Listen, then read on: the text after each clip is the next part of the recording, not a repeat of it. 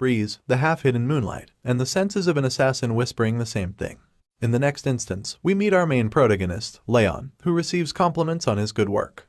Raon kneels and looks up at the voice that compliments him, thanking the respected Sir Derus Robert.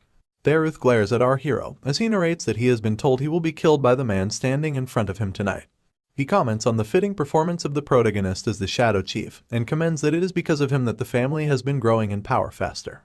Raon humbly expresses that he has just been doing what he should have, but in a slight change of tone, Derus asks him if he thinks the Shadow needs freedom. And following this question, our hero answers that they, Shadows, are not capable of questioning anything that has been commanded to them and are to only follow the orders given to them by their masters. But just then, our hero is startled when Derus questions why he had acted on his own when he knew of this rule in fact. Raon is taken aback by the extreme pressure and tense situation as Derus asks why he had undone the brainwashing. He glares at Raon as he kneels before him, wondering how Derus has come to know of this. We are then enlightened about what brainwashing actually is. It is the method that the Robert family uses to control their assassination organization, Shadow. It is elaborated that they buy or kidnap children and make them work as assassins their entire lives for the sake of the Robert family, engaging in all kinds of wicked activities. And our hero continues to narrate that, simply put, they groom the children into becoming their loyal dogs. However, he coincidentally was able to break free from these chains. Wondering how the man is able to confront him, he asks Derus how he knows. Derus then explains that he and the other assassins have two collars, one is for brainwashing, and he snaps his fingers to reveal the second collar. And just then, our hero feels a sudden intense pain in his chest. He bleeds from his mouth and continues to wail in agony and excruciating pain. He grabs hold of his chest firmly and wonders what kind of pain this is, expressing it to be as if his heart is being sawed in half. A dark red aura surrounds Raon as he glares upon the torturer in front of him, and Derus explains it to be the rage worm. He explains that there is an insect in his body that eats away at his heart upon his command, and this is the worst kind of enchantment that there is, allowing them to look into the emotions of the slave. Raon is startled and dazed in anger as he calls out at the sickening act, and he yells at Derus, questioning if brainwashing them wasn't enough that they had to feed them rage worms too. Derus, however, contradicts the fair and righteous comment as he tells himself to be thorough, and he elaborates that there is a saying that every person wears a mask. He continues to tell that his mask just happens to be thicker than others. This is when we get to know about the backstory of our hero. Raon says that he was kidnapped at an age he does not remember, and he was raised as the Robert family's hunting dog. He solemnly expresses that he was the head of the Shadow, and lived his life without any emotions or a mind of his own. He continues that coincidentally, he was able to learn a breathing technique called the Fire's Ring, and to prove that this was the divine skill of the best swordsman, he broke free from the brainwashing. But he expresses that he thought he would be met with freedom, yet he wonders why he has had to meet with death instead. He dwells into deep despair as he questions his life, and wonders what kind of sins he has committed to die such a meaningless death. However, just then, something flares up his spirit and he picks himself up, gritting his teeth and determined that this cannot end like this. He stands up, startling and surprising Derus, who asks how he can even stand up in such a state. Raon's eyes glow and he glares at his opponent, preparing himself to attack. He is determined to take his arm or even just inflict a small injury.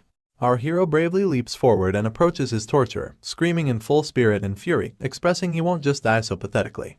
Derus sees the wrath of the slave approaching him, and he immediately raises his arm to counter. He slashes through our hero's body in just an instant. In the blink of an eye, we see our hero's body cut through with a sharp cutting slash, blood sputtering out, and his head rolling over on the ground as his eyes fill with emptiness. Derus stands before the corpse of the dead slave as he contemplates that he thought he had prevented everything. But he is surprised that the slave has undone the brainwashing, and even attacked him through the pain of the rage worm. He then makes his leave and notices a small cut on his hand, wondering when was the last time he was injured. He's annoyed at being bitten by his own disposable hunting dog. Other assassins and caretakers make their way instantly to the scene as Derus calls them to take care of the mess. Just then, we see that our hero has not yet given up, his eyes still glaring at the torturer stepping away in disgust. He contemplates the fact that Derus is the strongest, and there was no way he would have won against him. Our hero dwells in despair and hopelessness as he slowly lets go, thinking that there is nothing that he could have done. But just before he gives up, the realization dawns upon him, and he contemplates his regrets, expressing that he is upset about living a life without a reason, being humiliated and manipulated all his life, and that he cannot complete the Fire's Ring. He calls out desperately, exclaiming that he does not care if he fights a devil or a god, he wants to get revenge no matter what. That's when a charm starts to glow right beside him. A system window opens up, and displays that he has been chosen by rage, and his body will now be possessed. But then, the system window turns red, expressing that the body of the vessel has died, and chaotically displays an error on the screen. In a change of setting, we are brought to a sunny and bright field where birds are chirping, and the sun shines brightly. A woman's voice holds a toy in her hand as she calls for someone named Sunny to look at her, and a baby's voice echoes as he reaches out his hands at the woman, calling her mama. The woman asks the baby what he thinks the toy is, and the baby mutters the words, for his baba. The woman is in awe of the child and picks him up, holding him close to her chest, but the baby appears to be somewhat annoyed. The baby expresses that he still cannot get used to this, and the voice of our hero once again narrates, telling us that the woman cuddling him is Sylvia. He continues to tell us that it is still hard to believe, while Sylvia holds him up in the air and playfully asks him to try and say mom. Raon states that it is still hard to believe that he has been reincarnated as a woman's child. With all the memories of his past life as an assassin, he first thought that he had been dreaming and sleeping for the past 100 days, and he did not wake up from a dream no matter how much he slept, so he accepted the fact that he has been reborn. Sylvia holds Raon in her arms as she mentions that the weather is good today, and she wishes for the patriarch to be back home soon so he can give him a handsome name. Raon gazes over at the woman holding him, and points out that she can't keep calling him Sunny forever. But in other news, he also mentions that the patriarch must be busy since he has not shown his face in the past 100 days. He also tells us that he could not figure out too much after reincarnating, but he acknowledges that he has been reborn into a wealthy and renowned family, expressing that it's better to be born into a powerful family than a normal one. And he adds that he needs to get his revenge after all, expressing that the rage and desire for revenge are still prominent in his mind. But still, he gets a hold of himself and acknowledges that he must be patient, because he does not know where this is, what the position of this family is, or what kind of situation he is in right now. Adding to his contemplation, he recalls that he was unable to complete the fire's ring in his past life, so he needs to be patient. He was called the best assassin in Robert family's history, and so, in order to enact revenge, he needs to swallow his emotions for as long as it takes.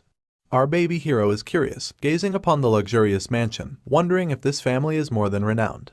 But just then, his attention is diverted to a panicking voice that calls out to Sylvia, yelling out loud that the patriarch has arrived.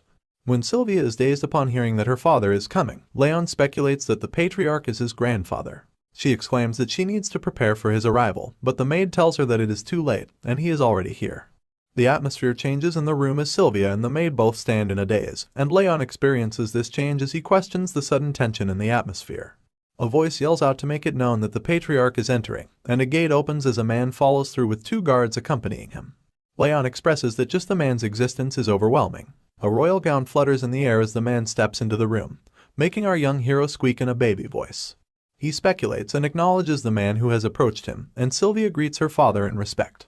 The man has a beard, and he questions if the baby that Sylvia holds is his grandchild. This is when Raon realizes his identity. He points out the golden blonde hair of the man, the flame-like red eyes, and his ice-cold aura. He explains the man to be the zenith of this continent, the northern king of annihilation, Sieghart. Our baby hero appears to be concerned and dazed as the patriarch gazes upon his grandchild, and wonders how the hell he got reincarnated into the most powerful family on the continent. Sylvia asks her father if he wants to hold his grandchild. All the while, our baby hero deems such a fate as ironic. Glenn, the esteemed patriarch of the house, exclaims that the baby will be named Raon, suggesting that the meaning of the name is to live like a shadow, as if the warrior is there but also not there. Raon's baby eyes widen at this statement. It's hard for him to process how he was given the same name as his past life.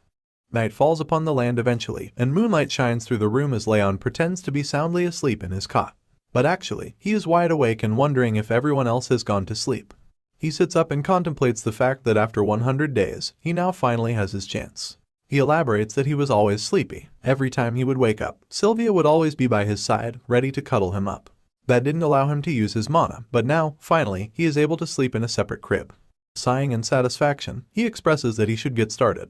He sits upright, crossing his legs to perform a certain stance, calling upon the fire ring ability. Our baby hero explains that this continent's normal training method uses breathing styles.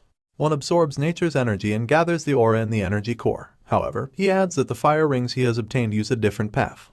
Enlightening us about the workings, he elaborates that when a mage uses his energy, it shapes the heart's ring, growing his overall physical abilities and energy manipulation techniques. Because of this, he mentions that this type of breathing technique is the best to become a perfect martial artist. Moreover, this sort of breathing technique has the advantage over transcendents like Derus, who don't know its full capabilities. And so, he expresses that by using the fire's ring, one can grow their mentality and body. He desires that if he can make the Sieghart's swordsmanship his own, defeating and enacting revenge upon Derus won't just be a dream. Analyzing himself, he is skeptical, but he points out that it's because of such a premature body, filled with freezing energy, that his body felt cold even after sleeping for more than 20 hours. He closes his eyes to analyze how many places are blocked, realizing the number to be 9. He concludes that at this rate, he is going to die due to his circuits being blocked by the cold. He knows that he needs to break through them using the fire's ring, but he expresses that throwing away such highly pure cold energy is a waste, although he questions if he can fuse it with the fire's flow and circulate it throughout. Some time has passed, and our baby hero has concluded his training. Although he thinks that it is slow, he is still making very good progress. Just before he decides to move on to the next stage, he feels a bit agitated. He acknowledges that his body is tired, questioning the stamina of this premature body getting tired after such little training. But our poor baby can't help it, and he feels the weight of his eyes as he slowly closes them to sleep. Raon has soundly slept in his crib, and this is when Glenn, the patriarch, emerges from the shadows to observe his grandchild. He raises his hand above Raon's head, and small sparkles of energy twinkle around him. Night changes into day, and the sun shines upon the window of the huge and luxurious mansion.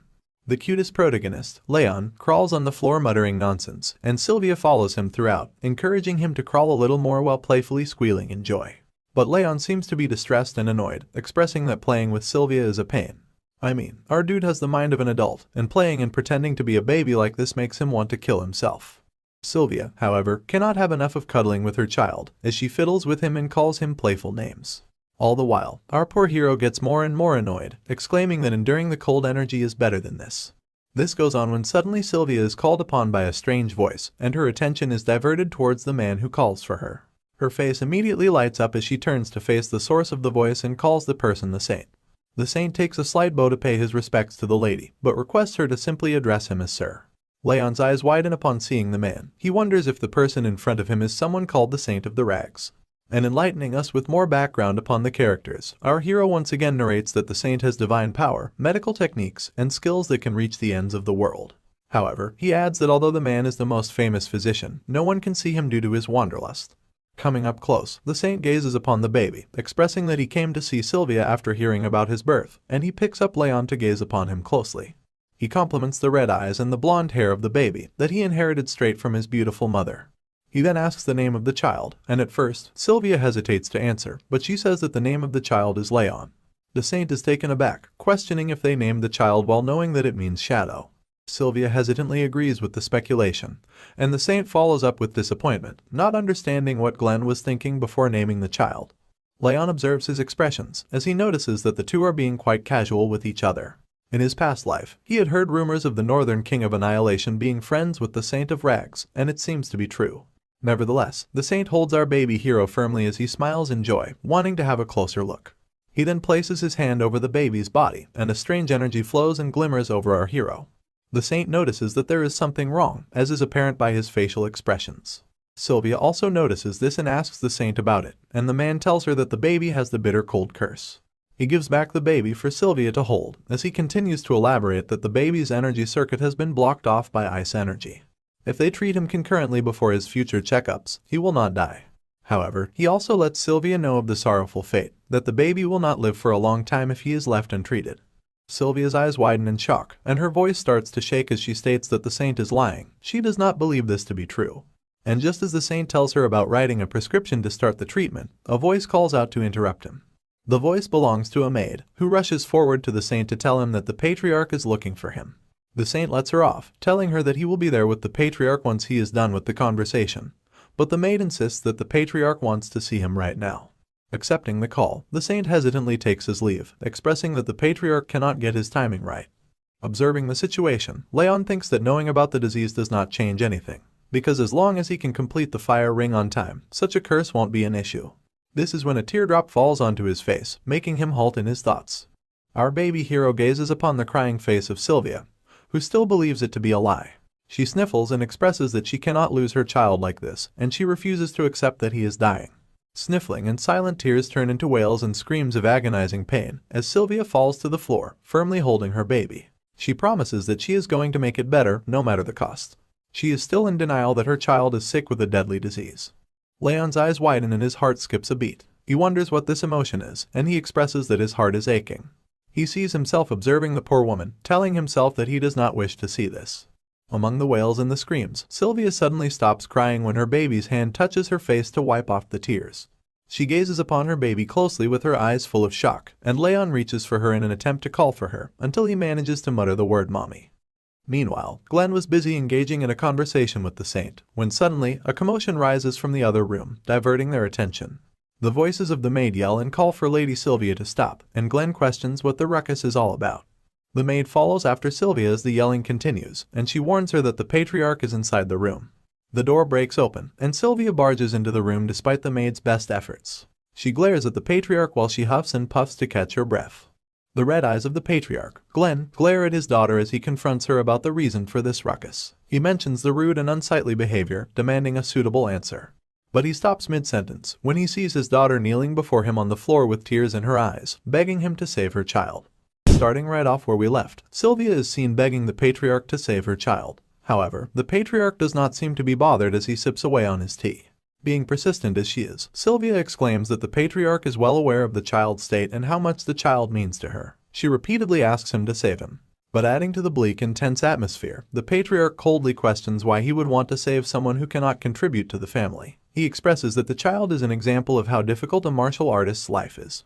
Sylvia continues to persuade the patriarch as she mentions the child to be his grandson. But he is not fazed. The most he can do for the child is to give him the Sieghart name, and he asks his daughter to be thankful that he is being generous even with such an offering. Of course, Sylvia's tears do not appear to stop as she wails and screams for her father. The cruel man then asks the guards to take her away, and the brutish men drag her out of the room. Sylvia's screams and wails can be well heard across the mansion, as she desperately shouts at her father to save her child. The cries do not go unnoticed because the saint observes this commotion.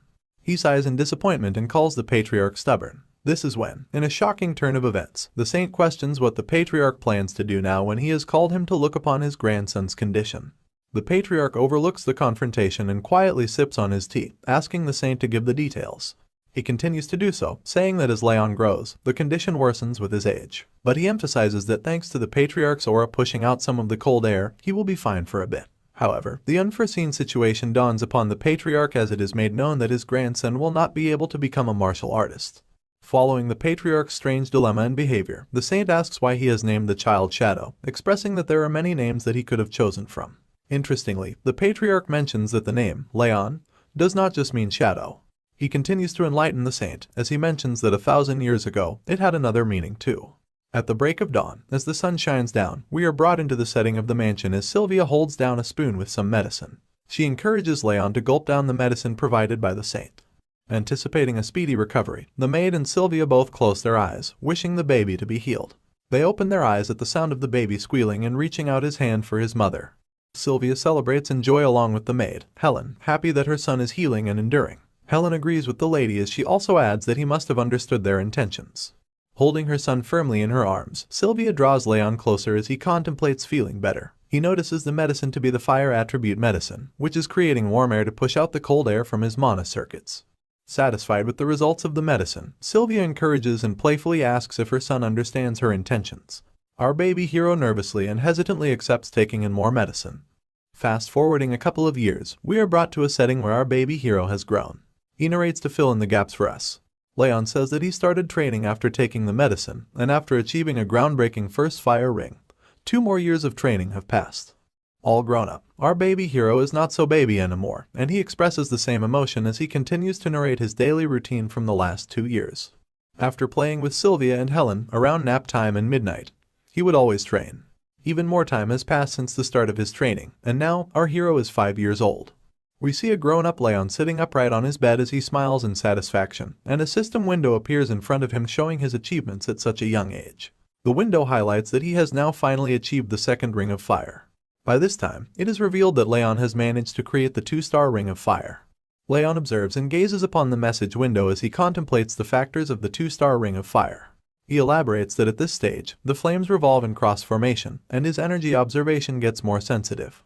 The deep contemplation and celebration are, however, interrupted by Helen, who calls for Raon, expressing that he is up early this morning. She asks if she can take his laundry, and Raon approves. He observes Helen work her way through his laundry, as he realizes that she cannot see the message window appearing before him. And now we learn, as Raon tells us, that the message windows first started appearing when he obtained the 1-star fire ring.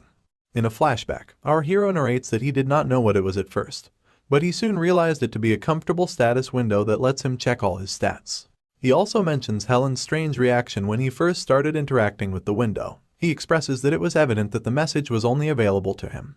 Continuing the deep contemplation, Raon expresses that although he has now achieved the 2 stars, his low stamina and the bitter cold curse remain. He strokes his chin and points out that improving like this would not have been possible if not for the fire attribute medicine. Dwelling back on past events, he expresses that during these 5 years, Helen and Sylvia, along with everyone at the annex, have been looking after him diligently, taking care of him like a prince.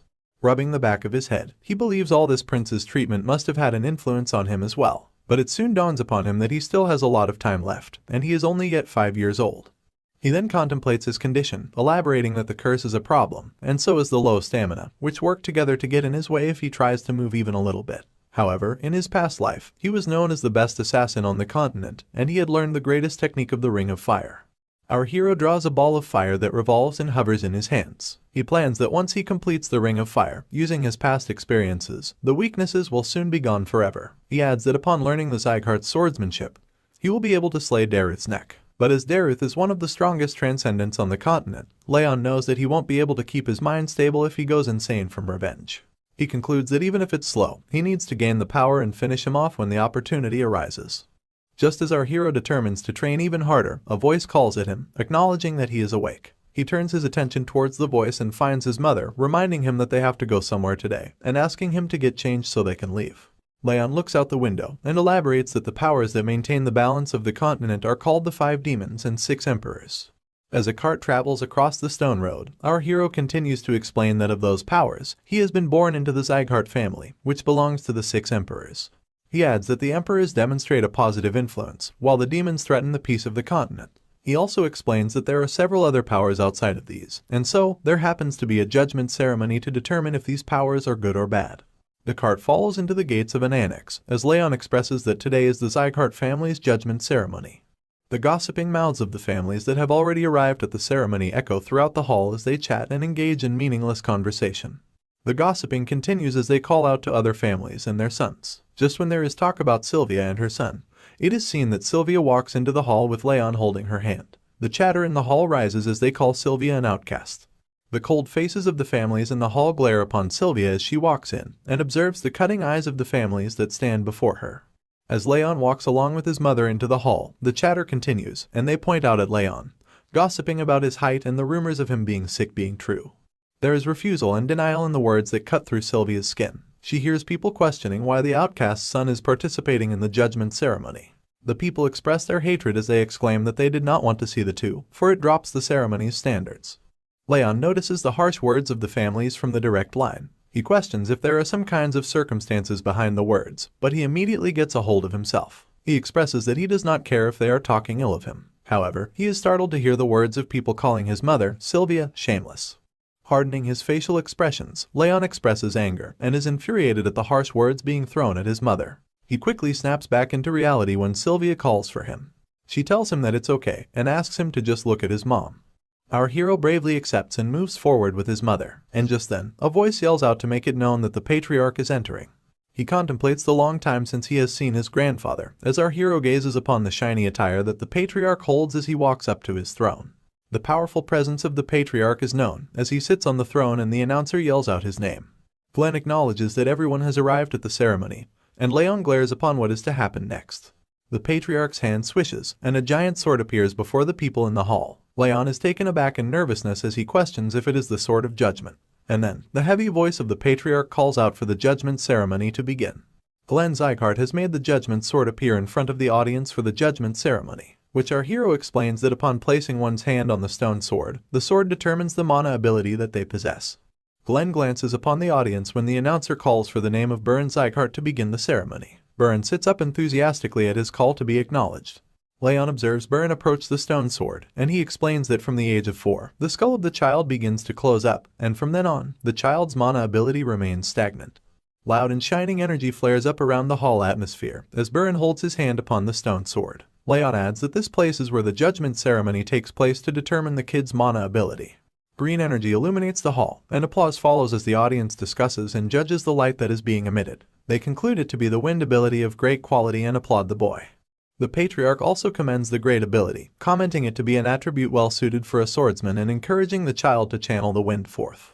Next up, a boy from the vassal family of Raon is announced to come forward, and he sits up to acknowledge his call. Observing and judging the different patterns and interactions, Raon concludes and explains that how far the light travels indicates the mana's purity, while the mana's attribute is determined by the sword's tip. He elaborates that this is how the Sieghart family determines their talent. He also observes the cheering and enthusiasm among the families as they applaud Raon for his ability, commending his family name and comparing him with Burin. Raon notices that these people value their talent just as much as they value their life. And so, he guesses that he won't be able to display good results. Although the Ring of Fire is on the 2-star levels, his mana circuits still have a lot of cold on them. But truth be told, such things don't really matter to our boy. Just in time, the announcer lastly calls for our hero, and he feels the intense glares and sights of disgust that the families portray at him. The patriarch joins this sentiment, and Raon is called forward. Sylvia smiles and calls for her son to proceed, and Raon obeys. He knows that he does not anticipate extraordinary results, he just needs to find a mana attribute that best suits this body. Sylvia guides Raon as she tells him to do the same as the other kids, and Raon listens. He steps forward and sighs nervously, before placing his palm on the stone sword. Surprisingly, a loud golden light is emitted through the stone sword, and our hero's eyes widen at this sight. He wonders what this light represents. The light blinds his vision, and he instead sees a sight of a man standing in front of him with demonic creatures observing from the side. He questions what all of this means. Demonic creatures glare viciously over the man standing in front of them, and Raon sits behind for cover as he witnesses this strange phenomenon. He wonders who the man is that stands in front of him, and before he could muster another thought, the man holds up a shiny sword that glows brightly illuminates the sky. The man swings the sword with full force as he grips the handle firmly, and the sword strikes through the demonic creatures that approach him while wailing in agony. A loud blast follows right after, and Raon snaps back into reality to acknowledge the task at hand, the stone sword. Just as he glances over at the sword, he is taken aback to find out that the light that emitted has not even made it to the halfway mark. Laughter and hysteria follow right after as the families taunt Raon for his light reaching such a low point, not to mention that it doesn't even have a color. The patriarch remains silent, observing the unfortunate outcome of his grandson's ability.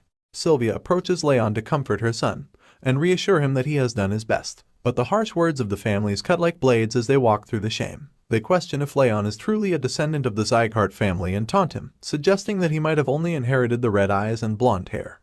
The patriarch observes the humiliating commotion and calls out for the laughter and hysteria to stop. Naturally, the people immediately quiet down in fear of the patriarch's heavy voice.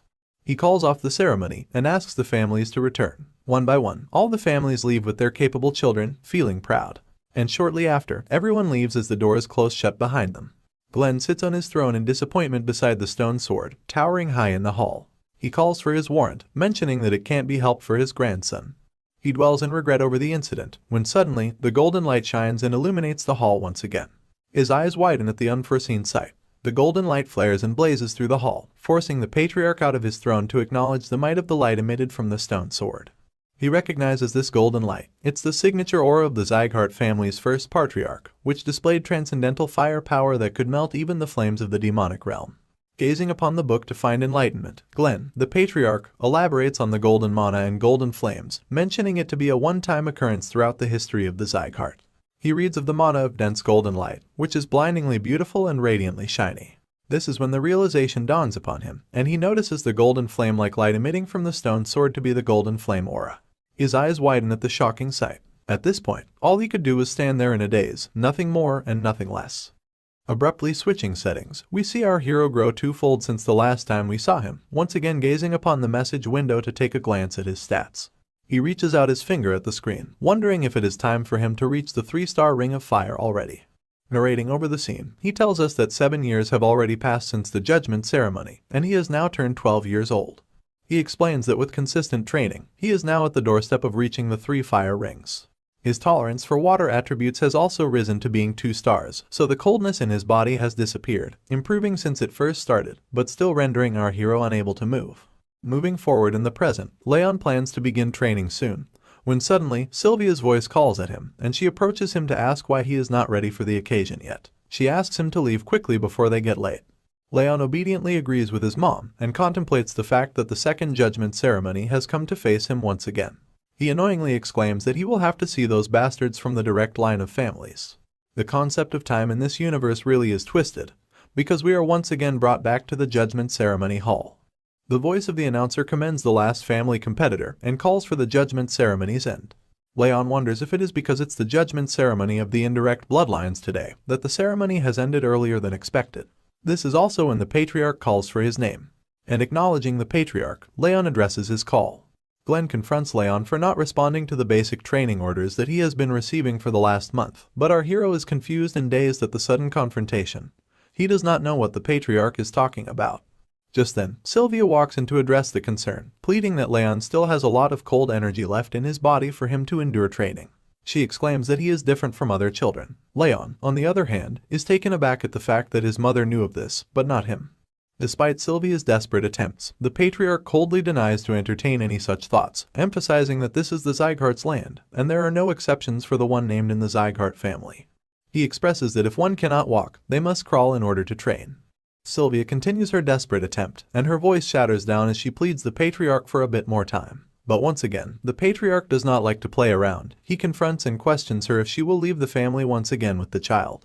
She is startled and forced to stand in a daze as the patriarch enforces that this is the Sieghart land, and she must live according to their ways. He warns her that if she does not wish to comply, she is free to leave right this moment. Falling into deep despair and regret, she recalls all of her past mistakes. All the while, she hears the harsh words of the people, taunting her and calling her names, claiming that she will run away again. But this time, she won't have any more energy cores to destroy. The words cut through her skin, and she is shattered when the people shame her for being from the direct bloodline. Observing his mother's expressions, Raon understands why she gets treated so harshly. It is because she had abandoned the family once before. He explains that Sylvia has had traces of learning martial arts, but no mana energy. He tells us that after breaking her own mana circuits and energy core, she had left to marry his father, who had died while she was still pregnant, leaving her no choice but to return to her family. Raon understands that a member of the direct lineage, that had left on her own and came back crawling, would be treated poorly. However, he steps up in front of the patriarch, making his emotions of anger clear. Now, he is her son, and he cannot watch her mother get treated so harshly. Looks like a confrontation is imminent, but will our hero's grandfather actually show him mercy for standing up to his mother? In spirit and determination to protect and shield his guardian, Raon walks up the hall to confront the patriarch, while Sylvia desperately calls for him to stop this madness. She yells that she will fix everything once again. Denying his mother's wish, Raon walks up in front of the patriarch and sheds light on the matter. He expresses that, as the patriarch has ordered, he will begin his training next month. Seeing the bravery and determination of our hero, the current martial hall master asks if he was not made aware of this training lease. He expresses that even if he wasn't, he should not pursue the training with his current condition as he is still sick. He presses that Raon should give it up. The show of bravery does not end here, as Raon is persistent and tells the martial hall master that it is okay, and he wants to live up to the Sieghart name. Upon hearing this news, Glenn, the patriarch, viciously glares at Raon for claiming such a difficult feat, and he questions if Raon understands the weight those words carry. The intense pressure of the patriarch's aura courses through Raon's body, and he feels the immense force of the patriarch's ability. He is taken aback and startled, as is apparent by a small spatter of blood that drops on the floor. Raon's eyes widen as he firmly tightens his fist. He concerns and points out that just the patriarch's glare can do so much, elaborating that the feeling is as if his heart is being crushed by the immense force of the aura. He concludes that the patriarch is much stronger than Robert, and he asks himself if this is the true power of the King of Annihilation.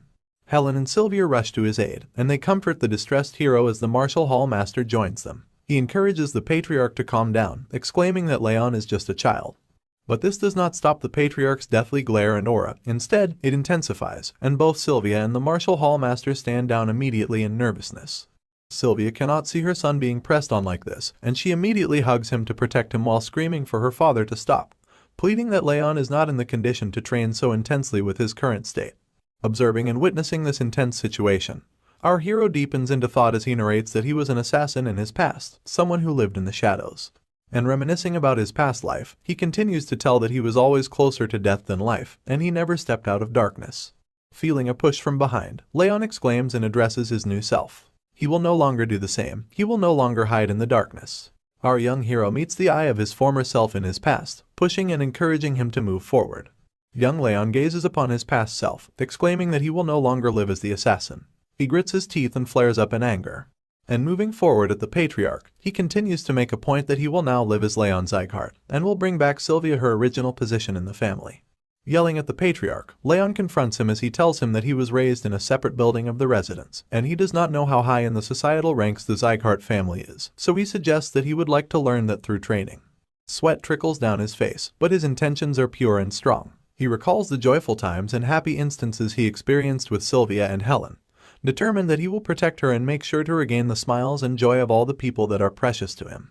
Glenn questions if the young boy wishes to judge the Sieghart family's standards through training, and gathering up all the strength he has left, Raon stutters and shakingly tells that he does not have any other choice. Breathing heavily and attempting to catch his breath, Raon stands before the patriarch as he tells him that he will need to have the instructor prepare accordingly, as not to disappoint him. Just hearing these words, Raon calmly lets go and slowly falls to the ground with Sylvia and Helen rushing to his aid. Fallen on the ground, as our hero slowly loses consciousness, he contemplates that in his past life he was an assassin, but now he is someone that has learned a legend of the continent, the Fire's Ring. And so he concludes that by utilizing both these abilities, becoming a prominent member of this family is not impossible for him. Before finally letting go and submitting to the weight of fatigue catching up to him, he tightens his fist and exclaims that he'll show them all how strong he'll become. A change of setting now takes us to the training grounds where swords clank with each other as the children train and spar with each other while an instructor observes their moves. We are then introduced to the intermediate martial hall master, Karan Sieghart, who questions the claim that the boy was too weak to even properly move. A nervous messenger reports to the martial hall master as he elaborates that many maids have overheard the conversations between the saint and the patriarch, and it is definite that the boy is suffering from a serious illness. Karan deepens in thought as he recalls that the boy's body was definitely in a bad condition when he saw him earlier today in the judgment ceremony, and all the other times he's seen him, but he wonders how the child was able to withstand his father's aura. Concluding his contemplation, he recalls that Sylvia was known to be more talented than anyone else. Following his deep thinking, he calls the messenger to place a maid in their building and to do so as quickly as possible. The man obeys and agrees to do so. Our hero is seen sprinting over grassy fields as Sylvia chases him down, pleading that he does not push himself. He is determined as he runs faster and faster, while Karan's voice still echoes, and he exclaims, asking the messenger to have the planted maid report everything that happens there. Chanting the name of the respected patriarch, the secretariat guards salute and make way for him as he walks down his path into the annex. A mysterious man with long red hair and pointy ears lies comfortably on a couch, his face hidden by a hat. The patriarch approaches the man and addresses him as Lemmer, asking him to stop pretending to be asleep and to get up. Lemmer sits up immediately at this call and commends that the patriarch really is amazing. This is when we are introduced to the brilliant sword, Lemmer Dias. He elaborates that the patriarch is the only one his sleeping techniques don't work on. Glenn expresses concern that Lemmer, as the head instructor, is wasting his time on such nonsense while all the other instructors are working hard. Lemmer answers this concern by playfully telling him that they are only following his orders and are working with their bodies, while he works with his head. Annoyed, the patriarch exclaims that Lemmer has not matured even after 50 years, but Lemmer laughs it off, stating that people don't really change, and besides, he is an elf anyway. Observing the patriarch's concerned look, he asks if he is here to talk about his grandson too, and he adds that Sylvia had come too. This surprises the patriarch, and he explains that she asked him to make sure that Raon does not get hurt. Lemmer stands up to face the patriarch as he elaborates that if he is here to ask him the same, he is wasting his time. He elaborates that Glenn himself had expressed that he won't interfere in the 5th training hall. Following this rant, Lemmer presses with a heavy tone that he won't make any exceptions for his grandson either, and the patriarch surprisingly agrees to this, which shakes up Lemmer, who expected a different response. Glenn stands firm as he asks Lemmer not to lessen the intensity of the training, stating that he does not want any weaklings. Taken aback, Lemmer gasps and covers his mouth to express the sheer shock that the patriarch has put him through just as the realization dawns upon him. He bursts out in awe and flutters, stating that the patriarch must love his grandson very much and is projecting that love onto him, which he could not give to Sylvia. This angers and infuriates Glenn, and he exclaims that if he was not his veteran friend, his head would be rolling off the floor. Adding on, Glenn asks Lemmer not to go easy and to fail all those who are unworthy so that only the worthy ones can receive his training. Lemmer agrees with this claim and expresses that he will do as he wishes. Concluding their conversation, the patriarch asks for his leave and steps away as Lemmer enthusiastically sees him off. After the patriarch has left, Lemmer dwells and wonders what Raon is like as he stands across his table and thinks of different training regimes. The message window appears once again to showcase our hero's now updated abilities and stats, highlighting that he has now achieved the 3rd ring of fire. Our hero is a sight for sore eyes, and we see him once again as he interacts with the message window. He smiles to contemplate his achievement and expresses that the 3-star rings really do feel different. He explains that his sensitivity has increased, and his mind feels a lot clearer. Recalling where we left off, he sees Sylvia helping him up as she scolds him for pushing too hard on the first day. Narrating over this memory, Raon elaborates that thanks to Sylvia stopping him at the right moment, his body is now becoming more flexible. He gazes upon the message window to tell that this magical status window is also quickening the growth. But this is not the right milestone for him, and he expresses that the Sieghart's training is infamous for its difficulty. He exclaims that just being a 3-star fire ring is not enough, and adds that he needs to have a good foundation to be able to build tall buildings and survive. He imagines himself as a commandant in the Sieghart family, as he continues to state that he will excel more than anyone else, so that all the guys who have mocked him will shut up. And then, he empathizes with the heavenly swordsman, Derus Robert, determining that he will not rest easily until he has slain him. However, just then, our hero is snapped back into reality when a voice calls to him. He looks over to find Sylvia, his mom, calling to him and asking why he is still up. She sits across from him on his bed, and upon questioning by Raon about what she is doing up so late, she mentions that since he is going to the training hall tomorrow for training, she wanted to talk to him before he leaves. She gazes upon her child and questions, must he really go? She comes clean and reveals that she does not want him to go. She elaborates that Raon does not express when he is hurting, adding in concern that he might get injured or hurt badly. Persistent as she is, she exclaims that she actually wants him to go, but she cannot help the concern as she voices it and asks him to postpone his enrollment to next year. But Sylvia is taken aback when Raon blatantly refuses and denies this request made by his mom. And recalling all the bad and humiliating moments, he elaborates that he cannot stand it when everyone from the direct or indirect bloodlines, or even when the workers from their annex see her, their eyes fill up with disgust. He exclaims that he can't stand it at all. Sylvia is speechless at this digression, but Raon continues to comfort his mother as he elaborates that he believes that she will be treated better if he does well in training. Nevertheless, she smiles, and she fidgets and plays with her fingers before she nervously states that she is sure Raon had thought it was strange why they live separately, and why people talk badly about them. She recalls her memory to explain that she fell in love with his father coincidentally when she was on a mission, but it was difficult for her to be with him since he was just a knight.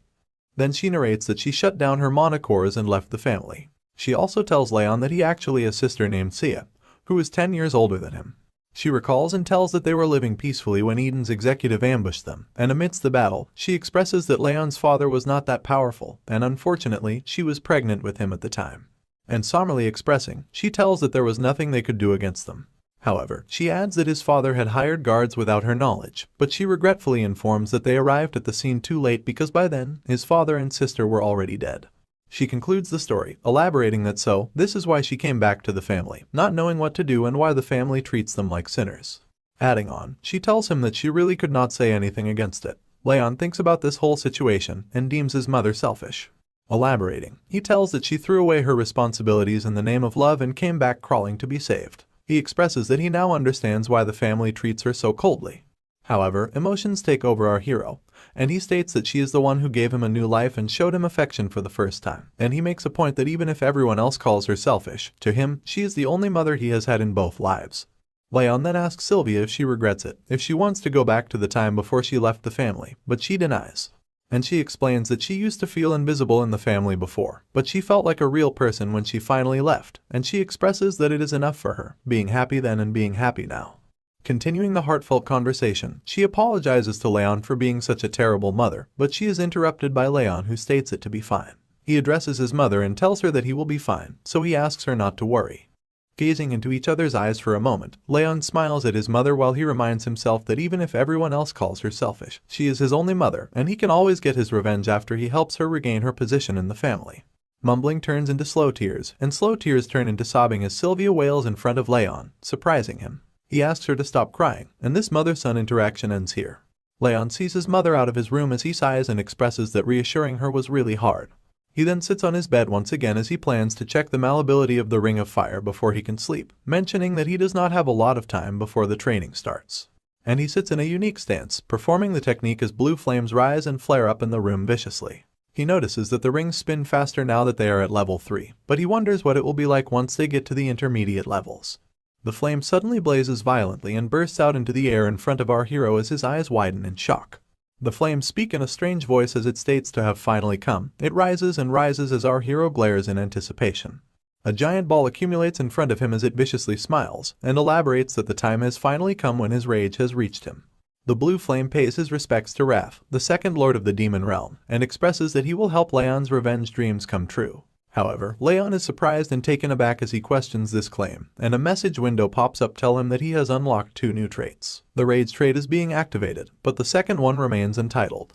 The blue flame continues to rage and blaze as it expresses the offer to our hero, but it is taken aback in shock and stops midway to address the concern. The ball of blue flame questions why there is a child standing before him. Raon steps away to prepare to engage in battle against the mysterious ball of fire that has suddenly appeared in front of him, and he asks what it is.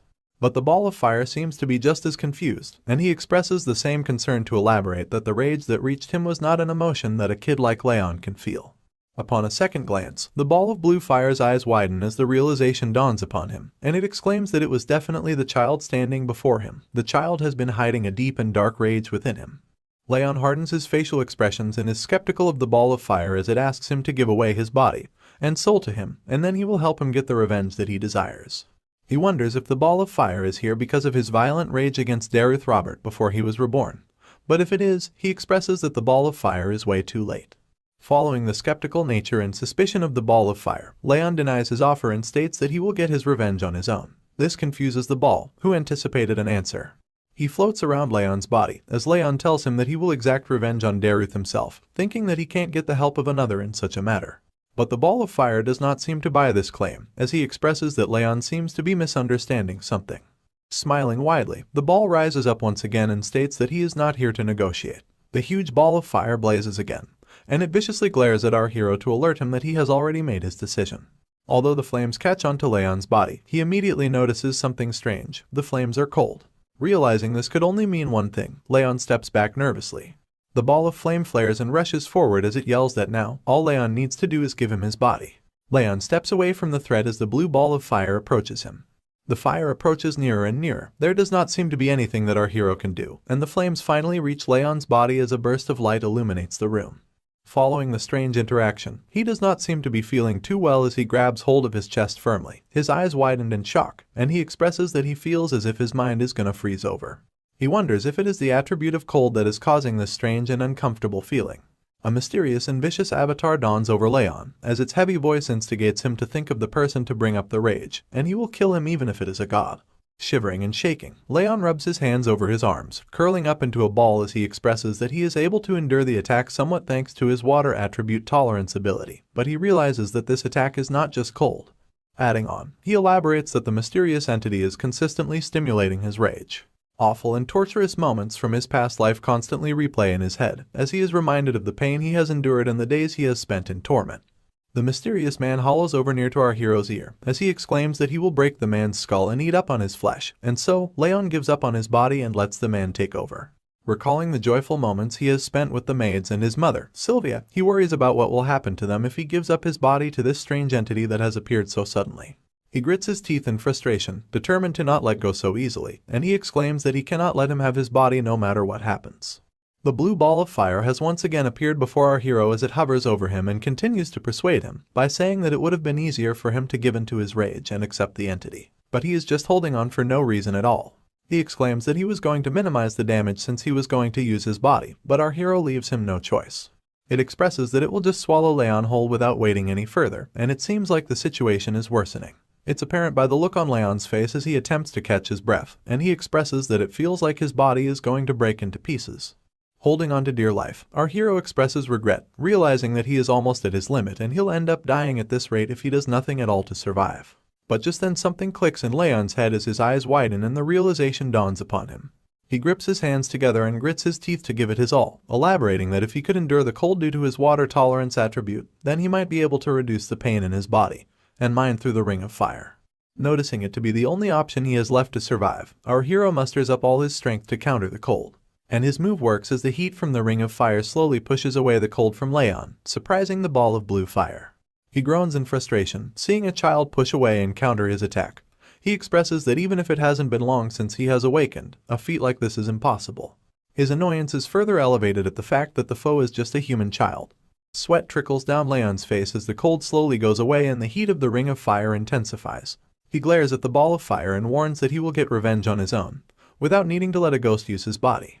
The blue ball of fire is offended by this statement as it rages and blazes violently at our hero. He questions how dare the human child call one of the great demon lords a ghost. Playfully teasing the entity, Raon asks why he hasn't been able to kill him if he is a lord of the demon realm. He continues to tease and taunt the lord as he states that the lord of the demon realm isn't anything special, and he suggests that he just disappears. Infuriated at this insulting interaction, the ball of fire starts growling at Raon. Observing and recalling the demon lord's words, Raon realizes that he is said to have just awakened, which could possibly mean that the ball of a demon lord has yet to restore his full strength. Raon's deepening thoughts over the strange lord of the demon realm are broken off by a message from the system window that notifies him of special abilities that have been unlocked.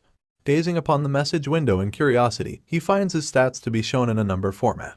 At this realization, the lord of the demon realm freaks out, yelling that it is his authority, and he questions why the little boy has it.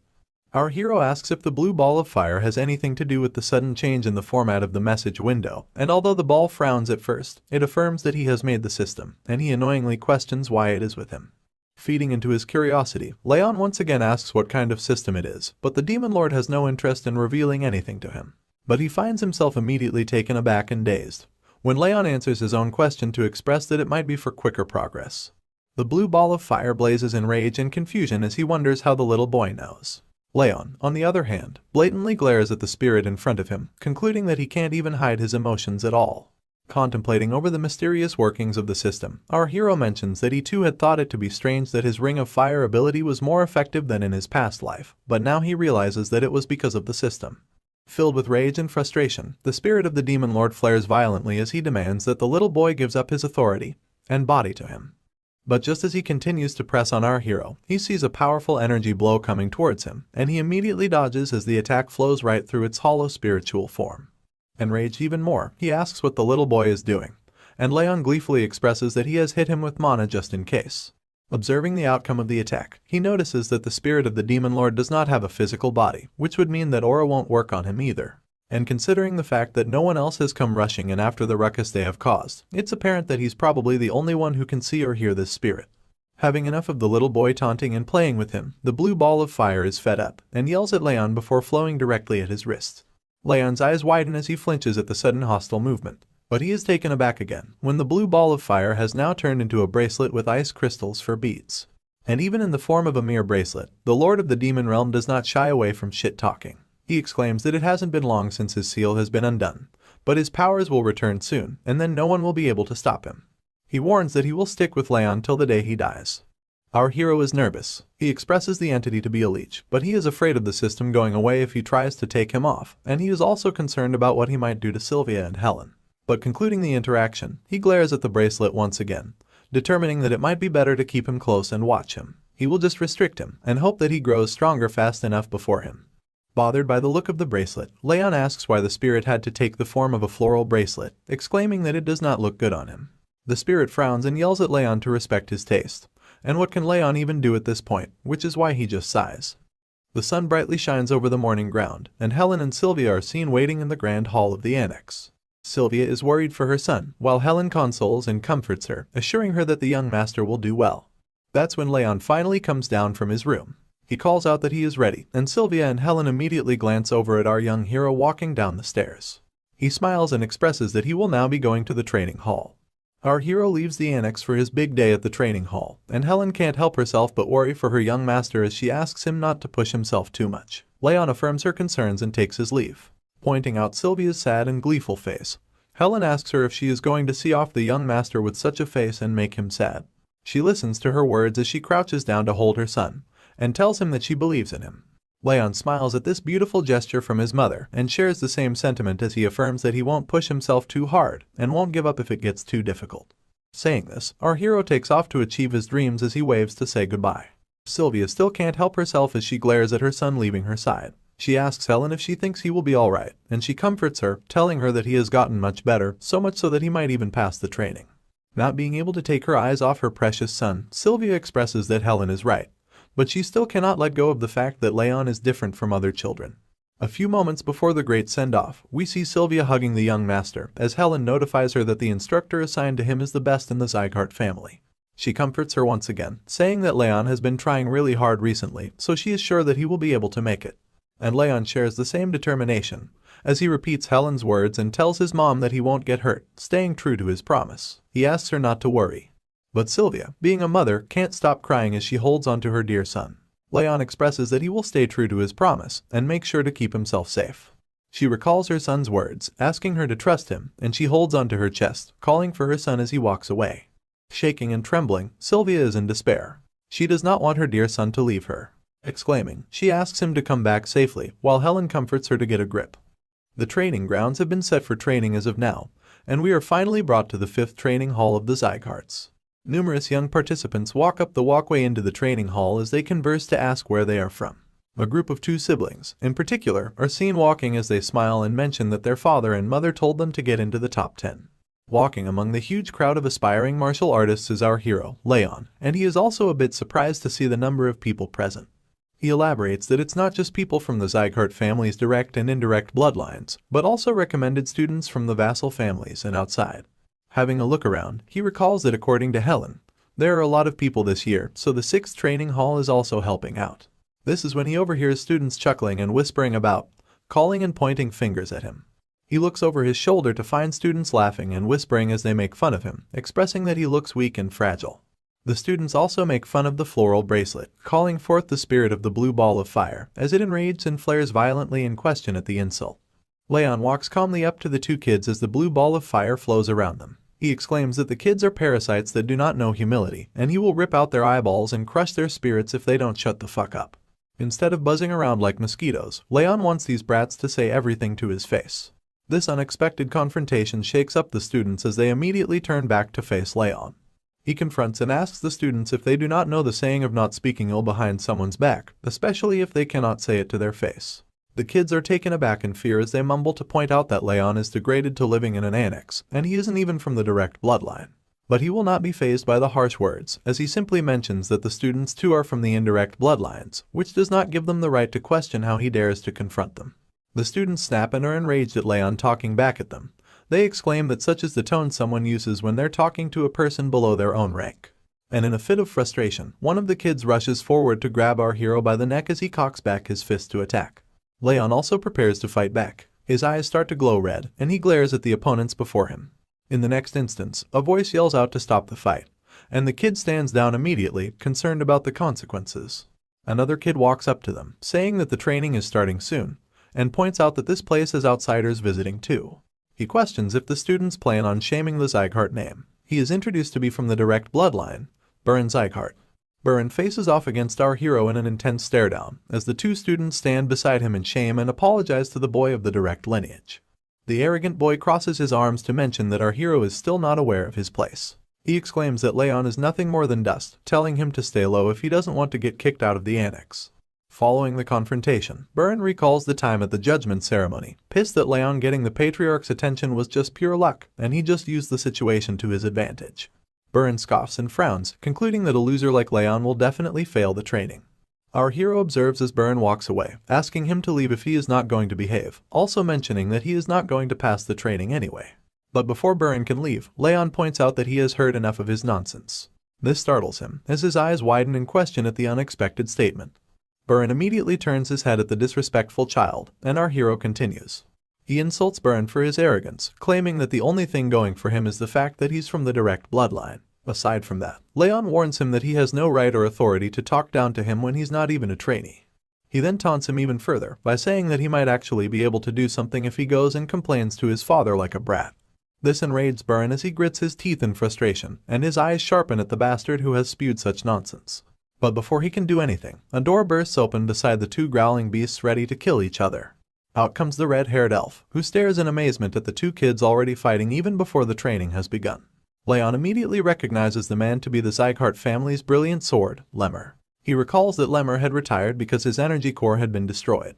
He glances upon the sudden appearance of the man, expressing that he did not expect him to be here.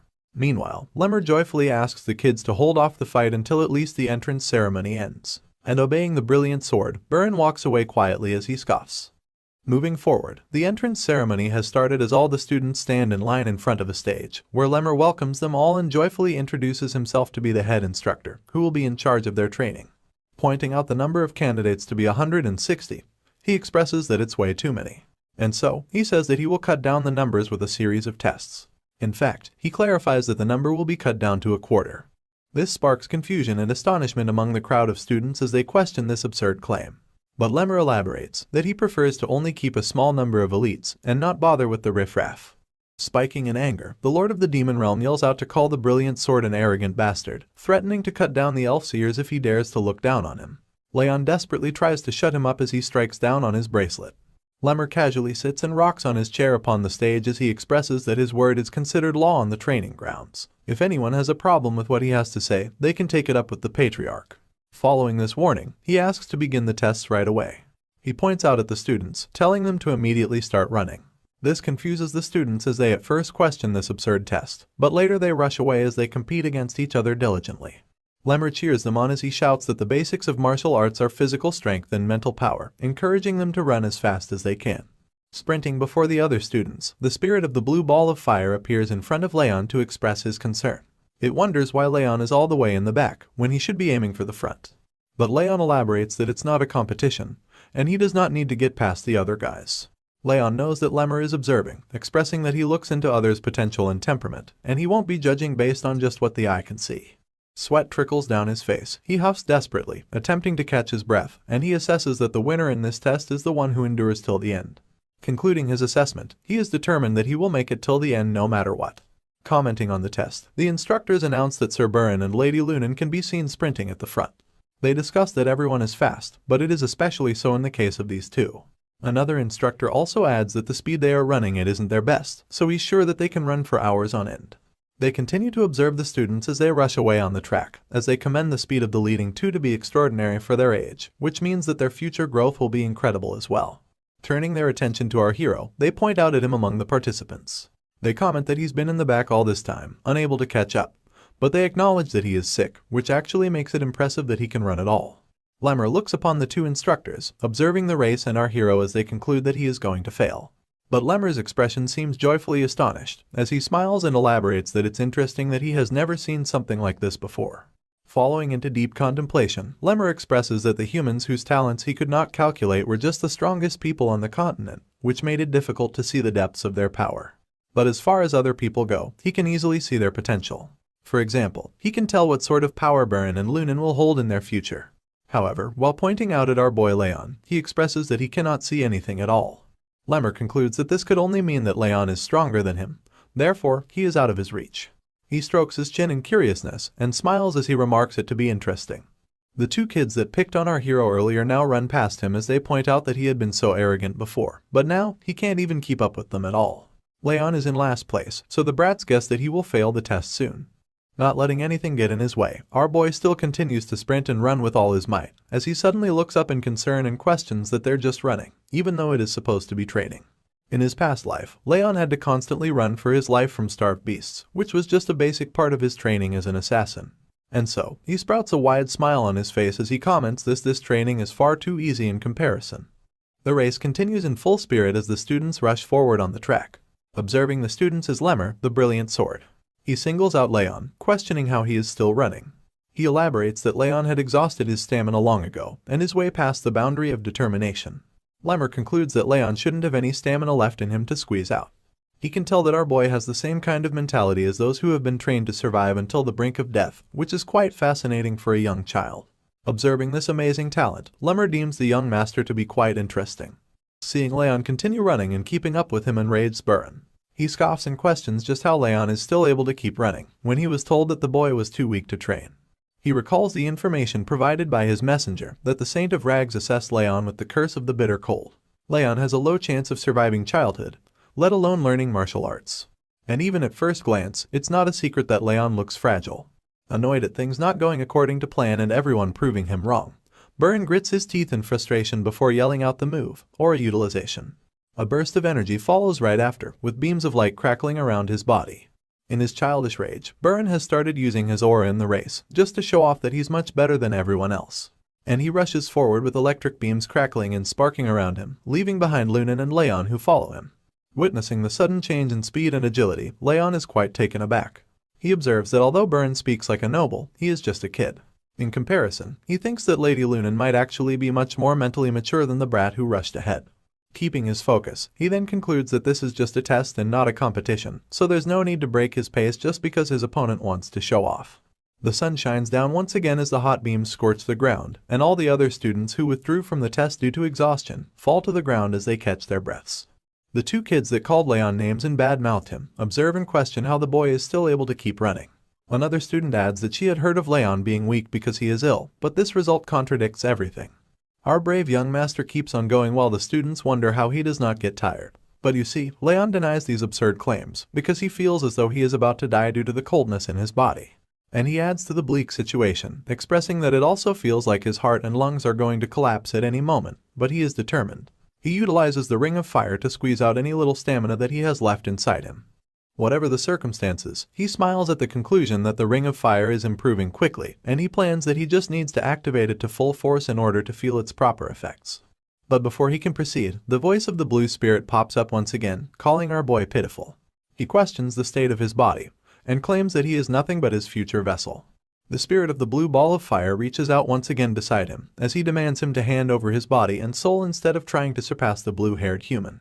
Exclaiming in refusal of the unfortunate situation, our hero calls for it to stop. But it's too late. The spirit yells out that it will freeze everything, and a wave of freezing coldness strikes Raon. He frowns in pain and agitation just as the strong cold hits him, but he knows that he must endure the cold in order to pass the test and move on.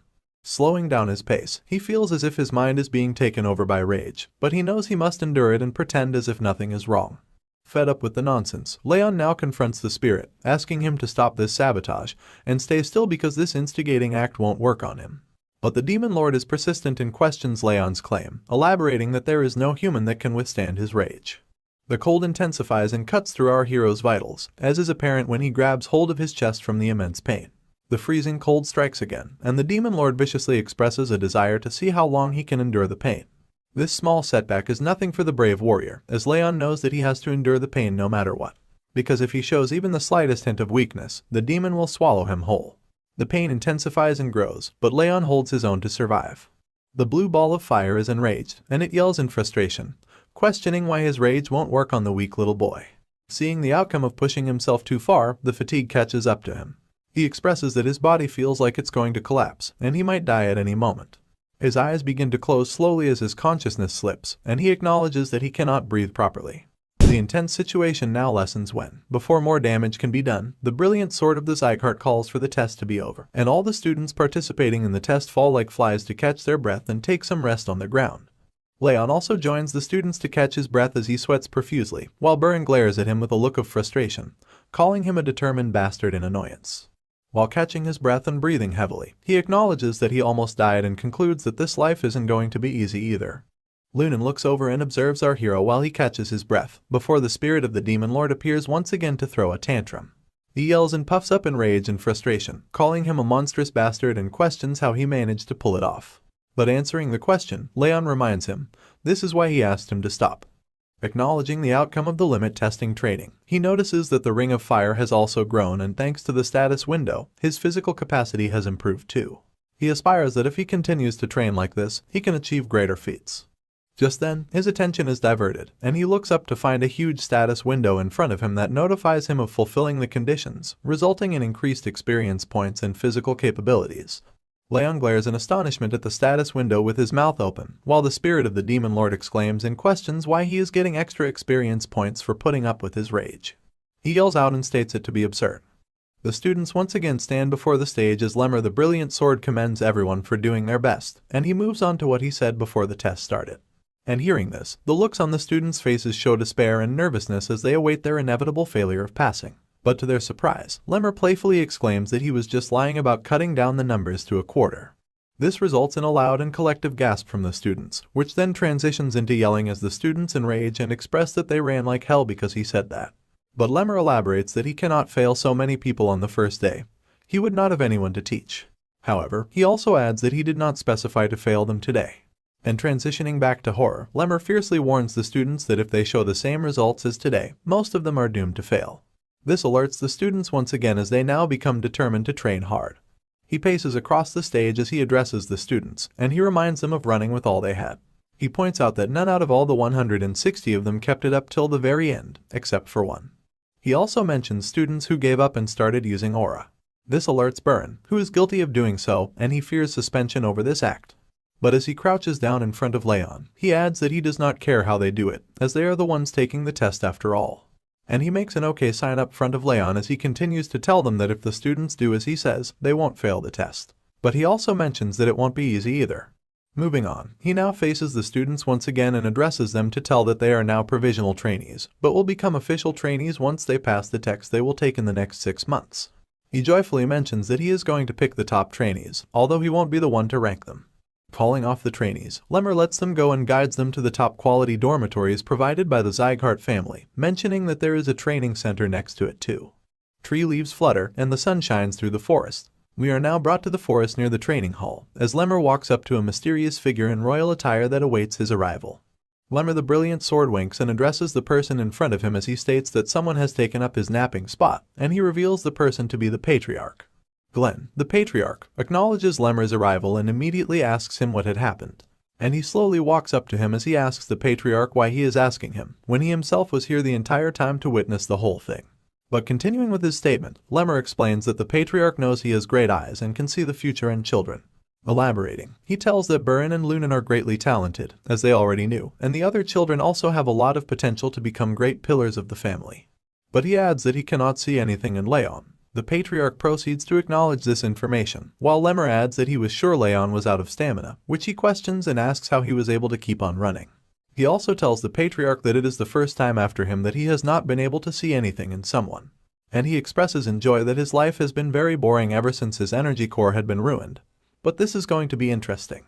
Hearing what he came to hear, the Patriarch leaps off of the stone that he stands on as he tells the Brilliant Sword, Lemmer, that being a trainee instructor is what he had wanted, and as he walks away, he asks him to focus on his duties and not get distracted.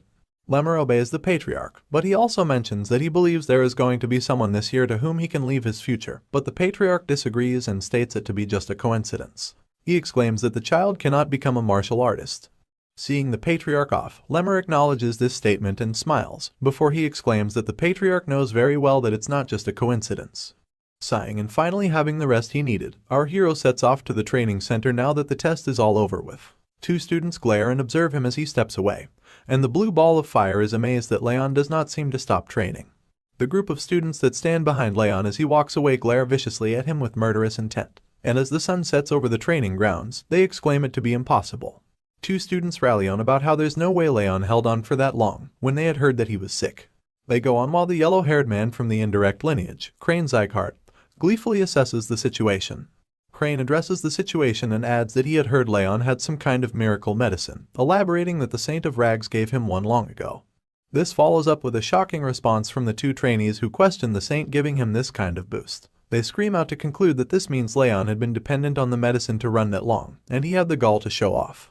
Concluding their assessment, Raon suggests that they go and teach the arrogant bastard a lesson for using cheats against them in the training. Transitioning right into the act of words, our hero is seen being slammed into a tree as he groans in pain. He slides down to the ground under the pale moonlight and asks why the group of students is doing this to him, but Raon scoffs and questions this statement from Raon. The other 2 students yell out and point at Raon as they elaborate that he got his direct lineage title taken away, but he is all arrogant because of some miracle medicine. They claim that if he did not have the miracle medicine given to him by the Saint of Rags, he could not have run that much today at the training. They go on to question how dare he use such dirty tricks, but Raon assesses the rage and anger the students are feeling, as he concludes that they are mad over something stupid. Proceeding with the confrontation, they start to prepare and stretch to launch an attack, as they ask the young assassin not to be scared because they are just here to talk. Raon leads the group as they stand before Raon and threaten him. He asks him to rest assured as this kind of thing happens often, before he rushes forward at the young assassin, exclaiming that the instructor asked them to talk more to each other. Raon slowly stands up, while the spirit of the Lord of the Demon Realm questions if he is just going to stand there, listening to them talk to him like that. He also mentions that he is supposed to be his vessel, but he expresses that it's not that big of a deal. However, in a shocking turn of events, Raon is struck away with a punch to the face as the vicious glare now transfers over to the brave warrior, Raon. A loud gasp follows right after as the 2 students are shaken up from the unexpected outcome, and this expression is also shared by the spirit of the Demon Lord, who had once closed his eyes to not see the unfortunate circumstance that might befall on his vessel. Raon is blown away and falls to the ground before the 2 students who turn their heads in shock, and they take a glance at their fallen leader who got defeated with just one punch, while Raon expresses the same threatening tone. He questions their claim to talk, and he viciously glares once again to ask them to talk if they wanted to, so badly. The two students rush forward, giving it their best and attempt to hurt the talented trainee, but their attempts are futile because they are no match for the once best assassin in the world. Seeing the group fall to their knees, another student calls upon them to question what they are doing. He then takes up the mantle to take on the bastard as he rushes forward to strike a punch, while questioning the other's ability to defeat Raon. But before he can finish his sentence, his face meets with the fist of our hero as he falls to the ground as well. Raon continues to effortlessly defeat all the opponents that come charging at him, while the spirit of the demon lord watches in awe and remarks that his vessel is doing exceptionally well, calling the scene to be magnificent. The beaten-up students now beg for mercy as they fall to the ground and give up their hostile behavior to the one they called a bastard. In a threatening act of violence, Raon steps on Crane's hand as his wails echo throughout the forest trees, and he states to ask one more thing of him before he lets him go. Of course, Crane obediently wills to answer, falling under the agonizing pain as his voice stutters when he speaks. Raon questions who was the person that made them do this, and he immediately mentions if it was Buran. Crane snaps and is alerted upon hearing his name, but he mumbles that they did this without the young master knowing, and he is not related to this at all. Our hero seems to be confused and he expresses that such an answer is unexpected when he thought Buran hated him, but he concludes that maybe the guy is not too far gone. And following the confrontation, he questions Crane if he is safe to assume that he would not go on telling others about their conversation. Once again, Crane immediately mutters to agree to the terms. However, just then, the bully is grabbed by his hair and brought closer to Raon, where he glares viciously into his eyes to tell him that he better avoid him if he does not want to have another conversation with him. Filled with fear and horror, Crane immediately mutters that he will not even step on the young master's shadow. Raon lets him go, asking him to go away if he understands. The group rushes off, away from the threatening young master, but there is a mysterious man hiding among the shadows that watches over the situation. The man is revealed to be Lemmer, who smiles at the outcome of the quarrel as he deems it interesting to watch, and he expresses that it was like seeing the patriarch when he was young. Then he concludes that Raon seems to be talented in martial arts too, making him a true Sieghart. Lemmer's excitement reaches the skies as he mentions an unknown talent hidden among the most talented children, and he expresses that he is getting even more interested in our hero by the day. Not gonna lie, the dude is starting to creep me out. Bringing us back to the training halls, we see the former assassin gazing upon the message window as it notifies him of wrath, being satisfied with the conditions being fulfilled, and his agility being increased by 1. The spirit of the demon lord expresses rage and anger as it acknowledges the extra bonus points for something so pointless. He questions the increase in ability, but Raon asks why he doesn't know when he's the one who made the system. But the spirit grits its teeth in frustration as it confronts him and answers to tell that it's obvious that he does not know, especially when it has never been taken away from him before. He elaborates that Raon is stealing his power that remains in his original form. Now enlightened of such information, Raon acknowledges this fact in glee. This annoys the spirit as it flares up in anger and exclaims that the little bastard does not even show any gratitude. The young master ignores the spirit and sits across his desk with a cup in his hand, while the spirit scoffs in frustration. And it states that it has an offer to make, which sparks the curiosity of Raon, who asks about the offer. The spirit asks our hero to bet on something, with his rage and our hero's experience points on the line.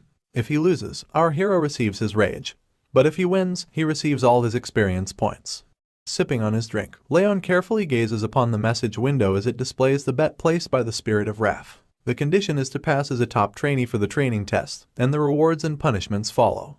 Raon questions if the bet has been placed upon the test that Lemmer has mentioned, and Wrath confirms, adding that he said he will choose only the top trainees. Raon's gaze falls upon a card labeled Trade Option, and upon questioning Wrath tells him that he'll be given one of his traits, but the level will be decreased since he is inferior. Curious to know, another question is shot up upon what is the rage, and Wrath answers to tell that he will take on the emotion of rage that he possesses. Smiling widely, Wrath elaborates that what he will get is next to nothing, but with enough of it, he won't be able to control himself and will go insane. Hearing such a statement, our hero realizes this is what Wrath is going for, and as he sips his tea, he adds that considering how he usually behaves, it does not seem like Wrath is lying, and he has answered every question he has been asked honestly. Contemplating over the rewards of the bet, he remarks that it is not too bad, elaborating it to be a poisoned apple that he has to eat. But he considers it nevertheless, given that it will be difficult to get the top place if he was a normal ill child, but he remembers that he has reincarnated. Reaching forth his hand, Raon accepts Wrath's bet, making him smile widely as he remarks his choice to be wise. Blue flames flare around Raon's hand as the message window notifies that he has accepted Wrath's bet. He believes that if he utilizes his past life, he won't lose. At the break of dawn, heavy breathing and panting fill the air as students lay down on the ground, sweating profusely while trying to catch their breath. They express that they feel like their legs are going to break, and they cannot even stand with all the running that they have done this early in the morning. Looking back at the training sessions, Lemmer explains the stance that he has asked the students to do, elaborating it to be the horse riding pose, which is every bit as silly as one can imagine, despite him disagreeing with this claim. The students struggle to hold the position as they tremble and shake vigorously, while Lemmer continues to explain that this is the building block of martial arts. Recalling once more the struggling horse riding pose, the students have now had enough, as one of them yells out to exclaim that he's done with this bullshit, and he now wishes to learn some actual swordsmanship from the head instructor. Another student adds to mention that they have done nothing except cycling between running and horse riding poses. Transitioning to Burin, he calls upon the fallen students to stand up and stop complaining, as they are going to train their swordsmanship because it might get rusty if they don't focus on it too much. Wrath pops up beside Raon once again as they observe the group walking away to practice swordsmanship, and he asks if Raon is not going to go after them. But Raon walks away in the other direction, as he answers that he does not need to train his swordsmanship right now, because it's a waste of time for someone who's not even trained enough in the basics. Contemplating over his words, he adds that what he needs right now is not a sword, but physical strength, as his body is weaker than others because of the bitter cold curse. He expresses that the basics are the most important, both for the sake of growth and for training, and he reminds himself that there is no need to feel rushed. And so, taking his own advice to focus on training his body for now, our hero sits in a plank as sweat falls over his face profusely. As he proceeds with his exercise, a mysterious fellow spies on him from among the shadows, and it is revealed to be Raon from the vassal family, and she quietly observes him. Hiding behind the wall, she notices that he is improving fast as he lifts weights increasingly each day. She conflicts that she had heard of him to be ill, which does not seem to be the case, as she concludes that it is a given that you will improve if you try every day. But she wonders if increasing the weight every day is just nonsense, as she mentions of him lifting 10 kilograms more than he did at the beginning of the week. She wonders what the reason is behind him being so consistent when he is ill, speculating if it's because he has a different attitude when he's training. And she slowly walks up to him as she concludes that there is something peculiar about him. Our hero innocently wraps up the band around his palm when he notices Raon approaching him, and he curiously asks why she is here. Glaring at each other, the atmosphere becomes tense as no one seems to break the ice, and they just stare in silence. Raon wonders what is making House Sieghart grow so rapidly. Suddenly, she feels a cold breeze rush at her, and her eyes widen as she stands still in a daze. Moving forward, she proceeds to sit beside him without warning and begins to lift the weights he has lifted. This strange act is looked upon in confusion by Raon, who does not understand what is going on. Annoyingly enough, Raon follows him around the room and copies him by lifting different weights. While she does this strange act, she thinks to herself, it's not imagination. She elaborates that ever since she smelled that scent from Raon, the cool and pleasant scent, her body has felt lighter. She further explains that thanks to this strange phenomenon, she was able to lift a lot heavier than she usually can. The former assassin is curious to know what is making her act in a strange manner. So, he calls upon her to ask if she has something to tell him, but she blatantly denies it. Not thinking much of it, he walks away silently while Raon continues to walk after him, concluding that she might have to follow him around a bit more. Raon enters the room with the other students as they observe Raon following around Raon. There is no expression whatsoever on his face, while the other students scoff and question why such a girl is following around a guy like him. He then grabs hold of a wooden stick as he claims that the bastard is just wasting his time, and that kind of repetitive training has no point. He elaborates that Raon is weak, so he needs that kind of basic training. But Baron believes that even by doing something like that, he cannot reach the same level as them. Adding on to his assessment, he says that he does not know what the test will entail, but he expresses that in order to prepare, it's better to train in swordsmanship, at least for the sake of their own individual martial prowess. Calling upon his friends, he walks away as he asks them to ignore the bastard from the indirect lineage, and the results of the test will speak for themselves. While Raon is training, an unknown student walks up to him and calls his name. He introduces himself as Dorian and asks if he can train next to him and Raon. The outsider contestant, Dorian, expresses that he wants to learn the correct procedure, but Raon tells him that he really does not care. Shuffling around his bag, Dorian thanks Raon for letting him train next to him. As a token of appreciation, he hands him a cookie to try. But refusing to have the cookie, he proceeds to offer it to Raon, who sits beside him. However, he is taken aback in nervousness when he sees her eyes sparkle in awe at the mysterious food item that lays before her. Handing over the cookie to Raon, he confusingly expresses her to be another unique one in the party. Leaves flutter away into the sky, signifying the time that passes by in the blink of an eye, and our hero trains diligently, running on tracks, lifting weights, and making sure he does everything to be in the best shape possible. Others are also shown to be working hard and doing their best to prepare for the test that might eventually decide their future. Raon now once again runs on the tracks as he pants and huffs for air. He narrates that it's been 6 months since they began training, adding that he ran every day until he was ready to die, and the backs of those that he saw in front of him while running are no longer there. However, he elaborates that when he breathed out a shaky breath and looked up, there were only 2 people left in front of him. Moving on, he tells us that after all that, finally, the morning of the test day has come, and families of the participants are seen walking into the arena as they anticipate their children's success. An announcer greets everyone gathered in the arena as his voice echoes through the large area, and he elaborates that the guardians are all here to watch the event unfold. He also alerts them to follow his instructions carefully, and as Leon stands idly, Wrath appears before him to remind him of the bet that he had made all those months ago. And with a wide smile, he expresses that Leon was not able to surpass the 2 that are ahead of him. He warns him to be ready to take in his rage. But the young warrior is not fazed by the threatening words, and he shoos away the spirit of the demon lord as he expresses that this test is different, and they don't know for sure yet. Diverted towards Dorian, he then notices him laying down on the ground, and he asks what he is doing. Dorian has a look of despair on his face as he explains that he is nervous because of the test that is today and he had not slept all night. Seeing him fall into despair and agitation, our hero steps forward to address the situation and comfort him when Lunan approaches him and offers him a cookie to try, which he refuses. Just then, he exchanges looks with Burn who passes by him, and he annoyingly acknowledges the odd people that surround him. Among the crowd, Sylvia excitedly calls for Helen to look at her young master as she exclaims in awe at the strong and confident warrior. Helen also adds that he has endured 6 whole months of hard training, and she acknowledges the 2 students around him as she expresses that he has made some friends too, which she elaborates is not surprising to him because of his warm personality. She goes on to express that the young master Leon has always been so thoughtful, ever since he was young, and acknowledging that he has even made friends makes her feel proud of him too. Listening to Helen's strong words, Sylvia smiles in awe of her child, when suddenly this heartfelt moment is disturbed by the sudden call for the patriarch's entrance. Slowly stepping into the arena, the bright red attire and shiny blonde hair make a statement which intimidates the observing audience as they question his sudden appearance. Glenn Sieghart prepares to sit on his throne as the attendees bow down to him, and the audience expresses that he has never come to watch the test unfold before. The brilliant sword of the Sieghart family, Lemmer, also expresses concern as he asks about the patriarch's sudden appearance.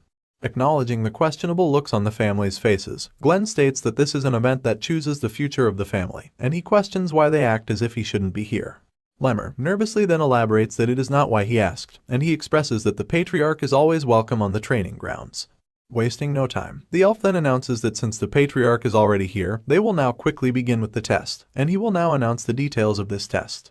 A green leaf falls to the ground, following the green aura that bursts out and falls upon the students that stand before Lemmer.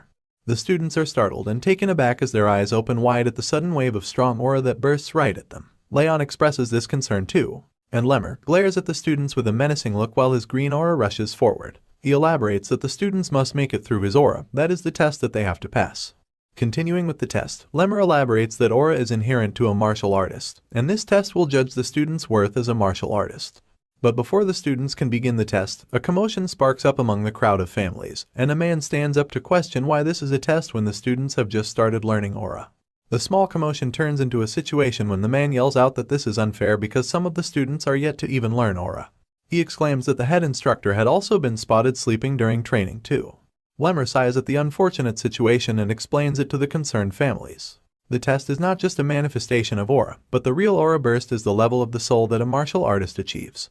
He adds that this proves that a martial artist can manifest energy without aura, but the man that sparked the conversation does not seem to buy his explanation and raises concern once again. Suddenly, the patriarch's voice remarks that the brilliant sword is not wrong.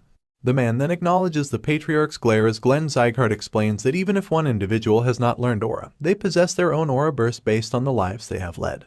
Lemmer gives a look of approval as the patriarch further elaborates that depending on the intensity of the training, even someone without an aura can have a strong aura burst. Adhering to all the concerns, Lemmer now asks if all questions have been answered before exclaiming for the test to begin. He then calls forth Lunance Leon, who slowly steps forward among the students, to the head instructor. And now that she stands before him, he explains that the aura burst that he will test her with is of a level that she can endure if she has trained her hardest, and she will pass if she gets through his barrier to touch him. Once all the details have been made clear, the test now begins, and Lemmer smiles before a strong green aura rushes forth at Lunan, who blocks the wave of energy with her arms. The brilliant sword of the Sieghart family mentions that it will count as a fail if she uses her own aura and calls her to awaken the mental power she has trained. But the aura is strong, and the wave of energy does not seem to stop. Lunan struggles, and slowly but surely, she manages to take a step forward with her hand reaching out at the head instructor that stands before her. And before we know it, Lunen's hand grabs hold of Lemmer's hand, marking the end of the test. He grabs Lunen close to him as she slumps over him with exhaustion, and remarks her passing the test is easy. Lunen huffs and breathes heavily, trying to catch her breath while her head instructor commends her hard work, asking her to continue training like she has. Moving on with the next participant, Lemmer calls forth Dorian, and hearing his name from the instructor's mouth, he is perplexed and shaken up with fear. He questions what is the deciding order as his body trembles, and Lemmer remarks that he decides whoever he wants to step forth. Nevertheless, he nervously steps forward, passing by the exhausted Lunen who slumps over, still trying to catch her breath. Leaning over the slouched trainee, Lemmer asks him to do just exactly as Lunen has done, get through his aura burst using the mentality he has trained. But Dorian is skeptical, his voice mumbles, and he asks if that will work because he is best known for being weak-minded. Nothing stops the brilliant sword from testing the trainees to their absolute limit, and without a warning, his aura bursts out and flares violently, while he remarks that if Dorian cannot endure, he will fail.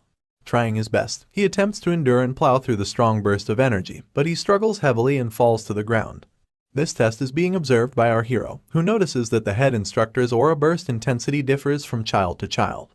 He elaborates that the instructor is controlling his intensity based on the child's level and training progress, which makes him now firmly believe that the brilliant sword of the Sieghart family really has been observing each and every student. As Raon assesses Lemmer's teaching skills, his attention now averts to him congratulating the fearful Dorian who trembles but has finally grabbed hold of him while he is on the ground. Lemmer remarks that he has too little confidence in comparison to his skill level and so, he needs to believe in himself a bit more. Following the words of motivation, Dorian belches and pukes all over, contrary to the amazing show of strength he has portrayed by passing the test. Time flows like a river downstream, and one by one the students are called upon by the head instructor for their test. Now comes Baron Sieghart's turn, who exclaims at his call and enthusiastically steps forth to face the test. Lemmer then walks up to the student and mentions that he will begin right away. A huge wave of green energy follows this elaboration as Lemmer hardens his facial expressions and glares down at the capable student that stands before him. Feeling the immense pressure and force of the aura burst, he is startled and agitated, questioning if this is what the others have been going through. He remarks that this is different from observing from the sidelines. He wonders how Lunen and the other students have endured such a difficult test, and he falls to the ground as he kneels to hold his own, exclaiming that he can't even move his feet. Seeing the student fall to his knees, Lemmer now begins to state that his talent is special, more so than anyone, and there are only a few that are comparable to him. But he comments that he and the other children that followed him around have wasted their time training swordsmanship when they don't even know their true will. He also adds that they should have trained their mentality and physical strength instead of training the sword, and mentioning that Baron had used aura every time he was struggling. If he uses it again this time, Lemmer warns him that he will fail the test. Struggling to get through the energy wave, he grits his teeth in frustration. He cannot afford to fail this test here. Falling back into a flashback, we are told how his father looked at his brother on the day he kicked him out. He remembers the cold and cruel look in his father's eyes. He exclaims in fear he will also be abandoned if he does not get through this. This boost of adrenaline, backed up by fear and anxiety, pushes the student to rush forward in desperation. And finally, he grabs hold of Lemmer's leg, being called upon to pass the test. Baron, now exhausted, huffs and catches his breath, while Lemmer remarks that he is only 12 and he should not pretend to be an adult, training only what he should train. Finishing his remarks on the test, Lemmer metaphorically elaborates that he is bound to trip on a stick if he continues to walk while looking up. Moving forward with the test, he now lastly calls upon our hero, Raon Sieghart, to step forward, and he obediently comes forth from among the students. Now standing before the head instructor, Raon dramatically makes his way to the final test to become a martial artist, and as the suspense builds up, Lemmer asks if the young trainee is ready, which is responded by a confident nod. And following the exchange of words, Lemmer remarks that he will begin. A roaring wave of energy now rushes forward through the battle arena at Raon, who stands readily in the face of the strongest aura burst that Lemmer has let out in the whole day.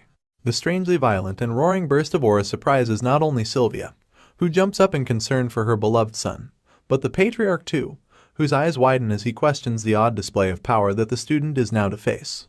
Nervous to face the strongest aura burst, Raon asks the head instructor if this really is his test, and Lemmer responds by elaborating that the talent he had foresaw in the capable student was far above what he saw in Baron and Lunen, and so, he exclaims for the student to try and endure the aura burst. Blocking the roaring wave of energy, our hero falls into contemplation. He remarks that his potential does not lie in his body, but inside his soul that once suffered a terrible end as an assassin.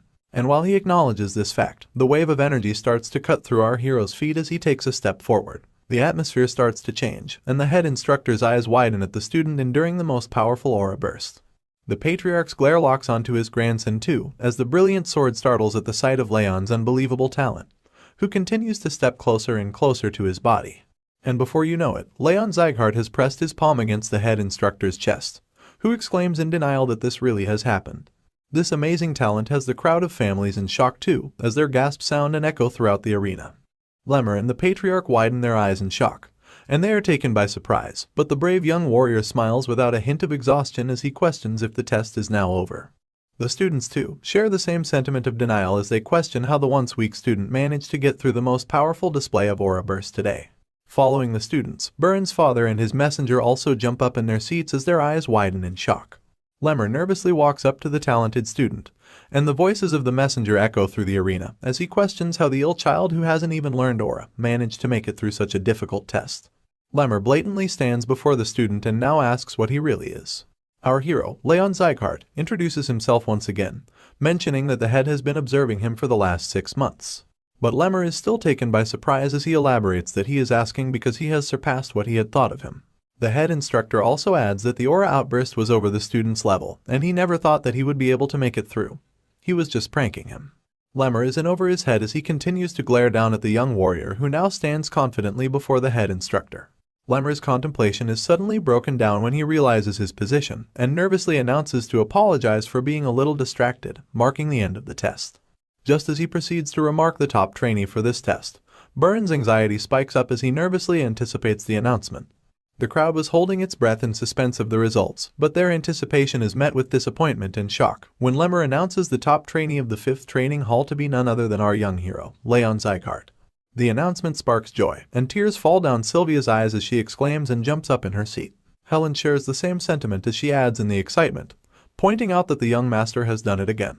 A commotion rises from among the crowd, since family representatives do not seem to be happy with the decision. They question Leon's position as the top trainee.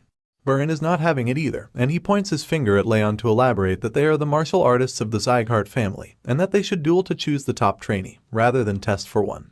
Lemmer assesses Burren's consistent emphasis on the unfair selection, and he comments that the boy is desperate to stand at the top. That startles the young master, who takes a step back to deny the claim. However, stating that the test is already over, he asks the patriarch for help. And after taking a brief moment to think, Glenn Sieghart responds by calling out for his grandson.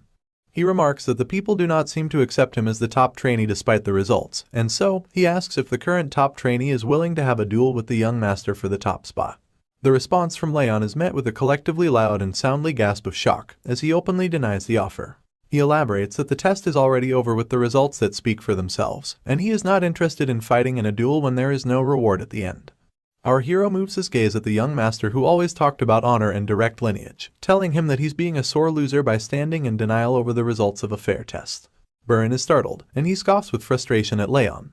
Finding no other way to prove the new talent's capabilities, the patriarch then suggests that he fights in a duel over the position of the top trainee, and if he wins, he will be rewarded with a bronze plaque. Leon is immediately alerted upon hearing of that condition, and reminds himself the bronze, silver, and gold plaque rewards are given to those who have accomplished something special in the family. He explains that these plaques can be used to claim certain valuable rewards in the future. He adds that even though the plaque he will be receiving is bronze, he is sure that he will be able to get pretty decent rewards with its help. So naturally, he accepts the offer, while remarking that maybe Burren really wants the top spot. The patriarch approves this decision and states that they will begin right away. Leon now stands before his opponent who has a look of desperation on his face, as the patriarch adds that this duel will be the real decider of who is deserving of the top trainee title. He explains the details. There will be only one round, and the opponents are only allowed to use their bodies. The head instructor now affirms the duel and swings his hand, marking the beginning of the fight. Burren immediately rushes forward at his opponent, his arm reaching back to muster up a powerful punch. The fist flies next to Leon's face as his eyes widen at the sudden attack. This is followed up by an immediate kick to the face that is blocked by Leon as he hardens his facial expressions in light of the heated battle that unfolds in the arena. Burren now charges up his fist as blue energy spirals around his body. He calls it the righteous tiger fist that his father has taught him personally. Since this move is a martial arts fist technique, the boy exclaims that he's not cheating in any capacity. The charged fist meets Leon's chest, and he attempts to block the attack. The fight unfolds as the two students fight to prove themselves, and the other students cheer upon Burren's talented capabilities, remarking that Leon can't do anything against the young master. Amidst the fight, Burren gives it his all. He needs this victory more than anything. He glares down at the opponent he has always considered inferior, and his pride won't let him stand above him at any cost. He recalls his dark past, looking at the cruel treatment his father gave his brother as he asked him not to concern himself over such a weakling, one who has no place in their family. Afraid to disappoint his father like his brother, the boy feels incredibly desperate. Knowing that his father is watching over him, the scared Burin enrages, pushing himself even further in order to prove his worth. A barrage of punches faces our hero, as Burin tells himself that he cannot, at any cost, let someone like Raon keep him from falling behind and disappointing his father. Just as the punches flow through him and he attempts to dodge, the attacks appear to become slower and slower, almost as if they were being launched in slow motion. Raon now expresses that he can clearly see his opponent, his fists, his flow of attack, and where they are aimed. Burin notices his opponent lagging behind in thought, and makes his move as he yells and rushes forward, questioning if the weakling has finally decided to give up. Leaping in midair, he prepares to strike Raon with a powerful punch, but our hero does not give up this easily. He also cocks back his fist to charge up a counterattack, and glares fiercely at his opponent. The fist charges forward with a dramatic eruption, and Raon leaps forward to attack. His fist meets his opponent's, and a sparkle of energy is let out. Our hero wins this clash as his fist slips away, aiming directly for Burin's chest. Burin is taken aback when his attack is pushed back by Raon's strong punch. His eyes widen, and he scoffs with frustration. He questions how this is possible, looking back at the fist he charged up, continuing to rush forward to attack. Golden lightning sparks around Raon's body as he moves forward with a vicious gaze, and charges up another powerful punch before striking Burin in the gut. Finally, the boy is blasted away upon impact as he groans in pain. The crowd lets out yet another resounding gasp, unable to believe that young Master Burin was defeated once again. Burin's father jumps up from his seat and grits his teeth in agitation, as a man yells out that this is impossible. The patriarch, too, is taken by surprise when his supposedly incompetent grandson defeats the talented young master. The voice of the man from earlier exclaims that the move performed by Raon is in fact the righteous tiger's fist. Continuing the man's sentence, Burin questions our hero. His voice shakes, and he trembles while attempting to get up from the ground, asking him how he was able to use his martial arts skill. And standing confidently once again, Raon blatantly answers that Burin showed him how it was done, and simply copied him in return. This boy never fails to surprise us, always defying his body's limits to accomplish the impossible. Shocking jumps and sound gasps unfold from among the crowd of families that spectate the duel that has taken place, and they question Raon's righteous tiger fist, asking how he is able to perform such a move without having learned any aura. Nervousness fills the arena as the surprised families begin to speculate that maybe the student had learned the skill in secret, which they believe is the only logical explanation. They still cannot seem to process our young hero's victory, as he grips his fist to massage away the slight pain. Lemmer stands before the victorious Raon, who is standing in front of the defeated Burin. The boy finally bows down in shame, accepting his defeat. Meanwhile, Lemmer has to cover his gaping mouth with his hand to hide his astonishment at the shocking results. Assessing Raon's incredible show of intelligence, he elaborates that Raon countered Burin's attack by having him spin in the other direction. He mentions that just seeing the flow of one's opponent makes them worthy of being called a genius in the world of martial arts. Concluding his assessment, he explains that Raon used the flow to make his opponent's technique his own. Lemmer believes that this kind of talent easily sets someone on the path to being the strongest on the continent. And now that he has seen it for himself in Raon, he expresses that this is the kind of talent that the patriarch had wanted, naming it to be perpetual talent. The duel has come to an end, and Lemmer announces to the audience that the results speak for themselves, concluding the test by deeming our hero victorious. Just as the test is called to be concluded, a woman rushes past the crowd of families and makes her way to the battlefield, her arms reaching forward for a hug. The charging woman is noticed by Raon, who recognizes her as his mom, Sylvia. Her eyes fill up with awe and joy as she firmly hugs her son in a beautiful moment. This concludes the martial arts training test, ending on a heartfelt moment as Sylvia sheds tears of joy, while Wrath annoyingly flares up and asks to go home quickly because he's hungry. Lunen's passing of the test is also celebrated by her parents, who hug their child and cry tears of joy too, with her father holding her close and comforting her. Burin is also taken away by his father's messenger, who walks with him with a gloomy look on his face. Burin's eye catches his father from among the crowd, glaring down at him with a disappointing look on his face, before turning away and mixing in between the crowd. The poor boy feels the weight of his father's disappointment as he slouches over and falls into deep despair. This concludes the day, and night falls upon the continent soon after. An annex reveals Burin standing in front of his father's desk, who has his face turned away from his son. Silence fills the room as Burin continues to fall into a state of despair, but he is taken aback when House Sieghart, the boy's father, suddenly calls his name with a heavy voice. It shakes the young warrior up, and he stutters as he responds to his call. Karan questions if the incompetent warrior remembers what he had been asked, and Burn states that his father had asked him to become the top trainee, and not to lose to anyone. His voice shakes as he struggles to mutter the simplest of words in front of his intimidating father. The pressing father expresses that he had not asked much of his incompetent son, elaborating that he simply needed him to defeat the Slayon family's Lunan and get the position of the top trainee. He then slowly turns his chair to face his son, and immediately yells out in a furious rage, exclaiming that he lost to the son of an insect who has already lost all of her status. He questions if Burn had intended to shame his father from the beginning. He continues to confront his son, asking if he wants to end up like his brother as well. This alerts Burn, who is shaken up at the sudden mention of the same treatment as his brother. Concluding the confrontation, House Sieghart expresses that his son has already lost his first chance, but there is still room for him to redeem himself. So, he asks him to become the top trainee once again by the time of their graduation. Done with what he had to say, the father commands his disappointing son to leave his sights immediately, and of course, Burn obeys in shame and despair. Walking out of the annex under the pale moonlight, he wipes away the sadness and holds his head in his hand, expressing that he must not miss this last chance if he wants to live like someone of the direct lineage from the Sieghart family. Concluding the declaration of confidence, he then smacks his fist against the wall in frustration, making it crack upon impact. I guess my dude is angry, but if you ask me, his father is just a bitch. Burn continues to curse our innocent hero, Raon Sieghart, exclaiming that it's all because of that damn bastard. He blames him for putting him in such a dire situation with his father. Sadly walking with shame and regret, he wonders why he has been put in such a position when he had worked hard enough not to lose or fall behind anyone else. Walking mindlessly brings the young warrior in front of a mysterious building as he continues to hold his head in his hands, and he gazes upon the location he has brought himself, wondering why he is here. The realization then dawns upon him. He has come here out of habit, and he steps into the building as he looks around his surroundings. But then, he questions his intent in coming to this place, wondering if he has come here because the test had just ended today. However, that does not seem plausible, because there is no one else in the building except him. Wandering about the training hall, he picks up weights and begins to train, when suddenly, his eyes fall upon the locker boxes beside him, and he slowly walks up to them.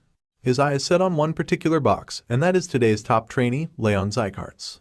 He stands before the box marked with his name, and he stops to look around for someone suspicious. He believes that just a peek won't hurt, elaborating that he is not stealing anything, which is enough for him to justify his suspicious behavior to himself.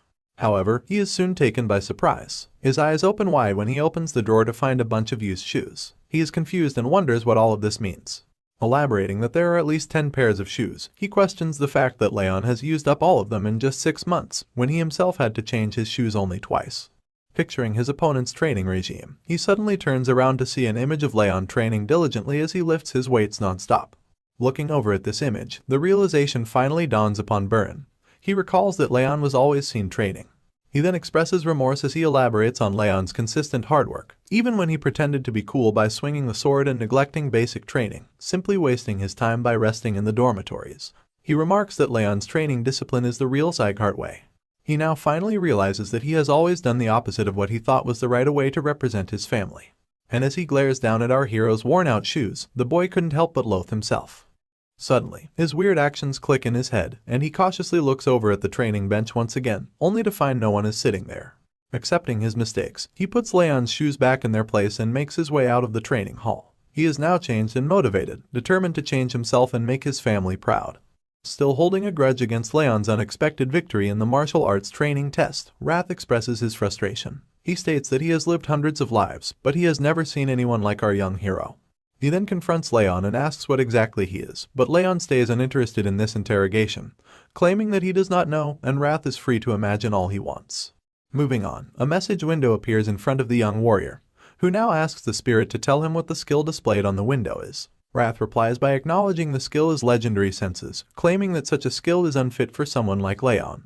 He then expresses that the skill expands the range of one's senses, although it is at a 1-star level, resulting in just a 10% increase.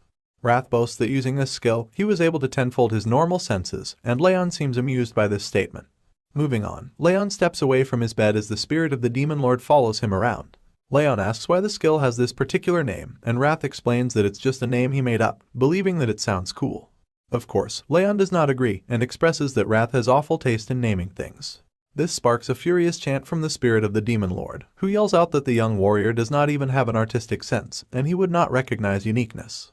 Continuing with the story, some time has passed. As the sun shines upon the annex, our hero and Sylvia are taken by surprise when a voice notifies them that the patriarch has summoned the young master. Sylvia is immediately filled with anxiety and persuasively questions if her son has done something wrong. However, the butler who delivered the message chuckles and asks her to calm herself because there is absolutely nothing to worry about. The butler then elaborates that the patriarch just wants to give the bronze plaque reward to the young master himself. Following the summoning, Raon now bows before the patriarch to greet him, who is sitting boldly upon his throne. While Raon continues to bow down, the patriarch expresses that although he is not willing, he must keep his promise. He signals the butler to bring out the item, which is exactly what he does. The bronze plaque is now presented before our hero. As promised, Sieghart announces that he bestows this bronze plaque upon his grandson, Raon Sieghart. He explains that if he is to return the plaque later on, he is to receive an item of the same value. Glaring down and thinking for a brief moment, Raon contemplates his options and says that he would like to ask for a reward right now. He mentions his mother, alerting the patriarch, who did not expect her name to be mentioned in this sitting. Raon continues and asks his grandfather what he has to do in order for her to regain her position in the family. The patriarch is immediately taken off guard, and the butler sighs in anticipation. Glenn wonders if his grandson wants to restore his mother's direct lineage title, and Raon affirms while he squints his eyes, expressing that the patriarch's energy now feels a lot softer. Glenn then mentions that such a feat is possible if one manages to gain enough accomplishments for the family, but he emphasizes that it is not that simple. Explaining the matter, he adds that gaining others' acknowledgement in this matter is like picking the moon from the night sky. He expresses it to be a difficult task, especially for a kid like him. Raon carefully listens to his grandfather's words as he glares down at his bronze plaque. And after listening carefully to what his grandfather had to say, Raon smiles and states that at least it's possible. He places the bronze plaque back into the butler's tray, and thanks the patriarch for his response. Our hero now makes his leave as he steps away, but he is immediately stopped by a call from the patriarch. Just as he responds to the call, the patriarch states that the young warrior has only asked a question, which he would have answered even without the bronze plaque. This surprises the young warrior, who is taken aback by the patriarch's sudden change in tone. He remarks that he had never anticipated the Northern King of Annihilation to behave so softly. The King of Annihilation then proceeds to ask the young warrior about his proper reward, and firmly tightening his fists, Raon contemplates that there is indeed one thing that he desires the most right now. He reveals his wish and asks the patriarch for a special training technique, which the king blatantly answers by saying that the instructors will teach him that during his basic training. However, Raon elaborates that he needs better aura training than what they teach at the training halls, so he asks the patriarch to teach him a training technique equivalent in value to the bronze plaque. Back in our hero's mind, he expresses that the shadow technique he used in his past life is not enough. To restore his mother's former title and to confront his worst enemy, Derus, he will need a much stronger and better aura. Hearing his grandson's wish, the patriarch mentions a training technique. An immediate flick of the finger reveals a door that opens into the hall as a bright light shines through. Unable to do anything but stand there in a daze, our young hero gazes upon the countless bookshelves that appear out of nowhere, surrounding him from all sides. Suddenly, he now stands next to tall bookshelves filled with countless books. He begins to speak, but the patriarch sneaks through one of the bookshelves as he finishes his sentence. He tells the young warrior that these are a collection of a few books of the Sieghart family, and explains that if the young warrior places his hand in the middle, the book he wants the most will appear before him in the blink of an eye. Acknowledging and understanding the instructions now, Raon reaches forth his hand in nervousness. He expresses that he needs something better than the shadow training technique, hoping that something good will come out. While our hero reaches out his hand, the magic of the veil dramatically slides a book out of a bookshelf, and it suddenly appears before him, falling right into his hand. As the book falls into our hero's hands, he notices the worn-out panels and cover, making him question its origins. But seeing this particular book fall into the young warrior's hand, the patriarch, along with the butler, are both taken by surprise. It seems as if the presence of this book has alerted them. The patriarch immediately sits up from his throne in agitation, and yells out to question why that particular book falls into his hands. But it is too late for him to do anything, as the book now appears before our hero, and the pages begin to flip rapidly while he reaches out his hand to grab it. As he reaches for the book, he notices the title, Thousand Flames Technique. He wonders in curiosity what kind of training technique this is. However, his excitement and curiosity soon turn into shock and despair. The book suddenly starts to flutter violently, and a strong wave of energy bursts out in front of Raon. He takes a step back while his eyes stay locked onto the book. Golden energy bursts forth around Raon as pages fly out, roaring among the surroundings, while the patriarch gracefully observes the situation unfold with an observant glare. Recalling past events, this is when we are told the backstory behind the patriarch's cold motives. A man questions if he thinks that Sylvia is being ostracized by the family, but he does not pay heed to his daughter's concerns. He remarks that it's none of his business, and his priority is to ensure the family's growth. The man reports that Sylvia had left the family with the man, but this does not spark any retaliation or remorse from the father, who coldly commands that such trivial matters must not be reported to him. Glenn now narrates his story, saying that in the past, he believed emotions to be useless and only concerned himself with the power of the family. That achieved him great transcendent martial prowess and the title of the most powerful family on the continent. However, he grieves while expressing that all he attained was nothing compared to what he had ultimately lost. Another flashback takes us back to when a messenger reports to the patriarch about her daughter, Sylvia, and her husband being ambushed, which results in a look of despair and agony upon the patriarch's face. The reporter adds that they were ambushed by Eden, who recognized the patriarch's daughter. The daughter is fine, but the other two with them died on the scene. Glenn trembles in sadness and anger as he holds the report given to him by the messenger. He then narrates that it was such an unexpected ambush that the proper response was pathetic and painful. He elaborates that he had finally regained his emotions, but he adds that nothing can turn back time. Concluding his narration, he addresses Raon and his daughter Sylvia, stating that this time, even if they hate him, he will protect them no matter what. The energy bursts diminish and disperse to reveal our hero, who appears to be confused. He looks over at his hands as he expresses that something odd is going on with his body, almost as if something is flowing into his head. Just then, he is called upon by the patriarch, who glares down at him. Raon stands in a daze, his eyes wide open with nervousness, while his grandfather asks him what he has done. Our hero blatantly expresses his concern, elaborating that he himself does not know. He explains that he only remembers the contents of the training technique.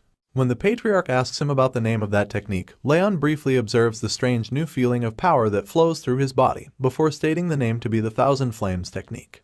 This is when a message window pops up, notifying our hero that the Thousand Flames technique has been saved in the memory. After the thunderous reveal of Raon's newfound technique, the patriarch now confronts our hero to ask if he knows the contents of the book as well. And naturally, Raon affirms the statement. Glenn Sieghart calmly sits back on his throne, acknowledging the young warrior's new talent, and excusing him to leave since he has already received his reward for the bronze plaque.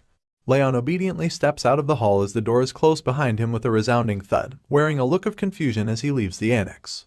After the young warrior has left the hall, the butler turns to the patriarch, skeptical of the training technique that the young master now possesses. But before the butler can finish raising his concerns, the patriarch stops him in the middle. For our explanation, he narrates that the technique belongs to the first ever Sieghart patriarch, and he expresses that no one else in the entire family's history has ever been able to take the book into their possession, nor have they called forth the book inside the veil. The patriarch now seems to be concerned for the safety of his daughter and the exceptionally talented grandson, while the butler shares the same sentiment as he warns him of possible dangers. Glenn asks him not to worry, because no one else knows about the Thousand Flames technique. Our hero smiles as he walks out with a new and improved training technique. Meanwhile, the butler once again raises concerns about the book that has disappeared. But the patriarch explains that it is fine, because someone has now learned the technique that was conserved in the book. He adds that it wasn't a training technique anyway, expressing that the book would have rotted away among the huge collection of bookshelves if it were not for his grandson. He then sits on his throne, suggesting that now, things might have to take a turn and change for a bit. His tone tells us that he is skeptical and alerted to the possible dangers that may arise. In contrast to the patriarch's worries, our hero contemplates the strange new technique that he has been gifted with. While observing and assessing his new technique, a question arises: why did the patriarch gift him such a powerful technique? He elaborates that this technique is something that not even the gold plaque equals in value.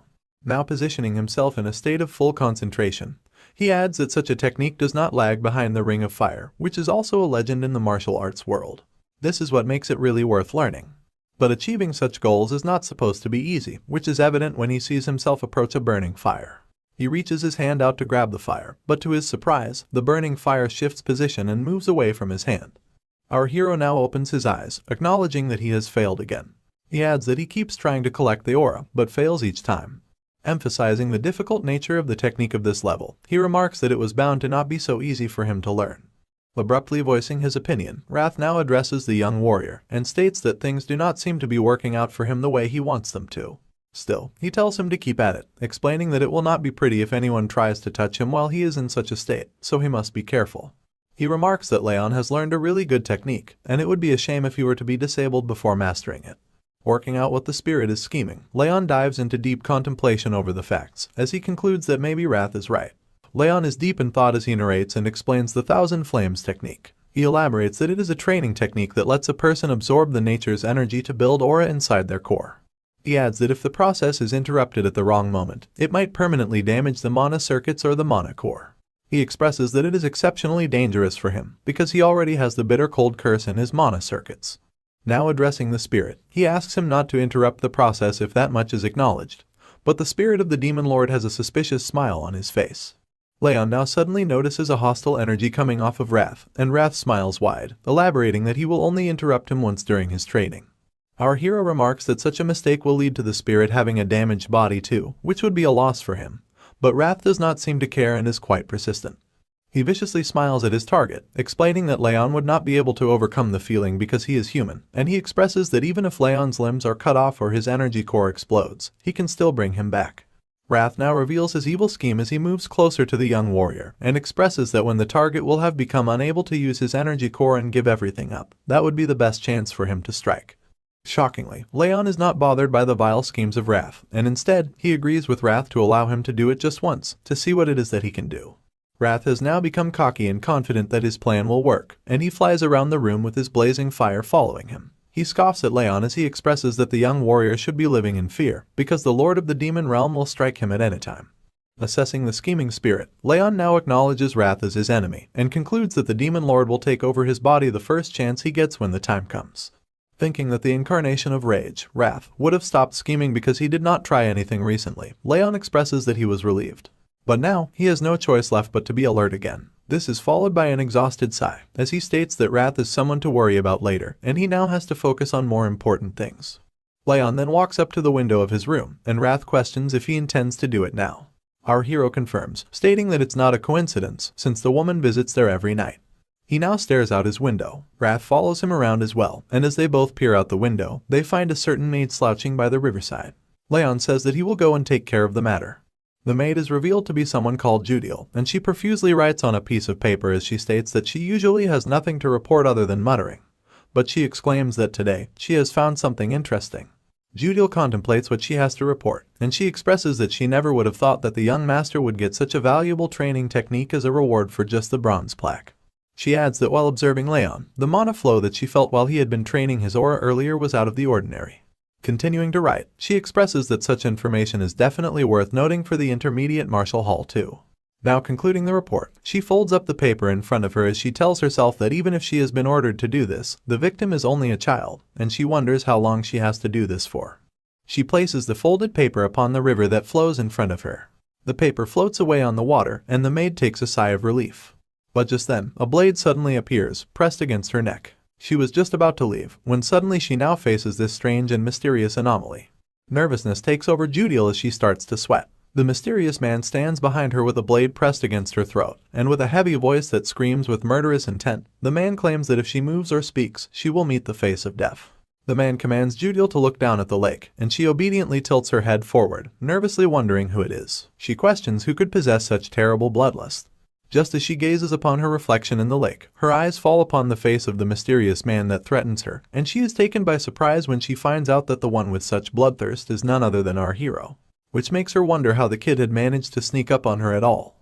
Raon now confronts the spy. He moves closer to her ear, as he states that he has felt a pair of eyes watching over him since the day he came back to the annex, and he asks if the spy had gotten the information that she wanted. This unmasking startles Judiel and takes her by surprise. She expresses it to be impossible as her eyes widen in shock, and she exclaims that she had thought she hid her presence perfectly. But then, the realization dawns upon her that Raon was simply pretending to not know. Pressing the blade further against her neck, Raon threatens her once again and commands her to open her mouth. She hesitantly opens it, and our hero shoves some sort of mysterious ball deep into her throat. Judiel gags and belches as she swallows the strange thing, and bends down to get a hold of herself when Raon lets go of her and steps away into the lake. He picks up the letter she had been writing, and opens it up to find nothing written on it. He realizes that he is not able to see the contents of the letter, and speculates that he may need some special method to make the words visible again. Raon now exclaims that the correct answer is moonlight, and upon hearing that, there is a look of despair and desperation on Judiel's face as she glares at her vicious young master. Judiel's voice shakes, and she trembles in confusion. She asks how Raon was able to know, but without answering her question, Raon now narrates the names of people from the Sieghart family: Alice, Daniel, and Karin. Just narrating a few of the family members' names, our hero concludes the perpetrator to be Karin Sieghart. He claims that this is Karin Sieghart's doing, which makes Judiel lose the color on her face. Her eyes widen, and she grits her teeth in agitation. She deems it impossible for Raon to be able to know all this so easily, when she is sure her face did not change when he recited the names. She adds that she has been trained to be a good spy, so there's no way he could have read the answer from just her face. But just then, the truth clicks in her mind. In a daze, she acknowledges the pain that burns through her body, and Raon's unexpected ability to read her thoughts so easily. This compels her to believe that what she had swallowed earlier was none other than a rage worm, the very thought of which sends waves of horror in her body. Traveling back in time, a flashback takes us back to when Karan commanded Judiel to infiltrate the annex and report every single detail about Sylvia and Raon. Karan offers her a reward. If she does well in this mission, he promises to make her wish come true, whatever it may be. Now returning to the present, she confronts our hero and blatantly asks if he has fed her a rage worm. Raon is taken aback to see that the maid knows about it, because that's not what he had expected. Judiel, however, has nothing she can do to reverse the effects now, but still, she immediately belches and gags in an attempt to spit out the rage worm from her system. Tears fill up her eyes as she squeals and pants heavily. She expresses it to be the worst curse, one that lets others know about the emotions of the person that ate it. But the horror doesn't end there, since the life of the cursed individual can be taken away by the owner simply by wishing it. She also acknowledges Raon's reaction, and concludes that he has definitely fed her a rage worm. Raon then states that sending a letter like this to House Sieghart must mean that she is a spy of the Intermediate Martial Hall. He raises his assumption that the plan must have begun around 7 months ago, probably at the time of the judgment ceremony. He then reads out the contents of the letter as he remarks it to be quite detailed, elaborating that Judiel has not only written information about him, but also about Sylvia, Helen, and all the other maids in the annex. Judiel is now cursing her past self for taking on this mission, and thinking that it would have been easy since Sylvia had broken energy core and mana circuits. She actually believed that she could have gotten this done easily. But as she assesses Raon's behavior and vicious intent, she concludes that the child that stands before her is not a child, but a monster instead. Judiel is now desperate for redemption, and will do anything she can to get out of this mess. She yells out in desperation, claiming that she will change the contents of the letter and put something false inside it. But our hero is not buying this, and he states that there is no need since his information will be leaked to Karan eventually. He adds that such an act will just prove her to be unskilled, nothing else. He now crouches down to face the spy maid, and glares into her eyes with a murderous intent. At the fierce and intimidating aura of the child, Judiel can do nothing but tremble. Raon tells her that from now on, she is to become a double spy. He elaborates that she can give information to others that they will eventually find out anyway, but will be careful to leave out the important information. He then demands that she also bring him information that he wants, and Judiel hesitantly agrees as her voice shakes with fear. Concluding this confrontation, the young warrior now passes a warm smile and makes his leave, telling the spy maid that he hopes she has some useful information the next time he sees her. As our hero passes through the forest and makes his way back home, Wrath appears to ask the young warrior when he managed to summon a rage worm. But, as expected of our hero, he elaborates that he would never do something so cruel. Instead, he had just fed her something that would cause extreme pain for a bit. This surprises Wrath, who is amazed that the boy managed to gather all that information without the use of the rage worm. Raon explains that there are all kinds of methods to gain information, and even if others might not know of them, things are different for him. Wrath is also taken aback by this claim from the young master, and he recalls the spy maid calling him a monster. At this moment, the demon lord can't help but wonder if she was right. Moving forward with the story, Raon now narrates to tell us that he started focusing on training his aura, and soon enough, it was time for him to leave the annex for the training hall once again. He leaves the annex, while Judiel nervously stands beside Sylvia, accompanying the young master's mother. He says that even after having put so much effort into his aura, he was still unable to make it on the day of departure. Appearing at the training hall, Raon now observes the small number of trainees standing before him on the battleground, and notices that only about 42 people have passed the test to make it here. He recalls Lemmer's words, who had said that only a quarter of the trainees will be left behind. He also remarks that Lemmer is really precise about these kinds of things, when suddenly, a voice calls out his name. He turns his head to find Lunan trying to approach him. The girl steps forward to turn and face Raon, while he nervously stands in front of her. This is when some context is dropped. A few days earlier, at the Sleon family residence, a voice calls Lunan to question her if Master Raon had helped with her training. She agrees to answer the question while she munches down on her favorite snack, cookies. Her mother sits across from her on the table and asks her if she had thanked him for it. Lunan answers that she did when she received a cookie from him, but this is not what her mother is asking. She repeats the question and once again asks if Lunan had thanked Raon for helping her with her training. The girl then answers and says that she didn't. This confuses her mother as she questions why that is the case. Lunan exclaims and answers that her father had said to never talk to a guy first. Hearing this, Lunan's mother passes a wide smile as she now begins to confront her daughter. She explains that gender doesn't matter when someone expresses gratitude, and tells Lunan that when she receives help, she should always say thanks in return. As her mother's words echo through her mind, we are finally brought back to the present. Lunan now thanks Raon, which is responded to by a confused and nervous affirmation. The boy nervously steps away in confusion as wrath appears before him, questioning what is up with the girl. Raon responds that he does not know either.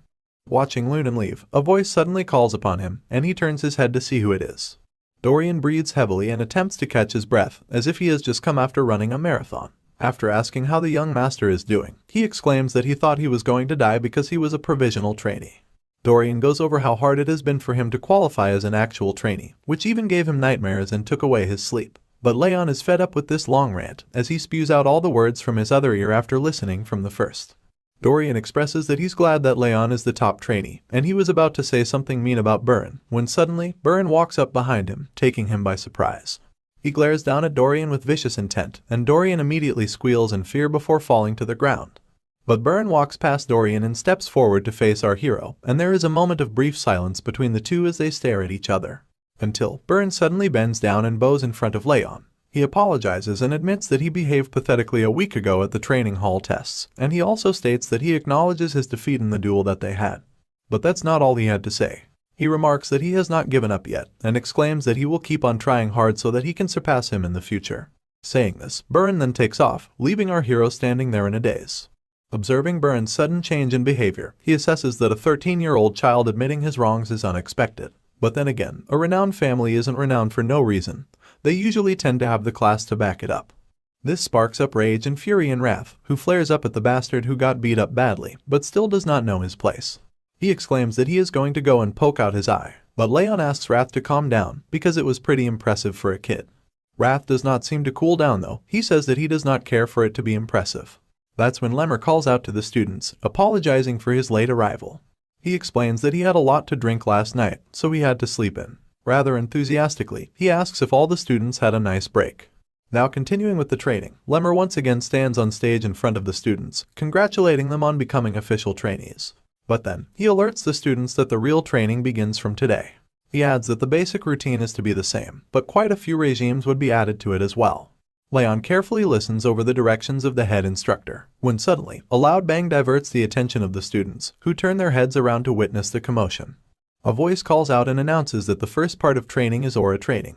A girl is revealed to be standing before the gate to the training hall, as she curses and remarks that the door gave her a hard time.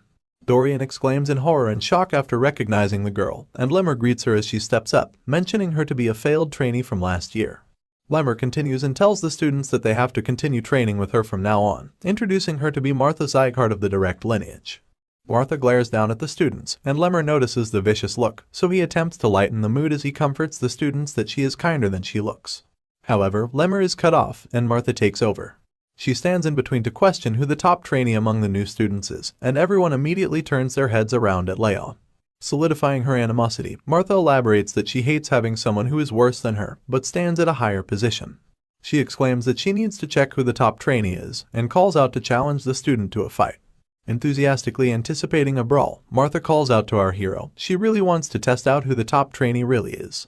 Skeptical of the sudden challenge, Raon nervously wonders what it is up with his luck, and why does he keep getting involved with weird people.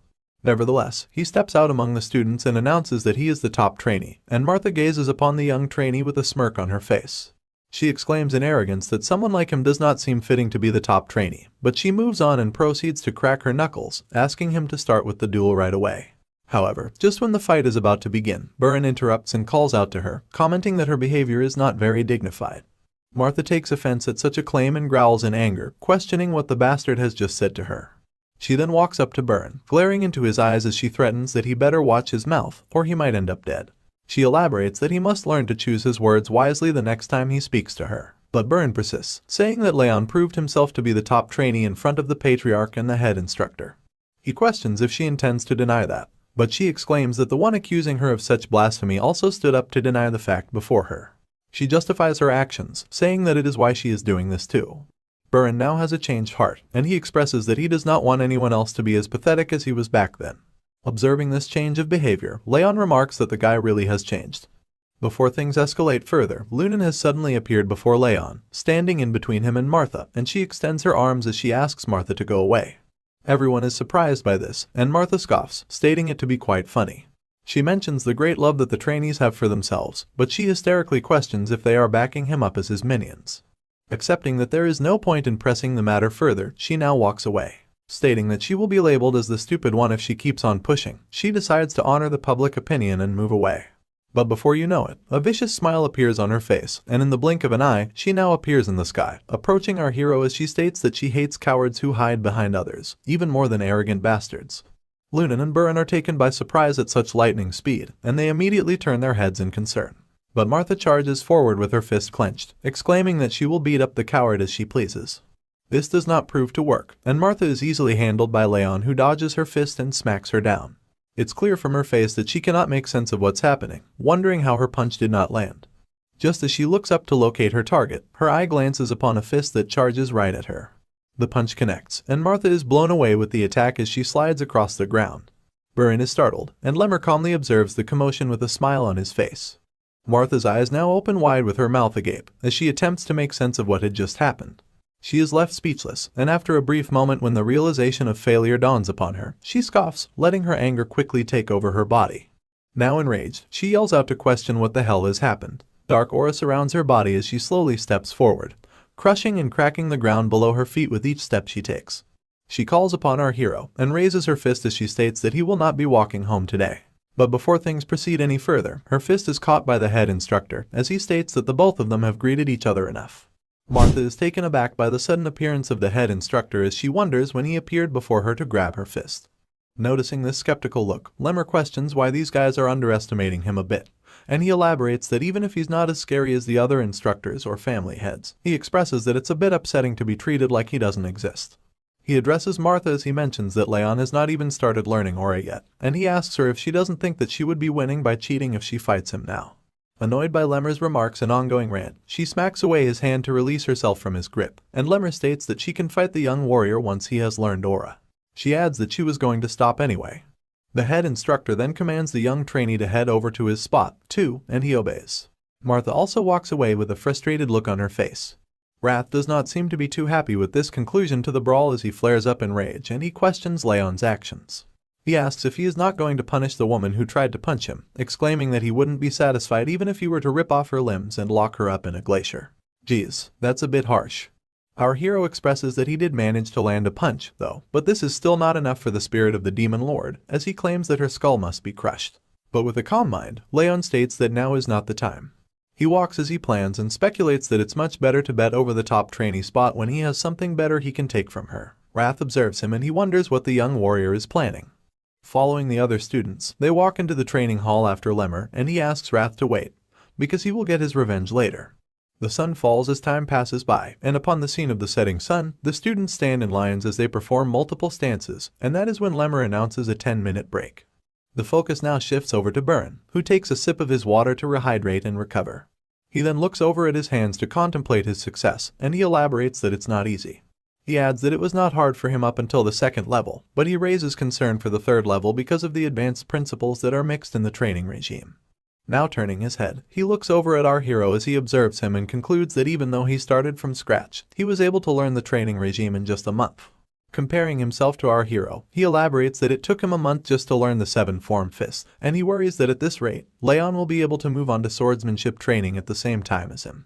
His attention is diverted by the constant clattering of wooden swords upon the targets, and he turns his head and observes that it's not only him who feels rushed.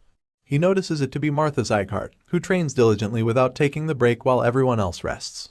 Now breathing heavily and catching her breath, Martha takes a brief moment to reflect upon her progress as she compares it with Raon's. She mentions that this must be his first time learning fist techniques, which confuses her as she questions how he can improve so quickly.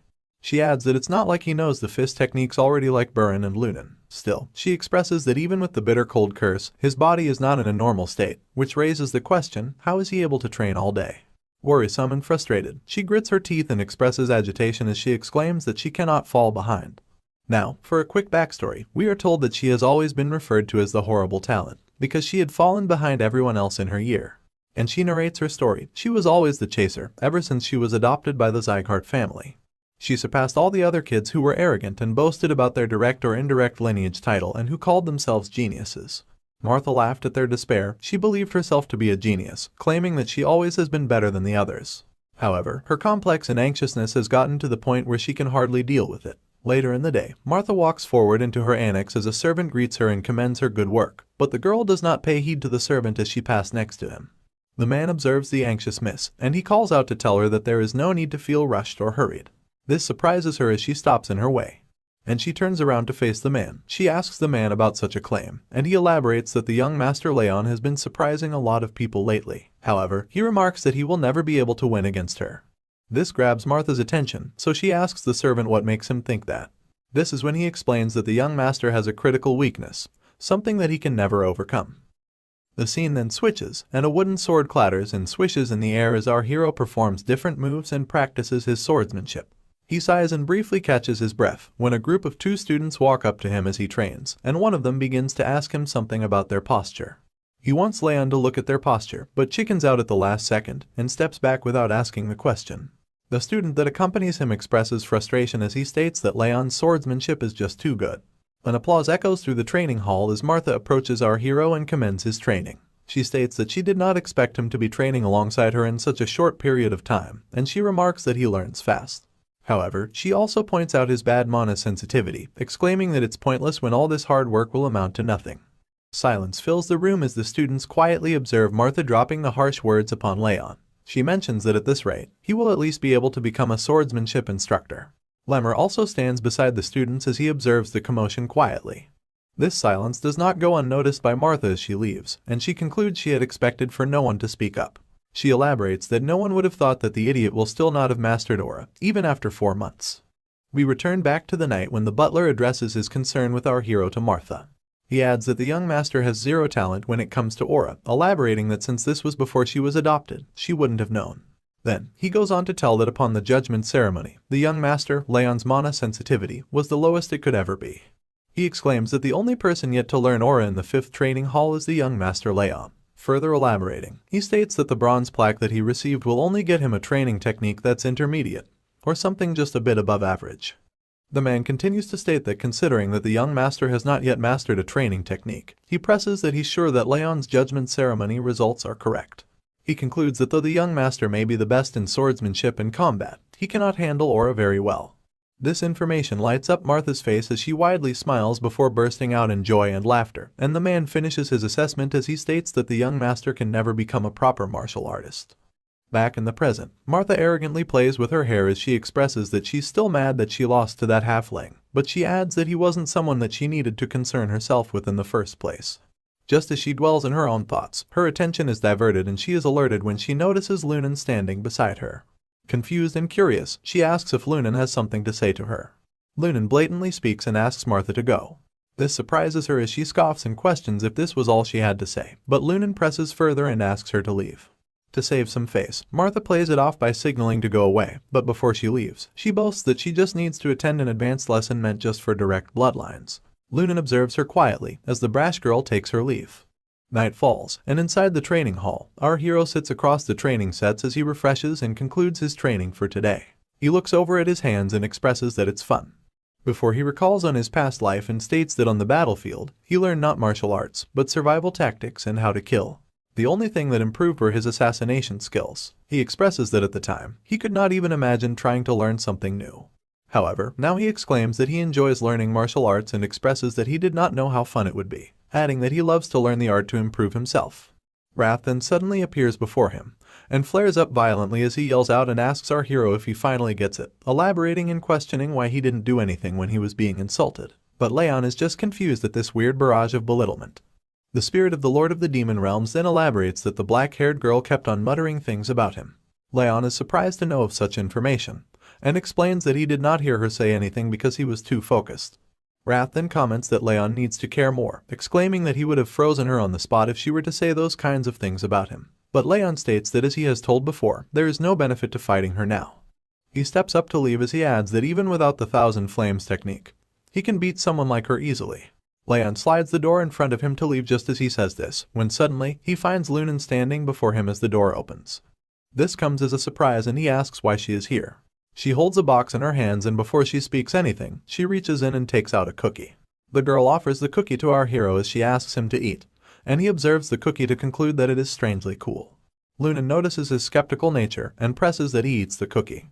Raon feels taken aback by her insistence and proceeds to put the treat in his mouth. He expresses that as an assassin, he has learned not to eat whatever someone gives them, but he remarks that he trusts Luna to not give him something bad. Just as he swallows the cookie down his throat, his eyes widen in shock and wrath appears before him, exclaiming that he has never tasted something so sweet in his demon realm, and he adds that the coldness makes it even better. He is curious to know what it's made of. Wrath swirls around Raon in joy, asking for more of this good stuff. Meanwhile, Luna asks him how he feels about the cookie, and Raon nervously states that it's good.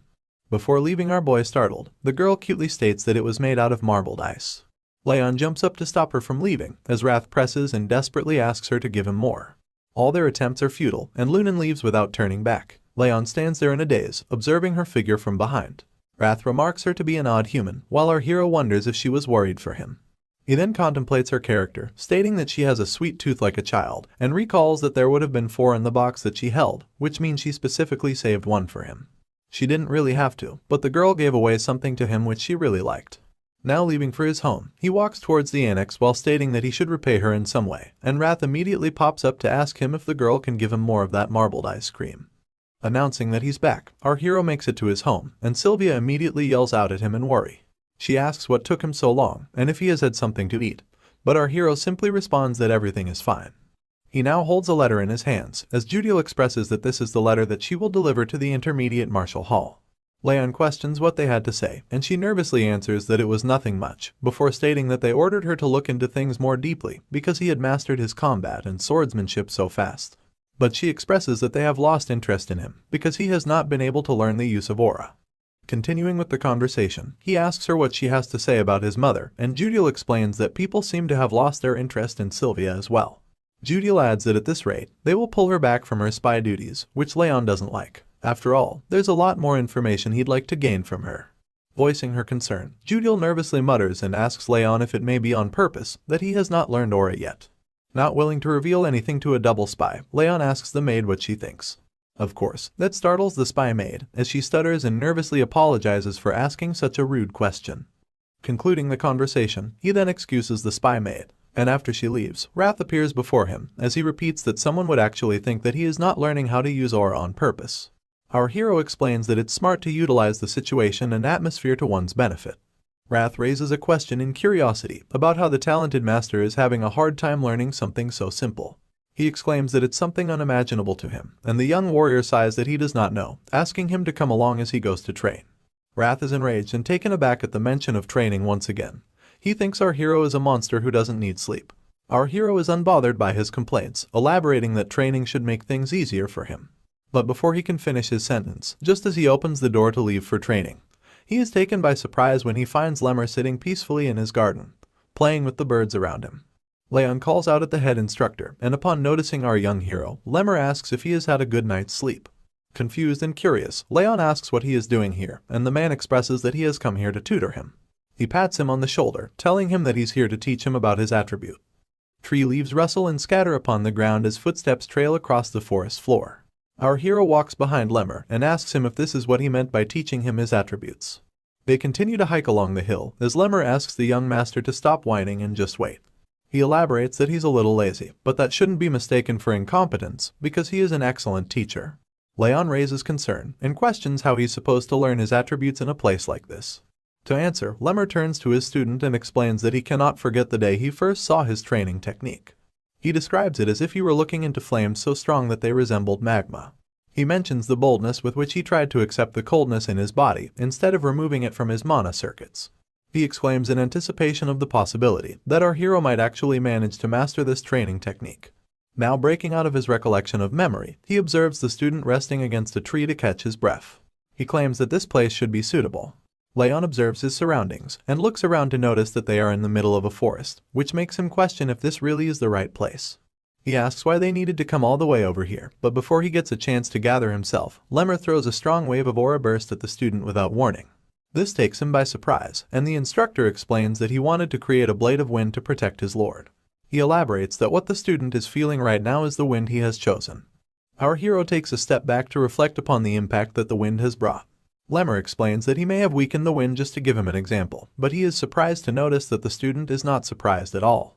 Since Lemmer is an elf, he explains that this is how he has always felt the wind. But Raon on the other hand is a human, and since his mana circuits are filled with cold, it will be much harder for him to feel the same wind. The instructor also mentions that there are many kinds of winds, naming them as warm, cold, and sharp. He elaborates that he wanted to create a blade of wind that could pierce through anything. And with his hand held up towards the sunlight, the elf exclaims that he has finally achieved it. Lemmer then asks Raon to find out what kind of blade of wind is best for him, suggesting that he thinks of what kind of fire he wants to possess. Our hero, however, raises concern that they are in the middle of the forest right now, and there is no way that he can see proper flames without setting the whole forest on fire. The instructor also agrees, exclaiming that they will have their heads chopped off if they do. Stepping into a strange barn upon the hill, the instructor mentions that this place will be the best place for the student. They walk into the small hut as a mysterious man with a beard sits across a burning fire. Lemmer greets the man, and the man expresses that he was just wondering why the flames were acting up, before pointing out that it's because the elf is here, suggesting that his presence is killing the flames. Lemmer smiles and expresses that the man's attempts were going to fail anyway, while our hero nervously questions why they are here in such a strange place. Answering the student's question, the instructor states that this is the place where a person can feel the hottest and the most passionate fires in all of the north. He exclaims and reveals the place to be an artisan's charcoal pit. The old man with the long beard notices someone accompanying the elf and asks what he has brought with him this time. Lemmer remarks that the student is the grandson of the patriarch, but the old man does not seem to be amused as he expresses that he is just an old man and he does not pay heed to anyone unless it's the patriarch himself. Just as the old man is expressing his concerns, our hero finds his eyes fixated on something else. He notices the intense heat coming from the fire that burns in front of him, wondering if this is really a normal flame. He expresses that he has seen countless flames in his past life, started bonfires himself, and even witnessed advanced flame magic coming from the hands of a mage. But he emphasizes the impact of the fire burning right in front of him, and thinks back to the instructions given to him by the elf instructor earlier. He sees himself reaching for the fire that blazes in front of him, imaging its passionate heat in his mind, and concluding that this is the fire that he wants to possess. But just before he can reach it, his daydream ends, and he realizes that the old man has lessened the flames. This is when the man introduces himself as Valken, which is a name that our hero has definitely recognized. He looks over at the man sitting across his table, as he tells him he's not one to show manners. And if etiquette is what they're looking for, they can fuck right off. Our hero would like to retort to that comment, but instead, his eyes widen in shock as he recalls that this is the name of the artisan who is famous all over the world for his mastery. So, he takes a step back to question if this man really is the Valken he's thinking about. Recalling the tales, he remarks if the old man is the same person who supposedly created Glenn Sieghart's True Heaven sword, but disappeared 30 years ago. He finds it hard to believe that such a legend would be found in a place like this. Without wasting any more time, he immediately bows down to greet the legend, and introduces himself politely. Valken observes that the young master recognizes him, and he turns his gaze to Lemmer, asking him if he had told the student anything about him. Of course, the elf denies immediately. Lemmer then turns to our hero to explain that this old man is the Sieghart family's artisan, but has already retired a long time ago. He adds that it's been more than 10 years since he has been sitting here and stoking the flames. And since he has been doing this absolutely stupid thing for the past decade, the elf tells the man that this is probably the only place where Raon can truly picture the fire that he needs to trigger his aura. As the old man keeps fiddling his stick in the fire, Lemmer asks him for the favor regarding Raon. Before he agrees, the artisan wonders why the elf does not take him to the blacksmith's workshops. Lemmer then explains that there are too many eyes there, and he does not think it'd be a good idea for others to see the student's training technique when he has not yet mastered it. This confuses the artisan, who asks what the elf is trying to say. This is when Lemmer finally mentions that his student is Sylvia's son, and as soon as he states this fact, the artisan turns around in shock. But before he has anything to say, Raon speaks up to apologize for the interruption, asking Valken to let him just feel the flames if it's not a bother. Sizing up the boy with a kind look, the artisan explains that he is making charcoal. Or to be more specific, he is creating golden charcoal, which can make much stronger flames than its white or black variants. In fact, this is precisely what he has been doing in this place for the past decade. And after explaining that, he gives his blessings to the young boy, telling him that he's free to hand around as long as he does not interrupt him. Hearing this, our hero immediately lights up in joy as he exclaims and thanks the legend. Lemmer and Valken now stand beside each other outside the cabin, as the elf remarks that the artisan is really kind. But he also expresses that he did not think he would accept the boy's request so easily. Patting the legend on his back, the elf says that he will bring him some good liquor if he is good to the young student. But you see, he is taken by surprise when Vulcan reveals that he didn't accept this request because of him. In fact, he elaborates that the flames in the furnace rose considerably when the child came inside, and there was so strong that his charcoal got destroyed from the sudden surge in heat. He adds that the child's breathing seems to possess the power to manipulate fire. And if that is really the case, the artisan can't help but have certain expectations from Raon. Or rather, he thinks that the child might actually be able to make his wishes come true. We open with our hero reminiscing over the 7 months he had spent visiting Vulcan's furnace, as he elaborates on how he thought about the fire he wanted to obtain. Now fully understanding himself and his goal, he expresses that contrary to popular belief, trained fire is more stable than any other element. Acknowledging the 1,000 flames technique that is also in the process of awakening, he recalls Lemmer asking the young warrior to emphasize the fire he wants to obtain. Deep in thought, Raon reflects upon his ambitions and goals. He wants to slay Derus, save Sylvia, and make sure she keeps her direct lineage title. With all these ambitions and goals in mind, and with unwavering determination, he expresses all the attributes he wants his fire to have. Now, sitting across from the furnace fire, he contemplates and expresses the powerful effect that the seeping heat from the furnace brings. With strong will, he is dedicated to catching the fire of the energy that he feels. He now transcends and expresses himself to see an image of his mind clearly. He emphasizes that he needs to concentrate and focus more. But that is when suddenly he is startled by a strange blue flame that flickers and makes its way over him. The raspy and ominous voice of wrath takes over the confusion that Raon expresses. The spirit of the Lord of the Demon Realm exclaims and questions if Raon had forgotten the warning. The spirit would take over his mind and body the moment he was at his weakest. The moment appears to be exactly that, as wrath takes over Raon's mind in the image that he sees himself in, and exclaims while asking the target to freeze. Startled and taken aback by the sudden attack, our hero struggles to break free from the grasp of the spirit. He contemplates and expresses that he has let his guard down at an untimely moment. Because the spirit had not tried anything lately, it led him to believe that it is on his side, which is far from the truth and is evident by such betrayal. Wrath appears to have fully taken over Leon's mind in the image that is portrayed before him, and as the spirit of the demon realm snarls and smiles widely at the now weakened hero, the realization dawns upon him, the reality of the demon that wants to take his life. Bearing the effects of the takeover, Raon expresses discomfort and elaborates that it is getting hard to breathe, and his body feels as if it is going to break into pieces. However, adding to the unfortunate circumstance, Raon expresses that he cannot move or stop the 1,000 flames technique unless he accepts the fate of death. He emphasizes that he needs to concentrate his aura somehow. Experiencing the daunting effects of the spirit slowly taking over his mind, Raon desperately realizes that he needs to think to survive, despite his consciousness slowly fading away. The chilling cold crystallizes and crisps up over the body of our hero as he struggles to make it through. This attempt to break free is observed by the spirit of the demon. Wrath addresses the target with a vicious smile as he speaks, stating that such a sight of desperation is pitiful. He questions if Raon really thinks he can endure the mighty power of the Lord of the Demon Realm like before. He believes this attempt is pointless as he exclaims that our hero's body and soul are now in his grasp. The freezing cold and numbness finally catch up with Raon as he sees himself slowly drift away while his eyes begin to close. Sinking into despair, he hears the voice of the spirit echo through the atmosphere as he claims that his efforts are pointless, comparing him to the man working in the furnace. Wrath continues to boast about his inevitable victory as he expresses that he will aid the young warrior in his quest for revenge. Suddenly, Raon's eyes widen as he recalls the word furnace. He thanks the spirit for the hint as he attempts one last desperate struggle, believing that it's all for nothing and he will die if he does not try anything now. Explaining the realization that dawns upon him, he elaborates that instead of absorbing nature's mana, he must now absorb the mana from the furnace directly. Further emphasizing the much stronger and hotter fire, he makes his final move to take it all in. The fire rages violently as Wrath exclaims in confusion, asking what the bastard is doing. Bravely enough, Raon has succeeded in absorbing the mana directly from the furnace. He answers Wrath's question, elaborating that he is struggling. Vulcan calmly sits across from the furnace as he absorbs nature's mana, when suddenly, the flames rise up violently, and he is forced to back down. He questions what this is, as he expresses that he has never seen the flames be this strong. This leads him to believe that something is happening at the other furnace, scratching his curiosity as he turns his head. Observing that Raon sits across the other furnace, he wonders why it is so cold on his side when the furnace rages up so violently. He walks up to him as he questions if the young man is okay.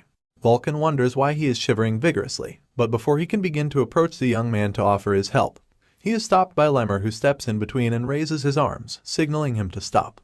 Acknowledging his confusion, Lemmer remarks that Vulcan cannot be near him or touch him, and he must be left alone. Upon justified confusion, Vulcan exclaims that the young warrior might die if he is left alone like this. But Lemmer is adamant and explains that our hero is in a spiritual state of complete selflessness, and there is nothing they can do to help him. The elf also warns that the hero may cough up blood and die if he is interrupted. Holding their ground, Vulcan now wonders if this is the same coldness that Lemmer had previously talked about. Vulcan worries for the young master as he questions if there is nothing they can do to help him, and Lemmer blatantly denies as he exclaims that it is too dangerous. He expresses doubt and worry as he nervously addresses the young student and asks him not to die.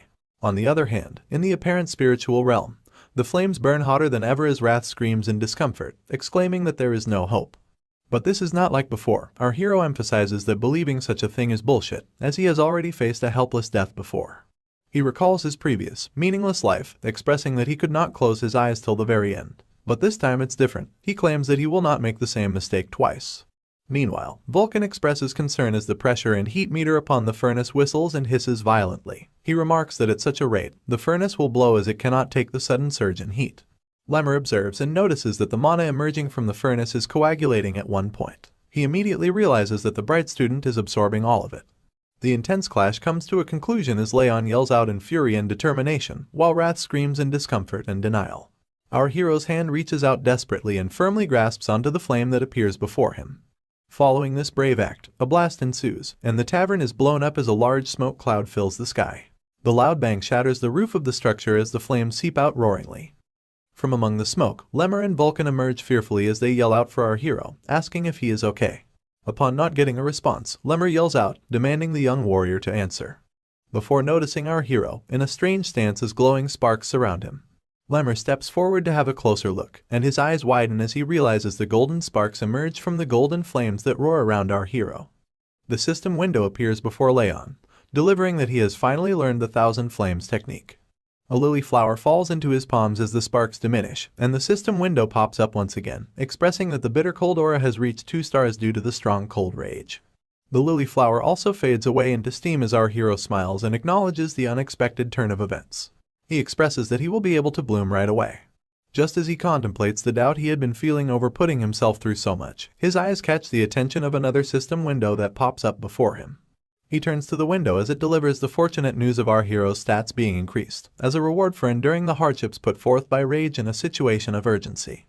Raon is taken aback and confused by such a gracious reward. He can't believe he is being rewarded this much. What would have taken him years to achieve happened in just a moment. Contrary to the celebratory expression, Wrath expresses frustration and anger as he spirals around the room in a rage, exclaiming and questioning how our hero had been able to endure the situation. Teasing and adding to the spirit's frustration, Raon remarks that he had told him to stop trying because it would not have worked in the first place. Though our hero puts up a brave smile in front of the spirit of the demon, he nervously eyes Wrath as he recalls that he did almost die this time around.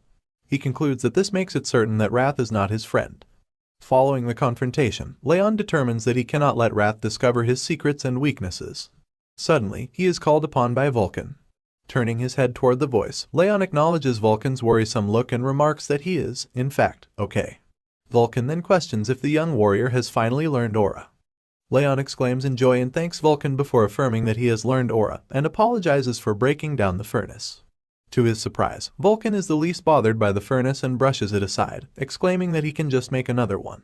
However, before Vulcan can finish his sentence, his attention is diverted to a sparkling object that catches his eye, and he turns to the furnace in curiosity.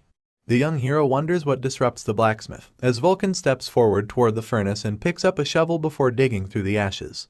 After some digging, Vulcan gasps and exclaims when he finds the source of the sparkles to be golden charcoal. One glance at such beauty sets the blacksmith back all those years as he recalls the criticism and mocking words he had faced from the upcoming passengers and town members. Following the sudden reveal, Vulcan expresses that our hero might just not be the only lucky one. He moves the shovel filled with golden charcoal forward at Raon, startling the young man, before he proceeds to explain that such charcoal is stronger than white charcoal and lasts longer than black charcoal. He thanks our hero, exclaiming that he has now obtained what he had been trying to make for decades. Our hero is visibly startled and confused when the blacksmith strangely thanks him for seemingly nothing he had done intentionally. But Vulcan elaborates and expresses that each time the young master trained here, the flames grew wilder and became enlivened, and the heat from that spread all over the place. Further explaining such a phenomenon, Vulcan states that he is just a dunce who has done nothing but beat his hammer all his life, before exclaiming that he can tell such a feat is only possible because of the young warrior. He then thanks our hero for making this possible, before expressing that he wants to ask one simple question: what are our young hero's goals? Following up with the question, and upon visible confusion from Raon, Vulcan elaborates and asks Raon what kind of swordsman he wishes to be. Raon then expresses that he wants to be a swordsman who does not give up, regardless of the situation or enemy he is faced with. Upon such an answer, Vulcan is visibly confused, and he expresses that he did not expect such an answer from a young master. Nevertheless, Vulcan goes on to state that the young warrior will be able to possess a sword in 3 to 5 years, and he asks him to come and find him when he possesses one, elaborating that he will save the golden charcoal for that day. Raon is curious to know if the blacksmith means to make him a sword before questioning if he hadn't retired. Vulcan blatantly answers that people tend to go back on their word of retirement, before concluding the interaction as he waves goodbye to our hero, asking him to stay alive until then. Raon and Vulcan part ways as they walk separate paths. Looking over them is Lemmer, who observes them carefully from atop a hill. Lemmer nervously expresses that he had been wondering what would happen, before exclaiming that the young master has a really good talent for making people worry about him. This is followed by a sudden turn as he addresses the patriarch who stands behind him, asking if he is not right. Lemmer hysterically pokes fun at the patriarch, expressing that he would come here every day to watch over his grandson because he was worried for him. The elf remarks that he must be very relieved now, but the patriarch denies this claim. Following the expression, Lemmer begins to uncover that the young warrior's aura's quantity and purity are beyond insane. He is skeptical if such is because of the furnace's heat, and he remarks that the child is surely talented. Lemmer's observation is cut off by the patriarch, who steps in to express that such is not the case, and upon visible confusion on Lemmer's face, he elaborates that the young master has managed to turn his hardships into advantages. Moving along to the 5th training hall, Lunan steps into the battleground with a box in her hands, having a sad look on her face. She wonders when Raon is coming back. Recalling the harsh words of other students about Raon, Lunan saddens even more as she firmly grips the box and expresses that she wants to help him. She recalls that her mother told her to help those who helped her. Her sadness turns into joy, as her eyes widen in shock upon taking a glance at the mysterious figure that walks through the training hall door.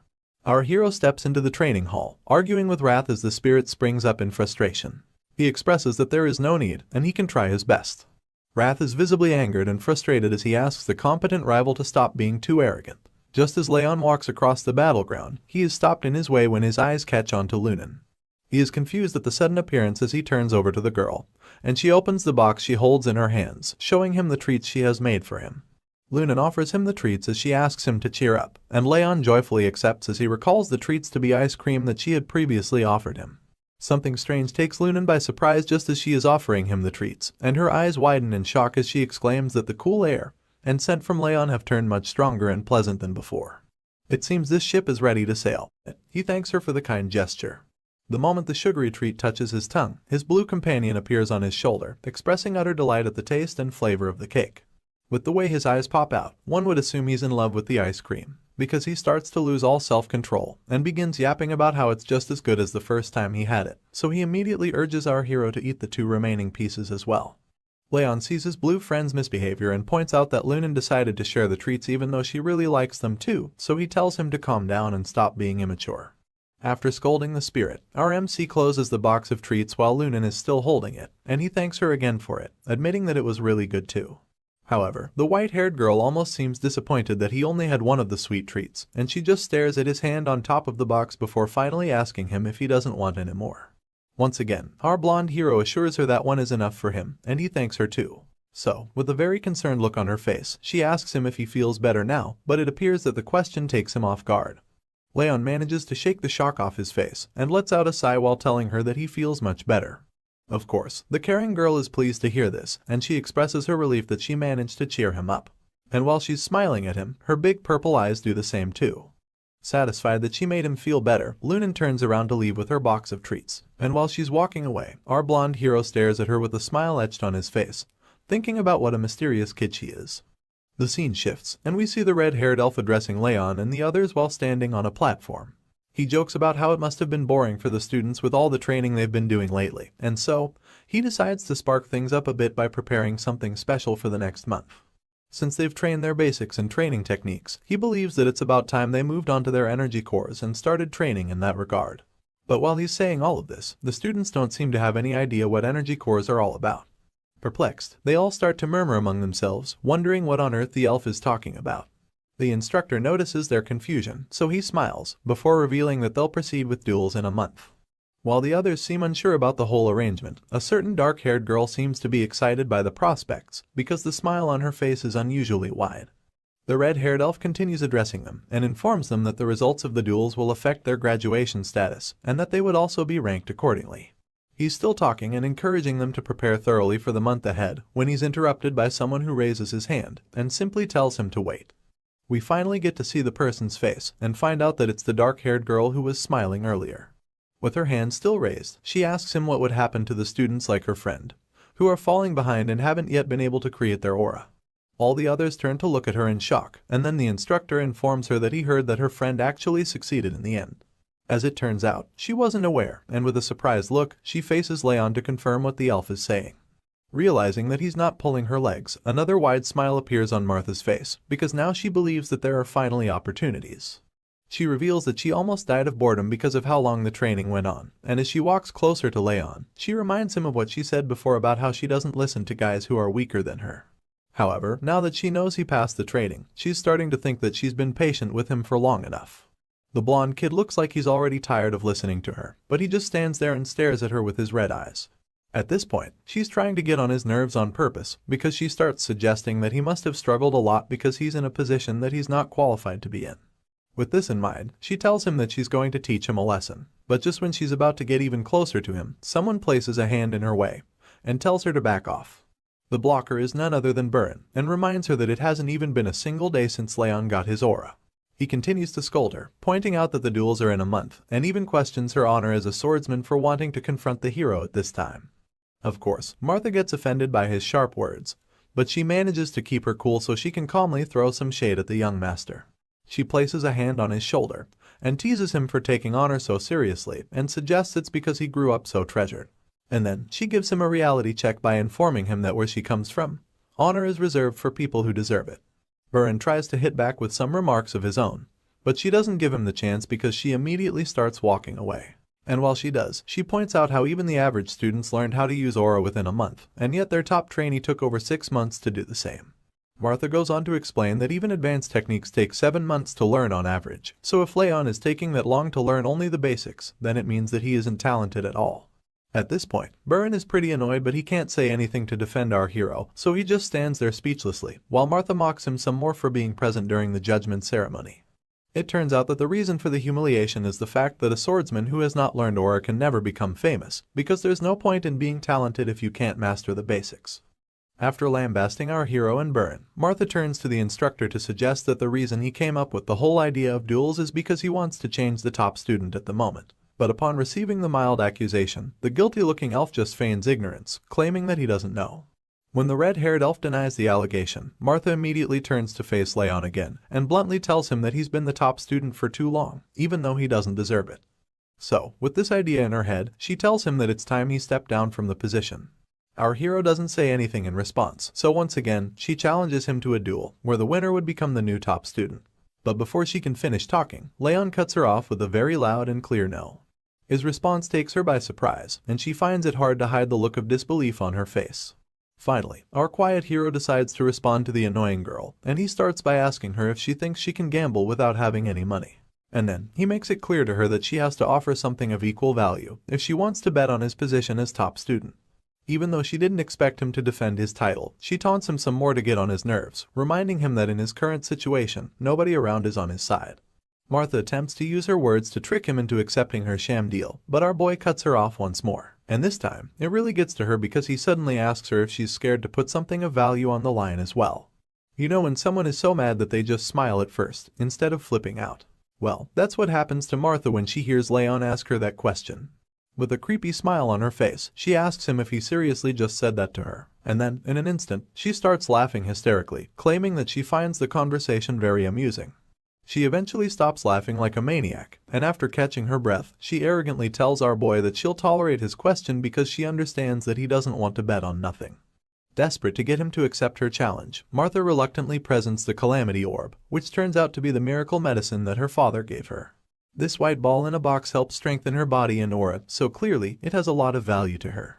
As the challenger, she waves the box in front of Raon's face, vowing to give it to him if he wins the duel. She asks him what he thinks about the offer, suggesting that it's not a bad prize to win. And in that brief moment when our boy is considering it, his blue companion, Wrath, pops out again to also have a look at the Calamity Orb.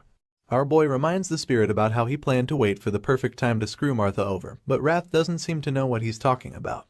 So of course, Raon explains that there's something he wants to get from the mean girl, and with a knowing smirk on his face, he claims that this is their chance to do it because now is the perfect time. Unfortunately, we don't get to see what our genius hero planned right away, because the scene shifts to a month later. And in this scene, we see the anxious challenger looking at her calendar, because it's already been a month since she convinced our hero to accept her challenge. Martha is very excited about the duel, feeling that she finally has her chance to get payback on him. You see, Martha had never been hit in a fight by someone her age before coming to the training grounds, but Raon ended her streak with ease. And so, after 8 months, she finally wants to pay him back for the shame he caused her back then. She continues to think deeply about how the fight could go, and she recalls that it's only been a month since he learned how to use aura, which makes her feel very confident that she'll win. After all, she's already trained in her art for more than 3 years, so a mere noob shouldn't even stand a chance. However, another thought suddenly flashes across her mind, and she starts to believe that it's also a waste of time to wait for someone as untalented as him. Martha reminds herself that she needs to get stronger, especially because there's someone she needs to save. And with this motivation, she declares that House Sieghart is about to meet his end. Meanwhile, elsewhere, we see our boy chilling with Wrath, oblivious to the fact that Martha is seriously plotting her revenge on him. The scene shifts once again, and we see the instructor addressing the students concerning the duels. He starts by requesting their attention, before talking about how watching a fight is usually as helpful as participating in one. So, he advises them to watch closely how the other trainees fight against their opponents, and urges them to think about how they would react in certain situations. The instructor appears to be very excited about the duels, but the same cannot be said for the students, because they're all standing still like statues. Of course, he notices this and senses the tension, so he encourages them to shake off the nerves and just do their best. After the little pep talk, the red-haired elf reveals the matchup, which happens to be between Burin and another trainee named Dorian. Hearing his name, the young blue-haired master acknowledges the call-up and immediately steps forward for the fight. But while he's bravely stepping up to the challenge, his opponent doesn't seem to share the same enthusiasm. In fact, the terrified kid with green hair, who happens to be Dorian, fearfully raises his hand to call the instructor's attention and timidly surrenders before the fight even begins.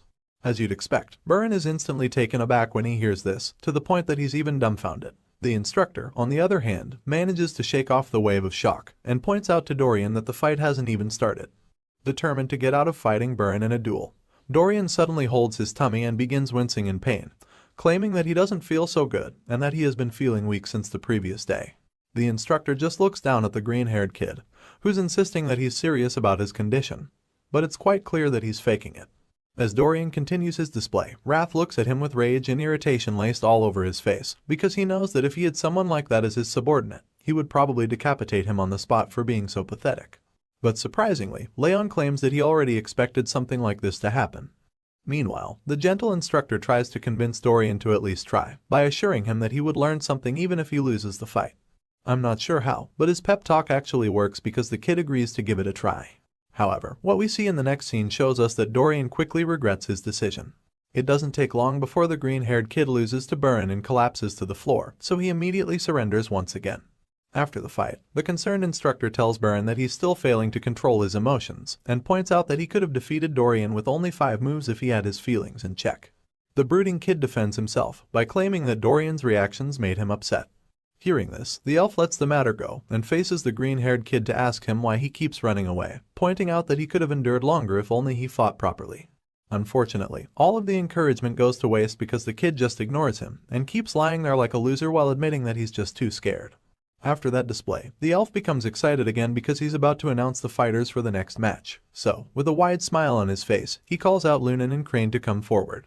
Unlike the previous matchup, these two trainees are in it to win it, and just by looking at Crane's stern expression when they take the stage, you can tell just how serious he is. Lunan doesn't look so desperate to win though. In fact, she looks like she's bored. The two fighters take their battle stance, so the instructor starts the duel without any further delay. As soon as the fight starts, Crane charges at Lunan, attempting to quickly land a lethal hit. But even with how aggressive his attack is, the white-haired girl sees it coming, and just effortlessly deflects it with her sword. Sure enough, Crane is shocked to see this, and as his weapon gets knocked out of his hand and lodged into the ground, the instructor stops the duel. He then tells Crane that he's way too nervous, and explains that he needs to be more relaxed when wielding a sword. On the other hand, he tells Lunan that she didn't use aura enough, even though he admits that her counterattack was very good. After hearing what the instructor has to say, the two fighters acknowledge his advice and take note of it, so he proceeds to call out the next two trainees. The battles go on for a while, and among the sounds of the freshly clashing swords, the trainees start to comment that Martha must be getting really impatient for having to wait until the last turn. That's right, the duel between the black-haired girl and our blonde hero was finally in full swing, and it looked like Martha was having a real fun time in the fight. We see the look of pure confidence on her face as usual, and she's very excited as she clashes swords with our hero, who looks quite serious as well. I mean, this is a high-stakes match after all, so it's no surprise that both of them are dialed in. As the fight continues, Martha attempts to land devastating blows, but each time, our boy deflects them, showing incredible agility and skill. And it doesn't take long before he turns defense into offense, with a brilliant counterattack move that leaves the girl shocked. However, she manages to dodge the hit, and then goes back to reassess the situation before her. Even though she's starting to get worried, she covers it up with her usual taunting facade. She tells Raon that she didn't think he could deflect her sword, and finally admits that he's actually talented after all. Regardless, she believes that his talent is only in his swordsmanship, so she calls him a halfling whose aura isn't strong enough, and as such, she claims that he doesn't have a future. As usual, her words are just a distraction to allow her to land an attack, so while she's saying these mean things, she also prepares to go in for another attack. This time, it's much more powerful than the previous ones, because she leaps into the air and generates an insane amount of momentum in a single swing, hoping to finish our hero off with the hit. However, to her surprise, Raon blocks the attack and continues to stand his ground, even as she tries to force him down. Despite her surprise that our hero managed to block it, the girl taunts him, suggesting that he can't hold it much longer, because aura depends a lot more on the talent of the user than their swordsmanship. Determined to throw him off his game, Martha tells him that someone like him who just barely managed to create aura can never be her match in a million years. She even threatens to crush his bones if he doesn't surrender, but before she can complete her threats, our boy deflects her attack and forces her back a few feet. At this point, the mean girl is stunned, and Raon finally decides to use his words to fight back, so he points out how she keeps talking about talent, and how the people in their family really love this word. Martha responds, suggesting it must be annoying for him to hear it all the time, because he's not talented, which is also the reason she wants him to realize his actual place. Hearing this, our hero hits back at her, revealing that he's going to show her something as well, and this thing in question happens to be something way more important than simple talent. The moment Raon says this, his sword is instantly covered in flames, and upon seeing this, fear and anxiety grip the boastful challenger. Scared and confused, she stares at our boy as he reveals the Thousand Flames technique, First Flames, which he's going to use to teach her a lesson. Martha is stunned to see this, and starts to wonder what the flames are and why they're on his sword. Even though she has no idea what made them, what she's sure of is the fact that those flames are by no means ordinary, and they are most certainly very dangerous. Despite her fear, she notices that there is a very strong intent behind Raon's flames, which makes it possible for them to feel so alive. Martha refuses to back down even if she's at a disadvantage, so she musters all the courage she can and grips her sword, preparing to go in for another round. In other words, she's going to reveal a powerful secret technique of her own as well. And while our hero's sword is covered in flames, Martha activates her technique called Meteor Form, Ultimate Point. That's right, this duel just got more intense, because Raon immediately realizes that Ultimate Point is a skill that allows her to collect all of her aura into a single point, and he's impressed that she can use such a skill at her age. Our boy also presumes that she's going to throw everything into her next attack, but he still remains calm and waits to see what exactly she's going to do. The two opponents face off once again, and Martha admits that our hero is strong, but she assures him that he won't be able to block the next attack she throws at him. Just like she did earlier, she lifts into the air and generates a lot of force, which she concentrates into her aura-infused sword attack. Raon watches closely with his eyes fixed on the girl while she's in the air, and so when she finally lands her most powerful attack yet, history repeats itself and our hero blocks it just like he did the first time. You can tell just how power-packed this clash is, just by looking at the air around the two fighters. It's filled with their aura, which is probably a result of the insanely powerful techniques they are using. The other trainees watching are probably scared at this point, because the force from Martha's attack cracked the ground, while also causing a huge dust cloud to emerge. They find it hard to see what's happening because of this, but when the dust clears, we see that the challenger's sword was broken in the clash. And on top of that, she's been knocked out cold, lying on the cracked floor. Upon seeing this, the other students can't believe their eyes, because they never expected that Raon would defeat her, and they certainly didn't expect Martha to lose the fight she's been training so hard for. Either way, they notice something strange about our hero's aura as well, and murmur about what it could be. Raon hears all of their comments, but like the quiet guy he is, he ultimately decides to ignore them without clearing anything up. He stands over his opponent's body while rubbing his wrist and just looks down at the girl, not sure of what to say at this point. Suddenly, he notices that even in Martha's unconscious state, her fist is still tightly wrapped around her sword. And seeing such resolve, Raon admits that in the end, the black-haired girl also has something far better than some flimsy talent or skill. This special quality that he believes she possesses is mental strength, and he seems to be very impressed by it. This story never disappoints with its progression, and I can't wait to see the look on Martha's face when she wakes up. Will she be able to reconcile with our hero and change her personality? Or will she simply fall into a state of denial and make things even more awkward? Also, who is the person she's actually trying to save by aiming to get stronger? The scene changes, and the next thing we see is the palace, where the patriarch is being informed that Raon has defeated Martha. The red-haired elf is the one breaking the news to him, and he points out how our boy completely defeated Martha, even though she's been training her aura for more than 4 years. Overall, the instructor summarizes the event as an unbelievable feat, and it turns out that the man sitting on his throne feels the same way. He admits that the flames he saw that day were beautiful, and the force of the powerful move was incomparable to its size. Not to mention, he's almost completely certain that everyone in the family is already aware of the situation. With this in mind, he tells the instructor to guide the hero so that he doesn't get full of himself, and of course, the elf is more than pleased to perform his duty. But even though the patriarch is very impressed with his son's feat, he's also very concerned about Martha, who had to suffer a crushing defeat, so he asks how she's holding up. Her instructor admits that the girl was a bit shocked at first, but also confirms that her injuries are completely treatable. While they're still discussing, we see that the girl in question is still brooding in her room after her loss. Her injuries might be minor, but it looks like the emotional damage isn't something they can ignore. Outside, we see our blonde hero trying out something with a beautiful flower in the garden. But while he's at it, his blue companion yells at him not to hurt the flower and even threatens to freeze him to death if he doesn't do better. In response, Raon bluntly tells Wrath that the flower won't even do anything, and then tells the blue creature to stop acting like he's so strong. However, Wrath insists that their plan isn't working because of the kid's stupid elemental resistance, so Raon smugly hits back, saying that he's glad the blue creature is aware that this isn't worth trying. The scene suddenly shifts to the night after Martha's defeat, and we see that our boy receives the miracle medicine he won from the bet. It turns out that the substance greatly increased his stats. His 4th ring of fire was formed as well, which greatly increases his strength, stamina, and agility. On top of that, his decreased athleticism and mana sensitivity vanished. His legendary senses also increased and became 2-star proficiency. Overall, Raon feels that all of the efforts until now just took effect because of the miracle medicine. A lot of things were improved, but the most significant thing was his water resistance, which was increased to 4 stars. Because of this new upgrade, most of Wrath's outbursts had become more like jokes to him. Either way, we learn that he came to the garden since it's his last day of rest, and while he's tending to the flower we saw earlier, Wrath continues to rant and yell at him, while insisting that he knows the best way for Raon to do it.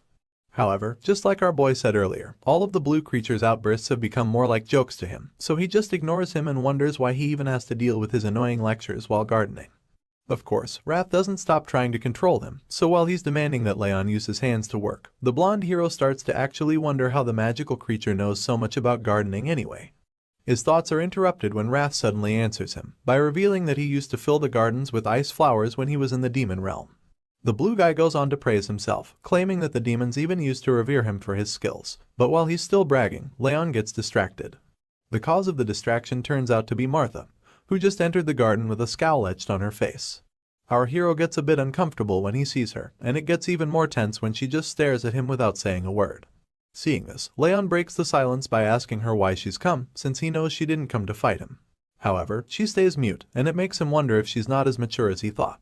He thinks to himself about how childish she's being, but he tries to shake off the thought so he doesn't upset her even more.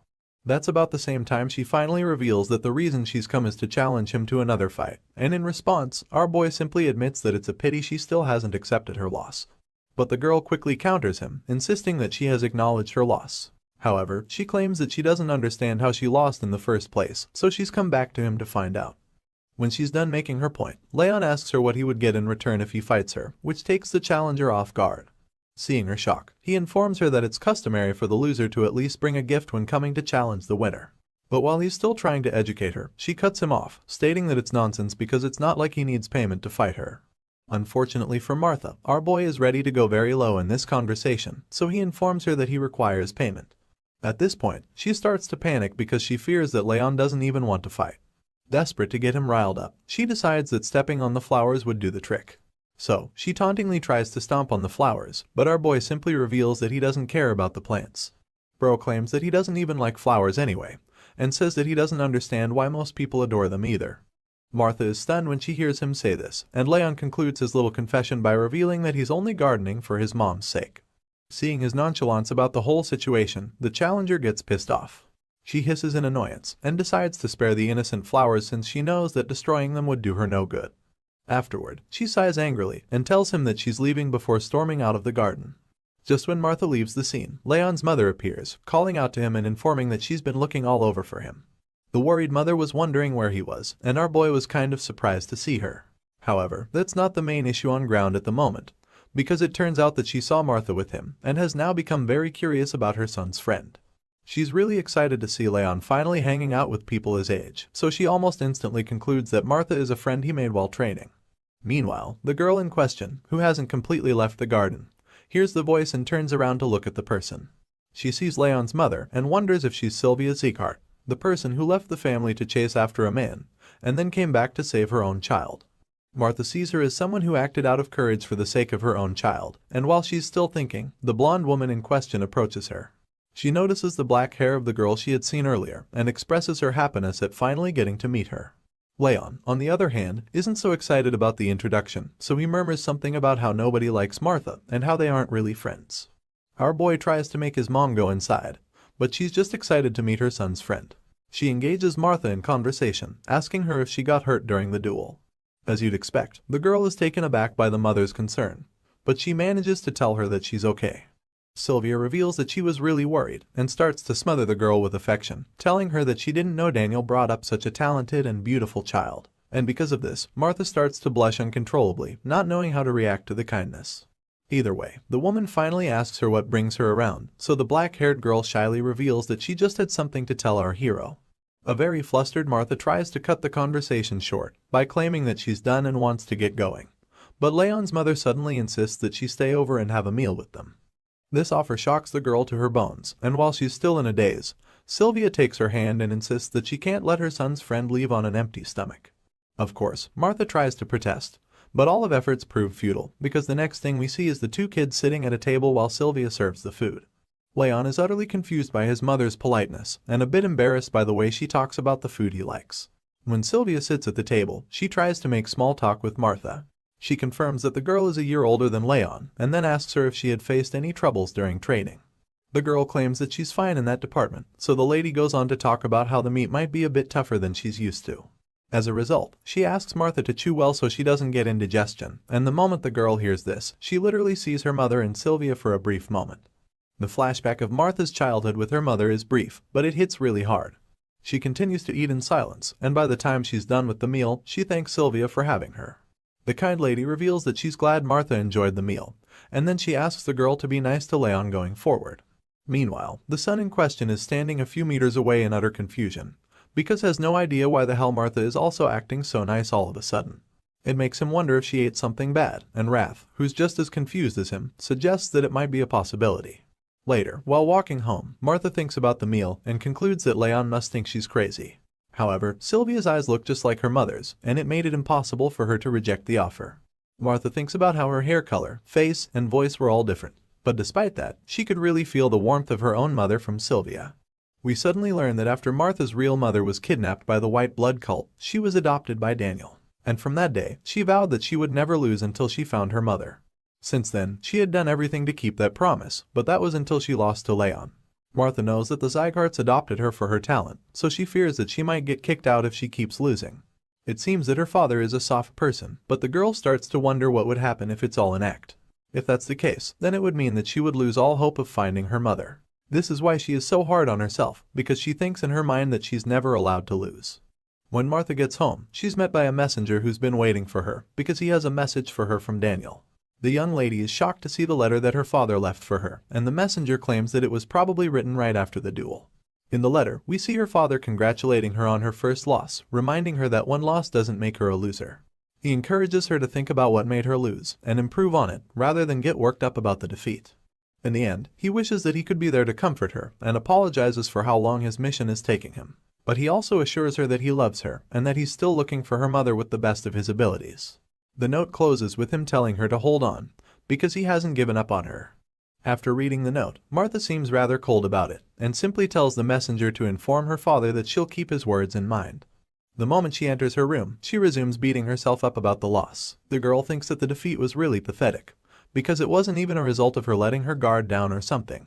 Troubled and frustrated, she stands in front of her mirror and picks up a knife, deciding that she has to acknowledge her loss and move forward. Martha insists that she can't bring shame to her father, so she cannot pretend that her defeat never happened. As such, she decides that she has to mark the event and improve upon her mistakes, and ensure that she won't be ashamed to see her father. With this in mind, she begins to cut her hair with the knife. And by the time she's done, she decides that it's time to set her mind straight, so that she can let go of her stupid and pathetic past. Martha then stares at her new appearance in the mirror and vows that she will become stronger than ever.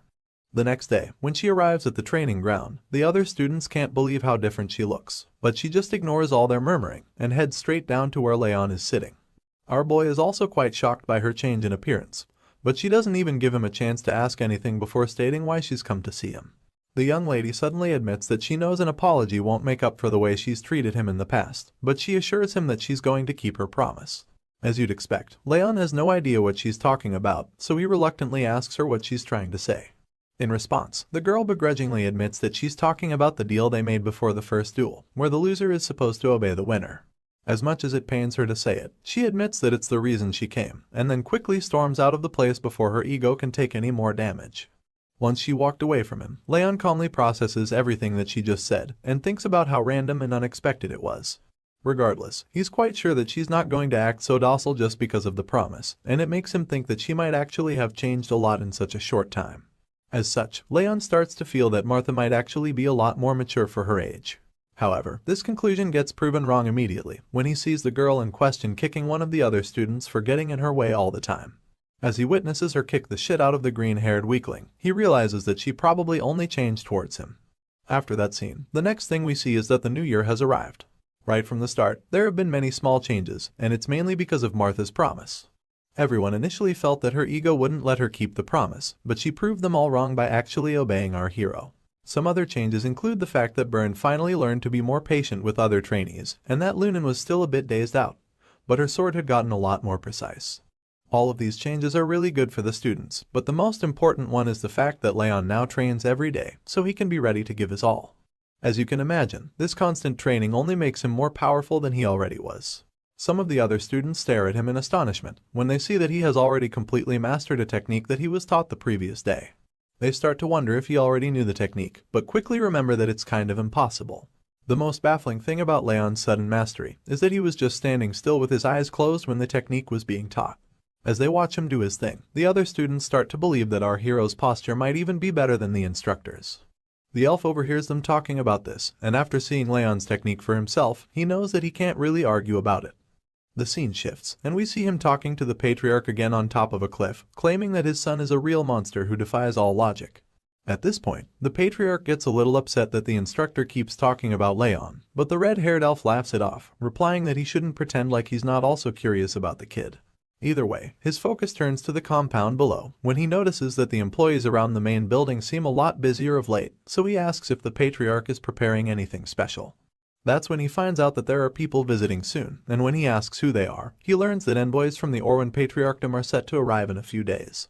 The Orwen happens to be one of the 6 Emperor's 5 demons, and they are also one of the few forces that are close to the Siegharts. These guys are basically a patriarchdom of knights who prioritize the importance of swords and martial arts over everything else. Hearing this, the instructor asks who the envoy representative is going to be, and the patriarch claims that they said it would be the 3rd prince. However, he has a strong feeling it would actually be Duke Tartan.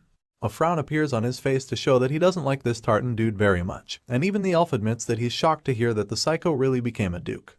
He also comments that the 3rd prince must be the same age as Raon or Byrne, but the patriarch just plainly states that he doesn't know. He tells the instructor to ensure that the trainees are behaving, and the latter is shocked that their training halls will also be visited. That's when he's informed that the 3rd prince is coming with the patriarchdom's trainee knights, and as such, they'll want to watch the swordsman in training. So, the patriarch summarizes everything by telling the elf that they can't afford to embarrass themselves. But while he's saying all of this, the instructor is distracted by the thought of Orwen's 3rd prince being the same age as Raon and the other students. The patriarch sees the elf getting amused, and accuses him of scheming again, which the instructor doesn't even deny. Later, he rejoins his students and informs them of the new development, so they're equally shocked to hear that Orwen Knights will be coming at their training grounds. The instructor reminds them that the envoy is already on the way, and then informs them that the third prince would like to spar with them.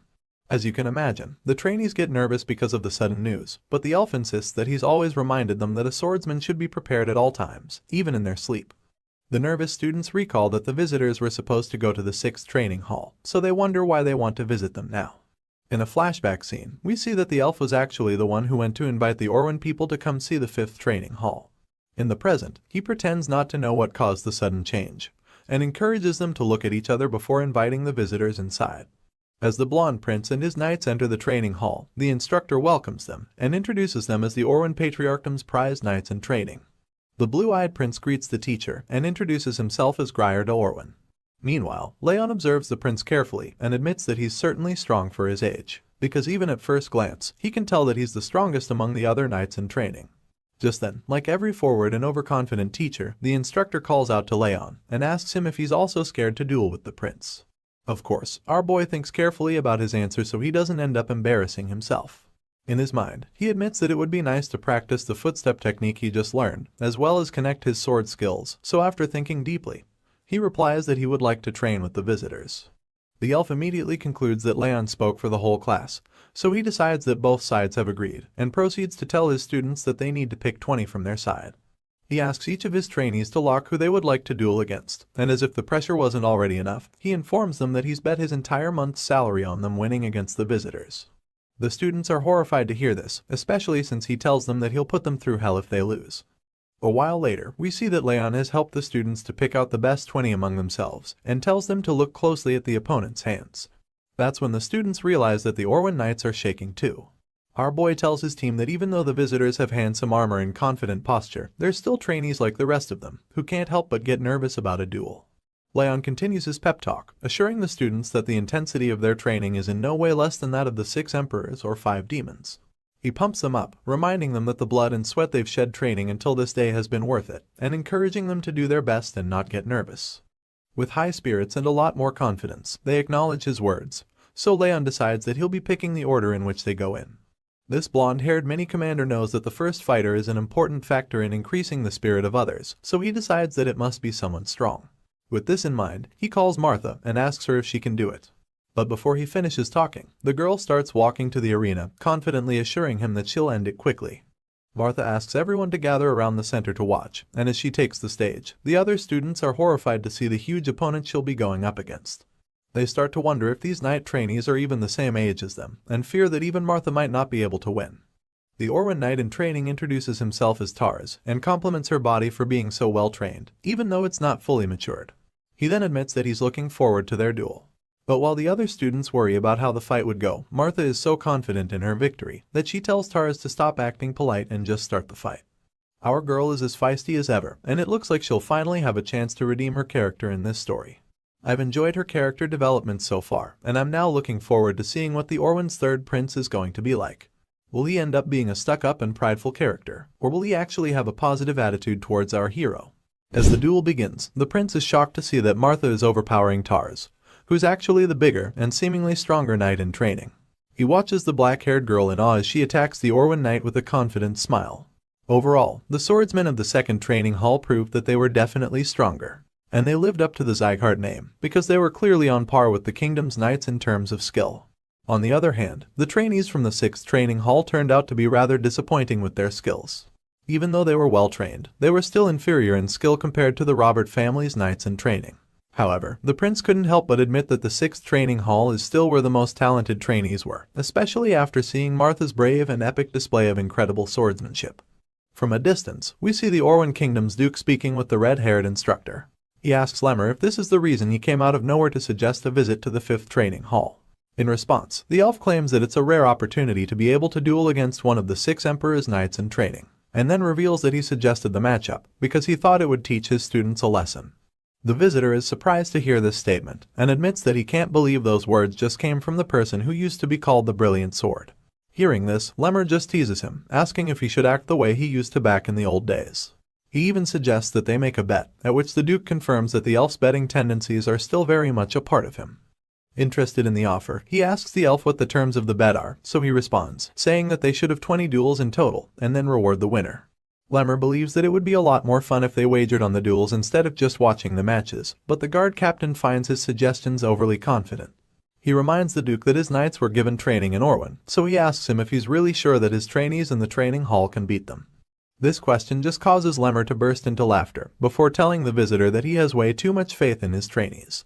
The elf admits that he too has great faith in his students, implying that he's very sure they can defeat the visitors. The scene shifts back to the fight, where we catch up with Martha, who's still giving Tars a horrible time in their matchup. She lands a powerful sword slash which he manages to block, but the impact is so great that it pushes his feet into the wooden floor. Immediately in the next second, the force of her attack shatters his sword, and as a wave of horror washes over his face, he starts to ask himself how the girl could be so strong. The guy is sweating at this point, because of how terrified he is, but Martha doesn't even care that he's now defenseless. She just follows up with another powerful hit to the gut, which should ordinarily be enough for Tars to start coughing out blood. Even though he's wearing metal armor, the hit is still so strong that it forces him to his knees. As such, Martha is announced as the winner of the honestly one-sided duel. Our boy watches the whole thing feeling dazed, and admits that he thought she would be softer in her swordsmanship after fighting against him. He's completely taken aback by the fact that she has even increased her speed and power instead. After the massive win, Martha sheathes her sword, and with a smug look on her face, she asks her defeated opponent why he would depend on his strength so much when he didn't even put everything into his first attack. This dark-haired girl with no chills even calls him an idiot for making that costly mistake against her. Seeing her confidence and increased strength, Raon admits that he finds it pretty amusing. But Wrath instantly chimes in claiming that there's nothing amusing about watching these little ants fight. The grumpy blue creature claims that all the duels are even boring to him, but our blonde hero just responds, reminding him that not all ants are young. Wrath just scoffs when he hears this, and begins to brag about his exploits back when he was in the demon realm. He claims that back then it was more entertaining to him when he pitched younger demons to fight against each other. However, before he can finish bragging, Raon just smashed him back into vanishing. Our boy is having fun, so he just wants the blue guy to shut it for now. Not long after that, we see that it's time for the next duel between the trainees and the visitors from the Orwyn Kingdom. It's the 18th match, and this time, it's between Lunan and another knight in training, named Idalia. Once the announcement is made, Raon prompts Lunan to step forward for her fight, and the white-haired lady timidly walks her way into the arena. Standing face to face with her opponent, we see that the redhead appears to be a lot more confident in the fight. Idalia sees Lunan coming to meet her, and tells her that she doesn't like the spaced-out look in her eyes. Apparently, it annoys her, so her confident demeanor quickly changes into an angry mood as she activates her powers. Huge flames appear all around the redhead, and when Lunan sees this, she quickly retorts that she doesn't like fire either, especially since she has the power of ice. The white-haired knight in training grips her sword tightly, and activates her own power as well, which causes cold icy chills to fill the air and surround her. Even though it doesn't show on her face, Lunan immediately assumes a more confident stance in preparation for the duel. And the next thing we see is the two girls clashing swords. Idalia seems to be more ferocious in her attack, while Lunan tries her best to remain focused. As the fight goes on, a huge cloud of steam erupts, and the other trainees just watch anxiously, not sure what's going on. Inside the smoke and mist, the redhead seems to be lost as she can no longer find her opponent, and while she's still standing confused, Lunan sneaks up behind her from within the dust and fog. Idalia instantly senses the sword attack coming from behind her, so she quickly turns around to land a powerful slash of her own. Unfortunately, she misses the shot, and Lunan disappears into the dust once again. At this point, the redhead is even more perplexed, but then she quickly concludes that it must have been an illusion. She's still trying to process the entire thing when the white-haired knight in training sends chills down her spine by placing the cold edge of her sword on the visitor's neck. Idalia is bewildered by this sudden turn of events, and as she stands in that vulnerable position, Lunan is declared the winner of the 18th match. After the announcement, the calculative knight in training starts walking away, so Idalia calls out to her, admitting that it was a good fight even though she lost. But she suddenly stops talking when she sees that Lunan isn't even listening to her. The winner walks straight to Raon to ask him if he watched her fight, like a student seeking for validation. Thankfully, the blonde hero commends her for improving on her footwork and the victory overall. Even though Raon tells her she did a good job, she doesn't seem to be proud of herself. She just sits on the floor like she's the one who lost, and our boy is pretty confused by this. Meanwhile, Lemmer is having a kick out of the results he's seen so far. Since the little tournament started, his students have had 9 wins and 9 losses, which means that they're currently tied with the visitors on the number of wins. So, he jokes about it, suggesting that things are getting pretty heated for the two sides. Regardless, it doesn't make him any less excited to announce that it's time for the 19th round of the day. This time, Burin is called up to face off against the next opponent from Orwin, Saren. The two swordsmen take equally confident stances as they stare each other down before their fight. The visitor introduces himself first, revealing that he's Saren Kaisel, a knight in training. And that's when House Sieghart does the same, introducing himself as a trainee. While the two are exchanging pleasantries, Raon takes a closer look at Saren and claims that he looks pretty strong. This worries him, because he feels that Saren is the strongest visitor after the third prince. But while he's getting worked up about it, the fight begins. As you'd expect, the two knights in training engage in a very heated duel. Burin attempts to land a low hit, while Saren opts for an approach from above. Not surprisingly, they cancel each other out over and over, so Burin begins to realize that his opponent is very similar to him in skill. He starts to feel threatened, and fears that it will be over for him if he lets his guard down for even a second. Saren launches at him to land another powerful blow, so the blue-haired swordsman knows that the guy must be thinking the same thing. The two guys are clearly evenly matched, but they're both aware of this, so neither of them holds back. Burin and Saren go at it with all their might, and after a grueling duel, we see that there's no winner this time. Both fighters point their broken swords at each other, and they're panting heavily after such an intense fight. Meanwhile, the other trainees watching are astonished to see that Burin and Saren somehow managed to break their swords. Seeing that this is the result of the 19th duel, the instructor confirms that the match has ended in a tie. After the announcement, a very pissed-off Burin just walks back. Still, Raon commends him for doing a good job, claiming that Saren was the strongest fighter out of all the Orwin knights in training so far. But of course, the grumpy blue-haired guy just storms past him, feeling very disappointed with his own performance.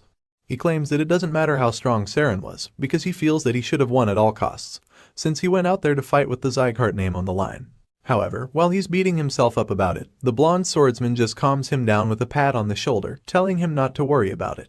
Burin turns around wondering why he said that, but then our boy suddenly starts walking away, but not before vowing that he'll win the last fight for them.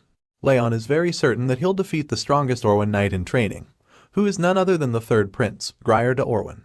So, with the determination and zeal to bring glory to his family name, he walks up to face his blue-caped opponent for the 20th round of the very intense tournament. The third prince sees our boy walking up toward him, and he starts to panic because he didn't expect that Raon would be the trainee to fight against him. Using his power, he senses our hero's martial prowess and feels that it's way too ordinary, so he asks Raon if he's even a direct bloodline descendant of the Sieghart family. In response, the hero just bluntly reveals that he isn't, so Grier de Orwin scoffs, because he didn't expect to fight an obvious duel. From the tone of this voice, and the look on his face, you can tell that he's underestimating our boy. This snobby prince even claims that he'd prefer to fight someone between Burin, Lunan, and Martha than enter a meaningless duel with Raon. He then calls out to Instructor Lemmer and claims that he has a suggestion for the fight. The red-haired elf asks Grier what he has in mind, so he points to Lunan and Martha, claiming that he doesn't think they're even tired after their own duels. So, he asks the elf if he can fight them after beating Raon. I swear, this guy is overconfident for no reason. After hearing this very bold idea, Lemmer gleefully accepts the proposal, reminding the prince that it's only going to happen if he defeats his current opponent. With the instructor's approval, Grier asks that the girls start getting ready for him right away, because he thinks his fight will be over too quickly. This dude is so confident that he's going to win, that he even decides he won't use his aura against Raon, feeling that he wants to save his power for the girls. After making this decision, he unsheathes his sword, probably thinking that he's just going to casually defeat our boy in a few seconds. Raon hears everything the third prince says, but he doesn't even respond to his insults. Instead, he chooses to do the talking with his sword, so he unsheathes his blade as well. Just as the fight is about to begin, Duke Tartan arrives at the scene, and is horrified when he sees Raon. He asks the instructor who the blonde monster is, and comments that he didn't even notice him before because of his inconspicuous presence. However, now that he sees him, he feels very disturbed by him. Lemmer just responds by saying that the Duke isn't so blind after all, and asks him why he didn't warn the third prince if he knew about Raon's strength. Tartan realizes that Grier thinks the blonde swordsman isn't skilled, and even though he would one day grow up to be the future of the Orwin kingdom, this blue-eyed prince still doesn't know the meaning of defeat. The Duke confesses that he felt it would be a good idea for the prince to learn what it feels like to lose in a safe environment. Regardless, he still feels that Grier is insanely strong, and he's confident that even the genius swordsman won't win against him. Lemmer hears this and finds it amusing, so he just smiles once again, telling Tartan that he doesn't agree. Seeing that they're not on the same page about who would win this insanely hyped duel, the elf suggests that they make another bet. The Duke is taken aback by this and asks Lemmer if he loves to gamble that much. However, the red-haired instructor assures him that it would be a simple bet on a few drinks, so Tartan agrees with him and asks what they're betting on. In response, Lemmer just raises his hand, showing 5 fingers before making a very bold statement, claiming that Raon will end the third prince in just 5 attacks. At this point, it appears that the instructor is even more confident than Grier, who thinks he'll take our boy out very quickly. The fight starts strong, and the red-eyed swordsman charges at the prince with a powerful sword attack. The prince is taken by surprise with this, and his eyes widen in horror as he sees the person he underestimated, lunging at him with a fire tornado at his back. Even the Duke is stunned by this instant attack from Raon, but before he or his champion can even think of a counterattack, the genius swordsman lands his first blow. With great force, speed, and precision, our boy hits Grier in his side, leaving him stunned for a while. The impact is so much that the prince even starts coughing blood, while wincing in pain before falling to his knees as if he's already lost. Seeing this, Raon assumes that the prince is already down, so he concludes that the fight is over and starts to cover his blade back. While he's doing that, Lemmer starts laughing again, feeling that he overestimated the prince by thinking 5 attacks would be needed to knock him down. On the other hand, Duke Tartan just watches the whole thing with shock laced all over his face. The guy can't believe his eyes, and while he remains stunned, the prince starts to reflect on his earlier thinking. He admits that he judged incorrectly, and finally starts to realize that Raon was the last fighter for a reason. Well, of course, it's because he's the real deal, and Grier finally understands this as well. Meanwhile, the Duke tries to start an argument. Tartan finds it hard to believe that Raon is just a trainee, because, in his eyes, the blonde kid already has the footwork and swordsmanship of a trained knight. But Lemmer doesn't give him any room to continue, explaining that it's the exact reason he said that Raon would win.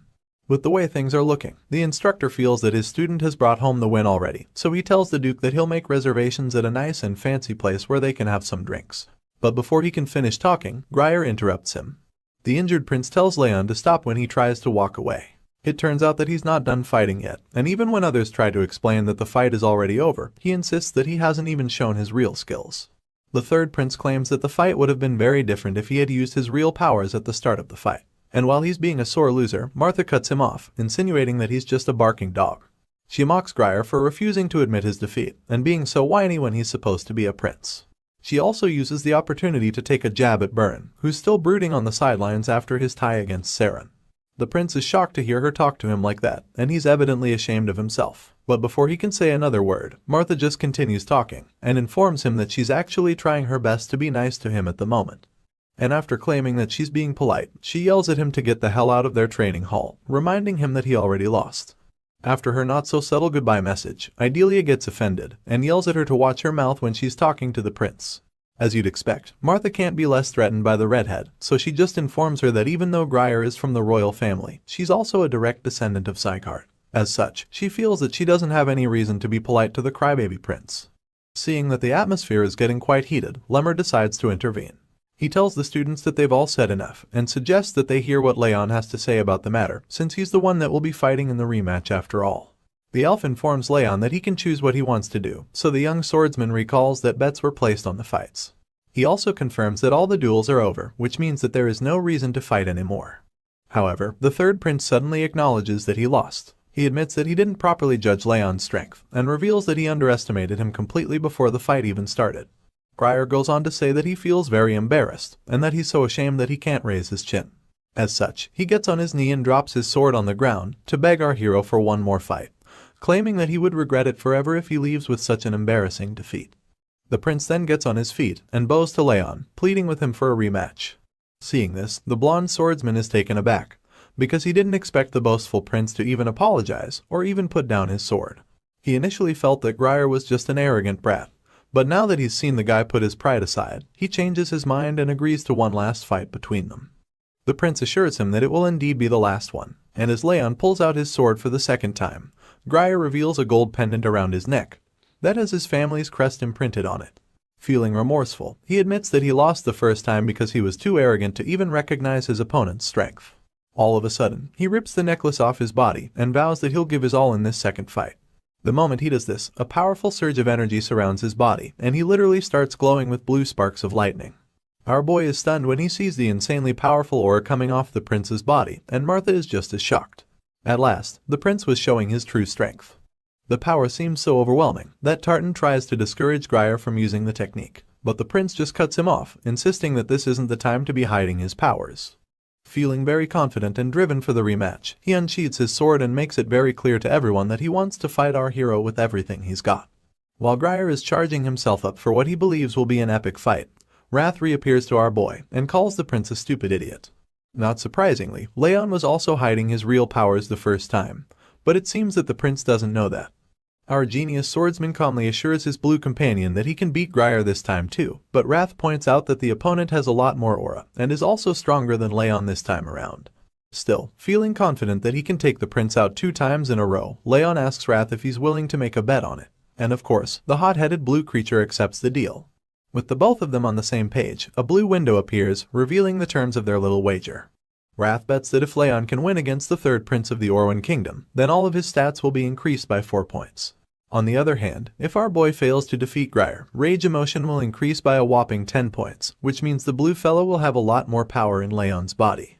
The genius swordsman accepts the conditions, and takes a very strong battle stance to activate his aura, waiting for the prince to make his first move. Seeing this, Grier, who already has a point to prove, reveals that he'll start first. So without even wasting another second, he charges at the hero with his powerful aura engulfing him and his sword. The prince leaps into the air to land a powerful attack from above. But as you'd expect, Raon is up to the task, so he delivers a counterattack immediately. The two fighters clash swords in a heated aura-infused duel, which causes a huge blast that leaves everyone watching completely astonished. Inside the fight, Grier starts to panic, because even though he's giving everything he's got, Raon doesn't even seem to be affected by it. This makes him wonder if the red-eyed swordsman should even be called a genius, because he feels he's more like a monster. Desperate to win this rematch, the third prince decides to finally use all of the power he's been keeping aside. His sword starts to glow even brighter this time, and when Raon sees this, he concludes that Grier must be using the Pier's sword technique, which is only passed down to the successors of the Orwan Kingdom. Looking at the opponent's energy, it's easy to guess that he's planning to end the duel in a single strike. So of course, our hero braces himself and tells Grier to come at him with everything he's got, while also taking a stance to counter the attack. The prince sees that Raon knows what he's planning to do, so he reveals that he's putting everything on the line with his next move, and then tells the genius swordsman that he should get ready for impact. Looks like an epic clash is about to go down. The prince's aura surged, and Raon's eyes widened as he identified the unmistakable signature of the parry sword technique, a legendary art unique to the most elite warriors of the Orwan Kingdom. With this, it became evident that the prince was preparing to unleash a decisive, all-out assault. Raon's hand closed around the hilt of his sword, his mind racing with the intricate patterns and deadly precision of the third prince's signature techniques, etched indelibly in his memory. With that, Raon unleashed the Thousand Flames technique, first flames surrounded by his splendidly blazing aura. Raon's overwhelming power surprised the prince. Witnessing the emergence of golden flame aura from a mere trainee, the prince realized Raon's strength far exceeded his youthful appearance. Nevertheless resolute, the prince reaffirmed his resolve, employing his own technique, unleashing a battle cry as he swung his sword towards Raon. Equally determined, Raon's and the prince's swords clashed, illuminating the surroundings with Raon's golden aura opposing the prince's blue aura. Their swords clashed once more, seemingly establishing an equal footing, until Raon's leg gave way, catching the prince off guard. As he gained an upper hand with a resolute determination to prevail, Raon unleashed his powers, shattering the prince's sword into multiple pieces. The prince was astounded, utterly surprised that his aura had been repelled. In a swift motion, Raon struck, leaving the prince on his knees with the duel victoriously claimed by House Sieghart. Observing his damaged sword, the prince remarked on his advantage in speed and strength, then smiled, pondering whether Raon had countered with adept footwork in response to his aura. "The world truly is vast," mused the prince, extending his hand for a handshake. He expressed gratitude to Raon, acknowledging the valuable lessons learned from the duel, conceding his defeat. Raon reciprocated the handshake, offering a smile and admitting his own gained insights. As they shook hands, the prince apologized for underestimating Raon earlier, attributing it to lack of insight. Curious, the prince inquired about Raon's age, to which Raon replied that he had turned 14 that year. The prince sighed, feeling defeated by a swordsman younger in both skill and character. The prince graciously handed Raon an item, requesting him to keep it. Curious, Raon inquired about its significance. The prince explained it was a token, a sign that Orwan's third prince Grier de Orwan was willing to extend any favor Raon might require. Astonished, Raon questioned why such a valuable gift was offered. The prince, defeated in their duel, admitted Raon's influence had cleared his mind. Offering a sense of enlightenment, He considered his loss fortunate, believing Raon to be the ideal victor. As he departed, he expressed certainty in their future reunion, hoping Raon would still surpass him by then, finding the challenge of catching up enjoyable. The prince then conversed with Lemur, acknowledging their loss in the bet. Lemur simply replied, "Yep, all right." Addressing Duke Tartan, the prince proposed a return, to which the duke promptly responded, "Ah yes, your highness." Suddenly recalling an urgent task, the prince swiftly departed. Reflecting, Raon pondered over his past life, where fulfilling missions without payment was the norm, finding the concept of compensation in this life peculiar. Examining the golden pendant from the prince, he marveled at life's surprising twists and turns. Meanwhile, at the patriarch mentions place. The patriarch listened attentively as the prince recounted the lessons learned from the duel with Raon.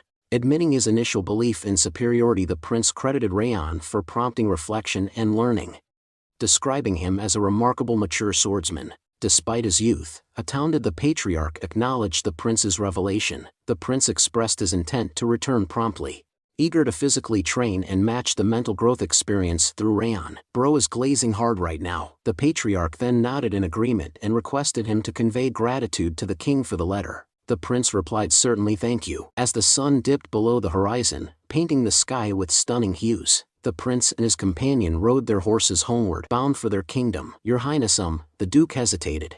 Meeting the prince's gaze, he inquired if there was something on his mind. The duke expressed his concern about the prince revealing his hidden powers and employing the Perez sword technique in the duel with Raon, deeming it a tad excessive. Stressing the importance of concealing his abilities, the prince chuckled in agreement, acknowledging that he might have gone a bit too far. He defended presenting Raon with the plaque, highlighting Raon Sieghart's goodwill despite being underestimated, which warranted an appropriate response. Additionally, Raon shared a technique that could be a secret. The prince argued, "That's true," but the duke began, only to be interrupted by the prince, who asserted that the plaque was an investment. Perplexed, the duke sought clarification. The prince elucidated, foreseeing Raon's exceptional skills and mental prowess at his young age, foreseeing a promising future despite his indirect lineage. He questioned the duke if he didn't believe it would be advantageous to establish a connection with someone like Raon. Impressed, the duke commended the prince for his farsightedness, to which the prince jokingly remarked that such farsight was expected, having grown up in the royal family, otherwise he might as well perish. The prince's expression remained calm, but his mind was racing. "I wonder," he thought to himself, "just how much stronger Raon will become by the time we meet again." Returning to the patriarch, his butler remarks on the patriarch's potential pleasure at his grandson's acknowledgement by a prince from another kingdom.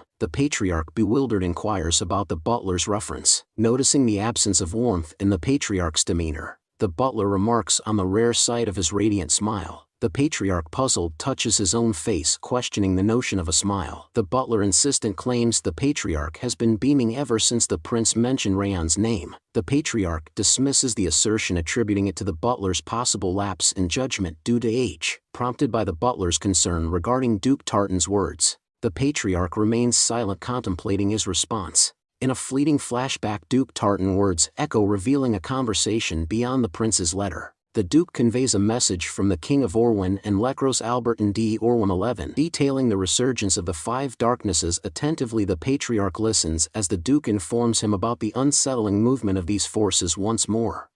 The following day, Lima commends the trainees for their performance against the Orwin Kingdom's trainees, stating they seem adequately prepared. He announces plans for upcoming specialized training the following week. Confused, the trainees inquire about this special training. Nervously, Green Boy questions Lima about the nature of this special session. Lima hints that it might not quite fit the term training. Rather, it's gearing up for an actual battle, warning them to brace for witnessing real bloodshed. Lima divulges details about a group of mountain bandits, the Snow Tiger Claw, residing a bit south of the Sieghart territory. These bandits, partially affiliated with the North and South Alliance, previously earned their livelihood by charging passage fees along a mountain road. However, their recent activities have taken a darker turn, involving theft from merchants and even fatalities. The trainees speculate if their mission involves eliminating these bandits. Lima admits it was the initial plan. When asked why he used past tense, a trainee hints that circumstances might have changed and entertains the idea of ambushing the bandits instead. "We can't," Lima replied somberly. He revealed a harrowing incident where the mountain bandits had ambushed a village to the south of the mountains, mercilessly slaughtering all the villagers and setting the place ablaze before fleeing. The trainees were visibly shaken by this revelation. Lima clarified that this was precisely why their mission now involved tracking down and eradicating these bandits. Despite being mountain bandits, they were all aura users with a notorious history, urging the trainees not to underestimate them and to remain vigilant. In a somber tone, Lima informs them of their departure scheduled for the following day. The scene transitions to Runan, meticulously slicing a leaf in half during her training. Despite her dedication, a tinge of disappointment colors her expression as she inwardly acknowledges her desire to refine her posture before their imminent departure, recognizing her struggles to meet her own expectations. Reflecting on Raon's adeptness in the art of stabbing, she admits to herself her own frustration at not comprehending her own impediment. Gazing towards the training edifice, she speculates about Raon's current training session and briefly contemplates seeking his guidance. However, reconsidering, she dismisses the idea, opting not to disrupt his focus, and instead resolves to persevere in her efforts independently. As the sun dipped below the horizon, its golden rays painted the sky in hues of warm oranges and soft pinks, casting an ethereal glow upon the surroundings. Lush greenery unfolded, with vibrant grass swaying gently amidst proud trees. The subsequent panel revealed a serene oasis, a petite pool mirroring the tranquil training building, each ripple preserving the essence of the edifice in its crystal-clear reflection. The harmony between nature's splendor and human craftsmanship was captured in this picturesque moment. Sorry about that. Runan reclined on a boulder, musing silently that her posture had weakened since earlier. Yet her movements had notably gained fluidity. She reckoned that today's efforts had sufficed. Rising and casting a glance towards the training facility, she speculated that Raon might still be there, contemplating bidding him farewell before heading home. Then a recollection struck her, her mother's request to return early this weekend for a promised treat of ice cream. With this memory, she resolved to depart promptly and seek Raon's guidance on the following day, intending to treat him to ice cream then. As she traversed the street solo, a figure trailed behind her, eventually calling out her name. Startled, she pivoted and inquired about the identity of the individual. Her countenance abruptly shifted to one of terror as she laid eyes upon the person. The man possessed hair as white as hers and greeted her, remarking on the passage of time. Syria Slyon, the white-haired man with striking purple eyes, bearing a resemblance to Runan, is introduced as a member of the vassal family Slyon. His smile faltered upon seeing her dismay, questioning why she appeared so distressed at the sight of her own brother. Expressing his discomfort at her reaction, he reminded her of his prior advice against wearing such an expression. Runan, upon hearing his words, began trembling visibly, a palpable fear taking hold of her. Syria then knelt down, acknowledging the effectiveness of Lima's training, noting with surprise that she had grown significantly stronger than he had anticipated. He rose, expressing his pride in her. Yet his countenance swiftly shifted, assuming a menacing demeanor as he addressed her. "But you wouldn't dare engage in warfare or partake in duels, risking your own life, would you?" Following her brother's words, Runan cried out and distanced herself from him. He then questioned whether she had forgotten all he had taught her in that brief period, reaching into his pocket, suggesting he might need to remind her again. Inquiring about the name of her former squirrel, he speculated if it might be Ruby. Syria, cradling a slumbering squirrel, witnessed as he continued with a smile, expressing certainty that she would now recollect how Ruby had met her end, and what would transpire if she disobeyed him. Despite Runan's cries to halt and wait, her brother proceeded, squeezing the squirrel in his grasp until it met a gruesome fate, blood splattering in all directions. Runan's eyes widened in astonishment. She was transported back to a haunting memory of discovering two lifeless squirrels on the ground and attempting to bury them, only to have her brother intervene and crush them. The recollection of that trauma caused Runan to collapse to her knees, unleashing a scream of terror. Her brother, wearing a smile, drew close, whispering, "Runan, you belong to me," emphasizing that until a certain appointed time, she must refrain from engaging in anything arduous or hazardous. He instructed her to merely stay alive and await his further directions. Abruptly, an assault targeted Syria, resulting in a massive explosion narrowly evaded by him. Shaking with fear, Runan found herself facing Raon, who had appeared before her and her brother. With a serious and intimidating demeanor, Raon demanded, "Who are you?" Raon stood his ground, demanding the man to reveal his identity. Syria grinned and retorted that proper introductions should come before seeking someone's name, especially after his sudden intrusion. Raon pointed out that Syria was the one blocking the path in such a narrow alley, and asked with a threatening tone if he was a thief or a robber. Syria acknowledged how Raon might interpret the situation, but clarified he wasn't a robber.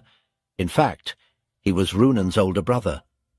Glancing quickly at Runan, Raon noticed her trembling in terror, wide-eyed and holding her head. Turning back to Syria, Raon questioned if he truly was her older brother, because she looked terrified. Syria, lifting his hand, admitted he might have taken the prank too far, expressing joy at seeing Runan after a long time.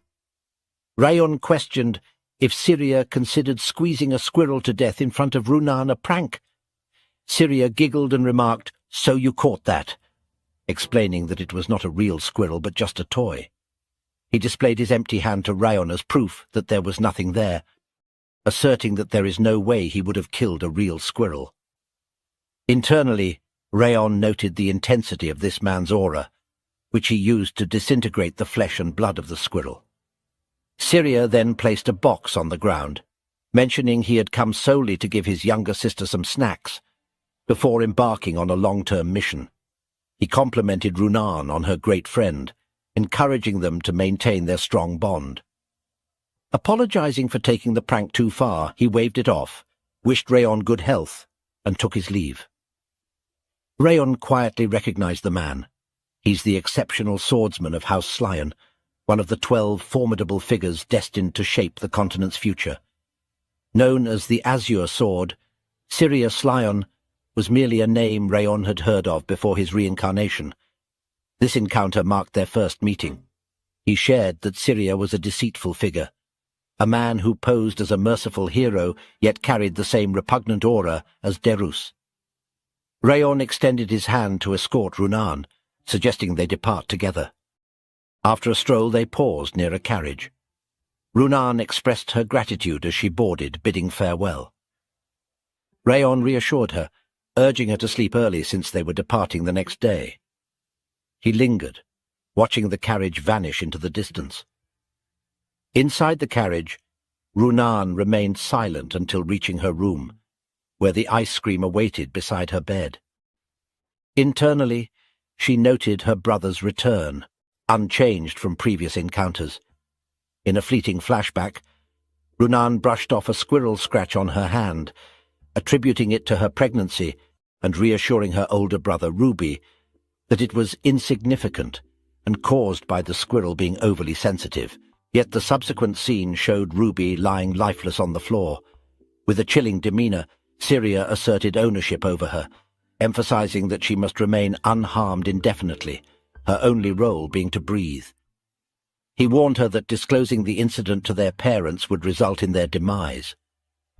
He also mentioned he doesn't need the house, threatening to wreck everything if she spills the beans, even going so far as to harm everyone except her. As she grew older, she figured speaking up might lead to someone getting hurt, so she chose to stay silent. Everything seemed fine as long as she kept her mouth shut. She believed she was the sole loner, the only one in pain, until she found solace in House Sieghart.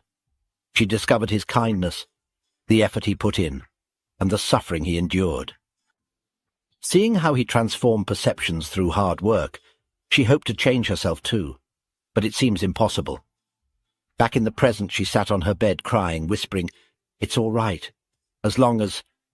She endures.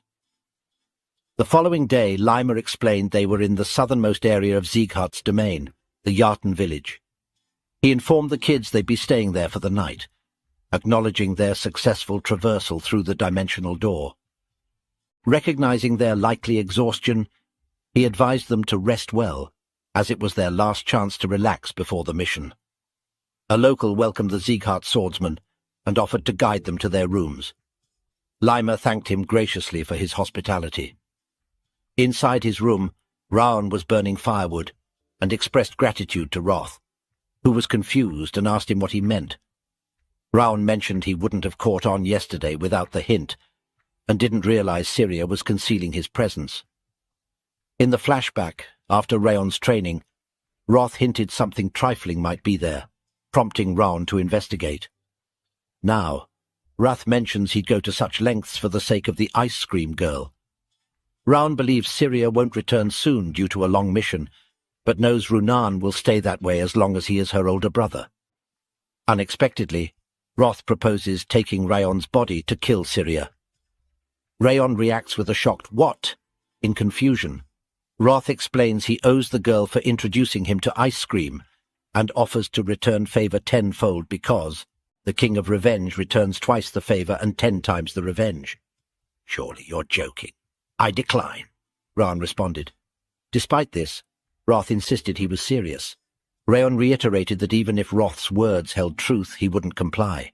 He emphasized that Syria's actions had deeply scarred Runan, and even if Syria were eliminated, it wouldn't alleviate her suffering. Raon expresses that Runan, in both his past and present life, is the first child who has shown care towards him. He firmly declares that he'd kill anyone responsible if something were to happen to her. 2 days after departing Sieghart's domain, they reached a village ravaged by the bandits called the Snow Tigers. The children quivered at the sight of charred bodies, voicing questions like, "What's happened here?" and "Why would someone do such a cruel thing?" Baron, beside a burnt corpse, found words to convey the sheer brutality. Raon surmised internally that they must have been decapitated before being burned, glancing at Martha, who appeared unperturbed by the grisly scene. He presumed she might have encountered numerous corpses before or taken lives herself. Suddenly, Raon scanned the area, abruptly stopping and anxiously wondering about Runan's whereabouts. Runan is seen next to a corpse, and on the next scene the young girl stood frozen, her eyes locked on the horrific scene before a burned corpse, an image that seared into her mind, inducing a heart-wrenching surge of terror, revulsion, and an overwhelming sense of disbelief that can shatter any person's innocence in an instant. Lima addressed the children, explaining that the distressing scene before them was the work of the Snow Tiger bandits. He urged them to etch this memory into their minds, advising them to stay vigilant when encountering such situations. Holding an object he referred to as an inaudible whistle, he clarified that it wouldn't emit an audible sound, but would be detectable by trained individuals. In case of danger, they were to use it, signaling the supervising instructors for immediate action. He cautioned them about the bandits' ruthless swords, suggesting that before resorting to the whistle, they should attempt self-defense, even considering not to hesitate beheading them if they get the chance.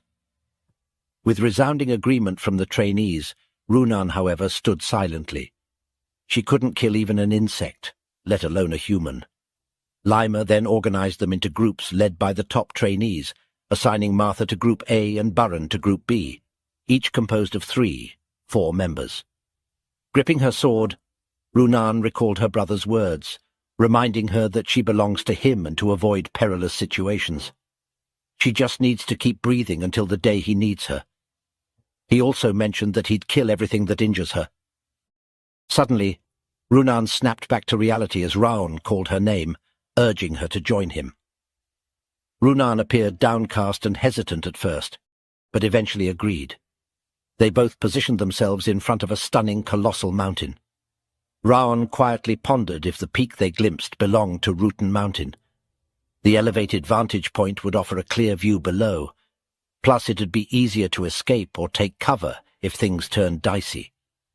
It seemed like the perfect spot for bandits to lurk, but Raon suspected they wouldn't choose the obvious location. knowing they were being pursued.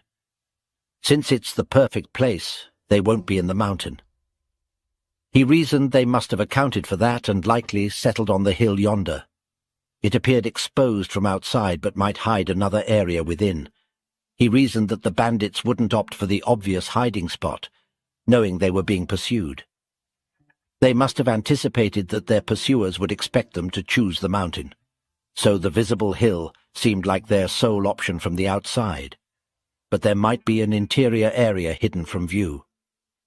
With that conclusion, Raon called to Runan saying, "Let's go." He suggested they investigate that hill while leaving the forest to the other teams. Runan simply responded with an "okay." As Runan moved ahead, Raon glanced at her with a somber expression.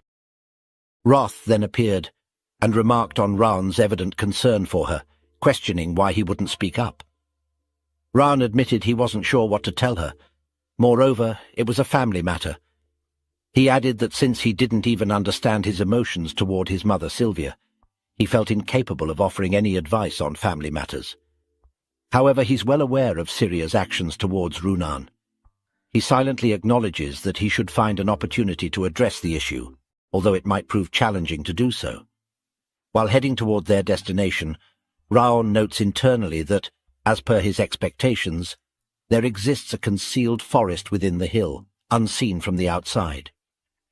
It's notably deep and appears to mask human tracks, making them difficult to locate. Yet such concealment tactics may work against inexperienced individuals, but they won't hinder Raon. He reflects that becoming the best assassin doesn't solely involve eliminating targets. It encompasses observation, analysis, and information gathering. While these strategies might fool an average pursuer, they're futile against Raon, because he was the best assassin in his previous life. Proceeding, Raon informs Runan that he suspects the Snow Tiger's hideout is nearby. He instructs her to follow silently, even regulating her breath. She complies, and they cautiously explore, seeking potential clues. Suddenly Raon spots traps on the ground, which he expected to be the only notable defenses aside from the entrance. Evidently the bandits assumed no one would venture this far, given the numerous traces left behind. Hiding behind a tree and observing the bandits, he remarks that they've underestimated their potential intruders. Among them, he notices a tied-up child, pondering if the boy is a hostage. Despite the robust bodies of the guards, Raon senses no aura from them, recognizing them as low-ranking warriors. Raon assessed the robust man near the hostage, presuming his proficiency with a sword, and speculated that the bulk of the bandits must be gathered inside, as they wouldn't likely leave their only hostage at a basic outpost. He gauged the potential numbers of bandits to be possibly dozens, contemplating whether to signal a retreat and regroup with the main force before attacking. However, seeing the dire condition of the hostage, at risk of freezing to death, he doubted the boy's survival until reinforcements arrived. Since they hadn't been detected yet, the optimal move was to rescue the hostage discreetly and deal with the bandits silently. As Raon prepared to act, he noticed Runan looking frightened and tense. He swiftly called her attention, reassuring her that they could save the boy together, soliciting her assistance. He instructed her to block the sound upon his signal, assuring her he'd handle the rest. "Can you do that?" he asked, to which she hesitantly replied she would try. One of the guards, feeling drowsy, mentioned his sleepiness to the man beside him, questioning how much longer they had to remain stationed there. Abruptly halting mid-sentence, their attention shifted as they spotted Runan approaching. Inquiring about her identity, they received no response. Instead, Runan unleashed her aura to block the sound waves. Astonished, one of the men suddenly realized their voices weren't carrying. Did she just block the sound with her aura? They wondered. The other man, surprised by the presence of an aura user in such a place, voiced his astonishment. Meanwhile, Raon seized the opportunity, and while sneaking by, decided to confront these two individuals first, before dealing with the burly man in the background. Swiftly and skillfully, he dispatched the pair. Suddenly, one of the men's heads flew past Runan, triggering a traumatic memory of her pet squirrel's death from her childhood. Witnessing this, her eyes widened, and the trauma overwhelmed her, causing her to collapse, clutching her head and screaming. Although Raon found no pleasure in this situation, he noted that the mana barrier was broken, wondering if her trauma resurfaced due to these events. Terrified with heavy breathing, Runan's distress escalated, leading Raon to realize that the bandits might discover them if this continued. As Runan faced imminent danger from the bandit's sword, Raon, with a look of fear on his face, took swift action. He managed to overpower the bandits, saving Runan just in the nick of time. Pointing his sword at the bandit's neck, Raon warned him to stay quiet or face immediate consequences. Raon laid out the rules: answer questions or lose a bone each time he refused. Glancing back, Raon noticed Runan still trembling, but acknowledged her quick thinking in putting up a mana barrier, which saved them. Raon began the interrogation, asking if the man was part of the Snow Tiger Claw, to which he reluctantly admitted. Further questioning revealed there were 39 of them in the forest, and one more hostage. Raon, realizing the significance, pressed on about the hostages, and the man confirmed one more was inside. A kid who had been a previous hostage disclosed that the captive was his younger sister, pleading with Raon to save her. Runan reassured the worried kid that they would save his sister, encouraging him not to worry. However, Raon, ever pragmatic, advised Runan against making promises. Undeterred, Runan affirmed, "But we're going to." Raon, recognizing the determination, reminded her that while they could handle the bandits, securing support was crucial for a safe hostage rescue. He figured out there were 36 bandits, plus the leader of the Snow Tiger Claw, making it potentially risky. Runan then asked if she should blow the whistle, and Raon agreed, thinking it was a good idea. So Runan blew on the whistle with all her might. Raon, standing right next to her, couldn't hear any noise from the whistle, realizing Lima must have had a reason for giving them that particular whistle. Suddenly, in an angry tone, someone in the bandit crowd mentioned a silent whistle being used, urging everyone to get up because someone was onto them. Runan and Raon were shocked. Raon, in particular, was confused and taken aback that someone had sharp enough senses to detect the whistle, which even he couldn't hear. Hiding behind a tree, Runan and the kid, Raon, positioned himself with a sword at the bandit's neck as the rest of the bandits faced them. The leader, an elderly man with white hair and an X-scar on his cheek, casually remarked about a young kid like him causing scene by coming all the way here. With a nonchalant expression, he inquired about who he had called with the whistle. Raon, keeping the sword at the man's neck, brushed off the question, stating it's none of his business and proposing a hostage trade. "Trade hostages?" the man asks. Raon responds, telling him that if he hands over the child, he'll release the man too.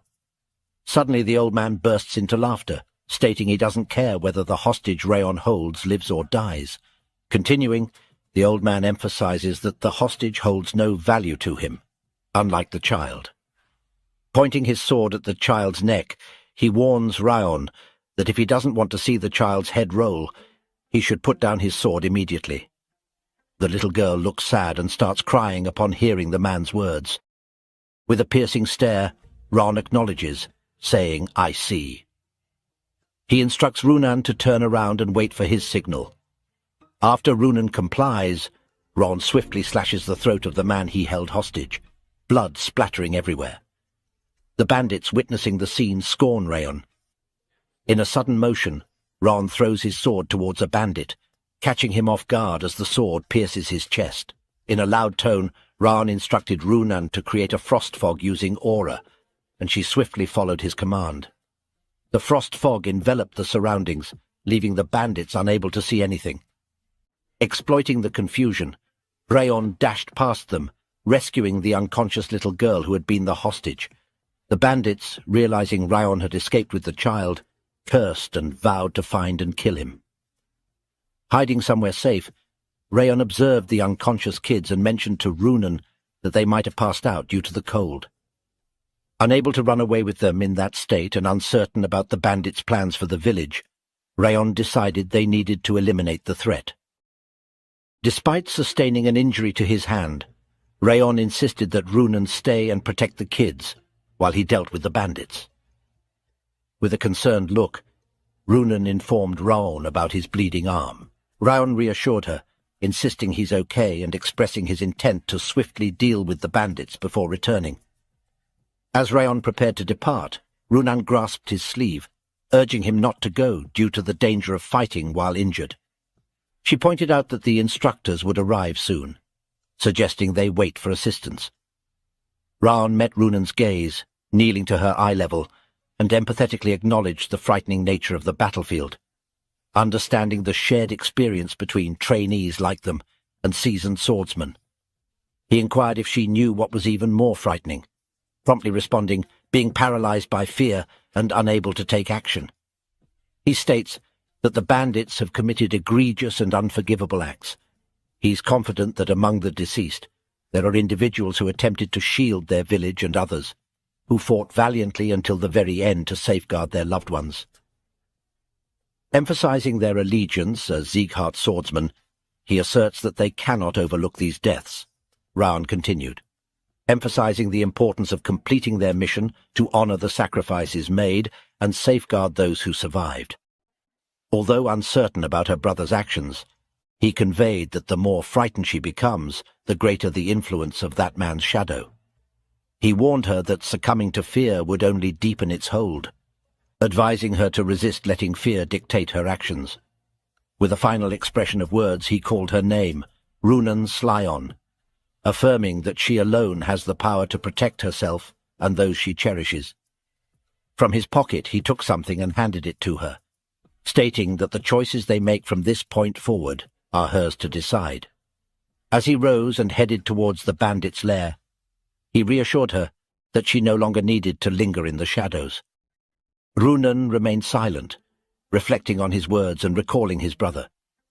Internally, she expressed a desire for change, wanting to break free from the constraints of the past. Determined to protect what mattered to her, she resolved to step out of the dark shadows and into the bright light. The scene revealed that Raon had given her a figurine of a squirrel, reminding her of her old pet squirrel Ruby, a gesture that meant a lot to her. Raon re-entered the bandits' lair, displaying ruthless efficiency by dispatching 3 of them with a single slash each. Amidst the chaos, the bandits, infuriated, cursed, urging each other to end the young threat. Despite their attempts, anyone who approached Raon met a swift demise. As Raon skillfully eliminated foes, the old man, baffled by their inability to stop a mere child, shouted in frustration. In a dramatic turn, someone leapt behind Raon, ready to strike. Alert and quick, Raon turned just in time to dodge the impending attack. The old man, now facing Raon, declared, "You're dead, you little brat," and lunged again. A cloud of dust enveloped the scene as the old man attacked, but to his astonishment, Raon had vanished from his original position. Bewildered, he muttered, What? Where did he just vanish to?" Unbeknownst to the old man, Raon had positioned himself behind, questioning the man's cowardly waiting tactics. Without hesitation, Raon effortlessly decapitated him, the old man's head soaring as blood scattered. The bandits, witnessing Raon's prowess, nervously dubbed him a monster, grappling with the mystery of how such strength could exist in someone so young, questioning if Raon was truly just a trainee. Raon instructed them to surrender after their leader's demise, but his attention quickly shifted as he skillfully intercepted an incoming attack. Suddenly a voice chimed in expressing disbelief, emanating from a brown-haired man.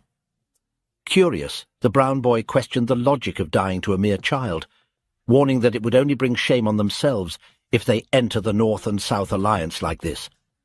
Upon scrutinizing Raon, the brown boy acknowledged Raon's apparent affluence, suggesting he hailed from a well-off family, a more desirable hostage than their previous captive. Without hesitation, the man lunged at Raon, remarking that he had feared their offerings might fall short, expressing gratitude to the heavens for not abandoning him, Vukan. With a formidable strike, Vukan slashed at Raon, declaring his intention to take Raon, his friend, and the other children as hostages. Despite Raon successfully blocking the attack, he recognized the strength of the Snow Tiger Claw Chief. Initially considering him a novice with the sword, Raon revised his assessment, identifying him as a proficient sword user. Raon grappled with the chief, employing both hands to parry the chief's slashes. Meanwhile, a voice from the sidelines exclaimed the discovery of Runan and the hostages. Observing Runan in a tense struggle with an opponent, Raon torn between the two conflicts, inwardly worried at the unpreparedness of Runan for battle, feeling the need to rush to her aid.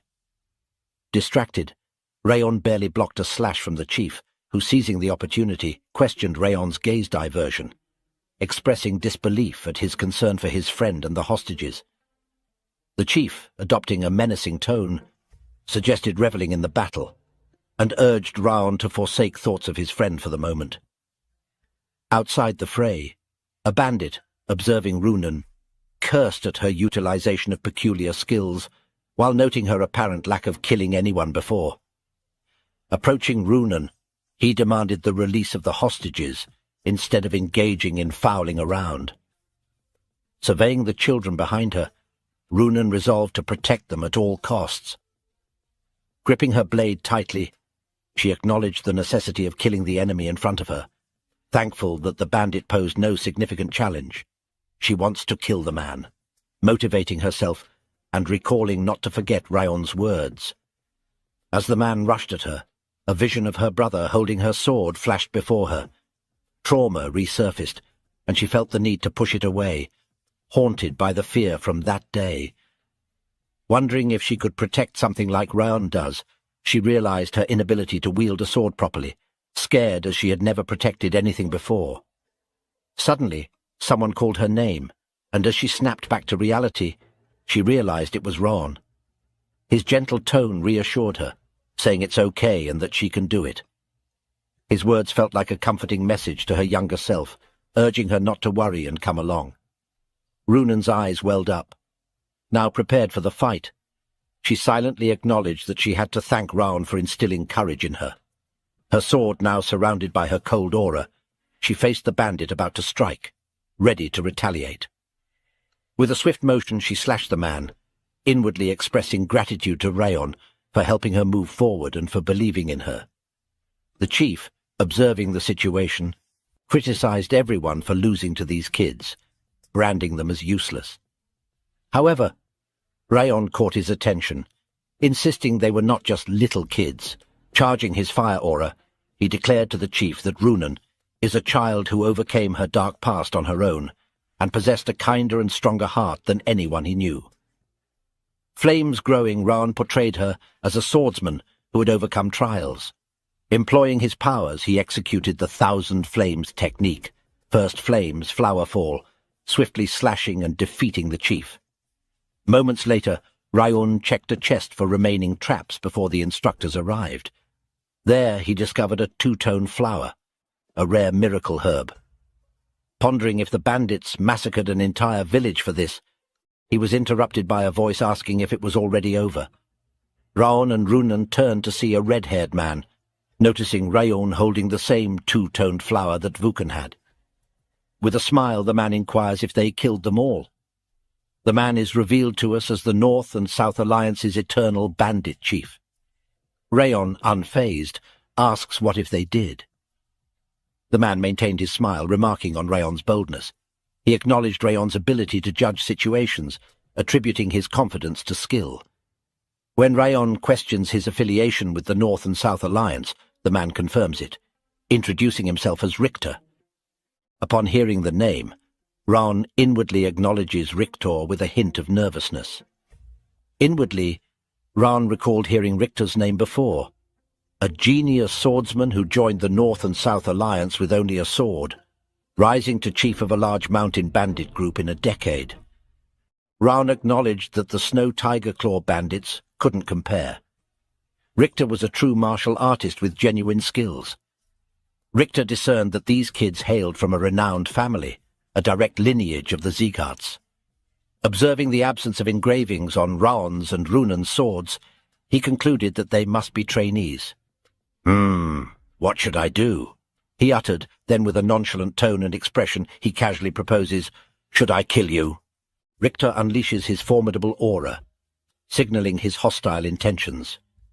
Raon, having once lived the life of an assassin, remains unfazed, drawing his sword in response. Richter, impressed by Raon's composure, questions how he can withstand such a potent aura. Now he understands that Raon is not just a normal kid. In his mind, Raon was contemplating all the things he can do to kill this guy. He knows he can kill this man if he approaches from behind, but he can't defeat him as he is right now in a head-on fight. But for some reason, Raon doesn't want to back down, so he tells him to take his sword and come at him with all his might. Richter is shocked to hear this, because he knows that Raon already understands the situation, knows that he is going to be defeated. But Raon, with a confident voice, says that it's common sense for the weak to die to the strong. This leaves Richter dumbfounded, because he feels that it's something a kid should not say. After hearing this, he actually loses his interest to fight with Raon, because now he knows what kind of person Raon is, and he thinks that it will be a shame to kill someone like him. But Raon doesn't back down even now. He says, "A martial artist doesn't choose where he dies." All this stuff coming out of Raon's mouth is making Richter more confused and flustered. He sarcastically asks Raon if he's sure he is a kid. Does he have a collection of famous quotes or something? He was standing right in front of him and says that there is another reason why he doesn't want to kill him right now. He says, "The vicious wind has been watching us for a while." Raon doesn't understand what he is saying, but Richter jumps and gets away from Raon, and tells him that it would have been fun if he were a part of the North and South Alliance. He stands on a snowy peak and asks Raon about his name. He looks curious to know more about Raon. Raon tells him that he is House Sieghart. After hearing Raon's name, he tells him that he hopes that one day he will hear about him from across Mount Terukan and Rabel River, and then he vanishes away from here. After this, Raon checks on Runan and tells her that they should leave from here too. Runan is thinking about something now about her fight. She asks him if she was good. Raon is confused and dumbfounded by this question, but he simply smiles and tells her that she was the best. This makes Runan happy, and this was the end of Raon's short but also long first mission. After a while, Raon returned and met the other trainees. He had returned with the head of the Snow Tiger Claw Bandits chief.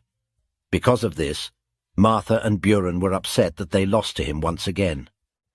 Other students were a little bit upset too, so Lima comforted the other students for not performing as well. He also gave them some advice, which actually turned into a storytelling of how great his own first mission went for him. So we can say that the headmaster was pleased with how he did on his own first mission. Even Roth started to brag about his first battle, and he started to tell Raon about his first battle in which he froze an entire castle. Listening to the two very talkative people reminiscing almost made Raon feel his ears were bleeding. The rescued children had lost their parents, so the Slyon family decided to take them in. Slyon family is the family of Runan, and even the children liked the decision, since they started to like Runin after a few days. Upon returning from the missions, Runin and Raon were summoned by the Patriarch, where they were awarded with a bronze medal for their accomplishments. At first, Raon was surprised to be praised by the Patriarch, and we get to know the Patriarch gave Raon the two-tone flower by calling it Raon's own loot, despite the flower being a very rare miracle medicine. The Patriarch decided to give it to Raon. Raon is visibly confused about this, but he still takes it since getting the two-tone flower is quite a big deal. At night, when Raon came back to his home, his eyes were stunned to see someone in front of him. He was confused and flustered to see Dorian here. He asked Dorian why he was here, to which Dorian replied that Madame Sylvia had asked him to stop by. He further tells that Madame Sylvia asked him about what happened once the mission was completed. Raon was stunned to hear this. Beads of sweat fell from his face as he was in terrible shock. With a pinch of fear in his voice, he asked Dorian if he had told her everything. Dorian's eyes teared up when he informed Raon that he told Madame Sylvia about the touching story. Raon was dumbfounded by this and inwardly wondered, what has this idiot done? Suddenly he heard Sylvia's voice, who was accompanied by Maid Helen. Both of their faces looked like they couldn't process what they had just heard. Raon thought that Sylvia would be really mad if she knew that he stepped up to kill the bandits. He tried to explain the situation, but suddenly Sylvia ran up to him and hugged him. She smiled and told Raon that he did a great job. Raon was confused by this series of events. Sylvia asked her why she thought she would be mad. Raon replied that Sylvia always tells him to be careful. Raon was about to say some more things, but Sylvia cut him off and said that the reason the first patriarch wielded his sword was to protect the weak. She told him that he always has reached out his hand to those in need since then. The Sieghart continued to carry out his will to protect the weak. She tells Raon that her dream was to become a swordsman like the first patriarch. So how could she scold Raon for saving the hostages? She put both of her hands on Raon's shoulders and told him that she was proud of him. Maid Helen was also proud to hear the story, and she told the other maids that tomorrow she would go to the main residence and she would brag about Raon's successful first mission. Sylvia was very emotional, but on the other hand, Raon was not able to understand her. He felt that emotions were too complicated for him. He turned his face behind to look at what that bastard Dorian had done, but he was long gone from here. Raon felt that the situation was not that bad either. On the other hand, we see Runan cherishing the wooden squirrel which was given to her as a present by Raon. She was lying on her bed and thinking about the moments spent with Raon. She remembers on their first mission, where Raon motivated her to move forward and forget about her dark past. In her mind, she thinks that next time when she will meet him, she will thank him for all that he did for her. Now we find ourselves in the forest, where Lima was also thinking about Raon. We get to know what Rictor was telling Raon about the vicious wind. Actually, Lima was hiding behind the tree and watching the interaction between Rictor and Raon. With a grin, Lima says that it's been so long since he have seen in someone what he saw in the patriarch. To him, it seems like the seed for a new king has begun to sprout. Now we behold the grand presidential building of the Robert family. Inside, a man sat at his office table engrossed in writing. By the way, do you recall this white-haired gentleman? If not, allow me to remind you. He is Sir Derus Robert, the primary antagonist of our tale, the one who ended Raon's life back in the first chapter. He was writing something in his book, and noticed blood on the page. When he checked, he noticed the wound was still not closed. He remembers the day when he killed Raon, but before dying, Raon charged up towards him and attacked him. He remembered that it had been 17 years already since the day Raon had given him this wound. He continued to try out different high-quality miracle medicine since that day, but it didn't work. He also hired skilled physicians and renowned priests. However, no one has been able to erase this wound from his hand. He sees the wound on his hand, which neither heals nor gets worse. He feels that the wound looks exactly similar, just like it did the day he got it. He feels the wound is communicating to him, and it wants him to remember that day. He sarcastically says, "So some dead spirit is asking me to remember him," and feels that Raon is standing in front of him, and he laughs at him. He says that the past doesn't matter, because he is not a person who will look back on his own past. Now we get to know that there is only little time left until Robert's lifelong wish will come true. I feel he is planning something cruel, but we don't know what that is. Now we see Raon, who has achieved many rewards on his status window. We can see the bitter cold curse has been weakened. He got the 3-star Thousand Flames technique, and he has also achieved 3-star bitter cold aura. He got 3-star legendary senses, 3-star flame attribute resistance, and now he has achieved entry to sword expert. His aura manipulation speed has also increased. All of his stats have greatly increased. His sword proficiency has increased. His footwork technique proficiency has also increased. His PP has also increased. He is happy to see all these appraisals in his skills. He finally reached the expert realm, and he is satisfied with his performance. Although it is still entry level, but we all know that Raon has worked really hard to reach this point.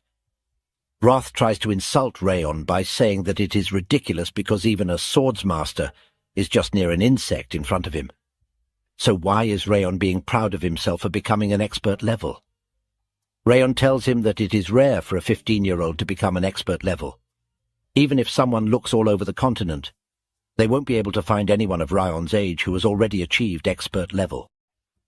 Roth annoyingly tells him that only idiots consider age on the battlefield. Age doesn't matter. Weak is still weak. But surprisingly, Raon doesn't argue back. He accepts what Roth is saying. He says that even he knows that no one goes easy on the opponent just because the opponent is young when they are on the battlefield. Roth is still annoyed and further tells Raon that he is very weak compared to him. Even if Raon tries, he can't even touch his fingernail. But Raon smiles and tells him that he also agrees with him. Then Roth questions, "If you know that you are still so weak, then why are you able to smile like this?" To this, Raon replies, "Because I'm happy. In my past life I was nowhere near this level." He continues, "Even you admitted that I have grown somewhat." Hearing this, Roth becomes speechless, and he doesn't know what he should reply to Raon. He starts to throw a tantrum like a little child and says, "Why would I praise a human? I will never do that." Raon roasts him and says, "Don't get so mad over such small things." Raon says that he heard Roth's voice shake a little, so it confirms to him that he has become stronger. They both have been together long enough to know what Roth is thinking, but Roth doesn't accept this. He tells Raon, "A human like you who can see through my behavior should deserve more than death." Now he tries to freeze Raon with his power, but that doesn't affect Raon at all.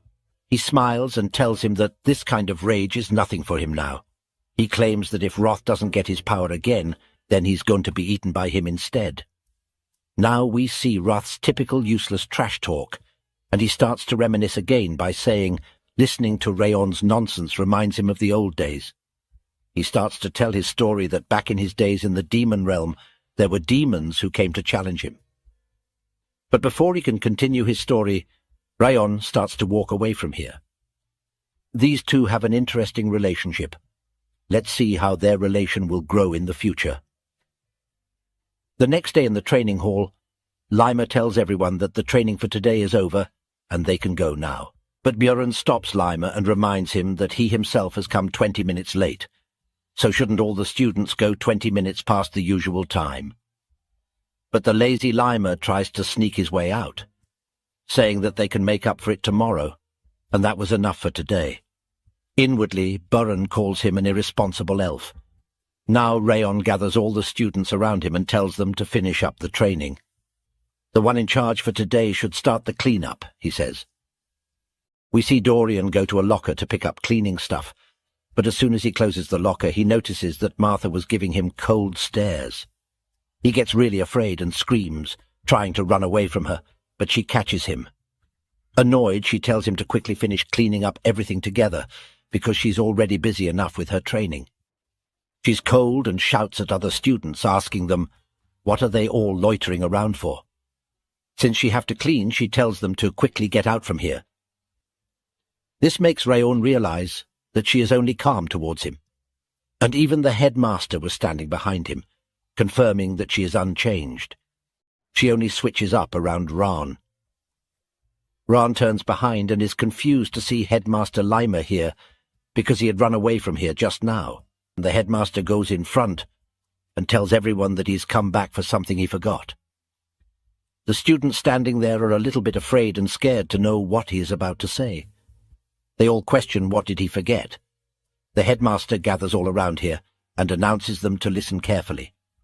He claims that there is something else he has to announce, and it is really very important. Students are curious and confused to know what it is this time, and the headmaster tells them that there is a second mission for all of them. Hearing this, all the students get confused and stand still in one place. They don't know how should they react to this. The headmaster laughs and says how could he forget to tell them this important thing. All the students are dumbfounded that how could Headmaster Lima could be so irresponsible that he forgot such an important thing. We get to know that it's already been half a year since the first mission has been completed. Raon thinks it took longer than expected for the second mission to come. He feels that there are fewer duties for the Siegharts to handle compared to his past life. Headmaster now further explains them about the second mission. Apparently there has been orc invasions in the southern part of the Zart territory, and their mission is to eliminate the orcs who are threatening the villagers, and they should protect the people of the village. In simple words, we can say that their mission is the protection of the village and monster raid. Everyone gets excited to hear this news because it is an actual orc raid. They always waited for such a kind of mission to arrive. Now they all can show their sword skills and finally test out their swordsmanship skills. Lima calls them newbies and grabs the attention by saying that why are they so excited about this mission? They all get confused by the headmaster's words, but now the headmaster further explains that the instructors will not be accompanying them on this mission. They are the only ones going to the village, and they need to work together to accomplish the mission. Now, this was surprising for all of them. But suddenly Buren raises his hand and asks Lima that what if they come across a dangerous situation that they cannot handle? What should they do in that situation? To this, Lima replies, "It's up to you to handle. If it's a mission you cannot accomplish, then you should know when to give up." That's why the leader's ability to accurately judge a situation is important. He claims that a leader needs to be able to judge what the best response to the given situation should be. Now Dorian raises his hand and asks Lima, "Isn't it bad if we run away from a mission?" Lima tells him that normally it is considered bad, but it depends on the situation too. If you all come across one of the 5 demons and manage to escape, then in that situation that would be praiseworthy. Hearing this answer from Lima makes Dorian happy, because now he knows that running away won't get him into trouble. And seeing his reaction, Buren is confused and speechless. Now, Lima drops the actual bomb by saying that they all have to leave the day after tomorrow. They all are stunned and speechless to hear this, because they have to leave in 2 days, and this is not an easy mission. The kids were surprised, wondering why they had so little time allocated to them. It felt like they were being rushed too much. One person mentioned that the approaching nightfall made them feel even more rushed, squeezing their time down to just 1 day. Lima jumped in, explaining the complex preparations needed for an upcoming monster attack, differentiating it from regular guard duties or dungeon explorations. With a friendly smile, he stressed the potential consequences for the village if they didn't prepare well in advance, advising them to be careful. On the other hand, Buren suggested they could have prepared better if they had been warned earlier. Suddenly, Raon spoke up, ending the growing argument with a firm statement. All eyes turned to him as he reinforced Lima's consistent advice about the unpredictable nature of their missions, urging them to focus on readiness rather than panic. He pointed out that the more they worried about their situation, the less time they would have to prepare. Encouraged by Raon's words, one student admitted he was right, while another agreed that waiting for the perfect moment might not guarantee success. So they decided to take action together. Lima then explained how tough orcs were, highlighting their aggression and superior strength, emphasizing the difference between past skirmishes and the upcoming battle, due to the large size and numbers of the orc enemies. Realizing a direct fight wasn't practical, he suggested a strategy of evasion rather than defense. Advising them to travel light, he set the meeting time for dawn in 2 days, wrapping up the briefing by assuring them they had all the necessary information for now. Later that day, Raon was back at his house and was about to enter his room, but he suddenly noticed a bag next to his door. He felt that the backpack had a lightweight spell on it. He knew that this was sent by Lima, and with the spell on it, Lima was making it obvious that he wouldn't help them with this mission. Raon figured that Lima was trying to say that it's all up to them. But that was okay by Raon. Suddenly Roth called him an arrogant bastard. Asking if he thought that everything would go as he imagined, he continued by saying that anything unexpected could happen at any point. Raon agreed, mentioning how it's just like how Roth had given him all of his stat points. Those words made Roth want to shut Raon's mouth for good, but Raon assured him that wouldn't happen. Suddenly both of their attention turned to the door. As Raon opened it, he wondered who could be visiting him at this hour. He was shocked to see his mum standing there looking mad. With a serious tone, she told him that he should at least let her know if he gets a mission. Nervously, Raon asked her how she knew, wondering if Dorian had told her again. However, she replied that Lima was the one who told her. Inwardly, Raon cursed, thinking, "That darn elf!" He then apologized to her. She stood in silence and looked at him, then held his hand. She told him that being a head student meant a lot more than just being the representative. He needed to lead the other trainees into a better path. So, he shouldn't carry out missions alone. He needed to put his fellow trainees in the right positions to minimize damage and lead everyone to success in the mission. His friends' lives depended on the choices he made. Inwardly, Raon anticipated a lecture, but instead she offered advice. Placing her hand on his chest, she explained that monster raids might appear simple, but they're actually quite challenging. She urged him to ensure the safety of the villagers by eliminating every single threat. Emphasizing that during missions he transitions from a trainee to a Sieghart swordsman, she hoped he would embody the old ideals of their family. Raon admitted he had expected her to yell at him, prompting her to express that she is mad, worried, and frustrated too. However, she quickly hugged him, acknowledging it wasn't the time for scolding. She warned him to brace himself for a proper scolding once he get back, but expressed relief that he had gotten brighter after beginning his training. But she could never stop worrying about him. Those words resonated deeply with Raon, reminding him of a past where no one had shown concern for his well-being. Being embraced by someone who genuinely cared felt comforting. The following day, the students stood respectfully as Lima concluded his speech. Stressing the unpredictability of their journey, he urged them to exercise utmost caution and advised retreat if needed. Responding with a unified, "Yes, sir," the students acknowledged his directive. With a nod, Lima bid them to depart, noting that while the journey typically took a month, the road they had built would shorten it to 2 weeks. He wished them luck, and then the students thanked him. Raon then took charge and instructed everyone to line up in formation with 4 rows, moving according to the buddy system they established earlier that morning. Lima watched them with pride and silently acknowledged that he was confident they would succeed because Raon excelled not only in combat and aura, but also in his strategic thinking. Lima was certain Raon would breeze through this mission and return triumphantly, especially considering Raon was only 15. Lima always had high expectations of him whenever he saw him. Meanwhile, Raon reminded everyone to stay mindful of their positions in case of battle, assigning Dorian and Cetane to double-check all the gear and the health of the team members. Suddenly an instructor approached Lima and inquired if they should follow the students now, noting that at this distance they wouldn't notice if they departed. However, Lima replied, "Not yet," explaining that one of them had particularly sharp senses, referring to Raon.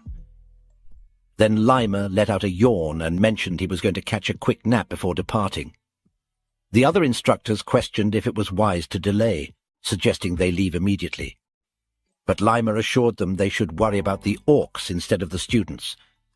Meanwhile, in a dimly lit place adorned with skulls, a cloaked figure inquires if the gathered individuals are confident in the information they've provided. One hooded figure kneeling before him confirms, stating they've received certified information that it's that village. The leader nods, asserting that they should proceed, authorizing the elimination of anyone who gets in their way.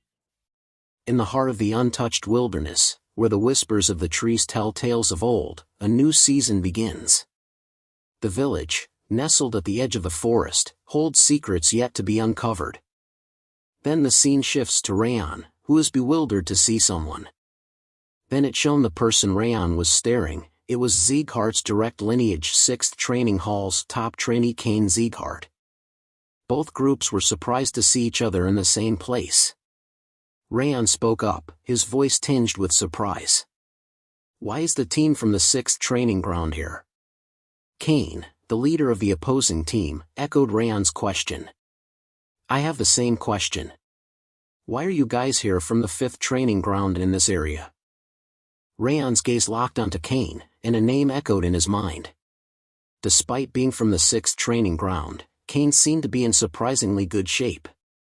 Raon thought to himself, he's in much better condition than I remember. He also seemed to be a pretty advanced sword user now. Kane replied to Raon, we're heading out on our orc raid mission. But what about you, Raon Sieghart? What brings you to this place? Raon replied, we're also on our orc raid mission. Kane's eyes widened in surprise. You're saying that Training Hall 5 also received the orc raid mission? He paused, his brow furrowed in concern. Our training head didn't mention that we'd be working alongside another team. Raon's expression turned skeptical. What? The scene shifted to the night before departure, at a nearby bar. Limer, a seasoned instructor, raised his mug in a toast. To your students, Raon. They've gained great honor for their accomplishments in their last mission. And I heard they even defeated a group of bandits, despite their young age. That's truly impressive, and a testament to your leadership. Limer leaned in, a thoughtful expression on his face.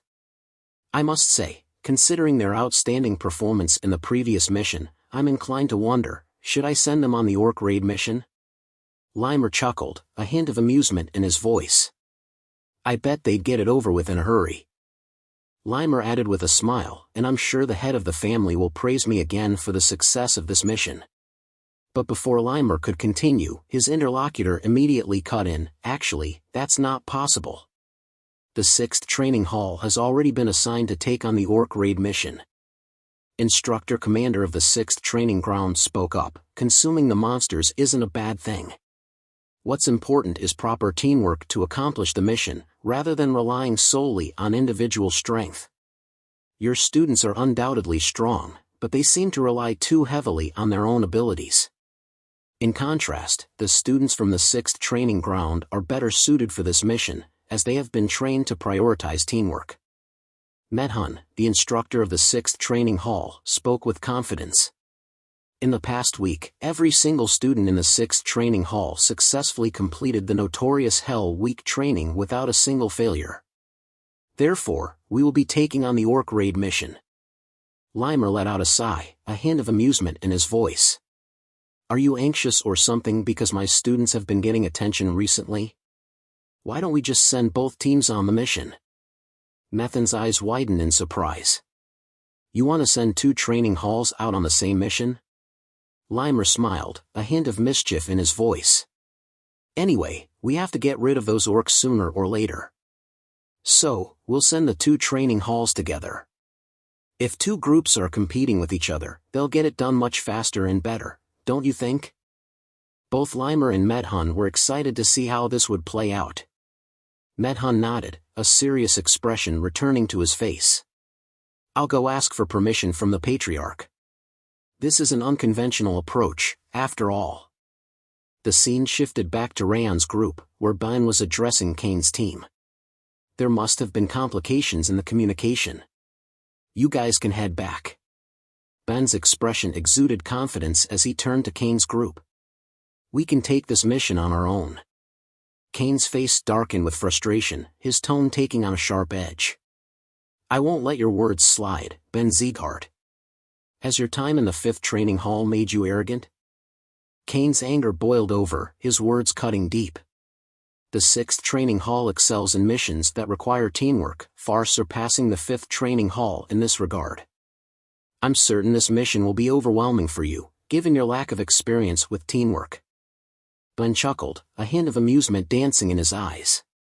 Kane Sieghart, I'm well aware of your impressive skills, but you do well not to underestimate the 5th training hall. Raon's thoughts turned inward, a hint of puzzlement crossing his mind. I'm sure Limer knew that both training halls would be here. But why didn't he tell us in advance? Raon closed his eyes, his thoughts clarifying. Limer believes that experience is crucial. If I consider that, then this mission is very close to the real thing.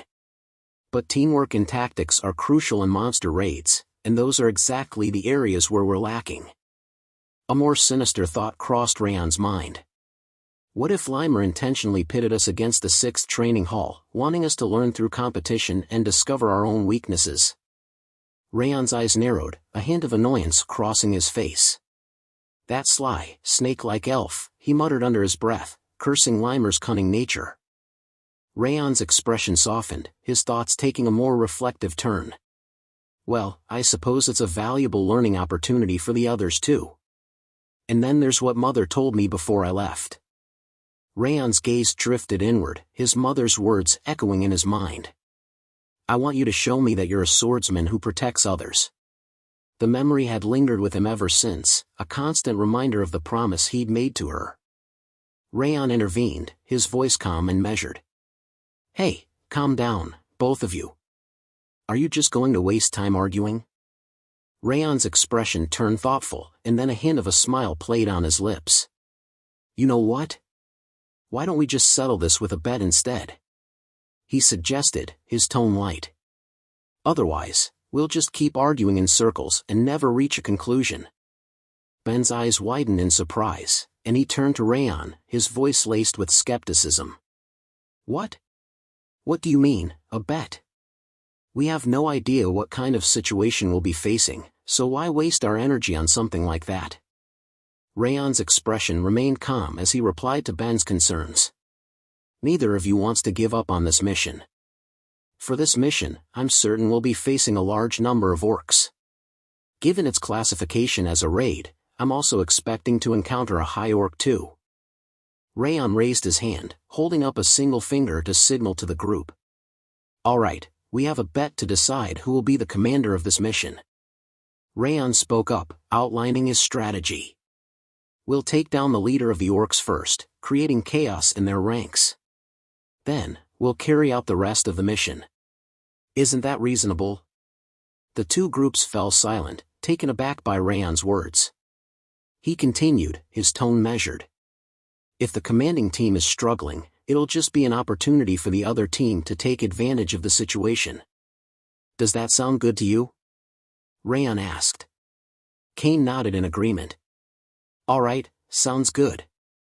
Raon's expression reflected his relief. Okay, then. Raon gave a decisive nod. Let's get started. We'll head to the mountain. As soon as Raon finished speaking, the two groups burst into a sprint, their competitive spirits ignited.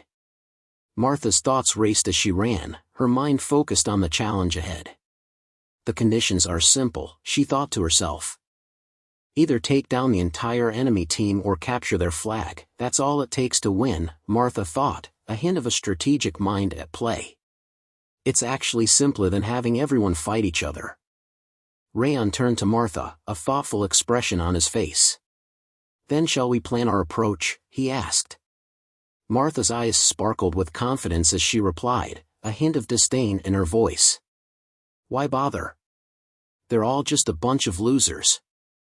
Martha called out to Raon's group as she sprinted ahead, her voice laced with competitive spirit. I'll go wipe them all out. You just sit here and wait. I've got this. Martha's voice dripped with disdain. There's no need to use tactics against those losers. As Martha clashed with the enemy, her anger erupted in a fierce roar. Unleashing her legendary sense skill, she tapped into her heightened awareness. Because of my sharpened senses, I don't need to see, she declared, her voice echoing through the battlefield as she struck down her foes with deadly precision. Ben's eyes narrowed in concentration as he thought to himself, carefully picturing the situation on the battlefield. Raon watched as the battle commenced, a thoughtful expression on his face. Just then, Lunan approached him, concern etched on their faces. Is it really okay to have them fight without a plan? They asked. Raon shrugged, a hint of resignation in his voice. They're all so confident. It's not like they'd listen to me anyway. Lunan turned to Raon, a hint of concern in his voice. Is it possible to win against them? Raon's expression was grim. No, I'm sure we'll lose. Martha's frustration boiled over, and she couldn't help but think of herself as pathetic. The feeling only intensified her anger. Ben, too, seethed with frustration, his emotions simmering just below the surface. Martha's thoughts swirled with growing frustration. Why can't I get through them? She seethed inwardly. They're all weaklings, but their defense is infuriatingly strong. Martha's thoughts were sharply interrupted by a young man from the opposing team. You guys aren't the center of the universe, he exclaimed, his eyes blazing with determination. Don't look down on us. Martha's eyes widened in surprise, and for a moment, she was left speechless. The sounds of clashing steel and pounding footsteps echoed through the forest, a cacophony of chaos as the battle raged on. As the dust settled, Ben and Martha stood amidst the aftermath of their battle, their faces etched with shame and disappointment. Their eyes cast downward, they couldn't help but feel humbled by their defeat. Raon asked with a smile, so, was it as easy as you imagined? It looks like you guys were the ones to fall back, though. Raon's expression turned stern, his voice taking on a serious tone. You guys are mistaken, he said, his eyes scanning the group. The world doesn't stay still while you're improving. Did you look down on them because they were ignored by the Orwan Kingdom? He paused, his gaze piercing.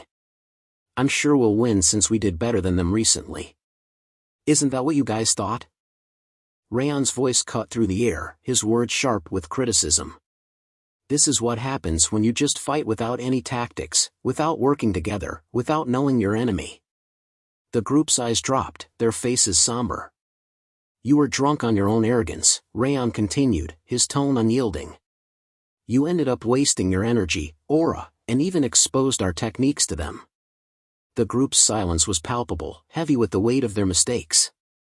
Kane's group was abuzz with excitement, their voices filled with admiration as they congratulated each other. Those swordsmen train every day too, one of them said, nodding in respect. Just because we might be doing better doesn't mean we should look down on them. Kane watched his team with a warm smile, his eyes shining with pride. He stood silently, his presence a testament to his leadership, as his team basked in the glow of their hard-won victory. The scene shifted to Raon and Lunan standing off to the side, their voices hushed in conversation. Lunan's brow furrowed in concern as she asked, "Then we lost?" Raon turned to the group, his eyes locked on Lunan as he replied, "No, we still have a chance." Ben's eyes widened in surprise, his voice stuttering, "Are really?" Martha's face was set in determination, her voice shaking with emotion. "I'll do anything," she vowed, "if we can win against those bastards." Raon's gaze swept across the group, a hint of approval in his voice. "Well, at least you're still willing to try," he said. "All right, then." Raon declared to his team with unwavering confidence, "I'll tell you how we can win." The scene shifted to the 6th Training Hall's team, who were ecstatically chatting about their victory. The 5th Training Hall was a cakewalk. One of them exclaimed. Another team member chuckled in agreement. It was so refreshing to watch them struggle. However, a more cautious team member interjected, "Don't let your guard down. We can't underestimate them." After all, the 5th Training Hall had already proven themselves to be formidable opponents, having successfully taken down the Snow Tiger Claw Bandits, an affiliate organization of the North and South Alliance. He muttered to his team members, "I'm sure they won't give up." Suddenly, the sound of footsteps echoed through the air, and the atmosphere shifted. Everyone's eyes snapped towards the direction of the sound, their faces alert and attentive. The group's eyes widened in surprise and shock as Martha appeared before them. Instantly, they grasped their swords, ready for battle. One of them sneered, as expected, "We'll put an end to this." Martha's expression, however, was one of amusement. She chuckled, her eyes glinting with mockery, and said, "What an idiot." Martha's amusement slowly gave way to a stern warning. "You're going to regret it if you ever talk badly about us again." As soon as Martha finished speaking, she charged forward with incredible speed. The 6th Training Hall's team sprang into action, their eyes locked onto Martha. "Attack, 4th formation!" One of them shouted. As Martha closed in, the trainees of the 6th Training Hall gripped their swords tightly, steadying themselves for the impact. Their leader called out, "Concentrate your aura towards the front."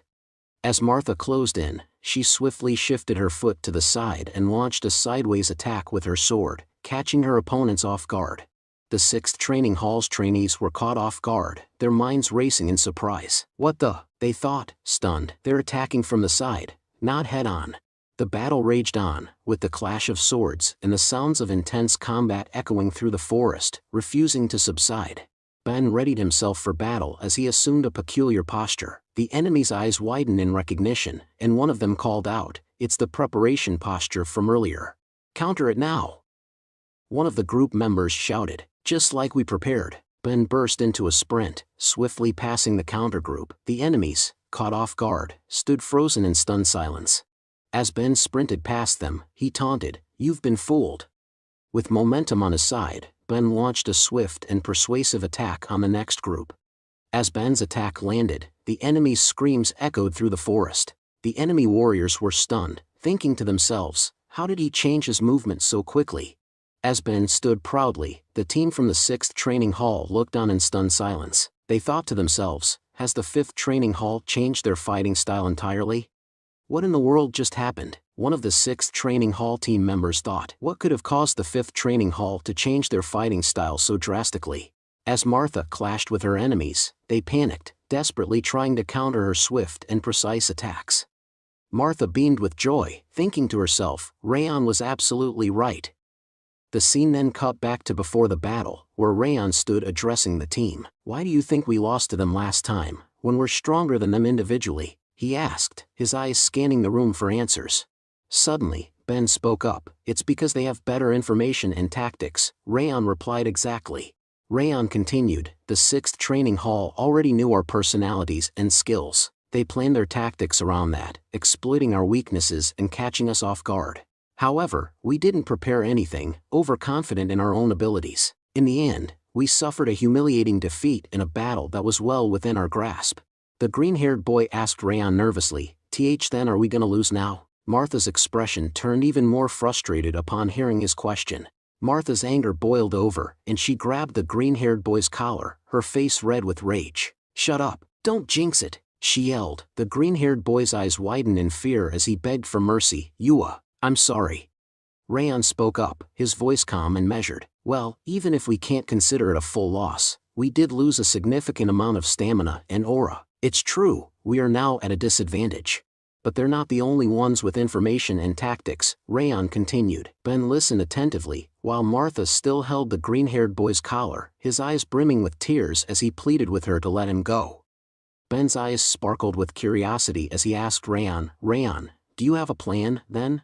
Raon replied, "House Sieghart, the top trainee of the 6th Training Hall, possesses an exceptionally sharp sense of sight and intuition." Raon continued, "Thanks to that, he was able to anticipate your approach from a distance and strategically deploy trainees who could counter your strengths." Martha's eyes widened in surprise, and she muttered, "Damn it, House Sieghart." Raon analyzed their opponent's strategy, explaining, "Martha, your strengths lie in your power and endurance, but your attacks are relatively simple. Kane sent swordsmen who could withstand your blows, aiming to drain your aura." He turned to Ben, "And you, Ben, are incredibly fast, but your skills are somewhat predictable." Kane countered by sending swordsmen who are more agile and quick-witted, able to adapt to your movements. Raon shared his idea with the group. "So, how can we turn this around and win?" "The simplest approach would be to change our strategy and send in different team members," Raon continued. "But I don't assume that's what you guys want." Martha spoke up firmly, "Yeah, I don't want that. I have to win." Ben chimed in, his voice filled with determination. "Sorry, but I feel the same way." Raon declared, "Then you both need to fight differently." Martha and Ben exchanged surprised glances. Martha's curiosity got the better of her, and she asked, "Differently? How do you mean?" Raon outlined his strategy, starting with Martha. "The guys you fought are definitely sturdy, but since they're not adept at moving around with their aura, there must be more openings. Look for one and strike there. Target their weak points and take them down efficiently." Raon turned to Ben. "You tend to struggle against opponents who rely heavily on their instincts to fight. However, those types of fighters often have a weakness. They can be vulnerable to deceitful tactics. For now, you need to abandon your usual fighting style and try to deceive them instead." Martha and Ben spoke in unison, their voices laced with curiosity. Martha asked, "That sounds good, but haven't you been here all this time?" Ben chimed in, his tone slightly accusatory, "You make it sound like you've just been watching us fight." Raon's expression turned confident as he replied, It's true that Kane has sharp senses, sharper than most trainees. In fact, he paused for a moment before adding, but mine are better. The scene shifted to the heat of battle, where Runan fiercely exchanged blows with her opponent. Meanwhile, Raon scrutinized the situation with his razor-sharp senses. A thought crossed his mind: everyone's performing well. Runan's also gaining the upper hand. It doesn't look like she's going to lose. The scene shifted again, and Raon was seen sitting calmly on a rock, his eyes fixed on an unwelcome visitor who had arrived without permission. Raon's voice was firm as he spoke. Now, then. Raon's gaze intensified as he spoke to the person standing behind him. Shall we begin? The figure stepped forward, revealing a familiar face. It was House Sieghart. As Raon sat on the rock, lost in thought, he mused to himself. Given the drastic turn of events, Kane's options were limited. He had no choice but to come searching for the flag. Kane's expression turned serious as he spoke up. I was wondering why we were suddenly losing. So, you ordered them to change their tactics, huh? His eyes narrowed slightly. The rumors that you're not recognized by the other trainees were false. Then, Raon's eyes widened in surprise, his face a picture of bewilderment as he stood there, frozen. The wind whispered through the air as Raon and Kane stood frozen, their eyes locked in a piercing stare. Then, Kane's voice cut through the silence, his tone low and deadly serious. But this fight ends here. Kane's hand tightened around the hilt of his sword as he called out to Raon, his voice firm and commanding. Raon, I've heard that your aura is a fire type. Kane's eyes flashed with intensity as he unleashed his aura, its full power bursting forth in a majestic display. Raon's eyes widened in astonishment as he gazed at Kane's aura. His mind reeled in shock, and he thought to himself, is Kane's aura also a fire type? As Raon gazed at Kane, Kane's expression turned confident, and he declared, unfortunately for you, I possess the highest tier of fire-type aura. Moreover, my aura reserves surpass those of most official swordsmen. Theoretically, you don't stand a chance against me. Raon's voice took on a grim tone, his words laced with a hint of annoyance. Why does everyone in this household talk so much before a fight? Raon's eyes blazed with intensity as he unleashed his aura, its full fury bursting forth in a spectacular display of flame-like energy.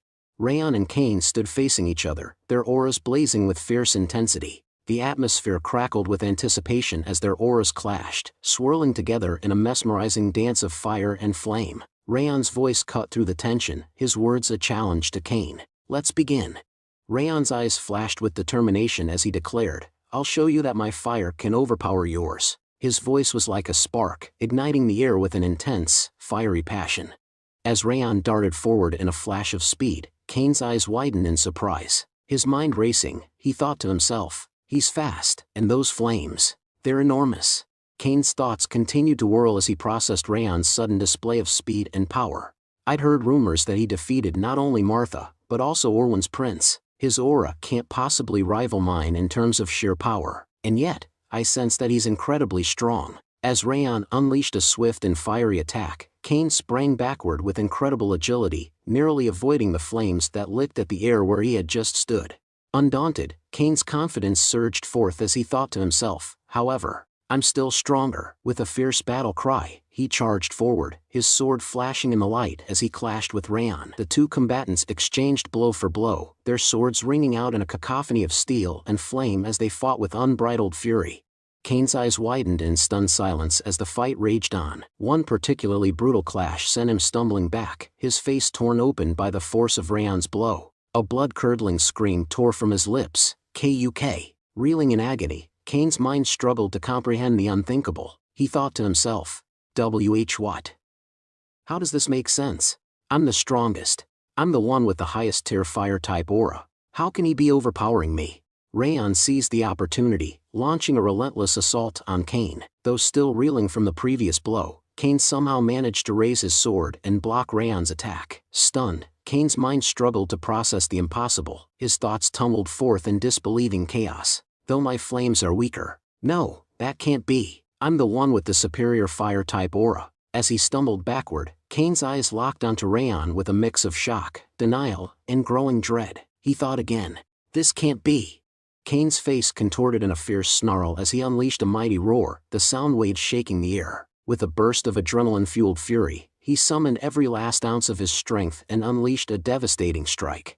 The clash between Raon and Kane culminated in a cataclysmic explosion, as if the very fabric of the air had been torn asunder. The sound wave from the blast echoed through the forest, a deafening roar that sent birds fleeing in terror. The explosion sent a massive plume of smoke billowing into the air, casting a dark, impenetrable shroud over the surrounding area.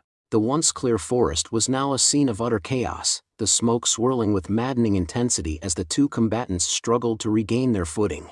As the smoke finally began to clear, a haunting sight came into view. Cain lay motionless on the ground, his body battered and bruised. Raon's sword, its blade still shimmering with a faint, fiery glow, hovered menacingly above Cain's head, its point poised mere inches from his head. The air was heavy with tension, the only sound the soft, ragged gasps of Cain's labored breathing. Raon stood over him, his chest heaving with exertion, his eyes blazing with a fierce, unyielding intensity.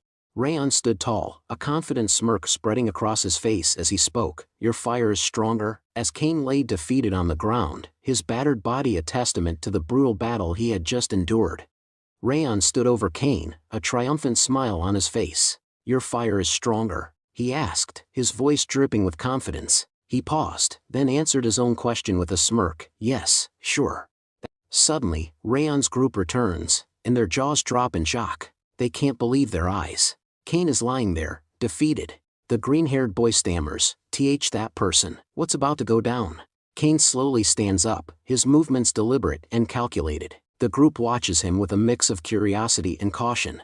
The green-haired boy's voice trembles with unease. What is Cain Sieghart doing here? The tension is palpable. What's Cain's next move? Ben steps forward, a sly grin spreading across his face. The easiest way to turn the tables when you're losing in battle is to take down the enemy's commander. He gazes at Raon with a smile. "You knew that this would happen?" Ben's grin widens. That's not all." Ben's eyes narrow slightly as he responds. "You were right. They were fooled easily." He pauses, acknowledging Raon's strategic mind. "It wasn't just me either. If it weren't for your orders today, we would have lost to the 6th training hall today." Martha's expression turns slightly sour as she speaks up. "I don't like that he's right, but it's true. If your advice didn't work, I was going to take back my promise to submit to you." She pauses, a hint of begrudging respect in her voice. But we did basically win thanks to you." Martha's expression remains serious as she continues. "We acknowledge that you're the head student of the 5th training hall, and will continue to follow your orders without complaint." Raon thinks to himself, a hint of a smile on his face. Looks like they matured a bit from this experience. That's nice to see. Raon's thoughts continue. "This is the 5th training hall that I know." Just then, Lunnon walks over to Raon and sits down beside him. Meanwhile, Ben and Martha exchange a weighted glance, their eyes locked in a silent understanding. Raon stands up, his presence commanding attention. He gathers all the trainees of the 5th training hall around him. "Good work, everyone," he says, his voice filled with pride. "But I'm sure you all learned something through this fight." Raon's expression turns serious as he continues. "It's dangerous to be drunk on your own confidence and arrogance. And we saw what happens when you rush into action without planning any tactics in advance." His voice takes on a stern tone, driving home the importance of the lesson. "If this wasn't a bet, but a real battle, we would have died.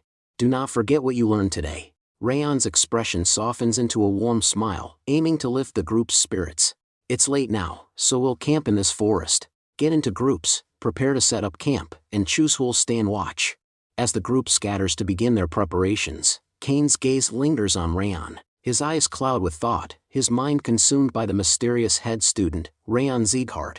Cain's thoughts take an introspective turn. "He's much better than I had anticipated. He's obviously more accomplished in both mental fortitude and combat." A hint of self-awareness creeps into his mind. "I thought that the 5th training hall was just full of arrogant people, but I guess I was the arrogant one." Raon is engrossed in a conversation with his teammates when Cain suddenly interrupts, his voice tinged with a hint of sincerity. "I learned from this, Raon Sieghart." Cain's eyes lock onto Raon's, a hint of newfound respect evident in his tone. "You've taught me that I shouldn't let my guard down until the end, and that I need to prepare a backup plan for if the initial plan fails." Cain's expression turns introspective, a hint of humility in his voice. "I thought that we would win no matter what. We had known about you guys from the start, after all." His words trail off, implying a realization that his prior confidence was misplaced. Cain's voice takes on a tone of genuine humility, his words laced with sincerity. "But not only did we lose, I also lost a duel against you. I thought I was stronger, but I guess I was just arrogant." He pauses, reflecting on the lessons learned. I've learned a lot from this. Thank you. You're my savior. Kane's eyes lock onto Raon's, a deep appreciation evident in his gaze. Raon's eyes narrow slightly as he observes Kane, a thoughtful expression on his face. To himself, he thinks, Kane is much better than the others from the direct bloodline. Raon extends his hand, and Kane reciprocates, their palms meeting in a firm handshake. I learned from this too, Raon says with a nod. Kane smiles, his eyes gleaming with determination. We'll be supporting you in the mission, as promised. The scene shifts 2 weeks forward, the group now standing at the edge of a forest, near a towering cliff. Their destination lies just ahead, but the sheer scale of the cliff leaves both groups perplexed. Raon walks towards the cliff's edge, his eyes scanning the landscape below. He turns to face the group, a serious expression on his face. So, that's the village. His voice trails off, inviting the others to take in the breathtaking view. Raon's gaze sweeps over the village below, his thoughts turning inward. A small village, without any special regional products or tourist attractions. Just a simple place where a few people farm and live off the land. His eyes narrow slightly as he reflects on their mission. This isn't a special mission either. It's just a routine operation, carried out regularly because of the occasional monster appearances. Raon's expression turns thoughtful, a hint of weariness creeping into his eyes. However, why do I feel like someone has been watching me all this time? Raon's eyes narrow, his mind racing with growing unease. It doesn't feel like an instructor is here with us, he thinks to himself. It feels a lot more ominous. Like they're trying to figure out how to fight us. Raon's thoughts trail off, his expression grim. He remains speechless, his mind fixed on a single conclusion. The best we can do right now is to deceive that person and be wary of them. Raon turns to Ben, his voice low and serious. Ben, I have a favor to ask. Ben's eyes narrow slightly, his curiosity piqued. What? Raon's voice is firm and decisive. You take the leader position for this mission. Ben's eyes widen in surprise, his face a picture of stunned silence. Ben's expression is incredulous. What are you talking about, Raon? Raon's expression turns serious, his voice filled with conviction. Remember our first mission? It was just me and Runan fighting the Snow Tiger Claw bandits. So, it'll be better if you guys lead the mission this time. He pauses, his eyes locked intensely on Ben. Didn't you say on the first day of official training that you'd catch up to me? Raon's gaze remains steady, his challenge hanging in the air. You meant that, didn't you? So show me what you've learned until now. Ben's expression sets in determination. Alright, I'll show you that I've changed. Ben's voice rings out, filled with newfound confidence. I'll be the one to lead this mission, then. Raon turns to the group, his voice clear. You guys heard, right? We're following Ben's orders from now on. The group responds in unison, their voices firm. Understood. Raon leans in, speaking in a hushed tone to Martha. Martha, I'll tell you the reason later. For now, just play along, okay? Martha's expression remains calm as she responds. You didn't need to tell me separately like that. I told you that I'm going to follow your orders, and that's what I'll do. Raon's eyes widen slightly, and he falls silent, his gaze fixed intently on Martha. The scene shifts, and Raon's voice takes on a more serious tone as he addresses Wrath. Wrath, you feel the people watching us, right? Wrath's deep, ominous voice responds. You noticed it too? Wrath's voice swells with pride. Well, it makes sense, as you took my traits. Raon's curiosity gets the better of him, and he asks, what about their location? How many are there? Wrath's voice drips with mockery. As if I'd tell you his location. You can resolve it on your own. Raon's lips curve into a sly smile. It's just one person, then. Wrath's expression freezes in stunned silence, and he utters a soft ha. Raon seizes the moment, his voice swift and triumphant. You said his, not there.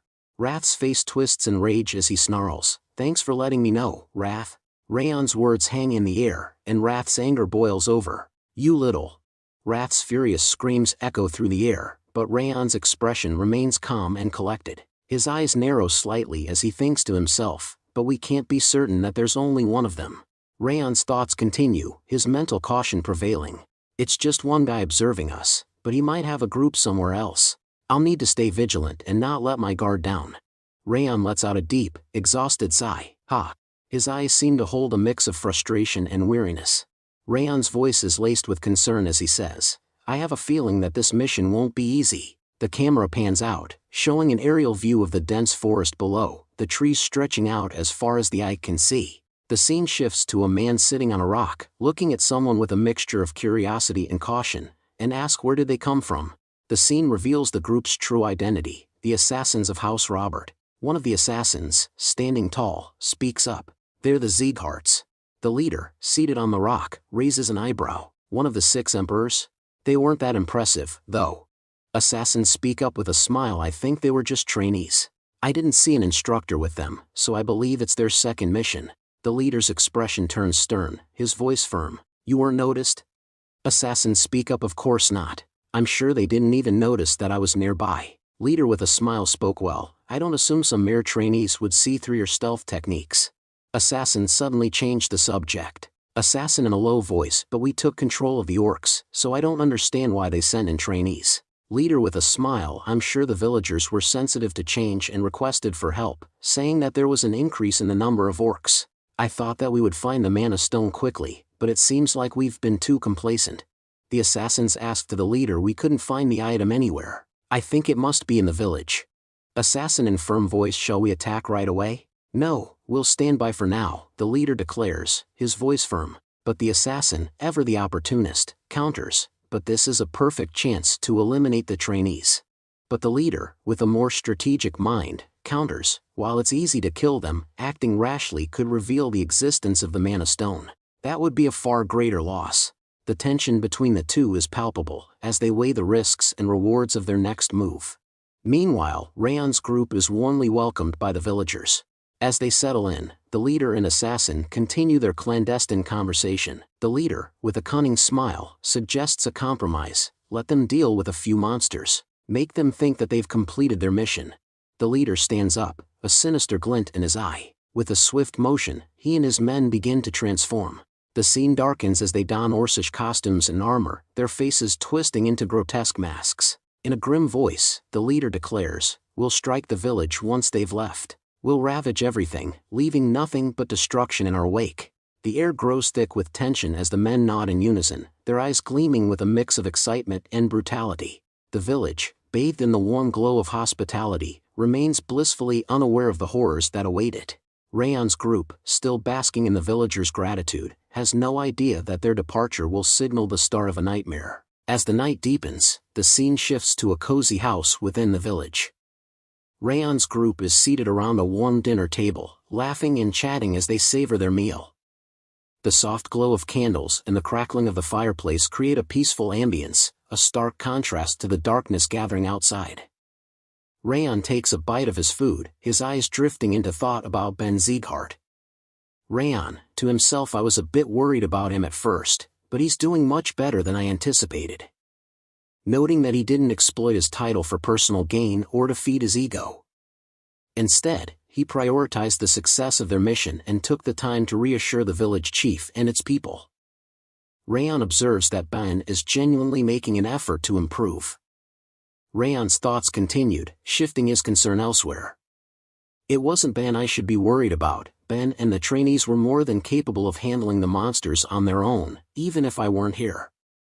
Raon's mind turned to a more pressing concern, the mysterious individual who had been monitoring their movements from the outskirts of the village.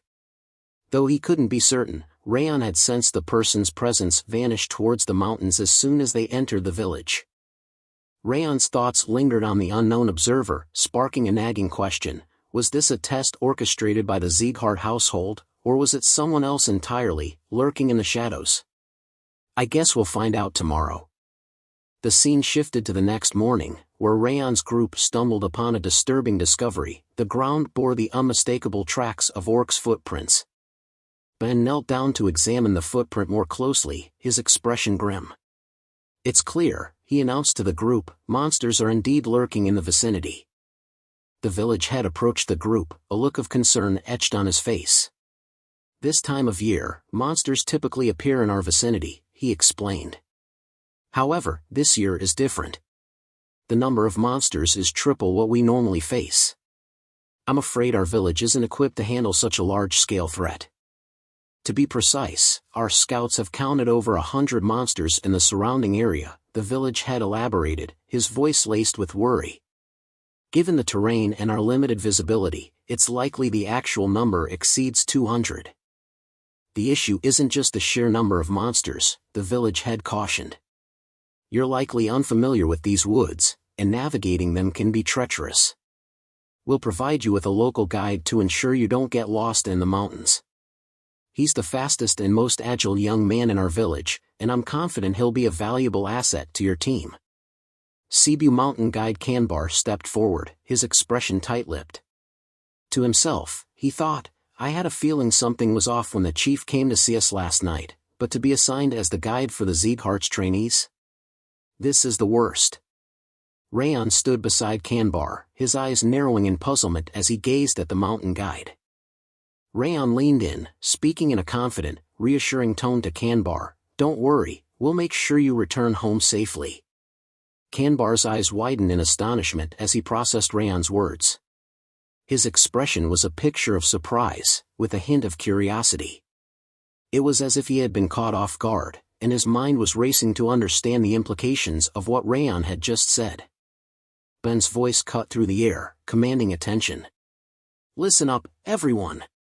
While orcs are usually superior to other monsters when it comes to combat, we mustn't underestimate the cunning of goblins and kobolds. They often resort to dirty tactics, employing poison and other underhanded methods. Even a minor injury can prove disastrous, so remain vigilant and don't let your guard down. The group responded in unison, their voices crisp and resolute, Yes, sir. Ben turned to Kane's group, his voice firm and authoritative. Training Hall 6, surround the perimeter and keep watch for any monsters attempting to flee or escape. Kane nodded sharply, responding with confidence, All right, leave it to us. Ben's voice rang out, his words electrifying the air. Then let us begin the raid. To the monsters that threatening this land. With a fierce battle cry, Ben charged forward, his sword at the ready. Show them the power of the Siegharts, he bellowed, his anger and determination palpable. The group surged forward in his wake, their swords flashing in the sunlight as they followed Ben into the fray. Let's go. Rath's voice was laced with disdain as he turned to Raon. Those idiots. What a foolish thing to do. They've been preparing for an ambush all this time, and then they go and scream their lungs out, exposing our location. It completely defeats the purpose of a surprise attack. Raon offered a calm, rational perspective, they're just trying to overcome their nerves, Wrath. Shouting can be a way to release tension. It's an understandable mistake, especially since this is their first raid mission. Wrath's eyes narrowed slightly as he observed Raon, his mind racing with a silent assessment. This guy should be on edge, given it's his first monster raid mission. Yet, instead of being nervous, he's thinking several steps ahead. He carries himself like a seasoned veteran, not some green rookie. The forest echoed with the cacophony of clashing steel and the screams of the orcs as the group clashed with the marauding horde. The sound of swords slicing through the air, the crash of armor, and the cries of the wounded created a chaotic symphony that resonated throughout the forest. Martha's eyes sparkled with exhilaration as she exclaimed to Ben and Lunnan, I'll annihilate them all. Her voice was alive with joyful fervor, her enthusiasm for battle infectious. Ben shouted above the din of battle, priority target, goblins and kobolds. Take them down first, then we'll focus on the orcs. They've broken through our formation, one of the group members yelled in alarm. 2 orcs are flanking us, heading in the opposite direction. Kanbar's voice trembled with fear as he warned Raon, the orcs are heading straight for us. Meanwhile, Raon stood frozen for a moment, his mind racing with a panicked thought, Ugh, I shouldn't have come here. But he quickly snapped out of it, gripping his sword tightly as he steeled himself for the impending battle. With a fierce determination, he prepared to face the orcs charging towards him. In a swift, deadly motion, Raon sliced through the first orc, his sword cutting a precise, bloody arc. The orc's lifeless body crumpled to the ground, its blood spilling everywhere. Raon then turned to face the second orc, his eyes blazing with fury. The orc, taken aback by Raon's sudden display of skill, swung its sword in a wild, desperate arc. But before the battle could even begin, Raon had already ended it. The orc stood frozen in shock, its sword still raised, as Raon stood before it, his chest heaving with exertion. With a calm, deliberate motion, Raon slid his sword back into its sheath, the sound echoing through the sudden silence. Kanbar's eyes widened in stunned amazement as he slumped to the ground, his gaze fixed on the lifeless bodies of the orcs. He turned to Raon, his voice barely above a whisper. "Acha? When did they die?" The silence that followed was oppressive, punctuated only by the sound of Raon's heavy breathing and the rustling of leaves in the gentle breeze. The two orcs lay motionless on the ground, a grim testament to Raon's deadly efficiency. Raon approached Kanbar, his expression concerned. "Are you hurt anywhere, Mr. Kanbar?" Kanbar's eyes widened in surprise, as if he hadn't expected Raon's solicitude. "Ah, no. I'm fine." Raon nodded, a hint of relief in his voice. "I'm glad." Raon's curiosity got the better of him. "There's one thing I've always wondered. Are there any urban legends about this mountain?" Kanbar's expression turned thoughtful. "Urban legends?" Raon replies yes. "There are stories about great treasures hidden deep within the mountain, and tales of terrifying monsters that roam the peaks." Kanbar's eyes sparkled with recollection. "Ah, there is one. I remember hearing it from the villagers when I was a child." Kanbar's eyes took on a faraway look as he began to recount the legend. According to the story, hundreds of years ago, a fierce battle took place on this very mountain. The king of the goblins, a powerful and malevolent ruler from the western lands, marched his dark army against the knights who protected this realm. Raon listened intently, his interest piqued by the tale. Kanbar's voice took on a conspiratorial tone as he continued the tale. "It's said that the Goblin King's ring, a powerful artifact rumored to grant its wearer immense power and control over the dark forces, is still buried somewhere on this mountain." Raon's eyes widened in astonishment, his expression frozen in stunned silence. Raon's gaze drifted off into the distance, his mind racing with newfound understanding. He thought to himself, "I see. I get it now.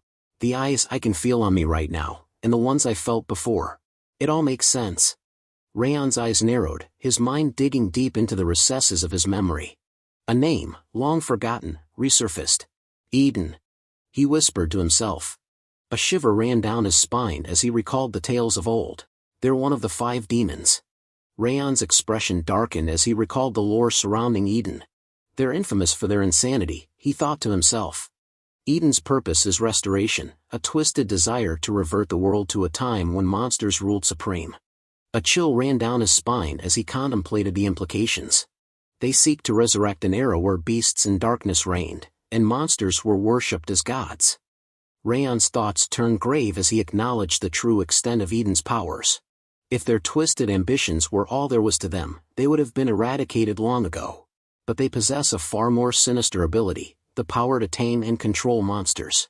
He paused, his mind reeling at the implications. They can also wield the abilities of the monsters they command, despite being human themselves. It's a power that rivals that of the Siegharts, making them a force to be reckoned with. Raon's eyes seemed to gaze into the past as he spoke in a hushed tone. This strange power that Eden possesses, it's a secret that even the most esteemed households on the continent are unaware of. He paused, his expression hinting at a long-held confidence. "But I know that secret, thanks to Derus Robert." Raon's thoughts drifted back to the fateful events that had left an indelible mark on his life. The entirety of the Shadow Squad was slaughtered, leaving only me behind in that hell. His mind still grappled with the mysteries of that time. "I didn't realize it then, but it's definitely strange." Derus knew from the beginning that Eden used mana stones. A hint of skepticism crept into his thoughts. How would he know that, as one of the 6 emperors? And why didn't he reveal that to the world? The question swirled in his mind, fueling a growing sense of unease. Wrath's sudden question cut through the air, his voice low and discerning. "Raon, what are you thinking about right now?" "I can feel a deep, dark rage emanating from within you." Raon's eyes snapped back into focus, his gaze meeting Wrath's. He was taken aback, realizing that his emotions had become apparent. "Thinking of Derus is messing with my emotions," he thought to himself, a hint of self-awareness creeping into his mind. Raon took a deep breath, his eyes never leaving Wrath's face. "Let's calm down," he repeated, his voice measured. "What's important right now is Eden." Raon's eyes seemed to bore into the ground, his mind fixed on the possibility. I assume Eden's purpose is to find the Goblin King's Mana Stone, he thought, his voice low and measured. It's been hundreds of years since the Goblin King's defeat here. Raon's gaze swept across the landscape, his eyes burning with a mix of determination and trepidation. I'm sure a Mana Stone of incredible strength is buried somewhere, he thought to himself. Raon's eyes narrowed as the pieces fell into place. His mind racing, he thought to himself, so, their plan must be to make us think we've accomplished our mission, just to get us out of the way, allowing them to secretly search for the Mana Stone once we're gone. Ben's voice pierced the air, his eyes blazing with a fierce determination. That's the leader, he screamed to the group. I'll end this with one ultimate attack, and rush to attack. Just as Ben was about to unleash his ultimate attack, a massive explosion rocked the ground, sending shockwaves in all directions. Ben's eyes widened in surprise as he instinctively covered his head with his hands, stumbling backward from the force of the blast. Martha's voice rang out, filled with pride, as she declared, "It's mine." A triumphant smile spread across her face. Ben's expression, on the other hand, was a picture of disgruntlement. He muttered under his breath, his voice low and laced with embarrassment, "How undignified." Martha's smile only grew wider as she gazed at Ben, clearly delighted by his reaction. Ben's expression transformed, a wide grin spreading across his face as he turned to the group. "The leader's dead," he exclaimed, his voice ringing out across the battlefield. "Now we only have to take care of the rest." The group erupted into cheers, their voices screaming out in happiness as they celebrated their hard-won victory. The scene shifted back to Raon, asking Kanbar, Mr. Kanbar, about that Goblin King story. Has anyone ever found treasure or jewels in the mountains ever since?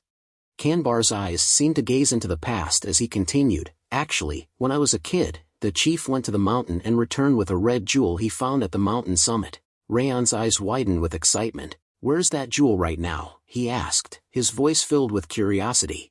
Kanbar's voice dropped to a whisper, and he glanced around cautiously before revealing, "Most people aren't aware, but it was buried underneath the chief's house." Raon's eyes widened in shock, his mouth agape as he struggled to process the revelation. Raon's thoughts turned grim as he realized the gravity of the situation. "This is worse than I imagined," he thought to himself. "If Eden doesn't find the Mana Stone in the mountain, they'll burn down this village." Scene shift. The 5th Training Hall and 6th Training Hall groups combed through the area, searching for any remaining orcs. A member of the 5th Training Hall group spoke up, "We don't see any more orcs around." One of the group member from the 6th Training Hall replied in agreement, "Same here." After completing their mission, the group returned to the village, where they were greeted with warm smiles and open arms. The villagers welcomed them back with joy, relieved that the threat of the orcs had been eliminated. The village leader, beaming with gratitude, shook hands with Ben. "Thank you for doing all this for us," he said, his voice filled with sincerity. The village leader continued, "You're just as skilled as they say the Siegharts are." "Thank you again." Ben smiled humbly, replying, "Of course, I'm glad we were able to help." Raon watched the village head and the group, lost in thought, when suddenly Martha appeared beside him, sitting on a tree branch. "Did things go the way you wanted?" Martha asked, her eyes sparkling with curiosity. "Although I'm not too sure what it is that you wanted." Raon's eyes widened in surprise as he called out Martha's name. "Martha. I'm not sure either, but I'll tell you when the time comes." Martha jumped down from the tree, her movements agile and swift. "Don't worry, Raon," she said with a determined look. "No matter what happens, I'll follow your orders until the mission is over." With that, Martha walked away, leaving Raon to ponder the weight of her words. Runan's sudden appearance breaks the silence. "Raon, what are you doing here?" Runan asks, curiosity etched on her face. Raon turns to face Runan, a mixture of surprise and caution in his expression. Runan's concern is palpable as he asks, "Are you worried about something? You don't seem like you're in a good mood." Raon's response is calm and collected, a hint of a mask slipping into place. "It's okay, there's no problem. The chief said he's holding a banquet. Let's go." The tension is subtly deflected, but Runan's eyes linger on Raon's face, searching for any hidden truth. As Raon walks alongside Runan, his thoughts drift to the impending situation. "Eden will not step in until we leave," he thinks to himself. "What happens tomorrow is going to be important." A sense of foreboding settles in, and Raon's expression remains calm, but his mind is racing with anticipation and concern. The next day, the group walked along the outskirts of Cebu village, chatting and laughing together. Their conversation was filled with a sense of pride and accomplishment. "That was perfect," one of them exclaimed. "We took down all of the monsters in Cebu Mountain, and we ended up with very few injured." Another member nodded in agreement. "It was our first mission, but we were able to clear it perfectly." As Ben glanced at Raon, he thought to himself, "I assume that's why Raon isn't asking to take the lead again. There was no flaw in my leadership. I'm not sure why he gave me the authority, but I hope he'll realize that my leadership skills are comparable to him." With a sense of confidence and determination, Ben spoke up to the group, "Let's hurry out of here." His voice was firm and decisive, urging the group to move forward. As the group continued to move forward, Raon stood frozen, his eyes fixed on them. Suddenly, he shouted loudly, "Everyone, stop!" The group halted abruptly, turning to face Raon with a mix of confusion and concern. Some of the group members whispered among themselves, "What is it? Can't we keep going? It's too early to camp." Their voices were laced with confusion and a hint of frustration, unsure of why Raon had suddenly called for them to stop. They exchanged curious glances, waiting for Raon to explain himself. Raon's words hung in the air, "This is where our real mission begins." Kane's brow furrowed in confusion. "What do you mean, Raon?" Raon's expression remained enigmatic. "Just like I said, the mission is not yet over." Ben's face darkened, his voice rising in protest. "What are you talking about?" The group's confusion and unease grew, sensing that something was amiss. Ben's question hung in the air. "We killed the orcs and even cleaned up after them, so what are you talking about?" Raon's expression remained calm, his voice measured. "Our mission was to take down the monsters and to protect the village." Ben's curiosity got the better of him. "So what's the problem?" Raon's eyes scanned the surrounding area, his voice low and serious. "There was someone watching us until just a moment ago." Ben's eyes widened in surprise, his voice bursting out in alarm. "What?" The group's heads snapped towards Raon, shock and concern etched on their faces. Raon's expression turned grave, his voice laced with concern. "They were watching us until an hour ago and then disappeared. You could say that it might have been an instructor, but I felt hostility. Too hostile to think that it could have been an instructor." The group exchanged uneasy glances, the atmosphere growing thick with tension. Raon's eyes seemed to gaze into the distance, his voice low and serious. "I felt those eyes even before we arrived at the village, and I sensed them disappearing toward the village when we had gone far enough from the village." Ben's face went pale, his eyes wide with shock. "Are you serious?" His voice trailed off, the implications sinking in. Martha's brow furrowed in concern. "Wait, from before we arrived?" Raon's gaze remained steady, his voice precise. "To be precise, it was when we arrived at the hill by the village." The group's eyes were fixed on Raon, awaiting his explanation. Martha's voice was laced with curiosity. "Then the reason you gave Ben the authority was?" Raon's expression remained calm, his voice measured. "Yes, I hid my presence in order to get a better sense of the enemy." Kane's eyes remained fixed on Raon, but his mind began to wander, reflecting on the events that had transpired. He thought to himself, "I felt this during the bet too." But his tactical sense, as well as his other senses, are better than an ordinary instructor.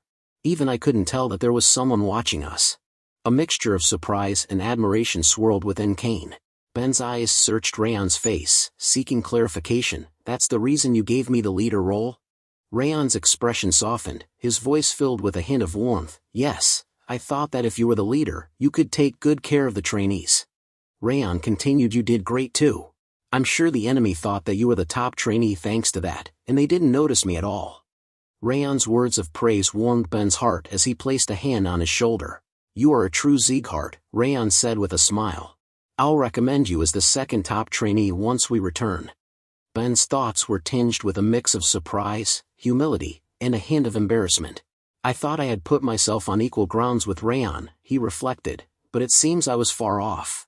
He wasn't even trying to compete with me. He was just trying to gather more information about the enemy, something that had gone unnoticed by everyone else." A wry smile formed in his mind as he continued, "And I didn't even know that. I was overjoyed, thinking I was equal to him." Raon's eyes scanned the group, his expression serious. "As I said earlier, monsters are creatures that cannot cooperate with other species. But in this mission, we witnessed orcs and goblins working together in harmony." He paused, letting the weight of his words sink in. "This can only mean one thing: the enemies are using some means to control the monsters." Raon's expression turned grave, his eyes burning with determination. Our first mission was to protect the village, and it's not over yet. A threat still looms over the village, waiting to strike. We can't consider our mission a success until that threat is eliminated. Raon's voice dropped to a whisper as he outlined their plan. We're returning to Cebu, but we'll need to be stealthy to avoid detection. Ideally, it'd be nice if we had equipment suited for it, but since we don't, turning to the green-haired boy, who seemed taken aback. The green-haired boy rummaged through his bag, producing an assortment of stealth gear. He held it up, a hopeful smile on his face. Would this suffice for stealth equipment? Raon's eyes widened in astonishment as he took in the array of gadgets. When did you get all this? He asked, his voice tinged with surprise. The green boy's smile grew wider, his eyes sparkling with mischief. I brought it just in case. Raon's eyes grew even wider in surprise as he stared at the green-haired boy. You carry around 40 of these, just in case? He asked, his voice laced with incredulity. The green-haired boy nodded nonchalantly, a cheerful grin still plastered on his face. It's good to always be prepared. Raon couldn't help but, impressed by the boy's foresight. Good job. Raon addressed the group, a determined glint in his eye. All right, let's move out. We'll conduct this mission with the stealth training we've received. He turned to Crane, his voice firm. Crane, I need you to inform the nearest Sieghart branch of the situation. You're the fastest among us, so I'm counting on you to get the message through quickly. Crane's eyes widened in surprise, and he hesitated for a moment before responding, all right? As Crane departed to complete his task, Raon's expression turned stern, his voice taking on a commanding tone. Everyone, listen up. From now on, obey my orders without question, no matter what. I will not tolerate any disobedience. The scene shifted to Eden's temporary shelter, nestled near the Cebu mountain. 5 hours had passed since the group's departure. One of Eden's followers, kneeling on the ground, spoke up in a hushed tone. They've finally all left. We checked the other side, just in case, but there was no problem. Eden's eyes gleamed with a calculating intensity as he replied, his voice low and even. Then we'll begin the plan. Then began to transform into his orc form, his body contorting and growing as he let out a fierce roar. Restoration, he bellowed, his voice echoing through the air. With a burst of rage, he slammed his leg into the ground with brute force, causing the earth to crumble and a massive hole to open up. And Eden climbed to the top of a nearby mountain, his sword at the ready. He gazed out at his followers, his eyes blazing with intensity. Kill them, he commanded, his voice carrying on the wind. Don't spare even one.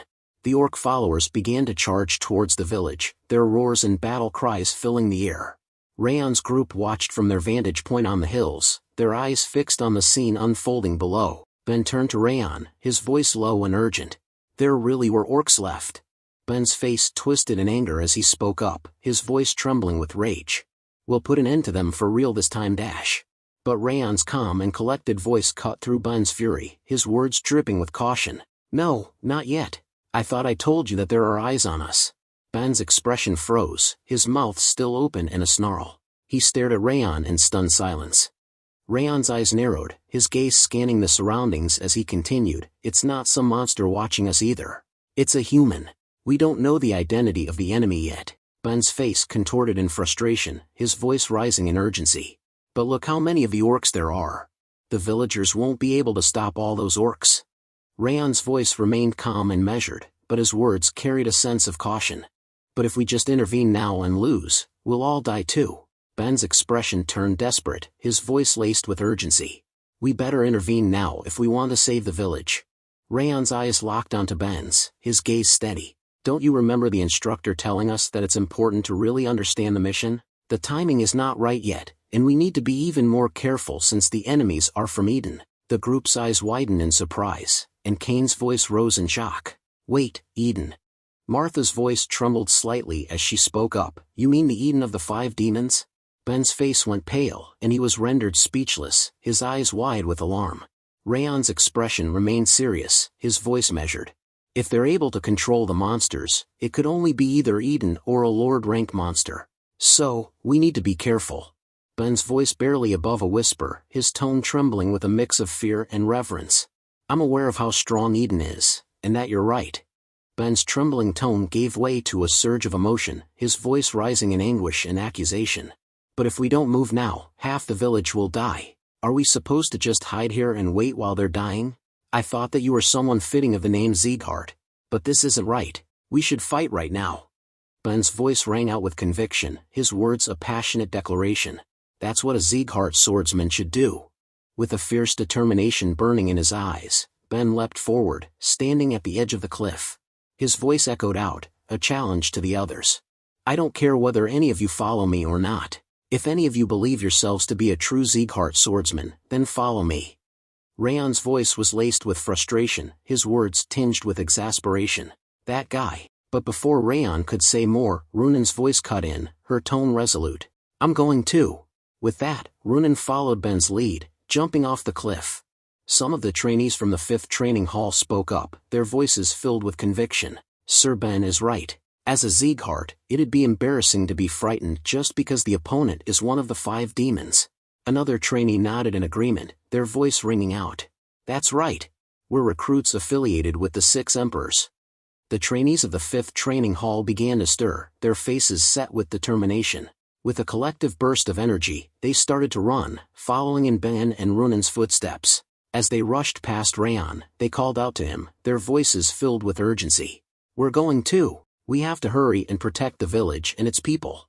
Kane's voice cut through the air, his eyes blazing with determination as he turned to his group from the 6th training hall. Is it straight ahead? We'll help the 5th training hall and attack the ghosts of Eden. The group responded in unison, their voices firm and resolute. Yes, sir.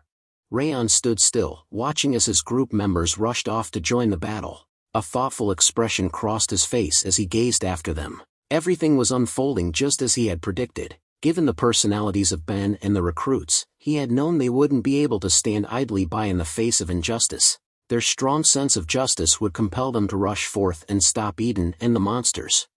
Raon's thoughts continued, a hint of strategic calculation in his mind. That's why I sent Runan and Aura a message to follow after them beforehand. With Ben, Runan, and even Kane heading there, not even Eden will be capable of holding out. If there's anything unexpected, his thoughts trailed off, his eyes narrowing slightly as he considered the possibilities. Raon turned to Martha, a hint of curiosity in his voice. Martha, why didn't you go? I thought you'd be the first one to run off. Martha's eyes widened in surprise, her expression caught off guard by Raon's question. Martha's expression turned serious, her voice firm. I told you, I'm following your orders down to the wire. Raon's gaze met Martha's, a slow smile spreading across his face as he regarded her. Raon's smile faded, replaced by a serious expression. All right. In that case, we'll be heading towards the village like they are. But conceal your presence as much as possible as you move. There's no doubt Eden has reinforcements hidden away from the front lines. Raon's eyes narrowed, his mind racing with strategic thoughts. He could sense a strong killing intent emanating from the mountains, separate from the village. A hint of concern crossed his face as he thought about the 5th and 6th training halls engaging the enemy. The 5th and 6th training halls can take care of the rest of the enemies, he thought, but it'd be dangerous if they fight that guy head-on. A sly glint appeared in his eye as he considered an alternative approach. But that's only if you fight head-on, assassination is a different story. The scene shifted to Ben and his group, who were in the midst of a fierce battle against a horde of orcs. Ben's voice rang out, his words of guidance and encouragement cutting through the chaos. Don't take the orcs' attacks directly, step back and then counterattack, he shouted. If it's difficult for you to fight them alone, form teams.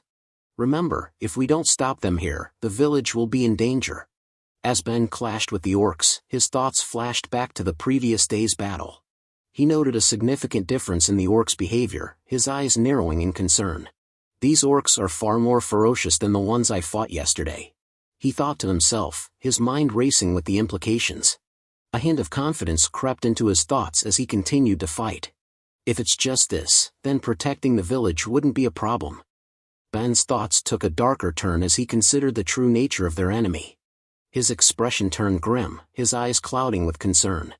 The problem is that as long as our enemy is Eden, then there's no way they'd stop at this, he thought, a sense of foreboding settling in.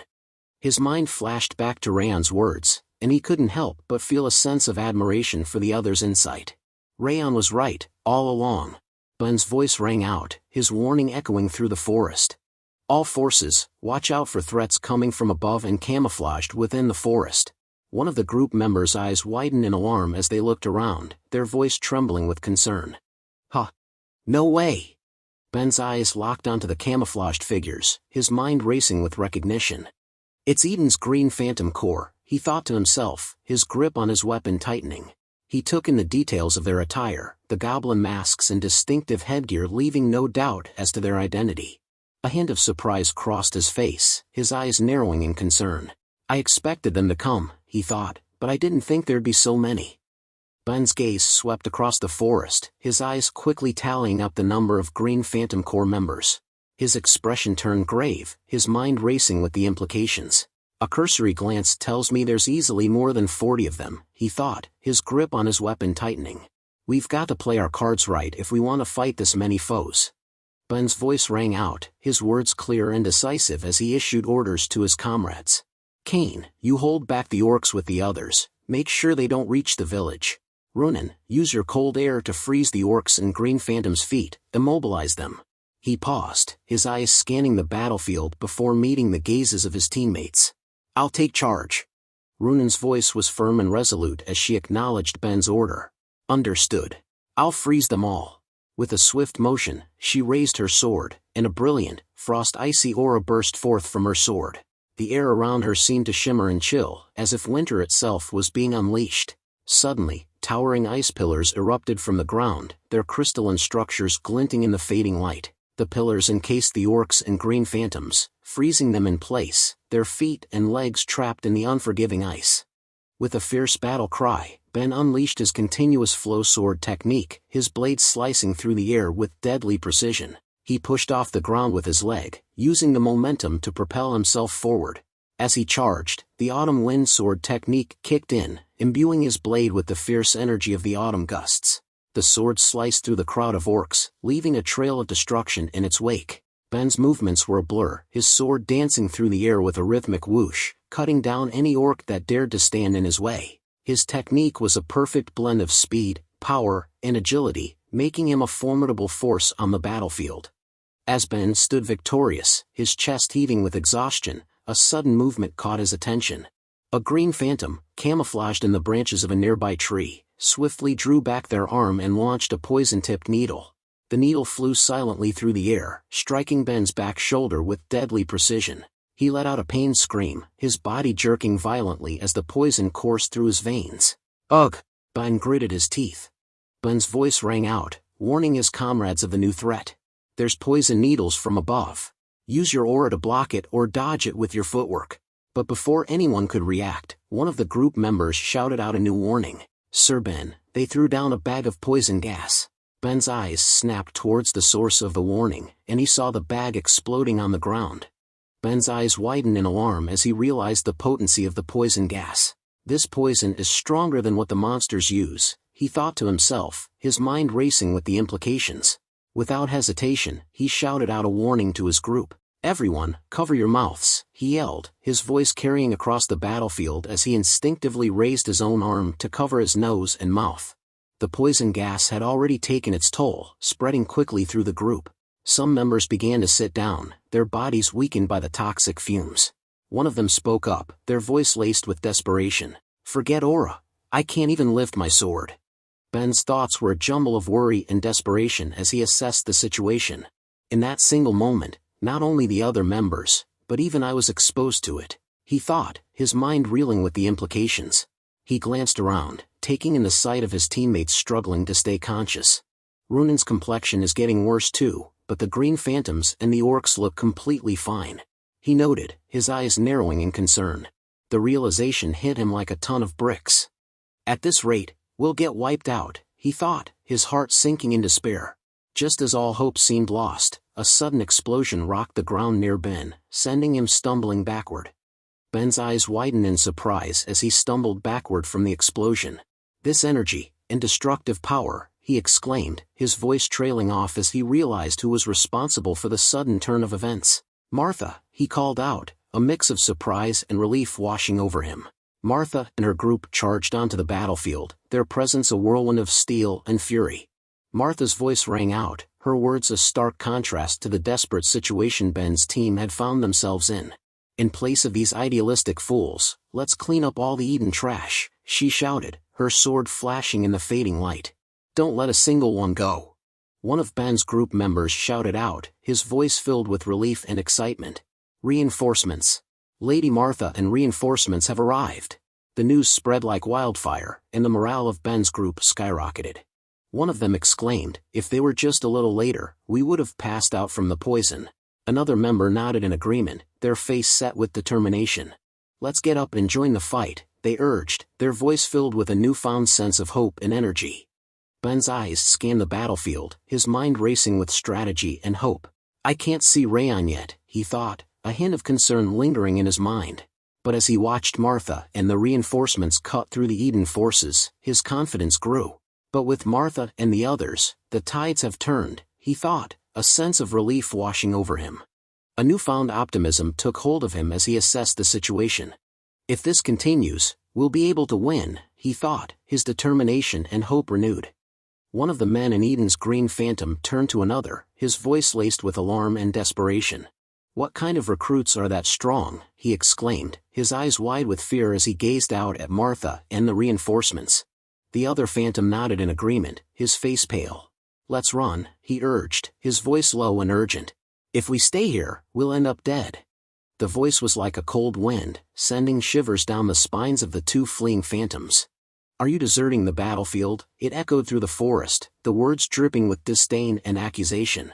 Martha, Runan, and Ben's eyes snapped towards the figure emerging from the shadows, their faces set with alarm. Ben's voice was the first to break the silence, his words tumbling out in shock. That can't be, he exclaimed, his eyes wide with incredulity. The three warriors exchanged uneasy glances, their minds racing with the implications of what they were seeing. They sensed a presence that far surpassed the likes of the green phantoms, a power that seemed to radiate from the very air around the figure. The headgear of a champion. Martha whispered, her voice barely audible over the sound of her own heartbeat, and the ability to speak human language. Runan added, his eyes locked on the figure with a mix of fascination and fear. Ben's voice dropped to a whisper, his words trembling with a sense of awe. Eden. Green battle phantom. Ben's eyes narrowed, his mind racing with questions. You might be low-ranked, he said, his voice laced with skepticism, but what's an officer of Eden doing here? The green battle phantom, Eden, regarded Ben with an unreadable expression. Then, in a voice that sent shivers down Ben's spine, Eden replied, I'm sure I received a report of your return, but did you come back after realizing our intent to ambush? Eden's gaze swept over Martha, a hint of amusement dancing in his eyes. You're quite good for recruits, he said, his voice dripping with condescension. From what I've seen of your strength, black-haired broad, it seems you've realized. Martha's eyes flashed with anger, her hand tightening around the hilt of her sword as she took a step forward, her blade at the ready. Eden's smile grew wider, his eyes glinting with malice.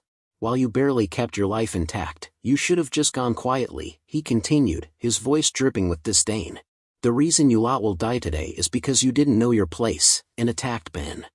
The aftermath of the intense battle lay before them, a testament to the brutal clash of strength and wills. Martha and Runan sat on the ground, their chests heaving with exhaustion, their faces etched with pain and fatigue. Ben, however, lay motionless on the ground, his body twisted in an unnatural position. His face was contorted in a grimace of agony, his eyes squeezed shut as he struggled to cope with the intense pain that racked his body. Eden stood tall, his chest barely rising with each breath, a picture of calm and composure. One of Kane's group members exclaimed, their voice laced with shock and awe, with just one hit, the three of them were. Another member of the group turned to them, concern etched on their face. Where's Sir Kane? They asked, scanning the surrounding area. A third member pointed towards the wooden barricade, their voice urgent. Sir Kane is by the wooden barricade, facing the orcs. The first member's eyes widened in alarm as they thought of another critical factor. Then what about Raon? One of Kane's group members exclaimed, there's no way he'd come after seeing that. Meanwhile, Eden's voice cut through the air, his words dripping with disdain as he addressed Martha. Ho! You are able to stand? It seems you're the best out of the garbage here. Martha's eyes flashed with anger at Eden's insult, but she refused to back down.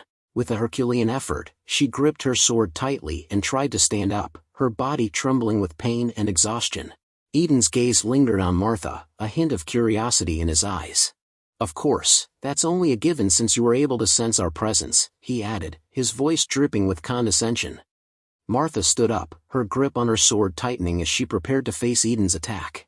Eden's eyes gleamed with a fierce intensity as he spoke, his voice dripping with malice. All of you will die here, today. With a swift motion, Eden raised his sword, ready to strike down Martha. But before he could attack, a scream roared through the area, shattering the tense silence. No! The cry was followed by a burst of fiery aura as Raon appeared behind Eden, his eyes blazing with fury. You'll die, Raon declared, his voice low and menacing. Eden slowly turned his head, his eyes narrowing as he took in Raon's fierce expression. Raon stood tall, his sword at the ready, and with a swift motion, he unleashed his Thousand Flames technique. The first flames, Cyclorsion, erupted in a blaze of fire and steel, slicing through the air with deadly precision. Eden's eyes widened in shock as Raon's sword cut down his right hand, severing it from his wrist. Eden's smile grew wider as he gazed at Raon with an unblinking stare. That was a good ambush. However, it seems you didn't think I would step in to avoid a blow to my neck. Raon's face twisted in frustration, his eyes blazing with anger. You crazy dash, he growled, his voice trembling with rage. Giving up your arm because of that, that's why I wanted to end this with an assassination. Eden's expression changes to one of surprise, his voice tinged with admiration. Although it may have been a surprise attack, you're quite skilled to have taken my arm. What a promising Sieghart. However, his praise is short-lived, as he quickly follows up with a devastating assessment. But that's all it is. Seeing your current state, it's clear that you exhausted a majority of your stamina with that one attack. Raon stands before him, gripping his sword tightly, his body language screaming exhaustion. Raon's grip on his sword tightens, his mind racing with the consequences of his actions. He thinks to himself, just like he said, I overexerted myself because I planned on ending this with that surprise attack. His thoughts are laced with frustration and self-doubt. He realizes that his decision to put everything into that one attack has left him severely weakened. His body aches with fatigue, his movements restricted by his exhaustion. So now I can't move properly, he admits to himself, his eyes fixed on Eden with a mix of anger and desperation. Raon's eyes narrow, his voice firm as he asks Eden, are you the one in charge here?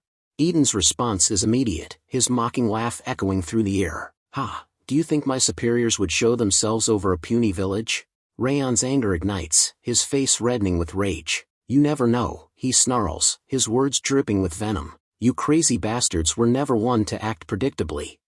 Eden's expression twists in anger, his voice rising in a menacing tone.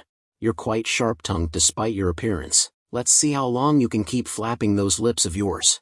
With a fierce battle cry, Eden charges towards Raon, his sword flashing in the light. Raon, still reeling from his exhaustion, prepares to defend himself against Eden's onslaught. As Eden's sword comes crashing down, Raon raises his own sword to block the attack. His mind racing, he thinks to himself, I'm not completely recovered yet, but that goes for him as well. With a surge of adrenaline, Raon summons the strength to block Eden's attack. The two swords clash, sparks flying as the blades meet. Raon's arm trembles with the force of the impact, but he manages to hold his ground. Eden's eyes widen in surprise, his voice laced with genuine admiration. You withstood that? You're much better than I expected. Raon responds with a confident smirk, if I can't withstand that much, I might as well give up on being a swordsman. Eden's eyes flash with excitement, and he raises his sword to attack once more. Raon, anticipating the strike, readies himself to block the blow. As their swords clash, Eden exclaims, that's a good mindset to have, you brat. His tone is a mix of admiration and mockery. Ben watches the intense battle unfold before him, his eyes wide with astonishment. The ground shakes beneath their feet as Raon and Eden exchange blows, their swords clashing with fierce intent. Ben's thoughts are a jumble of confusion and surprise. Just what's going on? Even though that green battle phantom brought us down with a single attack, he's fighting him on equal footing. He can't believe his eyes. Raon, who was supposedly no match for the phantom, is now holding his own against Eden. Ben's mind reels as he realizes, not only that, but he's using the same continuous flow sword technique as I had. A mix of emotions swirls within Ben, shock, confusion, and a hint of disappointment. He thinks to himself, I thought I was catching up to him, but he's not even on the same level as a recruit. Martha's calm and collected voice breaks the silence. That's his true power. What he showed us earlier was just the tip of the iceberg. Ben's eyes widen in stunned silence, his mind reeling from the implications. He's unable to utter a word, his thoughts consumed by the revelation. As Raon and Eden continue their intense battle, Martha observes from the sidelines, her mind racing with concerns. She thinks to herself, however, this isn't enough. They seem equally matched, but Raon hasn't had the time to recover the strength and aura he used during his surprise attack. Martha's eyes narrow, her gaze fixed on Raon's struggling form. She worries about his dwindling energy, knowing that his chances of victory are slim. Her thoughts are laced with doubt. Will he be able to beat the green battle phantom, with the little strength he has left? As Martha and Ben continue to watch the intense battle, lost in their own thoughts, Runan's sudden voice breaks the silence. We have to help Raon. Martha's eyes snap towards Runan, her expression a mix of surprise and concern. Martha's eyes widen in alarm as she questions Runan's sanity. Are you kidding? Don't you see that I'm also holding myself back? You're even weaker than us, so what do you think you can even do? If you charge in there and make a single mistake, you'll die in a single hit. But Runan's resolve remains unwavering, her voice firm and resolute. She replies, that doesn't matter. With a fierce determination burning within her, Runan grips her sword tightly, preparing to charge forward into the fray. Martha's eyes narrow as she observes Runan's determined demeanor. She thinks to herself, I thought she'd be scared, but she's actually calmer than usual. Does that mean she's different from when she was just following Raon around? Martha's gaze lingers on Runan, her expression a mix of curiosity and surprise. Ben's voice rings out in support of Runan. I'm embarrassed that I even hesitated. Like Runan said, we have to help Raon. Martha's eyes widen in surprise, and she questions Ben's sudden boldness. Oi, have you already forgotten about that attack from earlier? Do you really think anything would change if the three of us rushed in? Martha's skepticism is palpable, her words laced with concern for their safety. Ben's voice rings out with conviction. Even so, I can't just turn a blind eye and leave a comrade to fend for themselves. We are swordsmen of Sieghart. His words are laced with pride and a strong sense of loyalty, echoing the values of the Sieghart swordsman. Ben's determination to stand by his comrades, no matter the danger, is unwavering. Martha's frustration is evident as she throws up her hands. Whatever. You guys better take responsibility if anything bad happens. But in a surprising turn, she leans in, her voice taking on a confidential tone. Let's put our lives on the line and fight. Her words are laced with a sense of determination and resolve. While on Raon's side, Eden's eyes narrow slightly, a hint of surprise and admiration in his voice. It is surprising that a mere recruit would be able to last this long against me. You're talented to the point I'd like to recruit you into Eden. He pauses, his gaze intense. What is your name? Raon's response is firm and resolute. Raon Sieghart. His name is spoken with pride, a declaration of his identity and allegiance. Eden's expression darkens, his voice laced with anger and curiosity. Wait, are you perhaps a direct descendant of Sieghart? Seeing the color of your hair and eyes makes me wonder. His gaze intensifies, as if scrutinizing Raon's every feature. It seems the blood of the northern king of annihilation runs thick within you. Eden's words are tinged with a mix of fascination and hostility. Eden's face twists in rage, his voice thundering. I take back my recruitment offer. As things are now, I will use whatever means possible to kill you. His words are laced with venom, his anger boiling over. With a fierce battle cry, Eden screams, no matter the cost, and swings his sword at Raon with reckless abandon. Raon's thoughts are a jumbled mix of alarm and desperation as he dodges Eden's frenzied attack. This lunatic, he thinks to himself, his mind racing to keep up with the intensity of the battle. As he narrowly avoids Eden's blade, Raon realizes, he got faster. Is he utilizing his very life force to draw out more strength? Raon's concern grows, his own strength still not fully recovered. He's relying on the ring of fire to hold on, but even that might not be enough. His thoughts are laced with a sense of urgency. I'm barely holding on, but I haven't fully recovered yet. The weight of his own vulnerability hangs heavy, as Raon struggles to survive Eden's relentless onslaught. Raon's eyes widen in shock as he notices a figure gripping a sword, jumping behind Eden to attack. His mind goes blank, and he becomes speechless. His thoughts stumble. Martha. Raon's eyes are fixed on the figure, his brain struggling to process what he's seeing. Martha leaps into action, sword flashing in the light as she strikes Eden's back. The blade bites deep, and blood erupts from the wound, splattering everywhere. Eden's scream of pain and rage echoes through the air. Ack! As he spins around, his eyes blazing with fury, he fixes Martha with a contemptuous glare. A mere small fry like you dares to dash. Eden's words are laced with disdain, his tone implying that Martha is no match for him. Runan sprints past Raon, her frost aura swirling around her.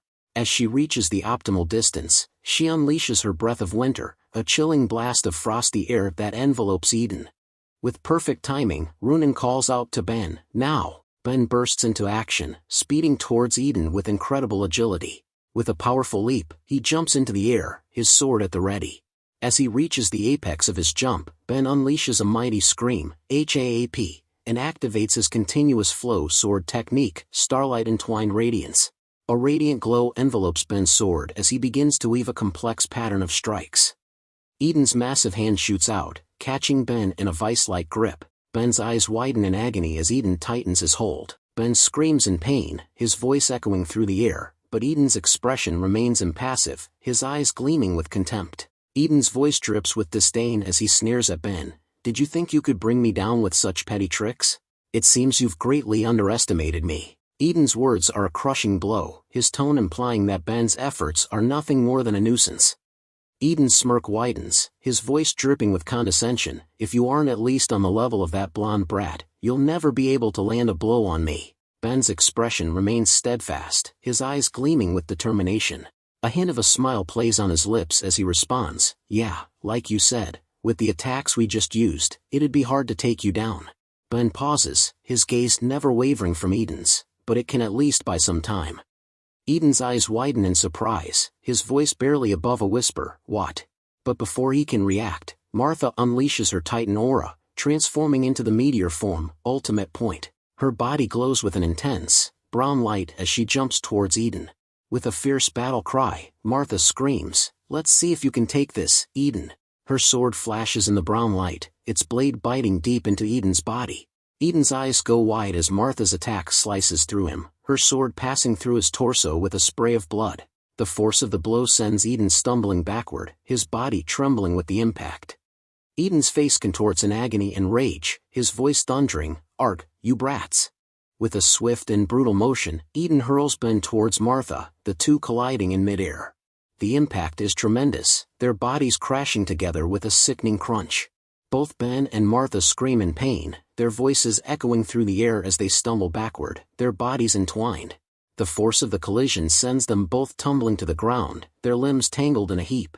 Eden's eyes blaze with fury, his chest heaving with exertion. He takes a step forward, his massive frame looming over the two battered warriors.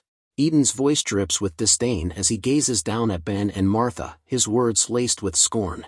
"Mere insects like you ought to know their place." His expression twists in contempt. "Do you not understand that this last stand of yours is meaningless?" Eden's tone implies that their efforts are futile, that they are nothing more than insignificant specks to be crushed beneath his heel. Behind Eden, Raon's eyes blaze with intensity as he charges his aura to its fullest potential. His voice thunders through the air, "It's not meaningless." The ground trembles beneath Raon's feet as he unleashes a mighty roar, his aura bursting forth in a spectacular display of power. The air around him seems to distort, as if the very fabric of reality is being warped by his energy. Eden's eyes widen in shock, his face frozen in a mixture of surprise and incredulity. He becomes speechless. Raon's voice remains steady, his determination unwavering. "Thanks, everyone. I had enough time to recover, thanks to your efforts. I'll make sure that this opportunity, that you've risked your lives for, won't go to waste." With a confident nod, Raon declares, "Leave everything to me." It shown Ben and Martha, who lie unconscious on the ground, their bodies battered and bruised from the intense battle. Eden's eyes widen in astonishment as he turns to face Raon, his voice filled with incredulity. "How do you still have that much strength remaining? Just who are you?" Raon stands tall, his fiery aura blazing around him like a raging inferno. With a swift, deadly motion, he raises his sword, ready to strike. His eyes burn with intensity as he declares, "Green Battle Phantom of Eden, you should feel honored. This is my first time using this technique against an enemy." Raon's voice echoes through the air, filled with a sense of accomplishment and determination. "I thought I wouldn't be able to use it yet, but thanks to the realization I made during this battle, I can." With a fierce battle cry, Raon declares, "Thousand Flames Technique, Winds of Blazing Dominion."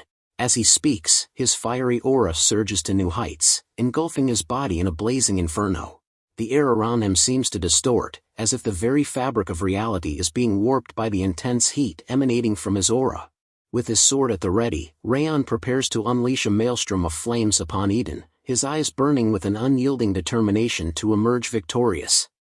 Eden's thoughts are a jumble of alarm and urgency as he realizes the true nature of Raon's flames. What's with those flames? They're different from what he had earlier. My instincts are telling me that they're dangerous. With a growing sense of desperation, Eden knows he must act swiftly to eliminate the threat. I must kill him now, regardless of what it may take. Unleashing a fierce battle cry, Eden charges towards Raon with reckless abandon. Raon, anticipating this move, flashes forward with his fiery aura, his sword gleaming with an intense, orange light. With every ounce of strength at his disposal, Raon slashes downward, unleashing a devastating blow that seems to embody the very essence of his being. The air shudders, the ground trembles, and the outcome hangs precariously in the balance as the two warriors clash in a spectacular display of power and fury. Raon's fiery aura engulfs Eden, consuming him whole. The force of Raon's slash splits Eden's head in two, sending half of it crashing to the ground. The scene is gruesome, with Eden's lifeless body lying in a pool of blood. Raon stands victorious, his confidence and strength radiating from his very being. His stance is triumphant, a testament to his overwhelming power. The outcome of the battle is clear. Raon has emerged victorious, while Eden lies defeated and lifeless. Raon stands panting, his chest heaving with exhaustion. The intensity of the battle has taken its toll, but the triumph in his eyes is undeniable. Runan, on the other hand, is left speechless. Her eyes widen in awe as she gazes at Raon, her mind struggling to process the incredible display of power she just witnessed. The air is thick with tension, the only sound Raon's heavy breathing. The weight of Raon's victory hangs heavy, leaving Runan and the surroundings in stunned silence.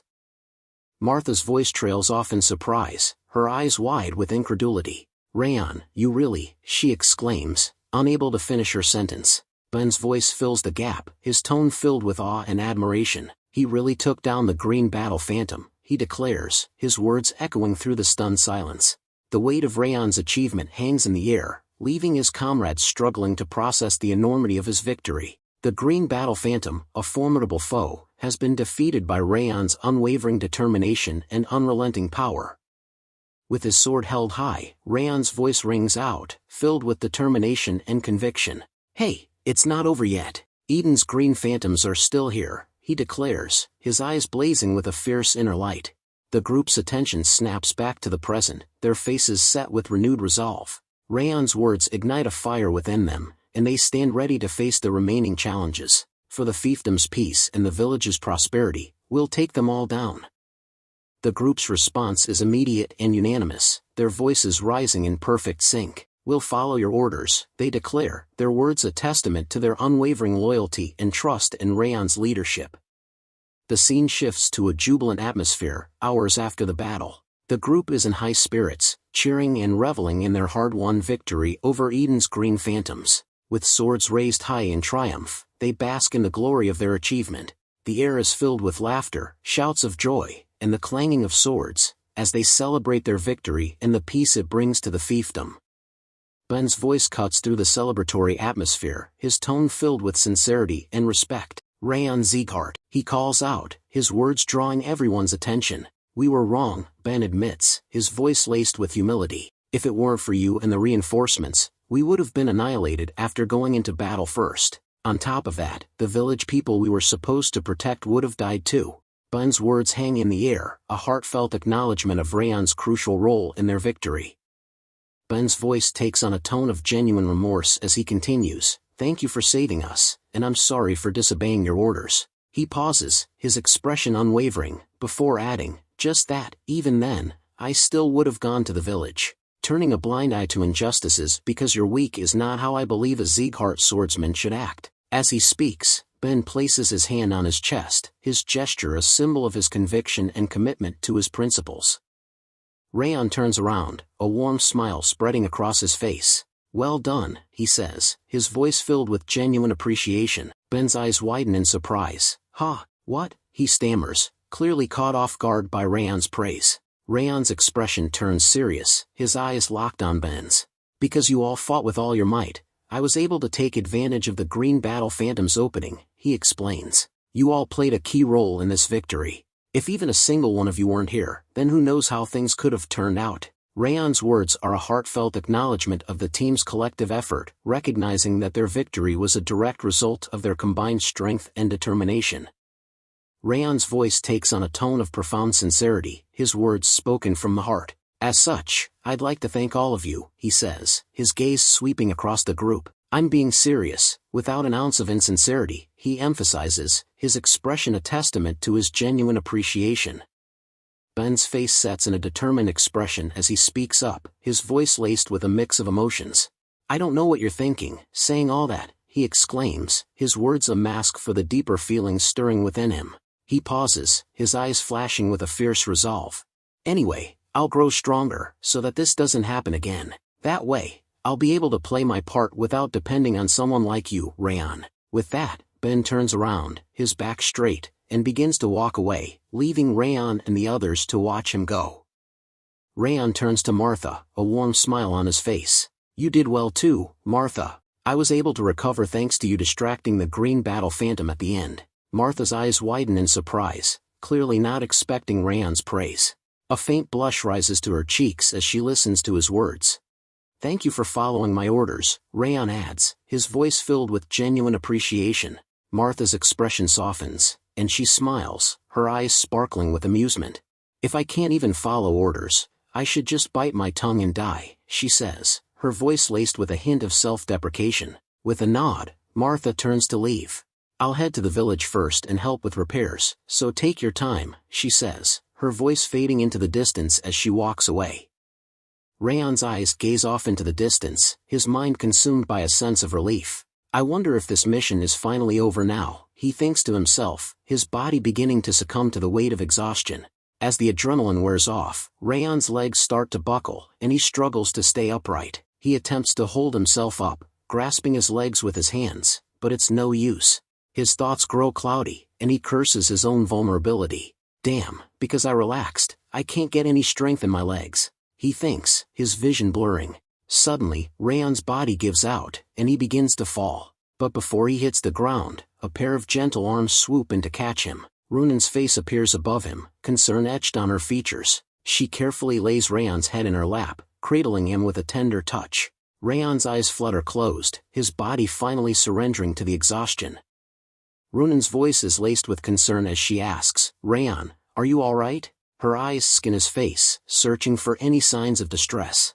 Raon's eyes widen in surprise as he looks up at Runan. So you are still here. He trails off, his voice filled with a mix of relief and curiosity. A hint of a smile plays on his lips as he asks, did you notice that I was about to collapse? Raon's eyes sparkle with amusement, his exhaustion momentarily forgotten in his surprise at Runan's timely intervention. Runan nods, a gentle smile on her face.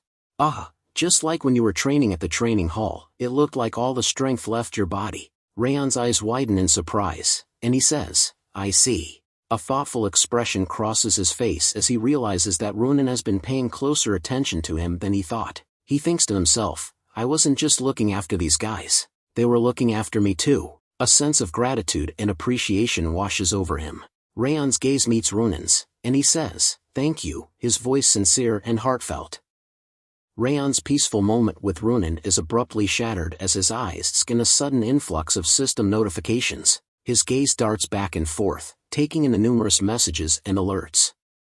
Raon's eyes scan the system notifications, his mind racing with excitement and curiosity. The messages reveal a plethora of rewards and upgrades, a testament to his remarkable performance in the battle against the Green Battle Phantom. As he examines his updated status window, a satisfied smile spreads across his face. His name, House Sieghart, is now accompanied by the esteemed title, Unbreaking Spirit. The trait, Unseen Strike, is a welcome addition to his arsenal, granting him new possibilities in combat. Raon's thoughts turn inward, reflecting on the significance of these upgrades. Looks like this is the result of taking down the Green Battle Phantom, he thinks to himself. All my status points have gone up, along with earning a new trait and title. I'll have to look into this more later.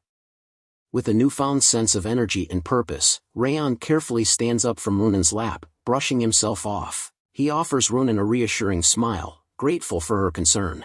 I'm fine now, so head back to the village first, he instructs, his voice firm and confident. I'll check if there's anything dangerous around here for now. Runan's eyes narrow slightly, as if assessing Raon's condition, before nodding in acceptance.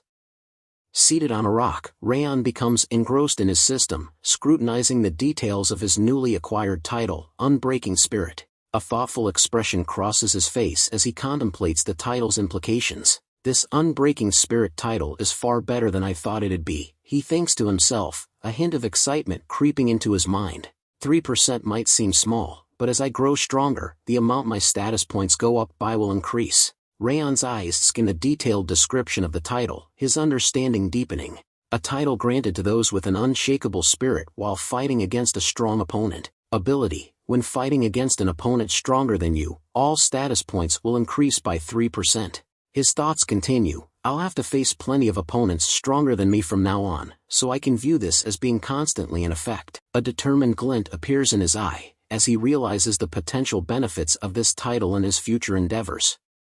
Raon's attention shifts to the Unseen Strike trait, his eyes scanning the description. When attempting an ambush or assassination, your presence will be reduced and the chances of landing a fatal blow to your opponent will be increased, he reads. A thoughtful expression crosses his face as he contemplates the trait's potential. Unseen Strike does look like an assassination-specific trait, he thinks to himself. If I had gotten this before I fought with the Green Battle Phantom, could I have taken him down with my ambush? Raon's mind replays the battle against the Green Battle Phantom, considering how the Unseen Strike trait might have altered the outcome. Wrath's eyes widen in astonishment as he gazes at Raon's rewards. His expression transforms from calm to incredulous, his voice laced with a mix of surprise and frustration. Wait, you got this kind of reward by taking down a lousy opponent like that? Wrath's words trail off, his tone implying that the Green Battle Phantom was hardly a formidable foe. He pauses, shaking his head in dismay. This may be a system designed by me, but how does this make any sense? Wrath's outburst conveys his bewilderment at the generous rewards bestowed upon Raon. Because of you, I'm getting stronger with every passing day. Thanks, Wrath, Raon says, his voice sincere and calm. Wrath's face twists in rage, his voice dropping to a menacing growl. I'll make sure you don't get an easy death, he snarls, his words dripping with malice. I'll bite and tear your flesh apart endlessly and grant you eternal pain. The intensity of Wrath's fury is palpable, his words painting a gruesome picture of the agonizing fate he has in store for Raon. Raon turns his back on Wrath, his movements calm and deliberate. As he begins to walk away, he tosses a casual challenge over his shoulder. Try it if you can. Wrath's eyes widen in surprise, his face reddening with rage. He's taken aback by Raon's nonchalant response, clearly expecting a more fearful or submissive reaction. Wrath's surprise quickly gives way to frustration, and he lets out a mighty roar. The sound echoes through the air, a primal expression of his anger and helplessness. Undeterred by Raon's dismissal, Wrath gives chase, following him as he walks away. The scene shifts to the village, where the group is busily repairing the aftermath of the battle. The air is filled with the sounds of hammering, sawing, and shouted instructions. Someone calls out, "Bring some lumber over here," while another voice asks, "Where did you put the debris?" A third person shouts, "The wooden barricade is finished here." Villagers and group members work together, their faces set in determination as they labor to restore their home. Some villagers chat with each other, exchanging stories and concerns, while others lend a hand with the repairs. Raon slowly opens his eyes, blinking away the haze of sleep. He looks around, taking in the bustling scene of the village repairs. The sounds of hammering, sawing, and chatter fill the air, a stark contrast to the peaceful atmosphere he had been seeking. He talks to himself, a hint of amusement in his voice. "I just wanted a quick break, but I guess I fell asleep in that short time." Raon's words trail off, and he rubs his eyes, trying to shake off the remnants of sleep. As he sits up, he takes a deep breath, feeling a bit more refreshed. Raon pushes open the door and steps out of the house, blinking in the bright sunlight. He takes in the scene before him, noticing the progress made on the repairs. The wooden barricades, once damaged, now stand sturdy and strong. As he surveys the area, a familiar voice calls out to him. "Raon, are you awake?" It's Runan, her eyes sparkling with concern as she approaches him, a bucket of water in hand. "Are you feeling all right?" she asks, her voice gentle and caring. Raon offers a reassuring smile, feeling a bit more refreshed after his nap. I'm feeling better after getting some shut-eye, he replies, his voice calm and relaxed. Runan's expression softens, relief evident in her eyes. Runan's expression turns serious, and she speaks with a sense of urgency. Then you have somewhere to be. Everyone is waiting for you, so hurry. Raon's eyes narrow, confusion etched on his face. Huh, who's waiting for me? He asks, his voice tinged with puzzlement. Runan's response is accompanied by a flashback to the previous day's events, where the people of Cebu village are shown bowing in gratitude. The village chief steps forward, a warm smile on his face. All the people of Cebu village have come to greet our savior, the Sieghart swordsman, he announces, his voice filled with sincerity. The chief's eyes lock onto Raon, his gaze filled with admiration. Thank you for saving our village. You put your life on the line and fought for the sake of our village. If it weren't for you, swordsman, our village would have suffered greatly. The chief's voice takes on a tone of deep gratitude. Both your noble visage and what you've done today, we shall never forget either of them. The villagers nod in agreement, their faces filled with appreciation and respect for Raon. Raon stands frozen in surprise, his eyes widening as he takes in the village chief's words. Suddenly, he turns to his group, his thoughts shifting inward. I can feel it, he thinks to himself, a sense of awareness washing over him. My comrades' respect, aspirations, as well as the village people's gratitude, awe, and sincerity. Raon's mind is filled with the weight of their emotions, and he can't help but feel a sense of pride and responsibility. Raon's thoughts drift to his past life, and he can't help but compare it to his current existence. A hint of wonder crosses his mind as he realizes, it's my first time feeling this. Memories of his life as an assassin flood his thoughts, and he recalls the stark contrast between then and now. When I lived as an assassin in my past life, goodwill was something I'd never come into contact with. There was merely life and death. A tinge of bitterness creeps into his thoughts as he remembers his past allegiance. Everything of mine was for Derus Robert. However many people I killed for Derus, however many filthy things I did, all the recognition went to Derus. Raon's eyes seem to gaze into the past, his expression a mix of nostalgia and regret. Raon's thoughts take a profound turn as he reflects on his current situation. A sense of wonder and awe washes over him, and he thinks to himself, but right now, for the first time in my life, I'm being acknowledged. His expression turns serious, and he pauses, lost in thought. He asks himself, have I ever been acknowledged like this before? As he stands before his group and the villagers, Raon feels a sense of vulnerability. He's unaccustomed to receiving praise and recognition, and it's clear that this experience is having a profound impact on him. Raon's thoughts continue, exposing a growing desire within him. I can feel my greed growing. The desire to be acknowledged further. The desire to feel even more awestruck gazes. As he tightens his hand, his determination solidifies. From now on, I will live not as an assassin, but as a swordsman. I'll see this scene countless times. Raon's gaze lifts, and he's met with the breathtaking sight of the full moon hanging low in the night sky. The serene beauty of the moment seems to seal his resolve. He makes a promise to himself, his voice a whispered vow. That's how it'll be, from now on. The night air seems to vibrate with the weight of his commitment, as Raon embarks on a new path. The scene transitions to the village street, where a group of villagers are gathered, chatting and laughing together. The atmosphere is lively and carefree, with a sense of community and camaraderie. Meanwhile, Raon's group is walking around the village, taking in the sights and sounds. As Raon approaches the village chief, he calls out to him, "Do you have a minute? There's something I'd like to ask you." The village chief's expression changes to one of surprise, and he responds with a hint of reverence, "Ah, Sir Raon, of course." The chief's tone conveys a sense of respect and deference, acknowledging Raon's status as a hero and a savior of the village. The village chief and Raon stand near a small hut, away from prying ears. The chief's expression turns serious as he asks, "So, what did you want to ask me?" Raon's voice drops to a calm, measured tone as he inquires, "Do you know who controlled the orcs to attack the village?" The village chief's eyes widen slightly, and he nods solemnly. "Ah, yes, the blue-haired swordsman told me. I heard they were one of the 5 demons of Eden." The chief's words trail off, leaving an air of foreboding and unease. The village chief's expression remains puzzled as he continues, "I truly don't understand why they would attack this village. This is just an ordinary, small village." His words convey a sense of innocence and naivety, highlighting the village's peaceful nature and lack of any apparent threats or motives that would warrant such an attack.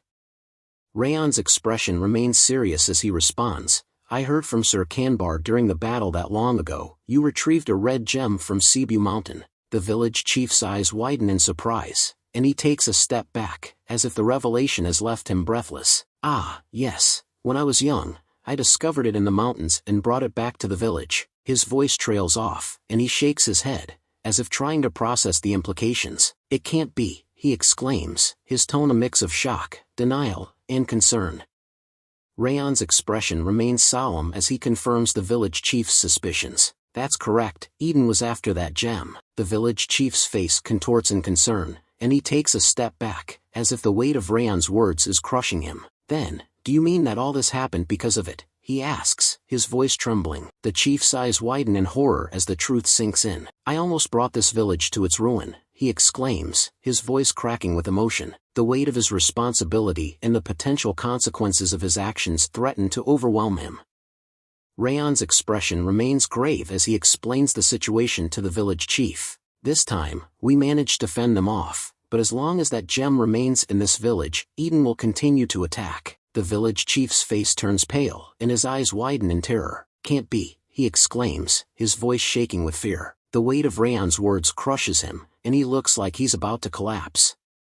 The village chief continues in a calm tone, of course, after it was planted in the ground, the land grew much richer, and the village got warmer. We have always worshipped it as our patron god. To think it would be a mana stone that would call Eden upon us. He pauses, considering the weight of the situation. Just what can we do? Should we dig it up and dispose of it? The chief's words convey a sense of desperation and uncertainty. Raon's response is unexpected, and he says, no, I will take it with me. The village chief's eyes widen in surprise, and he asks, what? You, our savior, will? The chief's tone is laced with incredulity, and he seems to be questioning Raon's willingness to take on such a burden. Raon's expression remains resolute as he explains, Eden believes it to be a treasure capable of reviving the dead. Even if you dispose of it, they'll just continue to search for it. So, instead, I will take it back with me to Sieghart. The village chief's face contorts in alarm, and he asks in a worried tone, if you do that, Eden will go after Sieghart. He takes a step forward, his eyes filled with concern and gratitude. The chief's voice cracks with emotion as he exclaims, how could I possibly allow myself to pass this danger on to our savior? Raon's serious tone conveys a sense of determination and conviction. It's fine, that is the path of Sieghart. The village chief stands in surprise, his eyes fixed on Raon with a mixture of gratitude and reverence. He slightly bows his head and replies, it seems Sieghart is once again giving me grace that I cannot repay. Raon's expression changes to one of confusion, and he asks, again, you say? His tone implies that he's unaware of any previous connection or debt between Sieghart and the village chief, sparking curiosity about the nature of their relationship. The village chief sits down, a mix of sadness and resignation on his face. I've buried it over here. To think that the item that I brought to protect our village would bring harm to it instead. He carefully digs up the stone, and as he hands it to Raon, the fabric wrapped around it catches Raon's attention. Raon's eyes widen in amazement as he asks, what's that fabric wrapped around the stone?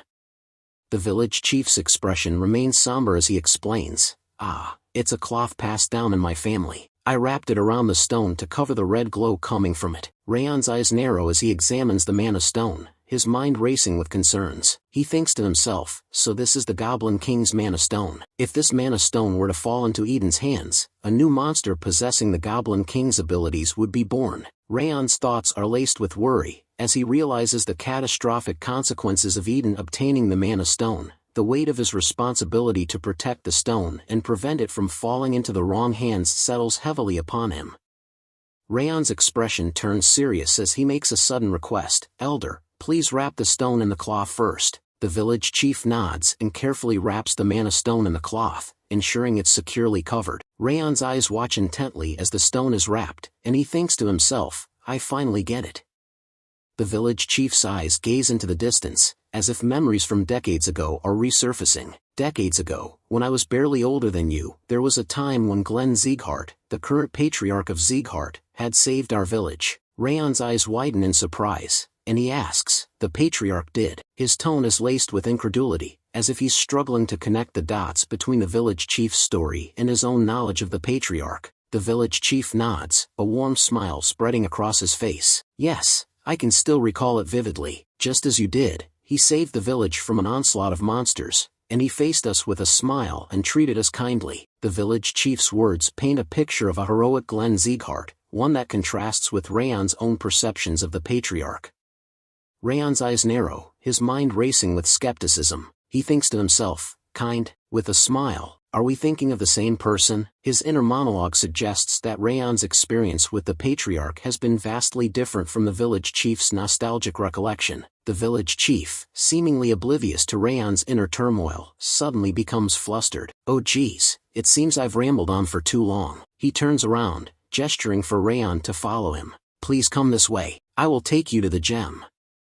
As Raon walks alongside the village chief, he suddenly catches sight of someone holding an ominous helmet. His eyes narrow, and he thinks to himself, that helmet resembles an ogre. His instincts scream warning, and he becomes alert, gripping his sword tightly. With a sense of urgency, Raon asks the person standing before him, are you mad blood demon? The air is thick with tension as Raon awaits the stranger's response. The narrator interrupts the scene, noting that the terms phantom will now be referred to as demon from this point forward. The mysterious figure, indeed a mad blood demon from Eden, responds with a hint of surprise and admiration. Oh, did you recognize this helmet? Even for a Sieghart recruit, you sure are quick-witted. The demon's words are laced with a mixture of curiosity and caution, acknowledging Raon's exceptional instincts and abilities.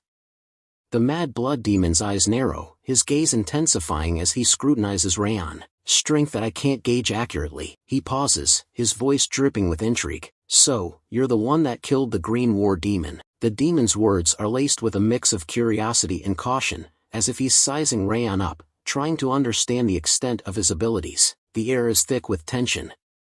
Raon's voice trembles with fear as he asks, are you the superior that he mentioned? I'm pretty sure he said you wouldn't come here. His eyes are wide with alarm, and he takes a step back, as if trying to create distance between himself and the demon. The mad blood demon's expression remains calm, but his words send a chill down Raon's spine. Because that cloth was hiding the Mana Stone's energy, I could never find it no matter how much I combed through these mountains. The demon's gaze falls upon the village chief, and he takes a step closer, his presence menacing. The village chief and Raon exchange a nervous glance, and Raon's eyes widen in shock. He's speechless.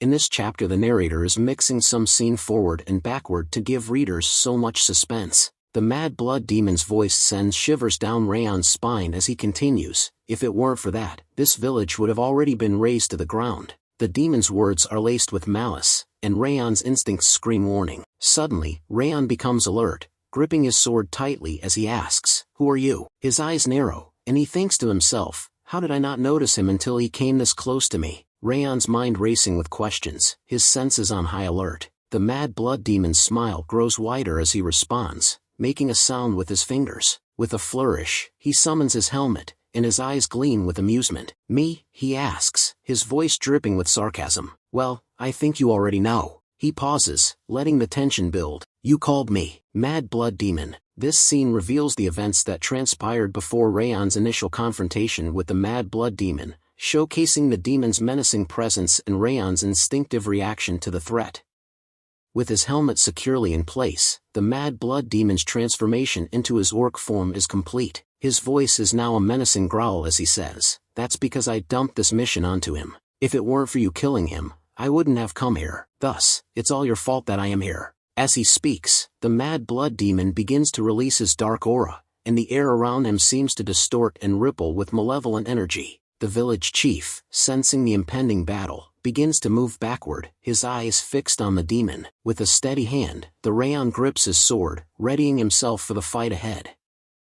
Raon's thoughts are laced with desperation as he acknowledges his own fear. My body's trembling from his presence. Forget me, even if all the recruits in Cebu village faced him, we'd lose. His mind racing with the impossibility of defeating the mad blood demon. Just as all hope seems lost, Wrath's voice echoes in Raon's mind, offering a grim ultimatum. Raon Sieghart, frankly, you cannot win against him. You have two choices available. Wrath's words are devoid of emotion, yet they carry a weight that makes Raon's heart sing. Wrath continues, his voice relentless. The first is to die to him while putting up a useless resistance. The mad blood demon takes a step closer, his presence causing the ground to crumble beneath his feet. As the demon looms over him, Wrath presents the second option, his tone dripping with an unsettling enthusiasm. The second is to grant me control of your body. The words hang in the air like a dark promise, leaving Raon to ponder the horrific choice before him. With the mad blood demon mere inches away, Wrath's voice echoes once more, driving home the desperation of Raon's situation. Those are the only two choices you have. As the scene shifts to Raon's group, we find them hard at work, rebuilding the village's fences. Ben turns to Martha and asks, "Why did you come here?" His tone is neutral, but Martha's response is laced with a hint of sarcasm. Martha inspects the fence, her eyes scanning the wooden barriers before she responds, "I heard you were repairing the wooden barriers, so I came to check if you were doing it properly. Nice work." Her words are dripping with condescension, and Ben's eyes narrow, sensing her mocking tone. Martha continues, her voice laced with amusement, "Don't you think you might be better suited for woodworking than sword fighting?" Ben's face darkens, his anger rising to the surface. In a sharp tone, Ben retorts, "If you're done checking, then shut your mouth and scram." Martha's expression remains calm, but her eyes sparkle with mischief as she responds in a mocking tone, "Hey, you ought to respect your elders. If you want something, you should politely request it." Martha's words are laced with sarcasm, and she concludes with a hint of arrogance, "There's only one person who can give me orders." The air is thick with tension, and Ben's anger is palpable, but Martha's calm demeanor suggests she's not intimidated by his outburst. Runan's arrival with a selection of fresh fruits catches Martha off guard, and she spins around, asking, "What are you doing here?" Her tone is laced with surprise, and Runan's calm demeanor provides a stark contrast. Runan holds out the fruits, explaining, "I picked some fruits." Martha's curiosity gets the better of her, and she presses for more information. "The villagers already put out some stuff, so why?" Runan's response is simple and straightforward, "They're for Raon. These are fresher, so I picked them." Her words are devoid of any ulterior motive, but Martha's teasing nature gets the better of her. In a mocking tone, Martha speaks up, "Wow, well, aren't you devoted? Anybody watching would mistake you for a married couple." Her words are laced with amusement, but Runan's expression remains calm. Unfazed by Martha's teasing, Runan begins to walk away, saying, "I'm leaving." Suddenly, the explosion catches everyone off guard, and for a moment, they're frozen in shock. Runan is the first to react, turning to look in the direction of the blast. Her thoughts immediately turn to Raon, and a sense of urgency takes hold. Without hesitation, Runan takes off in a sprint, racing towards the source of the explosion. As she passes Ben and Martha, she tosses aside the fruits in her hand and shouts out a warning. That's the direction that Raon and the village chief headed. Her voice is laced with concern, and she quickly adds, "Emergency, gather your weapons and call Kane and the training hall." As Martha and Ben follow Runan, they quickly arrive at the village chief's house. Martha's eyes widen in shock as she takes in the scene before her. That's the village chief's house. Just what happened here? Her voice is laced with concern and confusion. Ben's face is etched with worry as he calls out to his friend, "Raon, if you're okay, answer me." His voice echoes through the air, but there's only silence in response. The explosion catches Martha, Runan, and Ben off guard, sending them stumbling backward as they struggle to maintain their balance. As they look forward, they're met with a scene of utter chaos. Raon and the village chief are sent flying through the air, their bodies crashing into the wall mere feet away from Martha and Ben. Martha's eyes widen in shock as she tries to call out Raon's name, but her words are cut off mid-sentence. She's left speechless, her mouth agape, as she takes in the horrific scene before her. The mad blood demon's voice echoes through the air, "Raon Sieghart." The demon's words are laced with amusement, and Raon lies on the wall, holding the village chief in his hand. Raon's face is a mess of blood, and he's breathing heavily, his chest rising and falling with each labored breath. Raon, despite his injuries, summons the strength to push the village chief into Ben's hands, shouting, "Catch!" Ben, caught off guard, instinctively grabs the village chief, his eyes wide with surprise. "Village chief!" Ben exclaims, stunned, as he cradles the village chief's limp form in his arms. Raon's determination is palpable as he orders his friends to retreat. "Everyone, get away from here." Despite his obvious pain and injuries, he begins to stand up, his eyes fixed on the mad blood demon. As he reaches for his sword, Martha, Ben, and Runan exchange worried glances, their faces etched with concern. They watch in amazement as Raon prepares to face the mad blood demon alone. Suddenly Raon shouts, "Take the village chief somewhere safe and run." Raon's furious shout is met with Martha's incredulous response, "What are you saying?" But before she can react further, the mad blood demon's aura surges, unleashing an overwhelming pressure that strikes fear into the hearts of Martha, Ben, and Runen. The three friends are instantly incapacitated, their bodies forced to kneel on the ground as they struggle to cope with the crushing pressure. Ben, still clutching the village chief, gasps for air. "I can't breathe." Runen echoes his sentiment, "It's like, my lungs are collapsing." Martha's voice trembles with horror as she asks, "Just what is this presence?" The weight of the mad blood demon's aura is suffocating, leaving them all breathless and paralyzed with fear.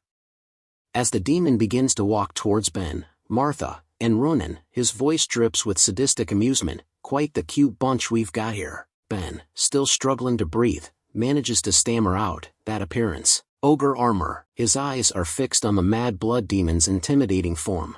Runen's voice trembles as she asks, "Is he an officer of Eden?" Her eyes widen in terror as she gazes up at the demon looming over them. The demon's voice is laced with disdain as he asks, "You can't even handle my mere presence? You're quite weak." Despite bearing the Sieghart name, his words are a harsh jab, exploiting their fears and insecurities. Ben, Martha, and Runen are consumed by terror, their bodies trembling uncontrollably. Runen's fear is palpable as she lets out a faint, terrified whimper, "Ah." Just as the mad blood demon's presence seems to be crushing their spirits, Raon's thunderous voice shatters the air, "Do you all want to die? Snap out of it." His words are a wake-up call, snapping his friends out of their terrified trance. Ben, Martha, and Runen are shocked to hear Raon's voice, their eyes widening in surprise. Raon's commanding tone brooks no argument, "He'll kill you all if you just stand there doing nothing. Focus your aura to withstand his spirit and then get out of here." Raon's words are a call to action, urging his friends to tap into their inner reserves of strength and courage. "Ben," Raon calls out, his voice firm and commanding, "You go to the village and evacuate the villagers." Ben responds with a resolute, "Okay, I'll be back soon," before rushing off to fulfill his task. Raon then turns to Martha and Runen, his eyes burning with determination. "Martha, Runen, retreat and prepare for battle." The two friends swiftly draw their swords, their faces set with resolve, as they begin to prepare for the impending fight. Raon's strategic thinking is evident as he cautions them, "Don't even think about facing him head-on, just keep your eyes on the situation." With that, Martha and Runen take up positions behind Raon, ready to provide support and follow his lead in the battle against the mad blood demon. Raon's words are a powerful reminder, echoing the wise teachings of Instructor Limer. Instructor Limer said it a lot, right? That you have to surpass your limits. This is that time. Now is the time to surpass the limits of your mind and body. With these inspiring words, Raon, Martha, and Runen steel themselves for the battle ahead. They take a deep breath, focus their minds, and prepare their bodies for the ultimate test. The three friends stand united, ready to face the mad blood demon and push beyond their limits. The demon's laughter sends chills down the spines of Raon, Martha, and Runen. His amusement is palpable as he taunts them, "Hey, I like your spirit, but do you think surpassing your limits will be enough?" The demon's words are laced with condescension, implying that their efforts will be futile against his overwhelming power. Raon's thoughts are a jumble of determination and desperation. He knows that he must protect the recruits and the villagers of Cebu, and that turning back is not an option. He's resolute in his decision to find a way to defeat the mad blood demon, no matter the cost. However, as he gazes out at the demon, he's struck by the overwhelming sense of hopelessness. The task ahead seems insurmountable, like staring into an endless abyss. Even with his past life experiences, Raon doubts his ability to take down the mad blood demon. Just as Raon is consumed by these thoughts, the mad blood demon's voice cuts through the air, his tone laced with curiosity.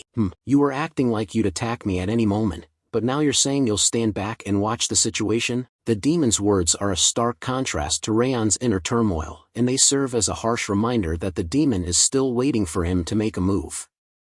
Not that any of that matters.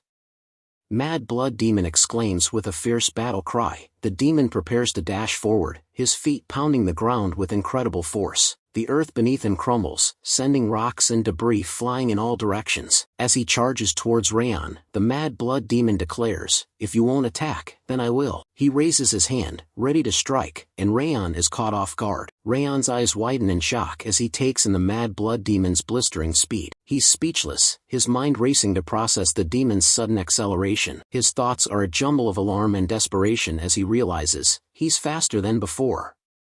Raon unleashes his Thousand Flames technique, 10 flames revolving sky, that revolve around the mad blood demon in a dazzling display of fire and fury. The demon's eyes widen in surprise, and he lets out a grunt of astonishment.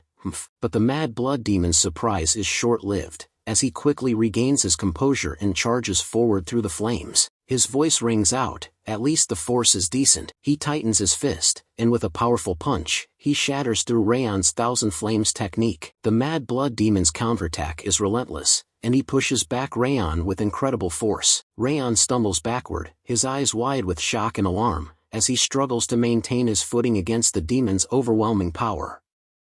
Raon's thoughts are a jumble of alarm and urgency as he realizes the mad blood demon has pierced through his Thousand Flames technique and is now pushing forward with relentless force. Kook! I have to redirect his attack. With lightning-quick reflexes, Raon leaps away from the mad blood demon's fist, narrowly avoiding the blow. However, the demon's fist still crashes into the ground mere inches from Raon, shattering the earth and sending rocks flying in all directions. The impact is tremendous, and the ground trembles beneath Raon's feet. He struggles to maintain his balance, his eyes fixed intently on the mad blood demon as he prepares for the next attack.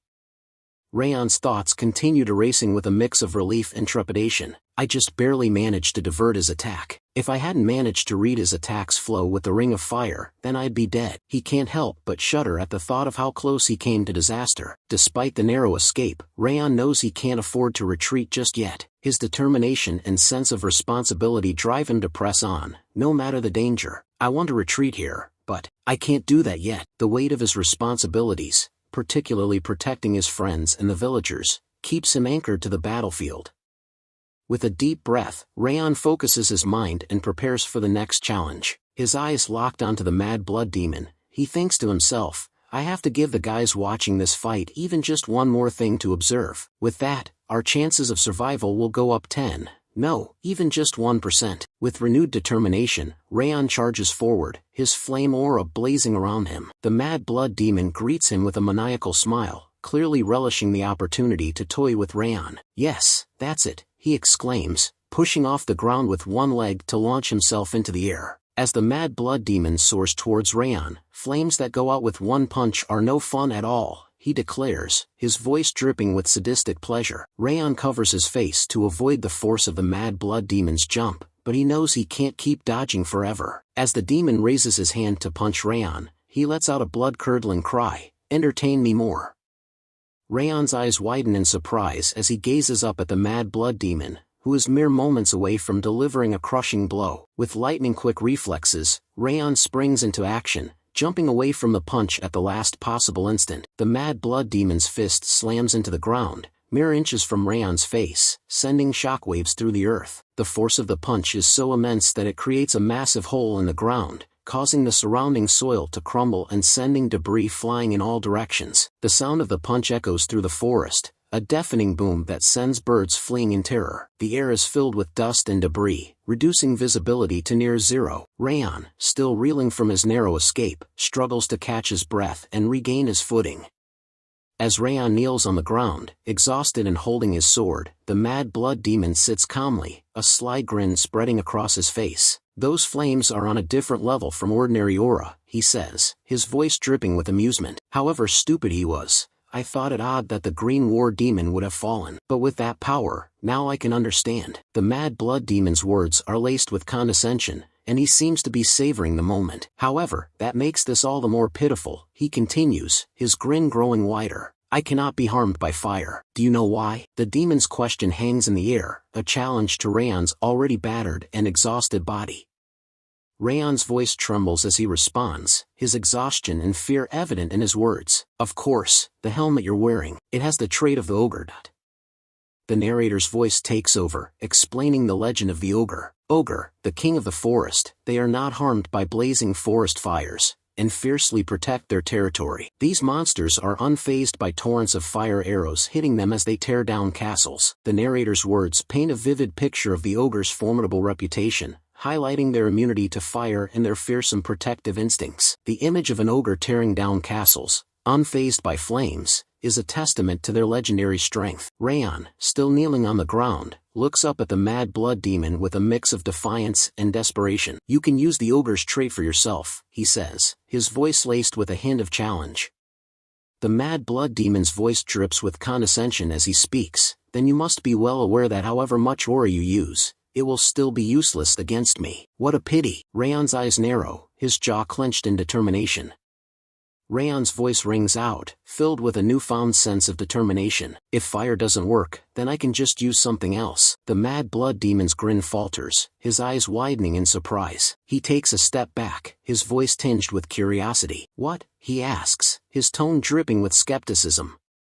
As Raon releases his cold aura, the air around him seems to chill, and his sword shines with an icy glow. The mad blood demon's eyes widen in shock, his mind racing to comprehend the implications of Raon's abilities. "Wait, that cold is..." The mad blood demon trails off, his voice filled with incredulity. He takes a step back, his eyes fixed intently on Raon. "I was already surprised by your unreasonable fire-attributed aura, but you can actually use aura of multiple attributes at the same level?" The mad blood demon's words are laced with a mix of shock, curiosity, and even a hint of admiration. He seems to be re-evaluating Raon's abilities, his initial underestimation giving way to a deeper understanding of the young warrior's capabilities. "Your capacity for attributes and skill with the sword at that age. Just who are you?" the mad blood demon asks, his voice filled with a sense of wonder. Raon, meanwhile, stands calmly, his cold aura swirling around him. He gazes at the mad blood demon with a focused intensity, his sword at the ready.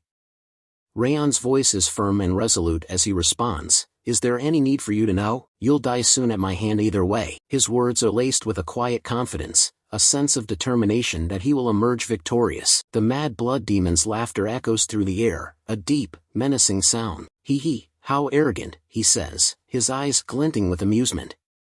With a fierce battle cry, Raon leaps off the ground, his sword flashing in the dim light as he channels the cold aura. The air around him seems to shimmer with icy energy, and his sword shines with a frosty glow. The mad blood demon, undaunted by Raon's sudden attack, raises his massive fist, dark aura swirling around it like a vortex. His eyes blaze with malevolent intent as he speaks, his voice dripping with malice. "Let's see how long you can keep that attitude." The scene shifted to Ben and his group. As they run, the sounds of intense battle grow louder, and the air is filled with the acrid smell of dust and smoke. Ben's voice rings out, concern etched on his face. "Hey, are you guys alright?" But before he can finish his sentence, he's left speechless. His eyes widen in astonishment as he takes in the scene before him. Raon and the mad blood demon are locked in a fierce battle, their auras clashing in a spectacular display of energy. What leaves Ben speechless, however, is the fact that Raon is holding his own against the mad blood demon. The two combatants are evenly matched, their movements a blur as they exchange blows. Ben's eyes dart back and forth, struggling to keep up with the intensity of the battle. Ben's eyes remain fixed on Raon, his mind racing with the implications of what he's witnessing. "That aura, it's not the fire he normally uses. It's a cold aura," he thinks to himself, his inner voice laced with incredulity. As he watches Raon's fluid movements, Ben's thoughts continue to spiral. He can use two different kinds of aura, his aura burst and swordsmanship on top of that. Just when did he reach sword expert? Raon's voice rings out, clear and commanding, as he says, "If you don't think so, then perform your duty." The words hang in the air, a challenge to Ben to take action. And then, Ben's eyes snap back into focus, as he's jolted out of his thoughtful reverie and back into the heat of the moment. Ben's voice echoes through the air, loud and clear, as he calls out to his companions, "Everyone, retreat." The urgency in his tone is unmistakable, and his words are followed by the sound of footsteps as the group quickly turns to flee. As they run, Ben continues to shout instructions, his words punctuated by the pounding of their feet on the ground. "Focus on running away from the mad blood demon. We have to save even one more person from the mad blood demon." As the group flees, Runan's voice rings out, laced with desperation and concern. She calls out to Raon, her eyes brimming with tears, "Don't die, no matter what." is met with a warm and comforting response from Raon. Despite the danger and chaos surrounding them, Raon's face breaks into a gentle smile, and he says, "Got it." As Raon sits on his knees, the mad blood demon towers over him, its voice dripping with malevolence. "You think those insects can run away from me?" The demon's words are laced with contempt, dismissing Raon's friends as mere insects. The demon's gaze seems to bore into Raon's soul, its eyes gleaming with an unholy light. The air is heavy with tension as the demon pauses, its voice taking on a more sinister tone. No, more importantly, the demon's words trail off, leaving Raon wondering what fresh horror is about to be unleashed. Ben stood at a distance, watching the battle unfold with amazement. He thought to himself, on this continent, warriors are categorized based on their strength. Those wielding swords are ranked according to their skill and aura. Beginners have just learned to use aura, while aura users can separate their aura from their body and apply it to their weapons. Then there are the aura experts, who have refined their aura to release it into their surroundings, granting them the power to wield sword energy. Ben's eyes widened in astonishment as he gazed at Raon. Raon has reached the level of an aura expert, capable of using sword energy. This achievement should have been impossible, yet he's battling the notorious Mad Blood Demon, who's also an expert. Ben's thoughts continued, but even if he's fighting back against the Mad Blood Demon, he hasn't been able to deal any significant damage. He's able to somewhat ignore the difference in strength between them, too. Ben's trailing thought suggests he's noticed something peculiar about Raon's battle dynamics with the Mad Blood Demon. His curiosity is piqued. As Raon clashed with the Mad Blood Demon, Raon's eyes suddenly met Ben's. Ben's thoughts flashed. Raon just locked eyes with me. He's saying he'll create an opening, and that he needs us to synchronize our attacks. A hint of a smile spread across Ben's face as he realized, we've spent so much time together in the 5th training hall. We can communicate with just a glance. Ben's gaze shifted to the side, and his eyes widened in astonishment. Martha and Runan stood ready, their swords at the ready, their faces set with determination. Ben was left speechless, his eyes darting between the two women. He hadn't even noticed them preparing for battle. Martha and Runan exchanged a glance, their eyes locking in a moment of silent understanding. Then, in perfect sync, they nodded their heads. The unspoken communication between the trio was palpable. Ben's hand closed around the hilt of his sword, his grip tightening with resolve. That's right, he thought, we are Siegharts. The trio shared a fleeting glance, their eyes burning with a shared determination. In that instant, they reaffirmed their unspoken vow. Martha thought to herself, we must protect this village. Runan's mind echoed the same sentiment, we must protect this village. Ben's thoughts resonated with his companions, we must protect this village. United in their resolve, the Siegharts steeled themselves for the battle ahead, ready to defend the village at all costs. The trio's thoughts continued in perfect sync. If we're with Raon, we can do this. As Raon clashed with the Mad Blood Demon, their auras exploded in a maelstrom of sound and fury. The air reverberated with each impact. Raon seized the opportunity, unleashing a burst of cold aura that encased the Mad Blood Demon's leg in ice. The demon's eyes widened in surprise, and it let out a derisive snort. Raon's gaze locked onto the trio, and he bellowed, now, everyone, attack. As one, the trio sprang into action. Martha, Runan, and Ben launched themselves over the Mad Blood Demon, their swords raised high. Their thoughts echoed with renewed confidence, we can win, with our combined strength. The Mad Blood Demon's grin grew wider, his eyes gleaming with malevolent intent. I was waiting for you, insects, he sneered. With a sudden burst of energy, the Mad Blood Demon unleashed his fighting spirit. The trio was caught off guard, and they were sent flying backward, their swords slipping from their grasp. The demon's aura exploded outward, creating a shockwave that shook the ground beneath their feet. Ben's scream of pain echoed through the air, Kuhuk. As he struggled to catch his breath, his mind racing with shock and awe, he thought to himself, that fighting spirit, he can spread his fighting spirit around him like an explosion? This bastard, forget being an expert, he's on the level of a master. The Mad Blood Demon's laughter boomed through the air, ha ha. I was wondering if I'd have to chase each of you down. You've saved me the effort. His eyes gleamed with sadistic pleasure as he watched the trio's hopeful expressions crumble into despair. Watching his hopeful expressions fall into utter despair always brings me such joy, he declared, his voice dripping with malice. The demon's gaze turned scornful. Did you really think I was being pushed back by you? With a sudden, ominous movement, the Mad Blood Demon raised his hand punched towards Raon, his voice thundering with condemnation. All of you will die here today, because you didn't know your places. Raon dodges the Mad Blood Demon's punch with ease, his eyes blazing with determination. "You're not the only one that was waiting for this chance." As he focuses his aura, his sword begins to radiate an intense, flame energy. Raon's thoughts reveal the secret to his newfound power. "All the murderous intent I'd built up during my past life as an assassin has allowed my cold energy to seep into the Thousand Flames technique, and focus it all into a single point." Raon's voice rings out, "Thousand Flames technique, Zenith." His teeth gritted in effort, he raises his sword and strikes, stabbing towards the mad blood demon's chest. The blade pierces the demon's chest, unleashing a maelstrom of flames that surrounds and engulfs him. The sheer force of the attack sends the mad blood demon stumbling backward. The mad blood demon's eyes widen in shock and amazement as he crashes to the ground, kneeling. Raon's attack has left him reeling, his formidable strength momentarily broken.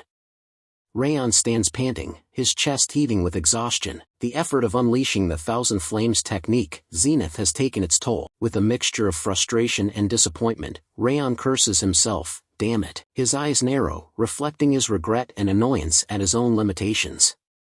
The mad blood demon's voice rings out, "Incredible." With a sudden burst of strength, he grasps the sword still lodged in his chest. The demon's eyes narrow as he asks Raon, "You took advantage of my defense weakening as I applied aura to my attacks, didn't you?" His gaze pierces through Raon, as if seeing right through his strategy. With a swift motion, the mad blood demon reaches out and grabs Raon in his massive hand. Raon's eyes widen in shock as he realizes his plan has been turned against him. Raon's face contorts in a mixture of pain and alarm, his body trapped in the demon's crushing grip. The tables have turned, and Raon must now face the consequences of underestimating his foe. The mad blood demon's grip on Raon's sword arm remains tight, while his other hand hurls Raon through the air. Raon's body crashes into a nearby tree with tremendous force. As Raon's back slams into the tree trunk, he lets out a blood-curdling scream, "Kuak!" His eyes widen in shock and pain, his body limp from the impact.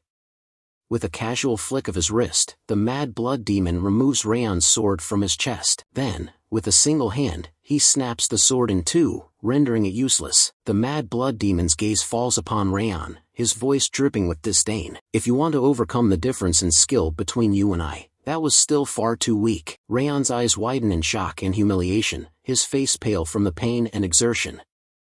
Raon clutches his stomach, wincing in pain as he thinks to himself, "I thought I would be able to make it if his aura weakened, but I wasn't able to pierce his muscles." He strengthened his skin and muscles to block my sword. Raon's eyes narrow, his mind racing with the implications. He realizes that the mad blood demon's physical strength and resilience far surpass his own, making his previous attack futile.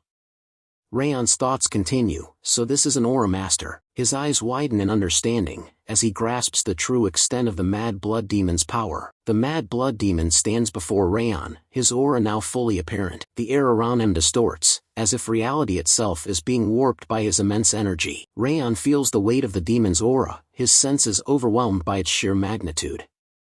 Raon's teeth grind in frustration as he whispers to himself, "My plans are over." With a sudden burst of urgency, he shouts to his group, "All Sieghart recruits, I command you as your leader. All of you, run away from here." Ben and Runan stare at Raon in shock, Ben opening his mouth to question, "What are you?" Raon cuts him off, "We can't win against him right now. Run away and evacuate the villagers." As he shouts, Raon thinks to himself, "We have no time. We have to evacuate the recruits and villagers in order to minimize damage." Raon's anger boils over as he yells at Ben, "Do you think it befits a Sieghart to die a dog's death here?" The mad blood demon's voice cuts through the air, his eyes fixed intently on Raon. "Do you think you can hold out while they're running away?" The demon's words are laced with mockery, implying that Raon's attempt to protect his comrades is futile. Raon calls out, "Wrath, I suggest a wager." Wrath emerges from behind Raon, a sly grin spreading across his face. Wrath's eyes gleam with excitement as he says, "So, my turn has finally come." Raon swiftly picks up a nearby sword, gripping it firmly as he prepares for the impending battle. The air is electric with tension, setting the stage for an epic clash. Wrath raises an eyebrow, his grin still plastered on his face. "However, despite your attempt to wager, it appears you'll die any moment now. What do you intend to wager on?" Raon's eyes flash with determination. "The wager is on whether he or I will be the one to die." Wrath bursts into laughter, his eyes gleaming with amusement. "Ha! Do you think you'll be able to win against him? Wrath's tone drips with skepticism, implying that Raon's chances of winning are slim to none, while the Mad Blood Demon stands by, silently observing Raon. Raon acknowledges, it's near impossible as such, in order to meet the bare minimum conditions. Restore my aura and my body, and I will take your rage in exchange.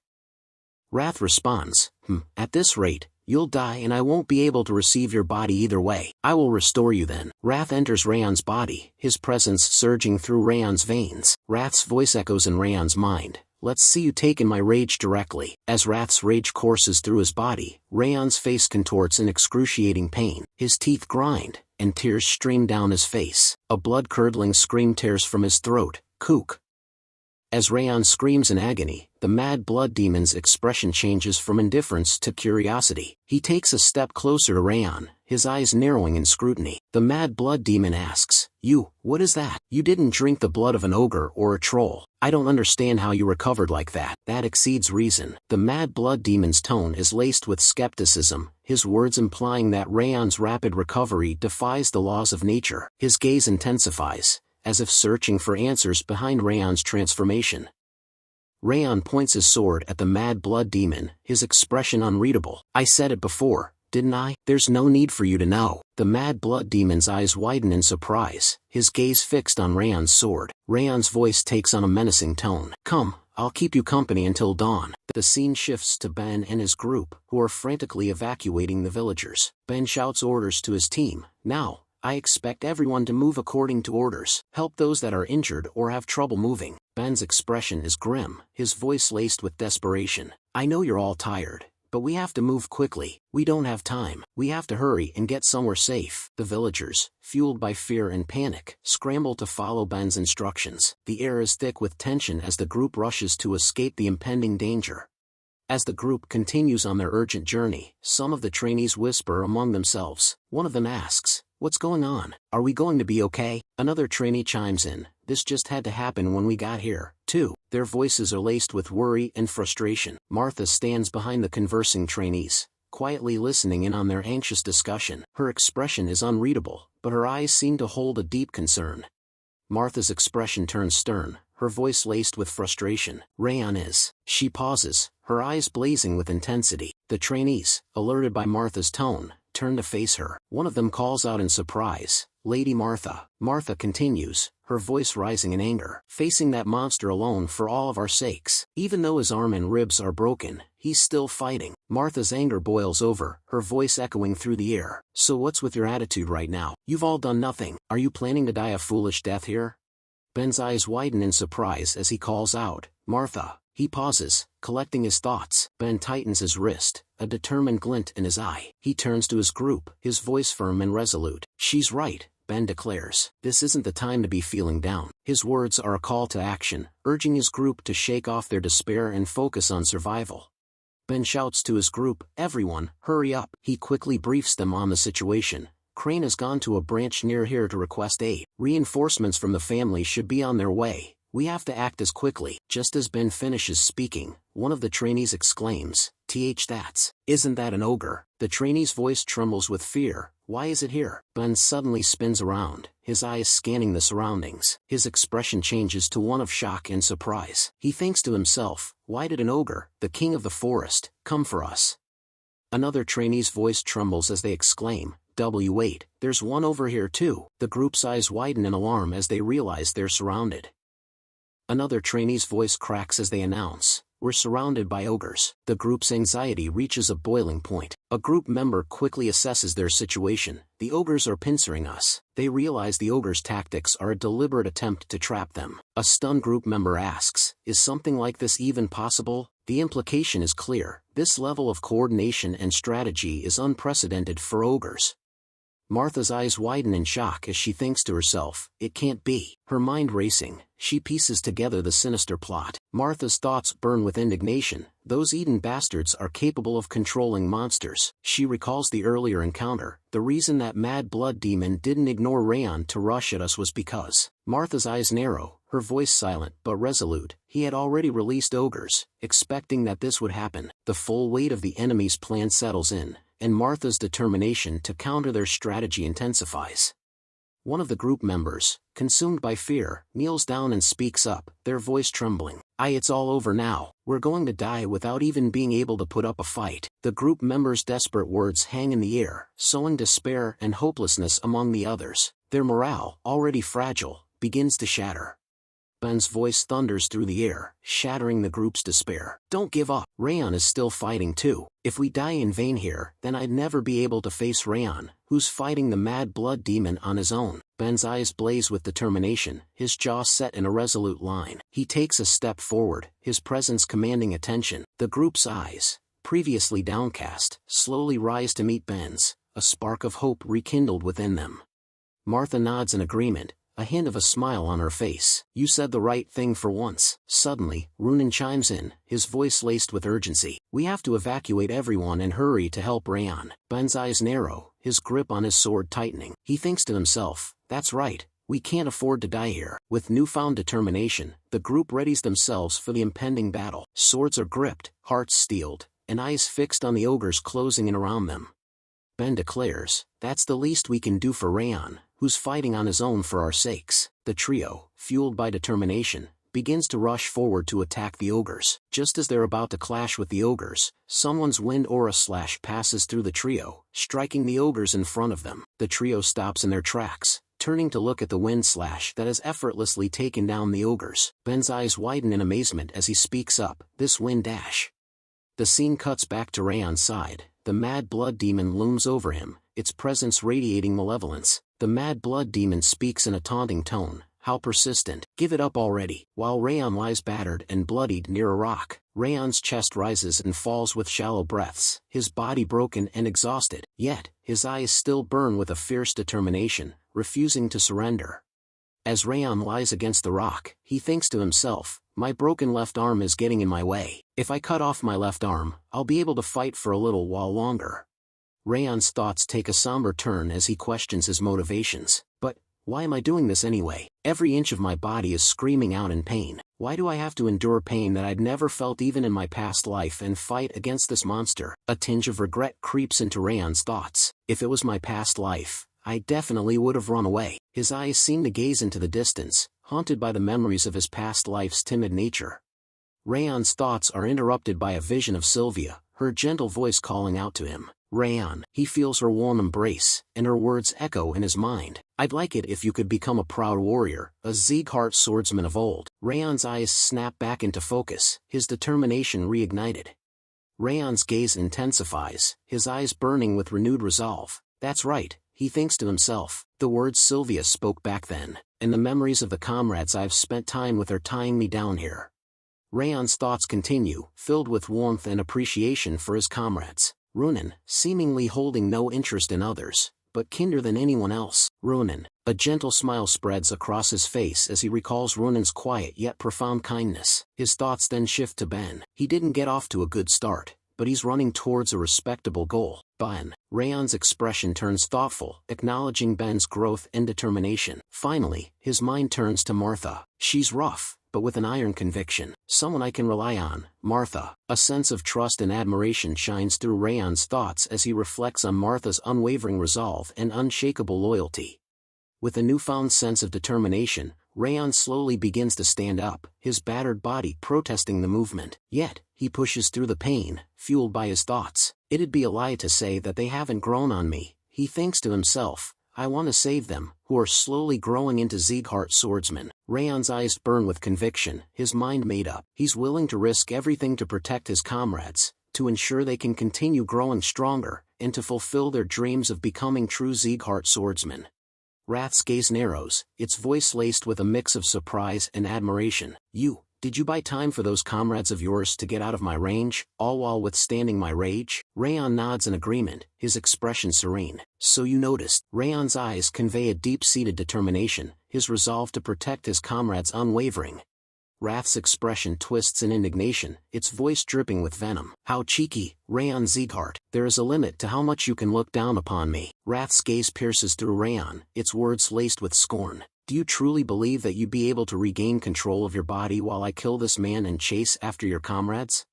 Rath's voice drips with contempt. And how do you plan to do that when you're having trouble even staying on your feet? With a burst of rage, Wrath's energy surges back into Raon's body. Raon's eyes widen in agony as he loses his grip on his sword, the blade clattering to the ground. Raon's knees buckle, and he collapses to the ground, his body racked with pain. His scream echoes through the air. Ah! Wrath's voice rings out, its words dripping with victory. You failed the moment you took my rage. You may be able to withstand possession, but the moment you hand me your body, you will never be able to regain it. The Mad Blood Demon speaks up, its voice laced with amusement. It seems you've finally reached your limits. As Raon lies on the ground, writhing in pain, the Mad Blood Demon's eyes gleam with malevolence. I just had a good idea. The Mad Blood Demon's voice drips with sadistic pleasure as it walks away from Raon, heading towards Ben's group. I'll save you for last and go kill your comrades first. Now that sounds like it'd be much more entertaining. Just imagine it, the expression you'd make as I tear off your comrades' heads one by one, right in front of your face. Raon's eyes widen in horror, his mind racing with the terrifying image. Raon's thoughts are filled with a sense of urgency and responsibility. He knows that his comrades, mere recruits, are no match for the Mad Blood Demon's mastery. With a deep breath, he steels himself for the task ahead. I have to keep him busy while everyone else escapes, Raon thinks to himself, his resolve firm. Despite his battered body, he summons every last ounce of strength, preparing to face the Mad Blood Demon once more. The Mad Blood Demon's eyes widen in surprise as it turns to face Raon, who miraculously stands before it, despite his battered state. The demon's gaze lingers on Raon's broken sword, then shifts to his unwavering eyes. Raon's voice rings out, filled with conviction and determination. I am a descendant of the Northern King of Annihilation, Glenn Sieghart, and I will one day be the strongest swordsman on the continent, until my heart stops beating. With his broken sword still clutched in his hand, Raon declares, you will not be able to leave this place, Mad Demon of Eden. The air seems to vibrate with Raon's unyielding spirit, as he stands tall, ready to face the demon. The Mad Blood Demon's expression changes, its eyes gleaming with a mix of surprise and admiration. That's quite the spirit for your age. Calling you incredible wouldn't do you justice. Its voice is laced with a hint of respect, a rare sentiment from the demon. The demon clenches its right arm, its aura surging with increased power. Fine. I'll have to show proper respect towards such a warrior. I will remember your name, Raon Sieghart. With a fierce battle cry, the Mad Blood Demon unleashes its aura, preparing to deliver a crushing blow that will finish Raon in one swift strike. Raon's thoughts are filled with a sense of resignation as the Mad Blood Demon's punch nears. I don't have the strength to spare, to dodge this attack. He closes his eyes, preparing for the inevitable, thinking his life is about to end. Just as all hope seems lost, a familiar wind aura passes through, carrying the scent of a fierce warrior. Raon's eyes snap open in surprise. As he opens his eyes, he's met with the sight of a red-haired figure standing tall in front of him. The figure's long, crimson locks dance in the wind, and their aura radiates an intense, battle-hardened energy. Raon's eyes widen in shock as he takes in the familiar sight. Limer, the sword instructor of Raon, stands firm, his sword at the ready. With ease, he blocks the Mad Blood Demon's powerful punch, the blade biting deep into the demon's fist. The impact sends a shockwave through the air, as Limer's sword aura clashes with the Mad Blood Demon's dark energy. The sound of steel scraping against the demon's skin echoes through the surroundings, a testament to Limer's exceptional skill.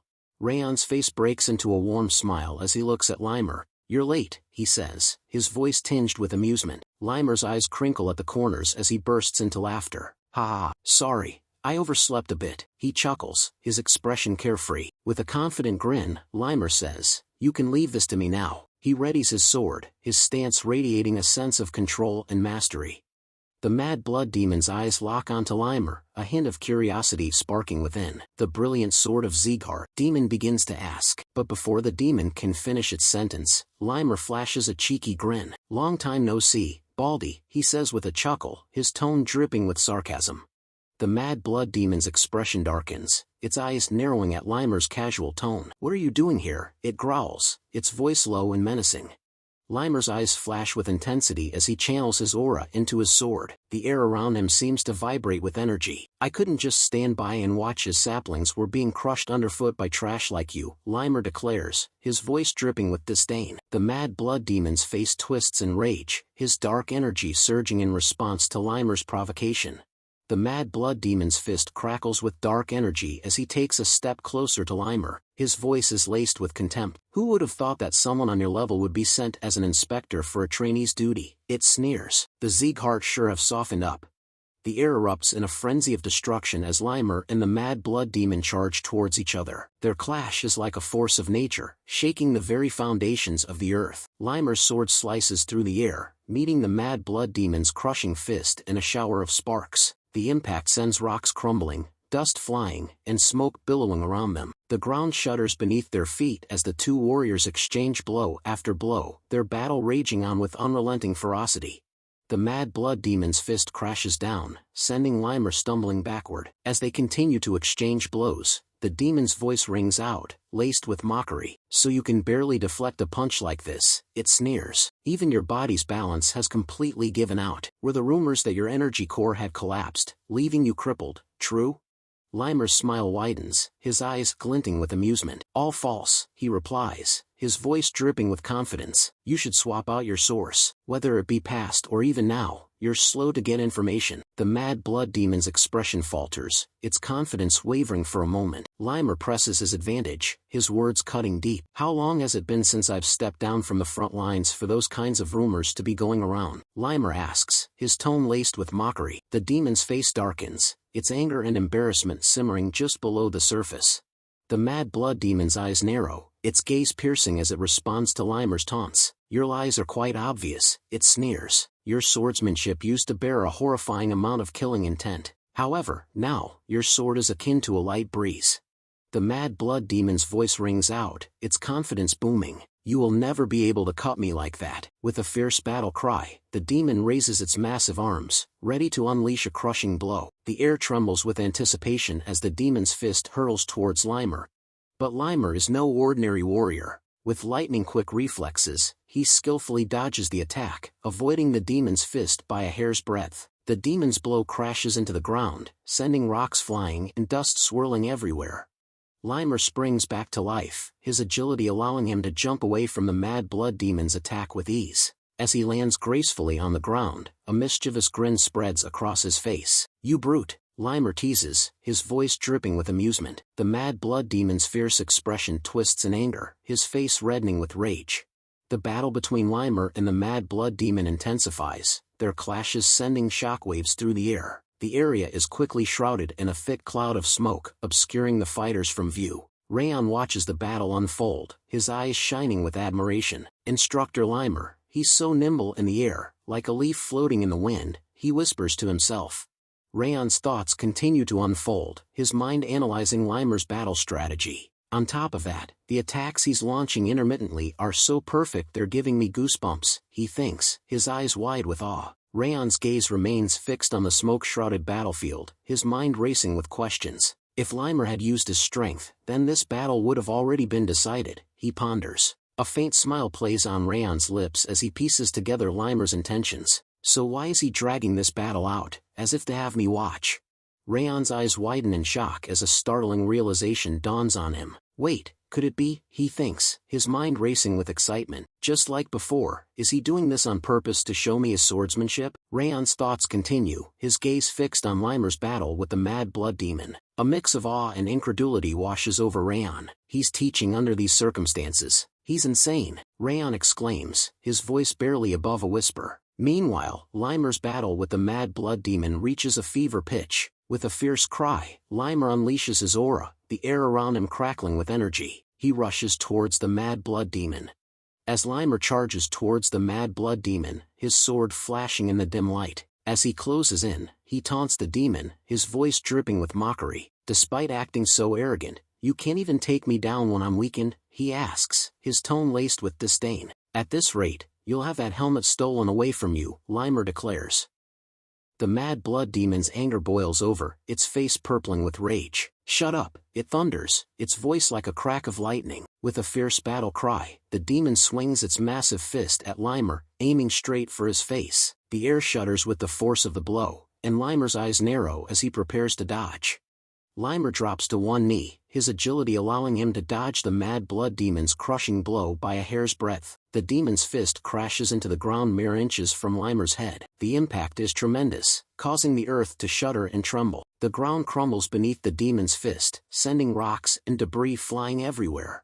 The mad blood demon's face twists in frustration, its eyes blazing with anger. "Brilliant sword, stop fooling around and fight me properly," it thunders. Limer's expression remains calm, but his thoughts reveal a growing concern. "I'm reaching my limits and handling him lightly," he thinks to himself. A hint of a smile plays on Limer's lips as he continues, "Well, the teaching material has gone berserk, so I guess it's about time to wrap things up."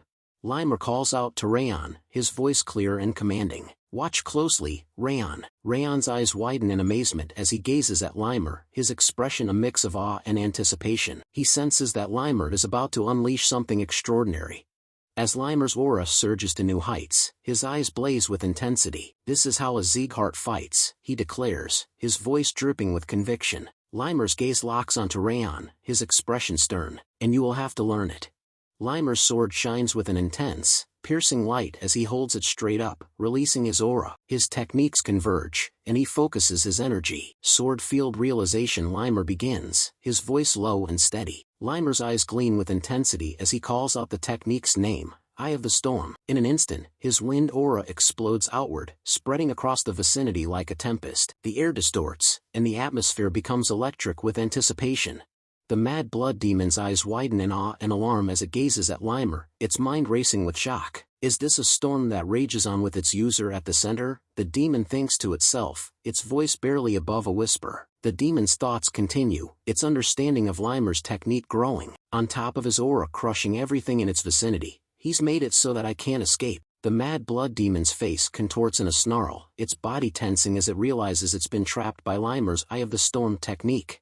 The mad blood demon's eyes blaze with determination as it thinks to itself, then the only way forward is to crush it head-on. With a fierce battle cry, the demon crouches down, its massive legs coiling with energy. Then, with a mighty burst of strength, it pushes off the ground, launching itself forward like a human catapult. The mad blood demon's voice thunders through the air as it leaps towards Limer, its fury and determination palpable. "I'll crush you, brilliant sword of Sieghart," the demon bellows, its words echoing off the surroundings. The demon's enormous body shoots towards Limer, its fists glowing with dark energy, ready to unleash a devastating blow. Limer's eyes flash with intensity as he channels his aura towards his legs. With a sudden burst of speed, he jumps forward, his body shooting towards the mad blood demon like a bullet. The distance between them vanishes in an instant, and the two collide in midair, their auras clashing in a spectacular display of power. A massive explosion erupts in the area, unleashing a deafening roar that shakes the ground. The blast sends a plume of smoke and debris soaring into the air, obscuring everything from view. The shockwave from the explosion radiates outward, causing the air to distort and ripple. The smoke and dust churned up by the blast reduce visibility to near zero, making it impossible to see what's happening. As the smoke clears, the scene comes back into view. Limer and the mad blood demon are revealed, both standing with their backs to each other. The mad blood demon's voice is laced with a mix of curiosity and astonishment as it addresses Limer. "You have the force of our bodies and aura, and stored all the wind within that calm area in your sword," the demon states, its words dripping with admiration. "Of course, that's how a sword field is supposed to be. But, how is it that you, who are not a direct descendant of Sieghart, are able to create a sword field?" The demon's question hangs in the air, its eyes fixed intently on Limer, seeking an answer to this puzzling phenomenon. Limer's gaze drifts into the distance, a hint of a smile on his lips as he responds, "Actually, it wasn't a sword field, but something similar I created by borrowing nature's strength." The mad blood demon's eyes narrow slightly, intrigued by Limer's words. "Elves are quite friendly with nature," Limer continues, his voice filled with a sense of harmony and balance. The mad blood demon's gaze shifts, its eyes rising to gaze at the moon hanging in the night sky. A low, rumbling chuckle emanates from its throat as it responds, "I see. Even when old and sickly, a tiger is still a tiger." The demon's words are laced with a mix of admiration and warning, acknowledging that even though Limer may not be a traditional warrior of the Sieghart clan, he still possesses a deep well of power and strength. The mad blood demon's gaze lingers on the moon for a moment before shifting to Raon, its eyes burning with a fierce intensity. "If there's anything I regret," the demon growls, its voice low and menacing, "it's not being able to kill that one." The mad blood demon's expression twists into a snarl as it continues, "This will influence our work greatly. Limer's response is immediate and resolute, his voice firm and unwavering. "Oh please," Limer says, his tone dripping with disdain, "there's no way we could offer our young king to the likes of you." The mad blood demon's gaze lingers on Raon, its expression a complex mix of emotions. He definitely possesses the qualities of a king, but does not become conceited, the demon says, its voice tinged with a hint of admiration. "We too have a talent that can match up to that monster." The demon's words trail off, its eyes gleaming with a fierce intensity. "Today is my loss, brilliant sword of Sieghart," the mad blood demon concedes, its voice dripping with respect. Limer's expression remains calm, his eyes never leaving the demon's face. In a swift, deadly motion, Limer strikes the final blow, ending the mad blood demon's life. The demon's body crumples to the ground, defeated. Limer stands over it, his chest rising and falling with steady breaths. With a deliberate movement, he sheaths his sword, the blade disappearing into its scabbard with a soft click. Limer walks calmly towards Raon, his footsteps steady and deliberate. As he approaches, he asks, "You were watching closely, right?" His eyes lock onto Raon's, seeking confirmation that the young warrior had indeed been paying attention to the battle. Limer's smile widens as he begins to explain about the technique he used in the battle. "That was something you must learn as a Sieghart, the sword field. Unlike mages, who spread a field with their mana, it is a field spread using one's spiritual growth and aura burst." Limer's eyes sparkle with enthusiasm, clearly eager to share his knowledge with Raon.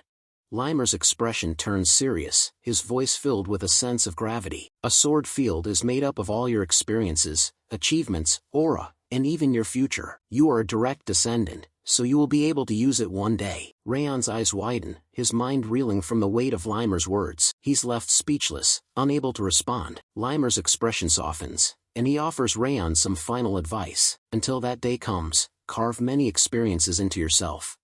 Limer's laughter echoes through the air as he turns to address the others. "Martha, Runen, Buren, you all were watching too, right?" Raon's eyes widen in surprise as he turns around, taking in the sight of Martha, Runen, and Buren standing behind him. His voice filled with curiosity, Raon asks, "You guys, why are you here?"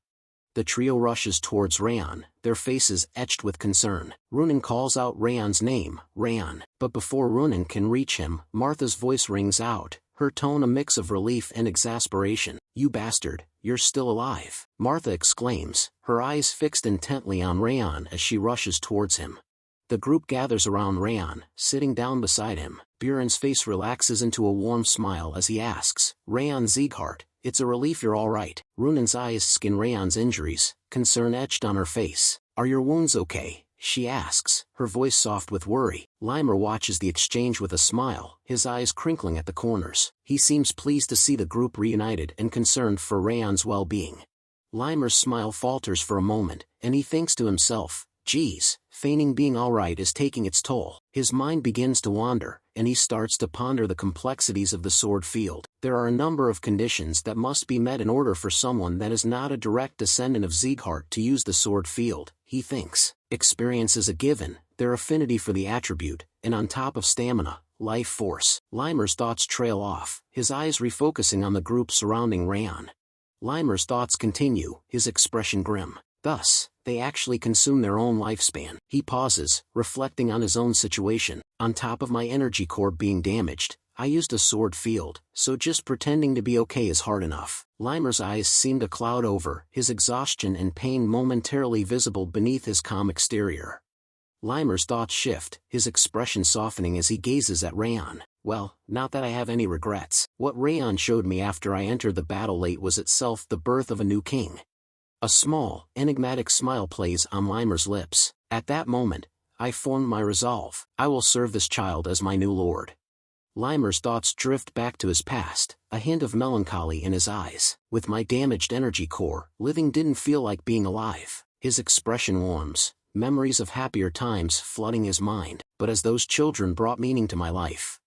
Limer's eyes sparkle with a sense of gratitude and renewal. "I've been granted a new life." His thoughts seem to be filled with a sense of purpose and belonging, as if he's found a new reason to keep moving forward.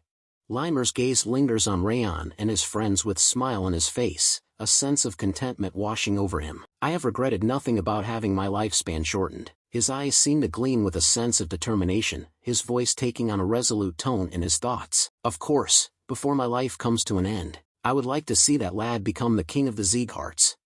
The scene shifts to the majestic Sieghart's palace. The patriarch of Sieghart's eyes lock onto Limer, a hint of surprise in his voice. Say that again.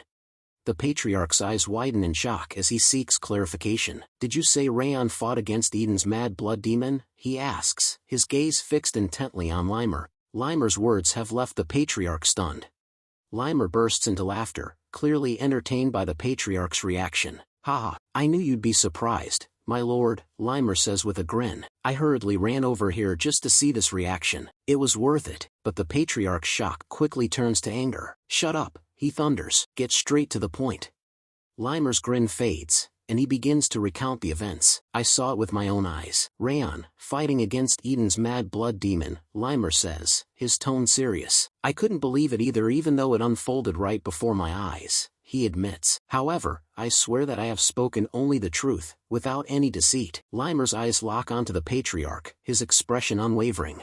Limer presses on, his words painting a vivid picture. "It wasn't just me," he says, his tone firm. "The trainees from the 5th and 6th training grounds, who were carrying out the mission, and the Cebu villagers, they all saw it as well." He pauses for emphasis. How Raon fought the mad blood demon, on his own. The weight of Limer's testimony grows, as he reveals that multiple witnesses can attest to the unbelievable truth.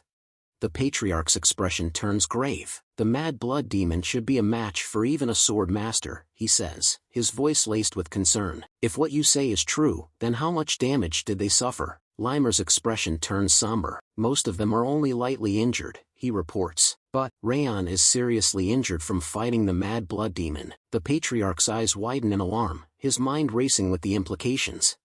Limer's voice remains steady. "Yet he still managed to survive until my arrival," he says, emphasizing Raon's remarkable endurance. The patriarch's eyes narrow, his expression skeptical. "Are you telling me to believe that?" he asks, his tone incredulous, as if questioning the plausibility of Limer's words. Limer's eyes lock onto the patriarch's, his expression deadpan. "I know, it sounds nonsensical," he admits, "but you'll have no choice but to believe it too, once you see that Raon has become a sword expert, my lord." The air is thick with tension as Limer drops this bombshell, leaving the patriarch stunned. Limer's words continue to astonish the patriarch. "He even managed to survive against the mad blood demon, whose prowess matches a master's," Limer says, emphasizing Raon's incredible feat. "It didn't feel at all regrettable when we used the Elvern sap on him." The patriarch's eyes widen in shock. "Elvern sap?" he asks, his voice trembling with surprise. "But that's the sap of the Second World Tree, a priceless treasure." Limer stands firm, his expression unwavering. "But what he's done deserves it," Limer responds, conviction in his voice. The patriarch's eyes narrow, suspicion creeping into his tone. "It sounds like you're giving him preferential treatment," he says, his words dripping with skepticism. Limer's eyes widen in surprise. "Preferential?" he echoes, taken aback. "I'm just..." He pauses, taking a deep breath before continuing. "Trying to help them, so that Raon and the others can grow," Limer explains, his voice filled with sincerity. The patriarch's gaze pierces through Limer, as if searching for any hidden intentions. "I see," he says, his voice low and measured, leaving Limer wondering what thoughts are brewing behind his enigmatic expression. The patriarch's attention shifts, his eyes locking onto his butler, Ren. "Ren, summon the division leaders," he instructs, his voice firm and authoritative. "We'll hold a conference as soon as the trainees return." Ren bows his head, his expression impassive. "Understood, my lord," he responds, his voice crisp and obedient. The patriarch's expression softens, a hint of warmth in his eyes as he turns back to Limer. "You've had a tough time, Limer," he says, his voice tinged with empathy. Limer's eyes widen in surprise, his gaze snapping back to the patriarch, his face a picture of astonishment at the unexpected display of concern. Limer's face breaks into a wide smile as he climbs the stairs. "Wow," he says, his voice laced with amusement. "When was the last time you complimented me?" "Almost 20 years ago?" The patriarch's expression turns irritated, his eyes narrowing. "Where do you think you're climbing?" he asks, his tone stern. The patriarch's expression remains stern, but a hint of dry humor creeps into his voice. "I would have offered you so many more compliments if you hadn't engaged in all that stupidity." His expression turns serious, and he asks, "So, when are the trainees scheduled to return?" Limer's expression turns thoughtful as he responds, As for the trainees, they should." He trails off, pausing for a moment. Then the scene show the trainees near the Sieghart's palace. Be about to arrive, he finishes, his eyes gazing into the distance, as if expecting their imminent return.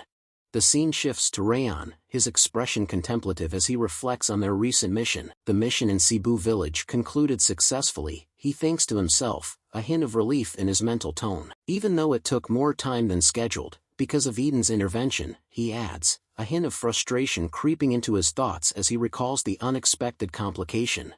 Raon's thoughts continue, a mix of responsibility and regret in his mental tone. Since the village ended up being damaged unexpectedly by the Mad Blood Demon's assault, we stayed a bit longer in order to restore the destroyed village, he recalls, his thoughts reflecting on the team's efforts to make things right.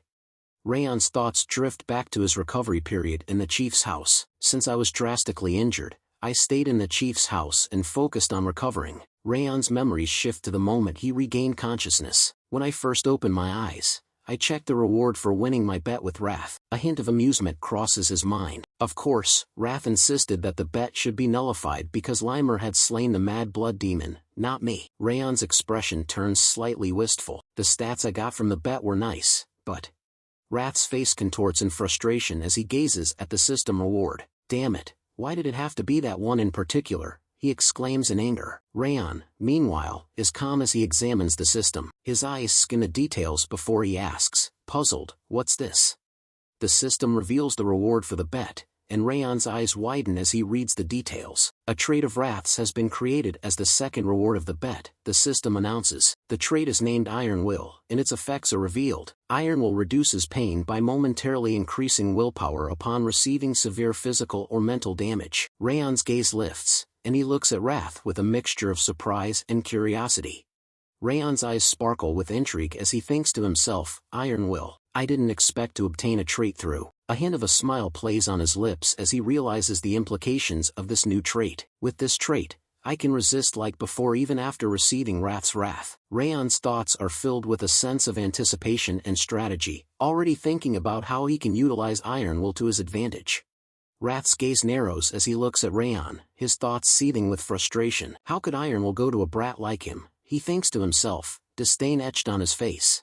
Wrath's expression twists in annoyance as he realizes the system's design is working against him. It's becoming an issue because the system is too well designed. The King of Essence's system is designed to prioritize creating the ability that the user needs most. Wrath's eyes flash with anger as he thinks about the implications. I'd be able to take over his body now if not for that trait.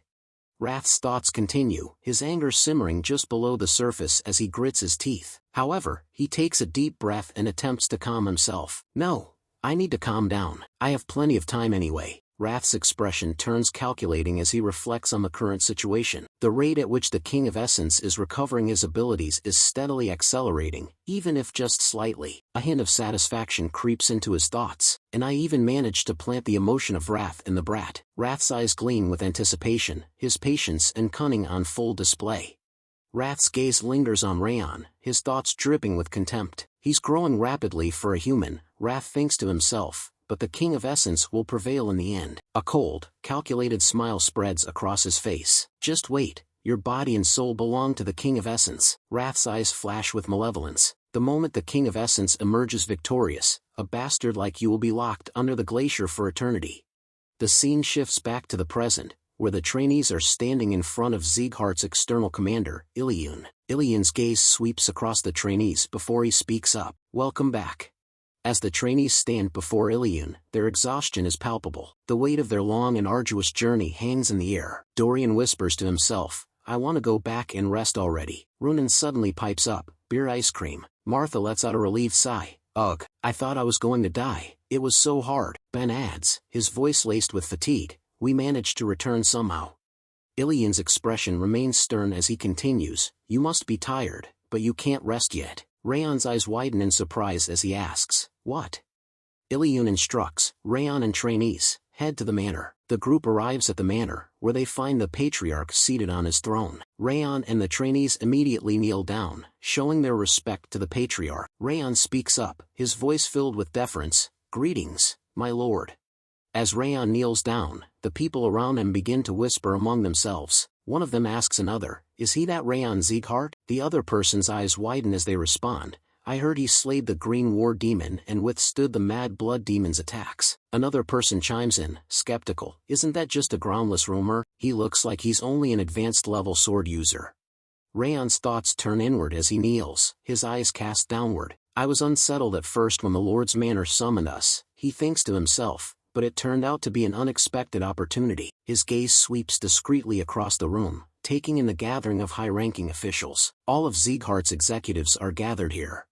Raon's thoughts continue, his mind racing with reflections on the recent mission. I learned something from this mission, he thinks to himself. At this rate, I'll have my hands full trying to survive in future battles. Determination fuels his resolve. That's why I need to get stronger even faster. Raon's gaze sweeps the room once more, taking in the assembled dignitaries. And right now, in this place, the squad leaders and division leaders are gathered, as are even the palace masters from the direct lineage. A hint of intrigue enters his thoughts. That means Glenn Sieghart is paying attention to this incident. Raon's thoughts continue, his understanding of Glenn Sieghart's character guiding his next move. Since Glenn makes a clear difference between public and private matters, he makes sure to reward contributions. Raon's eyes narrow, his determination solidifying. With that in mind, there's only one thing to do now. His thoughts clarify into a singular focus. I need to prove our achievement and obtain a new martial art to get even stronger. Glenn Sieghart's voice rings out, his words commanding attention. Raon Sieghart, I heard you were the central figure in this mission. Tell us the details here. Raon's head rises, his eyes meeting Glenn's. He responds with a simple, respectful affirmation. Understood. Raon begins his account of the events in Cebu village. It all started when I noticed a probing gaze as soon as we arrived in Cebu village. He recounts how his vigilance led to taking the Green War Demon by surprise. That's how I took the Green War Demon by surprise when he was looking for the Goblin King's magic stone in the village. Raon continues, describing the unexpected turn of events. We thought the mission was over, but the Mad Blood Demon suddenly attacked the village, supposedly because he'd lost contact with the others. He explains his decision to act as bait, prioritizing the safety of the village. And I volunteered to act as bait, worried that the damage would escalate if we faced him with only trainees. The room falls silent, with one of the higher officials looking stunned, unable to respond. The higher official's face turns red with rage as he shouts, "You bastard, where do you think you are to be telling such lies?" He turns to Glenn Sieghart, appealing to his lord's judgment. My lord, do you really believe he is telling the truth? The official's tone drips with disdain as he continues. The Green War Demon alone should have been enough to annihilate some 15-year-old teenagers. He sneers at Raon's claim about facing the Mad Blood Demon. Holding his ground against the Mad Blood Demon is a blatant fabrication. Raon's voice rings out, calm and collected. Dorian, take those out. Dorian's eyes widen in surprise, and he stammers, ununderstood. Despite his initial hesitation, Dorian carefully opens the cloth he's been carrying, revealing the contents to the higher official and Glenn Sieghart. One of the higher official's eyes widen in shock as he exclaims, "The Green War Demon and Mad Blood Demon's helmets." Another official's voice trembles with surprise. Does that mean his report is actually true? Raon's voice rings out, respectful and cautious. My lord, excuse me, but may I draw my sword? Glenn Sieghart's expression remains calm, his voice authoritative. You are allowed to draw your sword. Raon's hand moves swiftly, drawing his sword from its sheath. As he does, he releases his aura, unleashing a fierce energy. The air around him erupts in a dazzling display as his fire aura surrounds his sword, casting a fiery glow across the room.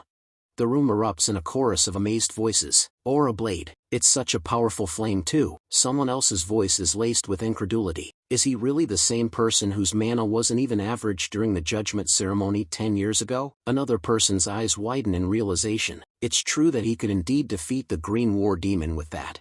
Raon's voice cuts through the murmurs, his gaze locked on Glenn Sieghart. Is that enough of an explanation? He asks, his tone calm and confident, seeking the patriarch's acknowledgement. The high-ranking official's face twists in a mixture of anger and shock as he thinks to himself, "You damned half-blood." His inner monologue continues, laced with frustration and admiration. He really reached the expert realm. The official's eyes narrow, recalling the evidence Raon presented. He even brought Eden's helmets. His thoughts conclude with a reluctant acceptance. I can't refute any further. Glenn Sieghart's voice fills the room, his tone authoritative and approving. Listen, Raon Sieghart, the top trainee. and all the trainees from the 5th and 6th training grounds. The patriarch's gaze sweeps across the room, his eyes meeting those of the trainees. You did an excellent job.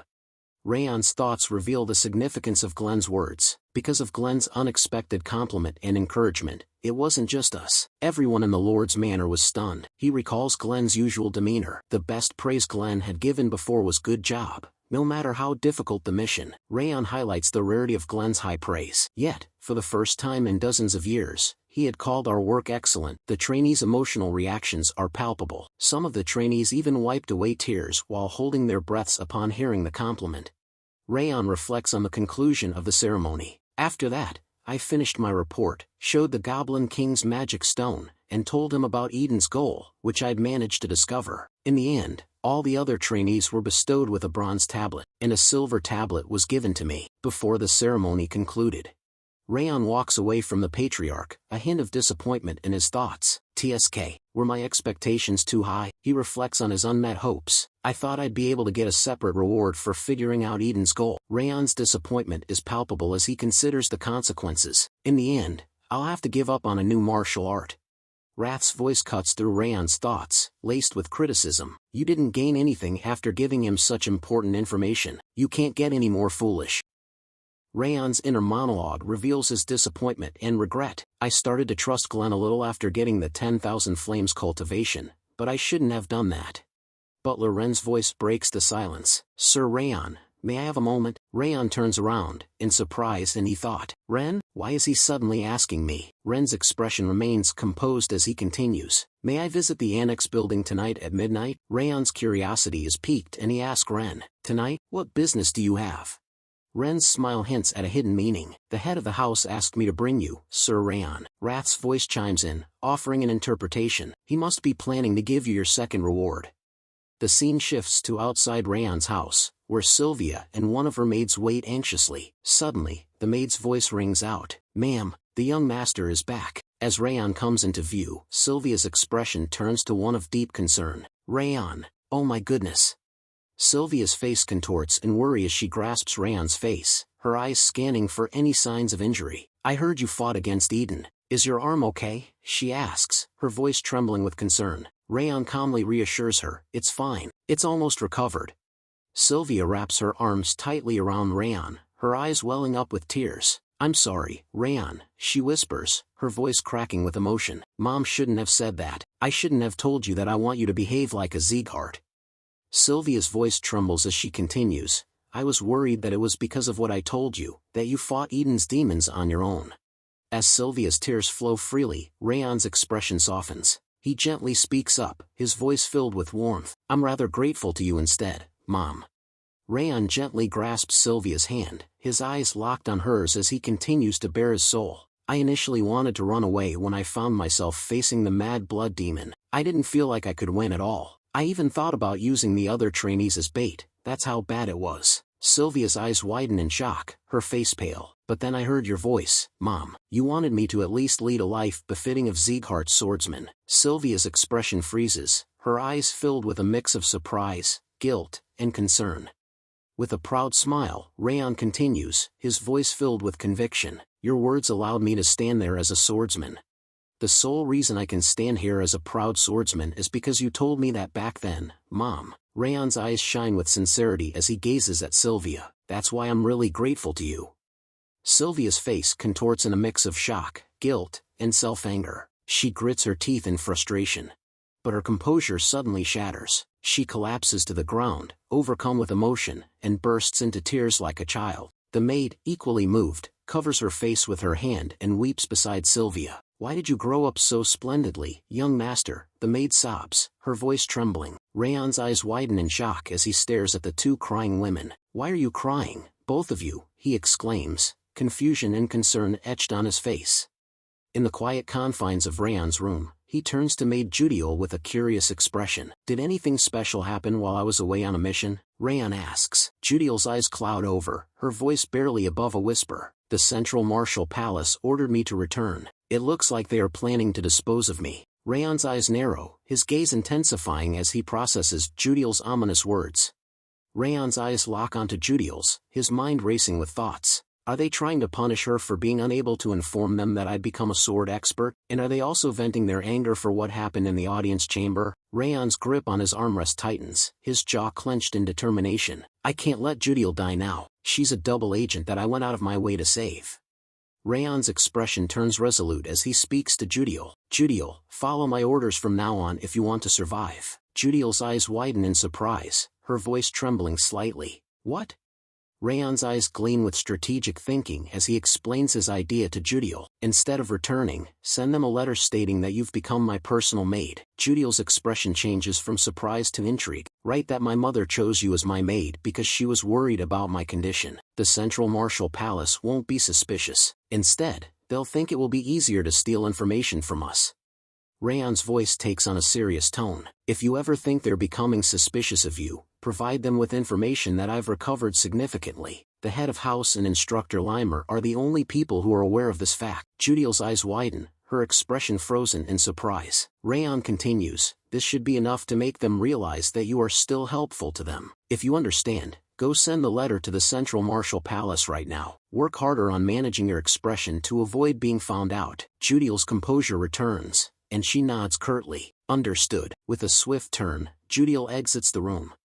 As soon as Judiel departs, Wrath's voice cuts through the air, laced with venom. Every single word and action of yours is so pathetic. What even is the point in keeping a useless spy like her? Raon's eyes narrow, his expression unyielding as he faces Wrath's biting criticism. Raon's voice remains calm, but his words hold a hint of steel. She's not useless. Judiel will serve as a trap to stab House Sieghart in the back. Raon's gaze drifts inward, his thoughts unfolding like a hidden script. And I don't want to leave her to be discarded after being used, like I was in the past. A flicker of determination dances in Raon's eyes, revealing the depth of his resolve. Gazing out the window, Raon's voice carries a sense of detachment. Well then, the last task for today. Raon's words trail off, leaving Wrath to wonder what the final instruction will be. The clock strikes midnight, casting a dark and foreboding shadow over the annex building.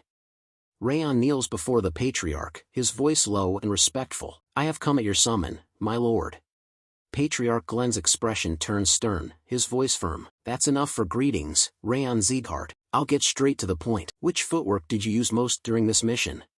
Raon's eyes narrow slightly, his mind racing with curiosity. Why is he suddenly asking about footwork? With a composed expression, Raon responds, I believe that the proficiency of a warrior's footwork decides their life and death. That's why I used the river footwork, the basic footwork learned by all trainees.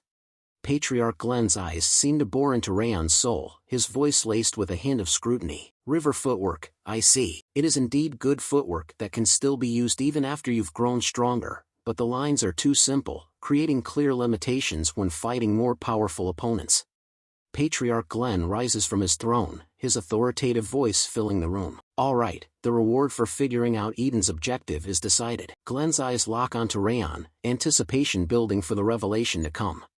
Patriarch Glenn descends from his throne, his footsteps echoing through the room as he approaches Raon. I'll personally teach you a footwork suitable for you. Glenn's words hang in the air, heavy with significance, as he stands before Raon, his eyes gleaming with a hint of expectation. Raon's eyes lock onto Glenn, his mind racing with incredulity. Impossible. Is Glenn really going to teach me himself? A mix of emotions swirls within Raon, shock, skepticism, and a hint of curiosity, as he struggles to comprehend the unexpected offer. Glenn's voice takes on a serious tone. Focus and watch. You shall only get a single chance. Glenn's leg begins to glow with aura, and Raon's eyes widen in awe. The footsteps of the strongest warrior on the continent. This is a huge opportunity. Glenn's footwork defies understanding, a paradox of contradictions. It's slow yet fast, hard yet soft, and it was vast and free, giving the impression that it could take him anywhere on the continent. Even though it lasted for an extremely short time, the footwork was so perfect that it was mesmerizing. Display leaves Raon breathless. Even with the enhanced perception granted by the Ring of Fire, the footwork's intricacies remain elusive. Glenn's voice breaks the spell, his words dripping with an air of reverence. Glenn said that this footwork was called the Supreme Harmony Steps. A holographic display flickers to life before Raon's eyes. Ring of Fire has observed the Supreme Harmony Steps in their perfect state. Learning the first of the Supreme Harmony Steps, Heavenly Advance, will be accelerated. The notification hangs in the air, its words glowing with an otherworldly light, as Raon's heart races with anticipation. Glenn's eyes narrow slightly as he asks Raon, "Did you watch closely?" Raon's expression turns sheepish. "I'm sorry, I couldn't follow it at my level. I only managed to witness the first step you demonstrated, my lord." Glenn's gaze lingers on Raon, his face inscrutable. "I see." Glenn turns to walk back to his throne, his voice authoritative. "You shall return now that our business is concluded. That was your reward for figuring out Eden's objective. Whether you will learn it is up to you." Raon bows deeply, his voice filled with gratitude. "Thank you. I'll take my leave now." After Raon's departure, Ren, the butler, approaches Glenn with a hint of curiosity. "Hoo-hoo, I didn't expect you to teach him the Supreme Harmony steps, my lord." Glenn's expression remains enigmatic, prompting Ren to continue. "But I'm worried. After all, the Supreme Harmony steps were created by none other than you. I wonder if young Master Raon will be able to learn such a difficult martial art." Glenn's eyes gleam with a hint of intrigue as he responds to Ren's concerns. "Ren, it was such a short demonstration, but he managed to follow the heavenly advance. That first step is the beginning. It composes half of the Supreme Harmony steps." Glenn's words hang in the air, implying a deeper significance to Raon's ability to grasp the initial step. Glenn's expression turns thoughtful, his voice filled with conviction. He instinctively realized it. The first step is the foundation of the Supreme Harmony steps. He doesn't realize yet how important that is, but he should be able to realize what he needs to incorporate in that first step. Glenn pauses, a hint of a smile on his lips. And one day, he will definitely be able to use the Supreme Harmony steps. Days blend together as Raon dedicates himself to mastering the Supreme Harmony steps. A few days have passed since Glenn taught me the Supreme Harmony steps. I kept training with the system's buffs, but I still didn't manage to completely learn it. Rath's voice echoes in his mind, laced with disdain. "I already told you, it's not a martial art that a weakling like you can learn." Raon's resolve remains unshaken. "I feel like I'll get a hang of it if I keep trying a little longer." Raon's concentration is shattered by Sylvia's angry shout. "Raon!" Sylvia appears, leaping over a fence with sword in hand, her movements a blur. "What are you doing?" "I told you rest." Raon's eyes widen in shock, his mind racing. Can you believe that her energy center is broken? Rath's voice whispers in his mind, laced with surprise. "She is practically as agile as Limer." Sylvia storms towards Raon, her anger palpable. "You promised me. You agreed to skip your training until you've fully recovered from your injuries." Raon's eyes widen in alarm as he raises his hands in a placating gesture. "I get it, so calm down." Raon sits on a bench, his thoughts filled with a mix of amusement and trepidation. Mom is even scarier than the monarch of Devilldom. He can't help but chuckle at the realization. In the end, the Supreme Harmony steps training had to be paused because of Sylvia's nagging. The memory of Sylvia's scolding still lingers in his mind. Sylvia said, "If you get caught one more time." Raon's grin falters, replaced by a hint of wariness. Raon recalls his failed attempts to train in secret. "After that, I kept trying to train in secret from Sylvia, but..." A memory flashes before his eyes, Helen and the maids approaching him with knowing gazes. "Young master, don't tell me you're going to train." Raon's face contorts in exasperation. "Helen and the maids started to watch me as well, and in the end, I was unable to train." Raon observes the amused expressions of Helen and the maids. They looked like they were having fun for some reason. He shrugs, a hint of a smile on his face. "But, well, it's nice to rest like this once in a while, I guess." One of the maids rushes in, her voice laced with urgency. "Young master, there's a huge problem." Raon's eyes snap towards the maid, his expression alert. The maid's words send a jolt through him. "Raon Sieghart is visiting us." Raon's eyes narrow, his mind racing. "That's the son of Baldur Sieghart, Glenn's fourth son?" He turns to the maid, his voice firm. "He should have no reason to visit the annex building." "Why?" The maid's expression turns worried, her voice trembling. "We don't know the reason, but he became violent toward my lady and the maids as soon as he arrived." Raon's face darkens, his eyes flashing with anger. The scene shifts to Sylvia's location, where Raon Sieghart is confronting her about the state of the garden. Raon's tone is stern as he asks, "You left the garden messy when a guest was coming, and now, what?" Sylvia responds calmly, but with a hint of defensiveness. "We never received such a letter." Raon's expression darkens, his voice taking on a suspicious tone. "Did you just say that you never got the letter announcing my visit?" Raon's eyes narrow, implying that he doubts Sylvia's claim, and the atmosphere becomes increasingly tense. Radon's anger boils over, his voice rising. Are you telling me that my butler made a mistake? Or are you trying to claim that I'm lying right now? Sylvia's expression turns worried, and she hastens to placate Radon. That's not what I meant. Please wait a moment, we'll clean up quickly. Sylvia's tone is conciliatory, and she seems eager to diffuse the tense situation. However, Radon's anger and skepticism linger, casting a shadow over the exchange. As Sylvia and her maid scramble to finish their work, Radon stands by, his expression a mask of frustration, his eyes narrow, watching the flurry of activity with a mixture of annoyance and displeasure. Radon's thoughts turn inward, his mind replaying the scene unfolding before him, his expression darkens, a scowl etched on his face. I don't like it, he thinks to himself, the entire house should have focused on me, because I recently destroyed one of the white blood religion's branches. That should have been the case. Radon's ego seems bruised, his expectation of admiration and attention unmet, his thoughts take a bitter turn. But no one is even talking about what I did, the entire house is focused on that boy named Raon. Radon's jealousy and resentment simmer just below the surface, his gaze lingering on Sylvia and her maids as they work to clean the garden. Radon's thoughts seethe with indignation, his ego wounded by the perceived slight. How dare a paltry collateral make my achievement pale in comparison? His anger boils over, and he bellows. How long are you going to keep me waiting? Radon's sudden outburst startles everyone, and he takes a menacing step towards Sylvia. As he spits in anger, a glob of saliva lands on Sylvia's hand. Sylvia's eyes widen in fear, and she lets out a terrified scream. Ah! The maids gasp in shock and worry, their faces pale as they rush to Sylvia's side. The atmosphere is electric with tension, and Radon's behavior has crossed a disturbing line. The maid, fueled by outrage and loyalty to Sylvia, steps forward and confronts Radon. Young Master Radon, you are going too far, even for a part of the direct line. The maid's voice trembles with indignation, and her words hang in the air like a challenge. Radon's behavior has clearly crossed a line, and the maid's rebuke is a testament to the depth of her outrage.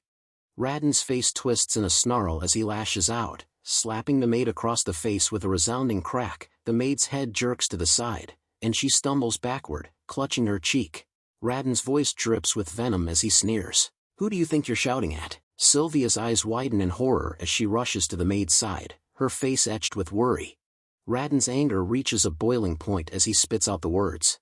Hey, I'm part of the direct line of this household, making me your master. Even if I kill you right now, I'll only need to stay in my room for 2 days. His voice drips with entitlement and contempt, as if he believes himself to be above the law. Radon's eyes flash with fury as he raises his leg, ready to kick the cowering maid. The maid trembles with fear, her eyes fixed on Radon's raised foot. Radon's voice rises to a shout. But you dare to shout at me? The air is thick with tension, and it seems that Radon's rage may soon boil over into violence. Sylvia's voice cuts through the air, shrill with urgency. No, stop. The maid's eyes widen in alarm as she sees Sylvia step forward, putting herself between Radon and the maid. The maid's heart skips a beat as she thinks. Lady Sylvia, watch out. In a flash, the maid's instincts take over, and she thinks to herself, I can't let Lady Sylvia get hurt. I need to stop. Raon bursts into the scene, his sword at the ready, his eyes scanning the area for any signs of danger. His gaze falls on Radon, and his expression darkens. Radon's eyes light up with interest as he takes in Raon's appearance, his voice dripping with sarcasm. Huh, could it be? Are you Raon? Perfect timing. I want to see you anyway. Radon's tone is laced with malice, and his eyes gleam with a sinister intent. The air is charged with tension as Radon's gaze locks onto Raon, his words hanging in the air like a challenge. Radon's gaze lingers on Raon's sword, a mixture of curiosity and amusement dancing in his eyes. He asks, his voice dripping with mockery. But what's that thing you're holding in your hand? Don't tell me you're planning to swing that scary thing at me? Radon's tone is laced with disdain, his words infused with a sense of superiority. He takes a step forward, his eyes glinting with confidence. I'm part of the direct line, after all. You think a little sword like that could possibly harm me? Radon's voice is a studied blend of contempt and arrogance, designed to intimidate and belittle Raon.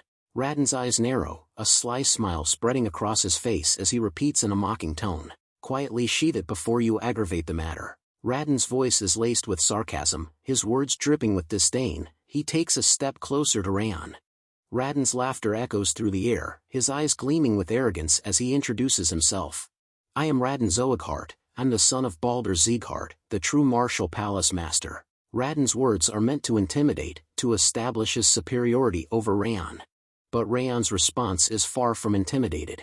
With a fierce battle cry, Raon swings his sword towards Raon, the blade flashing in the light. His voice is cold, detached, and dripping with anger. So what? Just as Raon's sword is about to strike Raon, a figure bursts into the scene, positioning himself between Raon and Raon. It's Raon's butler, his eyes fixed intently on Raon as he raises a sword to block the attack. Raon's eyes widen in fear as he stares at Raon, his confident facade crumbling in an instant. For a moment, he forgets his arrogance, his gaze frozen on Raon's sword, which hovers mere inches from his face. Raon's gaze lingers on Raon's butler for a moment, his eyes narrowing in calculation. Raon's eyes go wide with shock and outrage as he shouts, "You crazy bastard!" Then, in a swift and brutal motion, he punches the butler squarely in the face. The butler's head snaps back from the force of the blow, his eyes glazing over as he stumbles backward.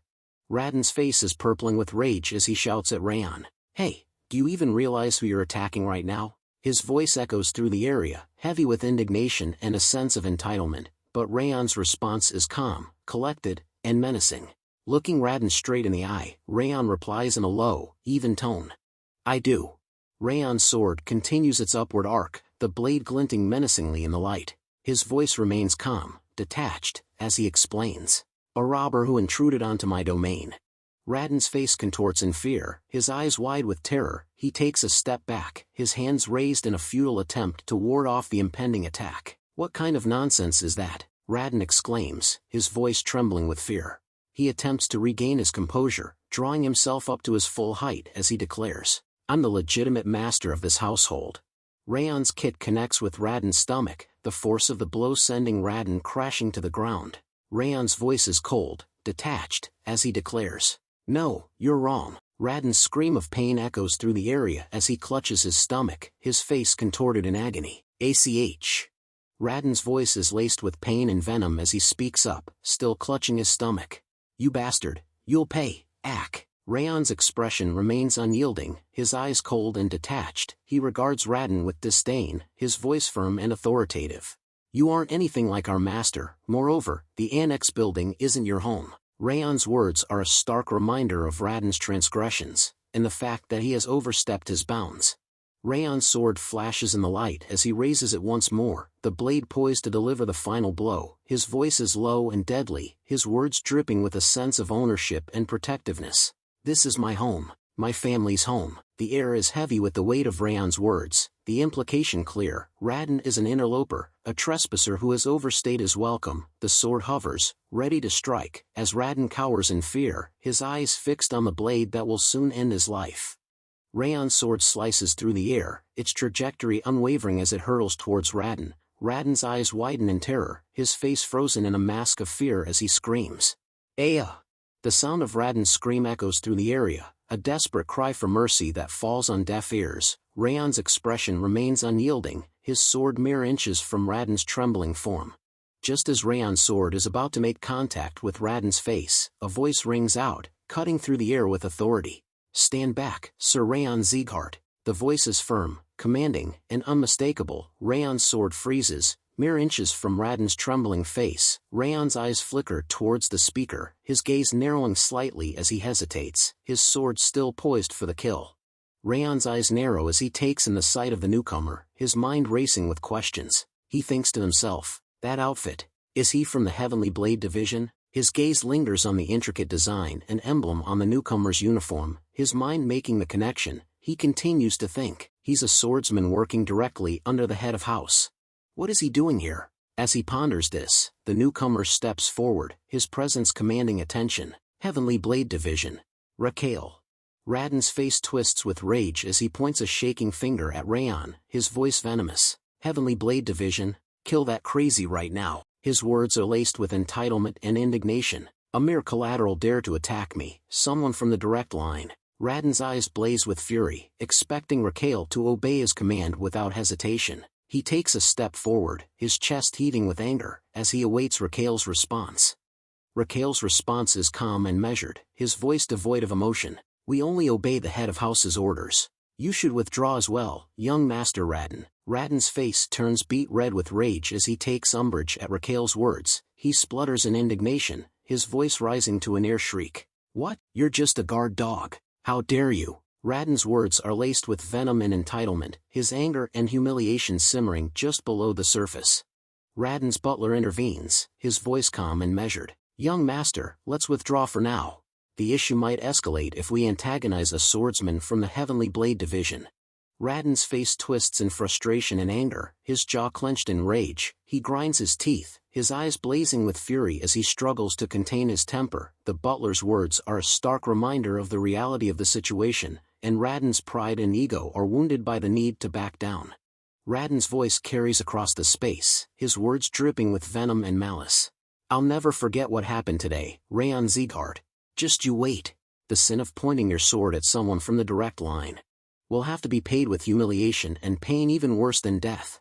Raon's eyes flash with anger, his face twisted in a snarl as he delivers his threat. Raon watches him walk away, his expression unreadable, his eyes fixed on Raon's retreating back. He says nothing, his silence a stark contrast to Raon's vitriolic outburst.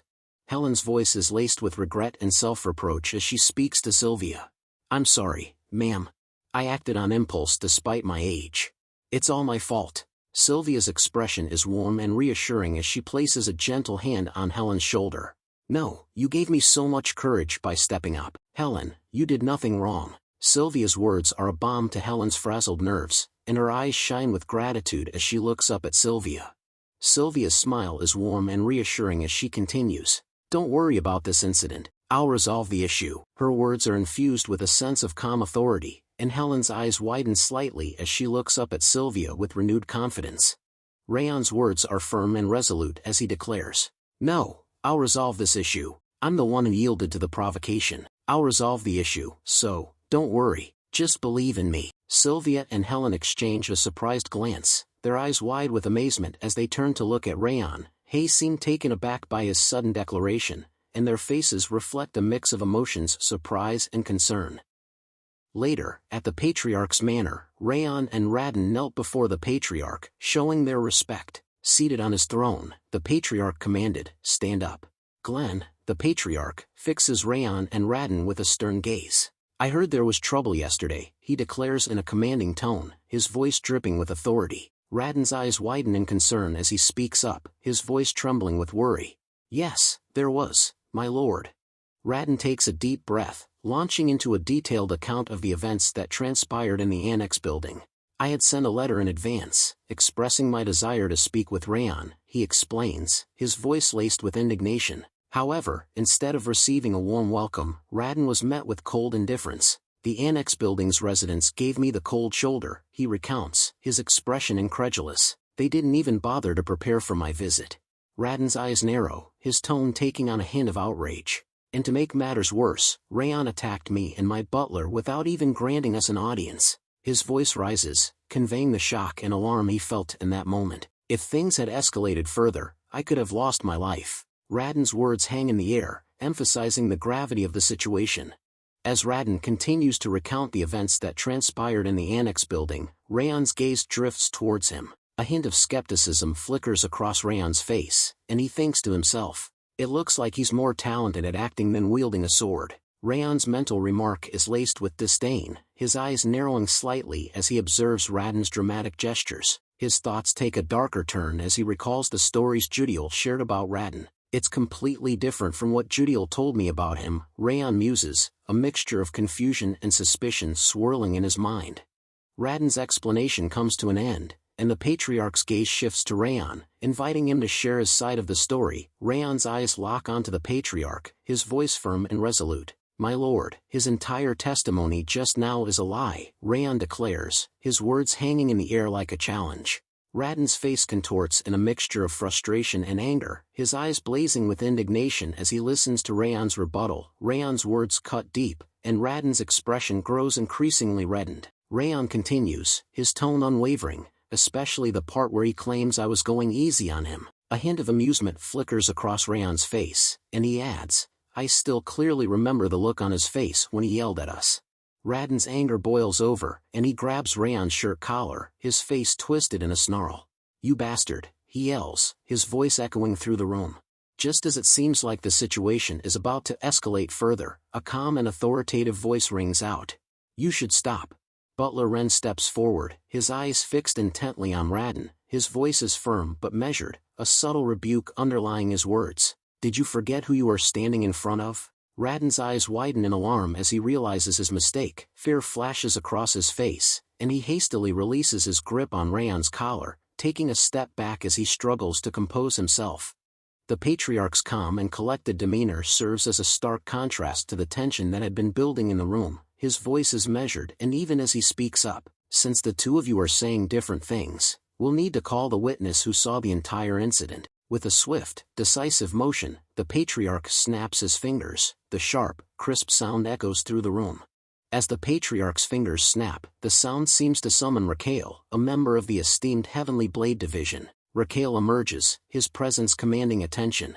Raon and Raden's eyes widen in shock and worry as they gaze at Raquel, their faces reflecting their growing unease. Raquel's expression remains neutral, his voice steady as he greets the patriarch. "Greetings, my lord. I am Raquel, from the Heavenly Blade Division." The patriarch's eyes narrow, his voice firm.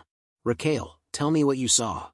Raquel's eyes seem to gaze into the past, his expression unreadable as he begins to recount his testimony. His words are measured and deliberate, each one carefully chosen to convey the events as he witnessed them. Young Master Raden claims that he sent a letter, but the annex building never received such a letter, Raquel states, his voice neutral. Lady Sylvia was tending the garden with her maids, just like always, when Sir Raden suddenly visited the annex building. Raquel's words paint a picture of a peaceful scene, one that was disrupted by Raden's unexpected arrival. The implication is clear, Raden's claim of sending a letter is false, and his visit was not anticipated or welcome. Raon's eyes narrow slightly as he listens to Raquel's testimony, his mind racing. He thinks to himself, "This is unexpected. I thought he would take Raden's side, since he's from the direct line, rather than that of the scorned annex building." Raon's internal monologue reveals his surprise at Raquel's impartiality. He had anticipated that Raquel, as a member of the Heavenly Blade Division, would naturally align himself with Raden, a member of the direct line. Instead, Raquel's words are a refreshing departure from Raon's expectations. His thoughts continue. Instead, he is simply stating the truth. The patriarch's voice takes on a stern, authoritative tone as he addresses Raon Sieghart. Raden's eyes widen in shock and fear as he responds, his voice trembling slightly. "Why yes?" The patriarch's gaze fixes intently on Raden, his eyes boring into the young man's very soul. His voice drips with disdain as he continues, "This is quite different from your claim." The patriarch's anger boils over, his voice thundering through the room as he demands, "Did you dare to lie in my presence?" Raden's eyes widen in alarm, and he begins to speak in a defensive tone. "But, my lord." However, instead of addressing the patriarch's accusation, Raden attempts to shift the focus to his original grievance. "The important part is that a collateral attacked someone from the direct line," he exclaims, his voice laced with indignation. Raden's words are calculated to emphasize the perceived injustice, and he presses on, "This is an important matter that can endanger the hierarchy of our house." The patriarch's expression remains stern, his voice firm as he responds, "Indeed, it is problematic that a collateral attacks someone from the direct line." However, instead of solely blaming Raon, the patriarch's gaze sweeps across both Raden and Raon, his words taking on a tone of measured impartiality. However, it looks like both sides are at fault in this incident. The patriarch's eyes narrow, his voice taking on a hint of displeasure. "Therefore, I'll punish both of you accordingly." The room falls silent, the weight of the patriarch's words hanging in the air. Raden's face pales, while Raon's expression remains calm. Raden's face reddens as he protests, "My lord, a simple punishment won't do. If we spare his life, in the future." However, before Raden can continue, Raon interrupts, his voice calm and respectful. "My lord, I'll accept any punishment you deem fit." Raon's gaze meets the patriarch's, his eyes unwavering. "But there's something I need to do first." The patriarch's gaze lingers on Raon, his eyes narrowing slightly as he regards the young man with interest. His voice is measured, his tone inquiring. "Something you need to do?" Raon's expression remains calm, his voice firm as he responds, "Yes." Raon's expression turns solemn, his voice taking on a hint of determination as he explains the situation. "Raon Sieghart humiliated my mother in front of everyone, and used unreasonable violence against our maids. The room falls silent, the weight of Raon's words hanging in the air. Raon's voice drops to a low, even tone, his words dripping with conviction. He hasn't paid the price for that yet. The patriarch's face darkens, his eyes blazing with anger as he speaks up, his voice thundering through the room. I clearly said that both parties were at fault. From the start, both of you have been far too loud. As he speaks, the patriarch's aura erupts, filling the room with an intense, oppressive energy. The air seems to vibrate with his power, making it hard for others to breathe. His voice drops to a low, menacing tone, his words dripping with disdain. Do you not know your place? Raden's and Raon's eyes widen in distress as the patriarch's aura bears down on them, its crushing pressure forcing them to their knees. Raden struggles to breathe, his lungs feeling like they're being squeezed by an invisible vice. His thoughts are a jumbled mix of panic and desperation. I feel like my lungs are being crushed by his pressure. Despite the crushing pressure of the patriarch's aura, Raon's voice rings out clear and strong. His words are laced with conviction, his determination palpable. That's exactly why. Previously, I heard you say that this house is the land of swordsmen, my lord. Raon says, his voice steady. I believe a swordsman's worth needs to be decided with their sword. Raon's gaze locks onto the patriarch, his eyes burning with intensity. Please allow us a sword duel. The patriarch's expression changes, a hint of amusement dancing in his eyes. He responds in a thoughtful tone. It could serve as a small bit of entertainment. All right. I'll allow a sword duel between the two of you. The patriarch's aura suddenly dissipates, releasing Raden and Raon from its crushing pressure. The two young men gasp, their lungs expanding as they breathe in deeply. The patriarch's voice rings out, his words formal and authoritative. The sword duel will be carried out in the great training ground, in a week. The room falls silent, the weight of the patriarch's words hanging in the air. The stage is set for a clash of swords, and only time will tell who will emerge victorious. In the tranquil surroundings of the true martial palace, Balder, Raden's father, sit with a contemplative expression. His eyes seem to bore into the distance, as if lost in thought. I see, Balder says, his voice low and measured. So, there will be a sword duel in the end. Raden, standing before his father, flashes a confident smile. That's right, father, he replies, his voice laced with determination.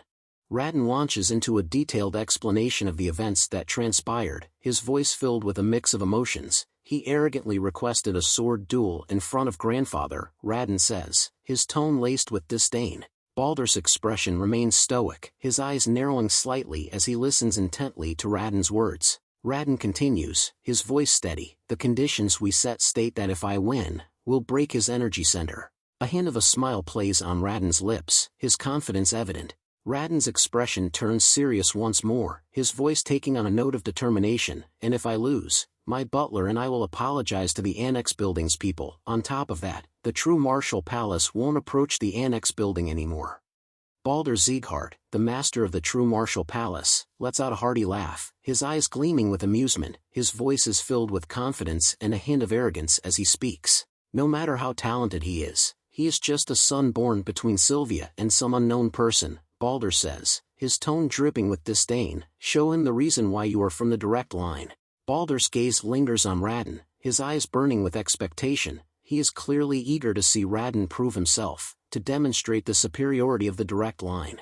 Raden's face radiates confidence, his voice filled with conviction as he responds to his father's words. Don't worry about it, father, he exclaims, his tone dripping with assurance. I didn't have any weapons back then, and I was taken by surprise, Raden acknowledges, a hint of a smile playing on his lips, but he is no match against me since I've reached the intermediate realm of expect. Raden's chest puffs out slightly, his shoulders squaring as he stands tall, exuding an aura of self-assurance.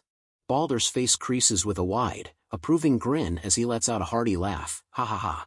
That's my son for you, he exclaims, his eyes shining with pride. His expression turns serious, and he offers Raden a word of caution, just in case, though, make sure not to get too excited and end up killing him. Balder's voice takes on a calculating tone, his gaze piercing. It'll look bad if you kill him in a sword duel. Balder's grin returns, his eyes glinting with a ruthless light. So, just cut the tendon on his wrist, make him crippled to completely destroy his hope.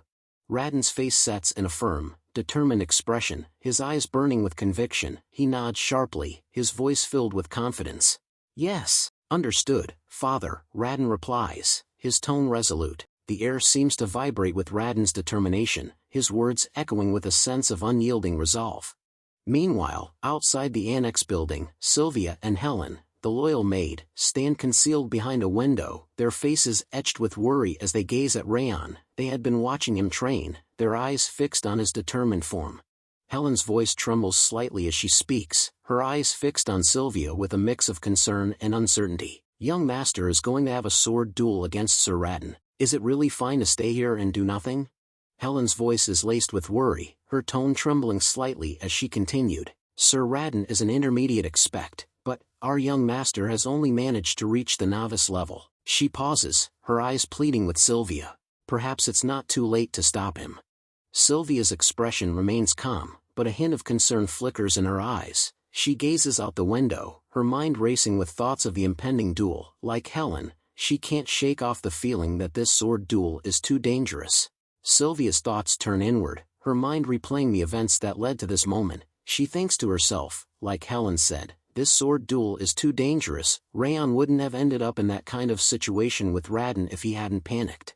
Despite his imposing appearance, Balder is a master of the flexible sword, a style that is both intricate and unpredictable. His technique is full of variety, with each strike carefully crafted to target the enemy's opening. It's a subtle yet deadly approach that has earned him a reputation as a formidable swordsman. As Radon's mentor, Balder has imparted his knowledge and skills to his son, and as a result, Radon's fighting style is a reflection of his father's expertise. When he steps onto the battlefield, Radon transforms into an entirely different person, one who is focused, calculating, and ruthlessly efficient.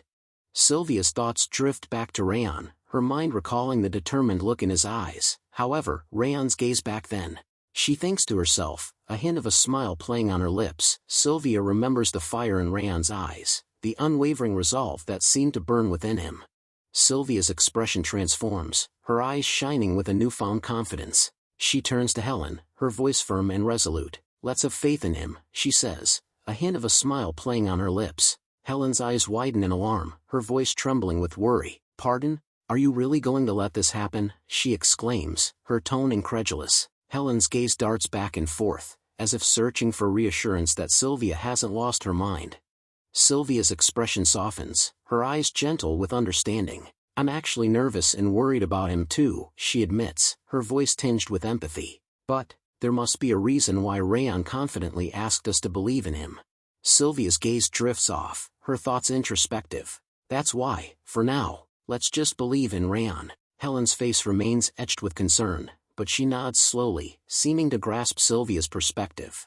Judiel, the double agent, emerges from the shadows, a hint of a smile playing on her lips. "Young master, I've brought lunch," she calls out, her voice carrying across the training grounds. Raon stops his training, his sword hovering in mid-air as he turns around, his eyes narrowing slightly. "Judiel," he says, a hint of surprise and wariness creeping into his voice.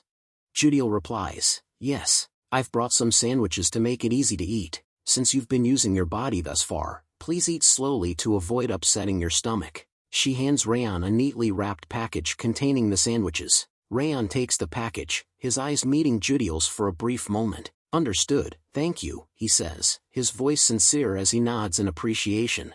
As Raon opens the food pack, his eyes widen in surprise, and for a brief moment, he becomes speechless. His gaze is fixed on the contents of the pack, his expression frozen in a mixture of shock. Raon's eyes scan the book in his hand, his expression incredulous. "This is..." He pauses, his voice laced with confusion and a hint of annoyance. As Raon flips through the pages of the book, his eyes widen in surprise. He can't believe his luck. The book contains detailed information about the flexible sword technique that Radon practices. Raon's mind racing with excitement, he thinks to himself. Ion's eyes scan the pages, impressed by the clarity and organization of the information. His thoughts continue. Moreover, it's nicely put together to make it easy to read at a glance. Did she really manage to gather all this information in a single day and compile it into a book? Raon's mind is filled with a mix of amazement and curiosity, wondering how Judiel had managed to accomplish such a feat in such a short amount of time. As Raon looks at Judiel, his expression softens, and his thoughts turn introspective. "She even stepped up back then to protect my mother," he thinks to himself, recalling the past event. A sense of gratitude and appreciation washes over him as he continues to think, now she even brought me the information about Raon without being asked. As Raon gazes at Judiel's tranquil expression, a sense of sincerity fills his heart. He whispers a silent thank you, his thoughts conveying his genuine appreciation. Thank you, Judiel, he wishes to himself, the words echoing in his mind as a heartfelt expression of gratitude. As the days turned into weeks, Raon's determination only grew stronger. He trained tirelessly, honing his skills and perfecting his technique. Every spare moment was devoted to preparing for the impending duel, his focus solely on emerging victorious. In stark contrast, Raon's confidence in his own abilities led him to become complacent. He slacked off in his training, relying on his natural talent and past successes to carry him through. His days were filled with leisurely pursuits, his mind distant from the looming duel. As the two parties spent their time in their own distinct ways, the air was electric with anticipation as the day of the sword duel finally arrived. The entire household was abuzz with excitement, everyone's attention focused on the impending clash between Raon and Raon. Servants and guards alike whispered among themselves, speculating about the outcome and placing silent bets. Raon's eyes gleamed with a malevolent intensity as he thought to himself, I've been waiting for this day. You don't realize how much I've been looking forward to cutting you down after that day. His mind replayed the memory of their previous encounter, and his anger and resentment simmered just below the surface. With a self-assured smirk, Raon grasped the hilt of his sword, feeling its familiar weight and balance in his hand. Raon's eyes blazed with a fierce intensity as he thought to himself, I'll crush your body, and make you unable to wield a sword ever again. His mind was consumed by a desire for dominance and a need to prove his superiority over Raon. He sneered inwardly, convinced that his opponent was no match for his skill and strength.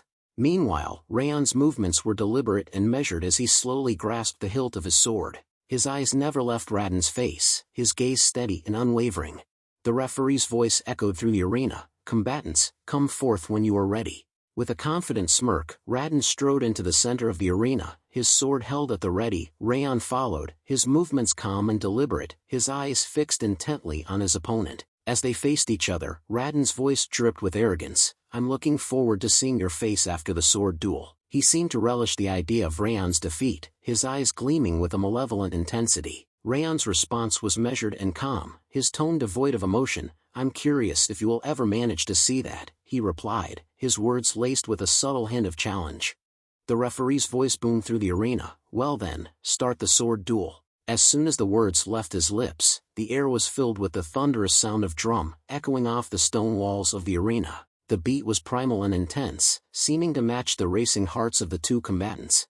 With a fierce battle cry, Raon charged towards Raon, his sword held high and his eyes blazing with confidence. As he closed in, he sneered at Raon, his voice dripping with mockery. Your bluffs aren't going to work anymore, he taunted, his words meant to unsettle and intimidate. Raon's sword thrust forward with precision and power, aimed directly at Raon's chest, but as he looked forward, expecting to see the impact of his attack, his eyes widened in confusion. Raon had vanished from his sight. Raon's mind reeled as he stumbled forward, his sword slicing through empty air. He quickly regained his balance, his eyes scanning the surrounding area frantically. But Raon was nowhere to be seen. He disappeared.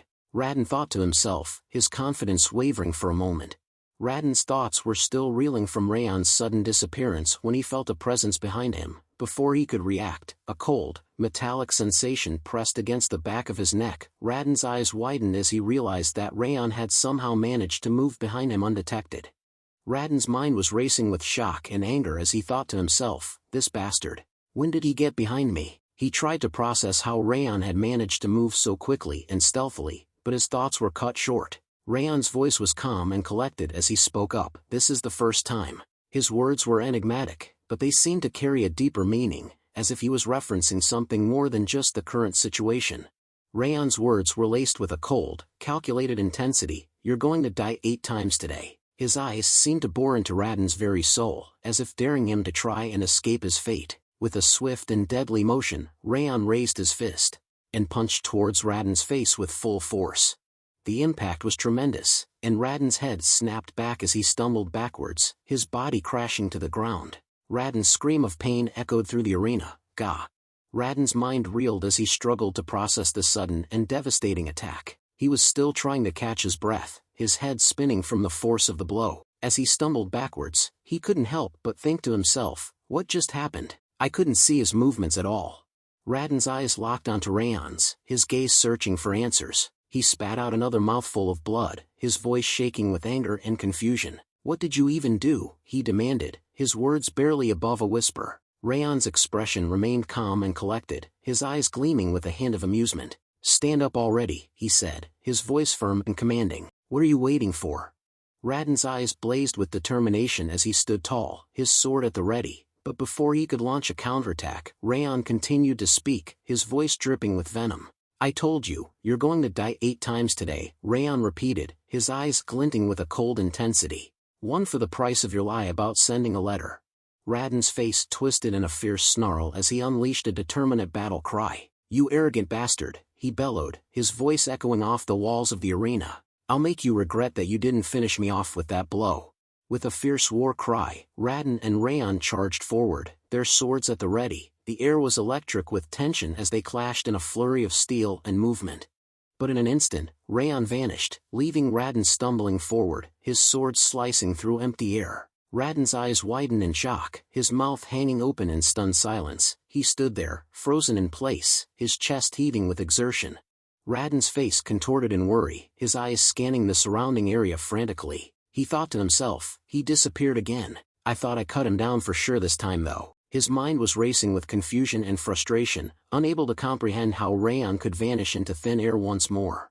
Suddenly, Raden felt a presence behind him, and before he could react, Raon's voice whispered in his ear, I'm on your left. Raden's eyes widened in alarm as he tried to turn around, but it was too late.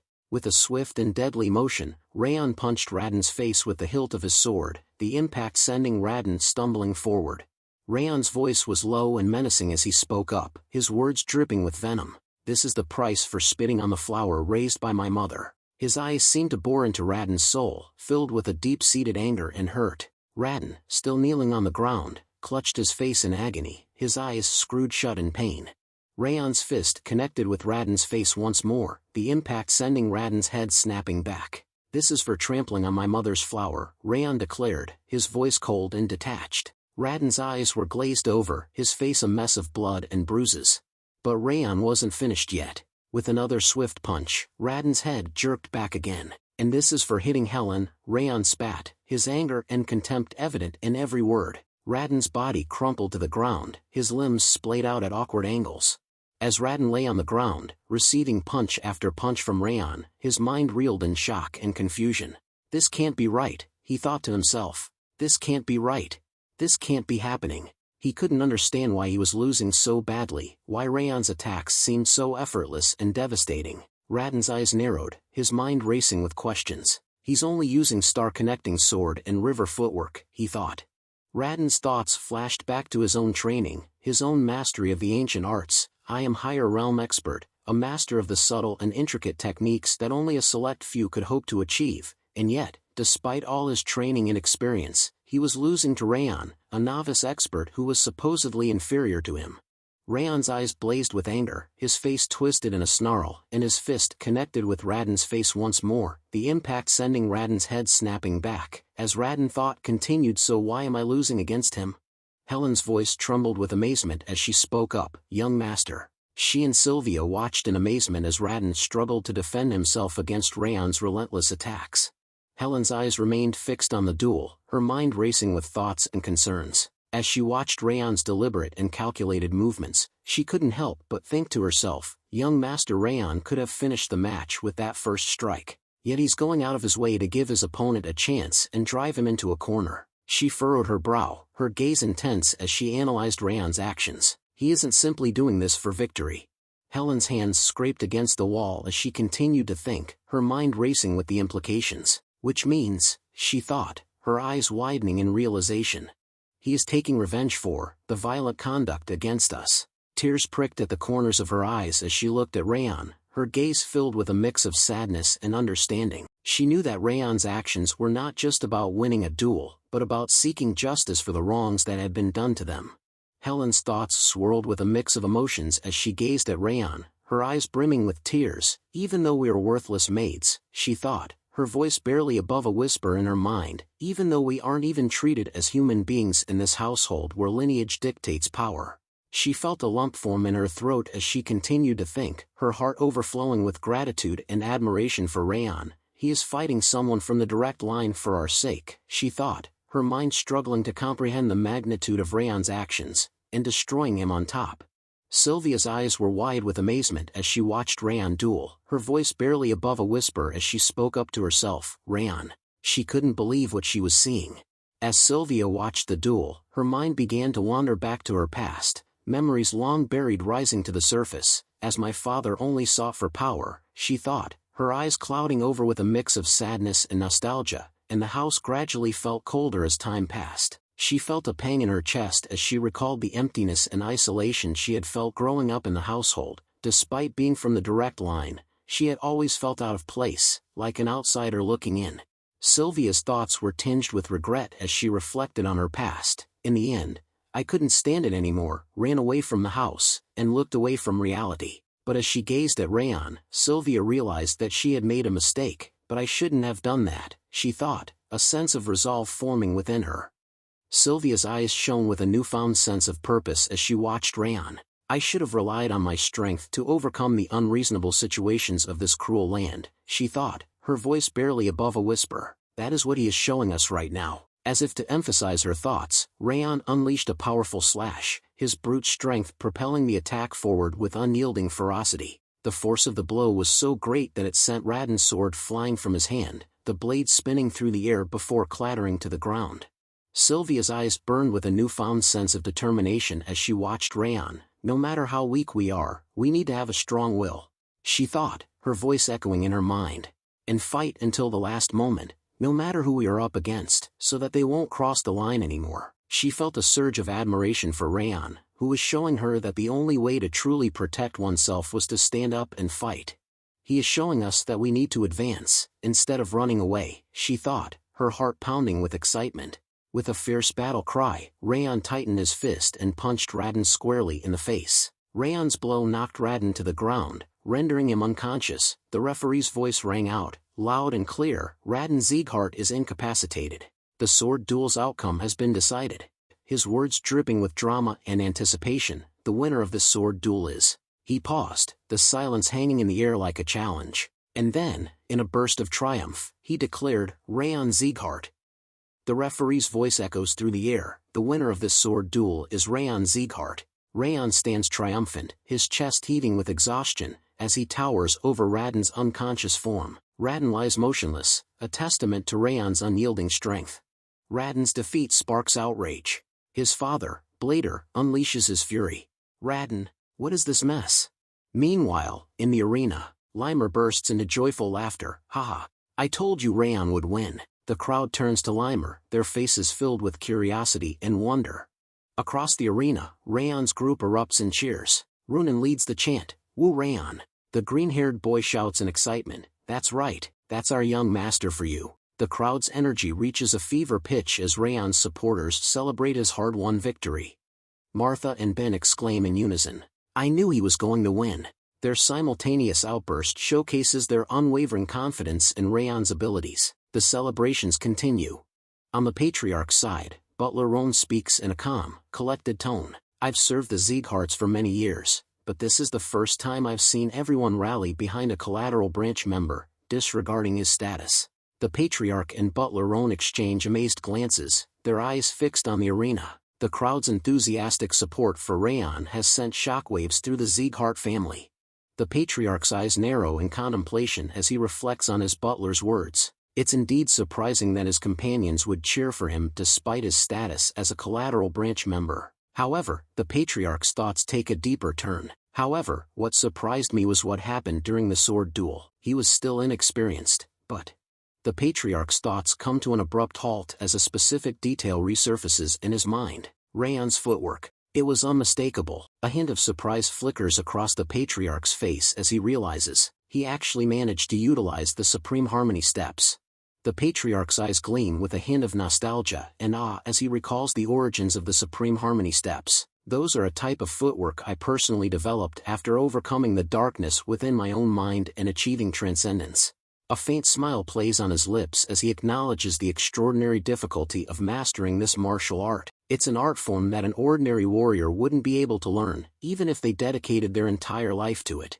The patriarch's gaze lingers on Raon, his eyes filled with a mix of surprise and intrigue. His thoughts continue, tinged with a hint of astonishment. And yet, Raon managed to master it in a mere 2 weeks. The patriarch's thoughts trail off, his eyes narrowing as he scans the crowd cheering for Raon.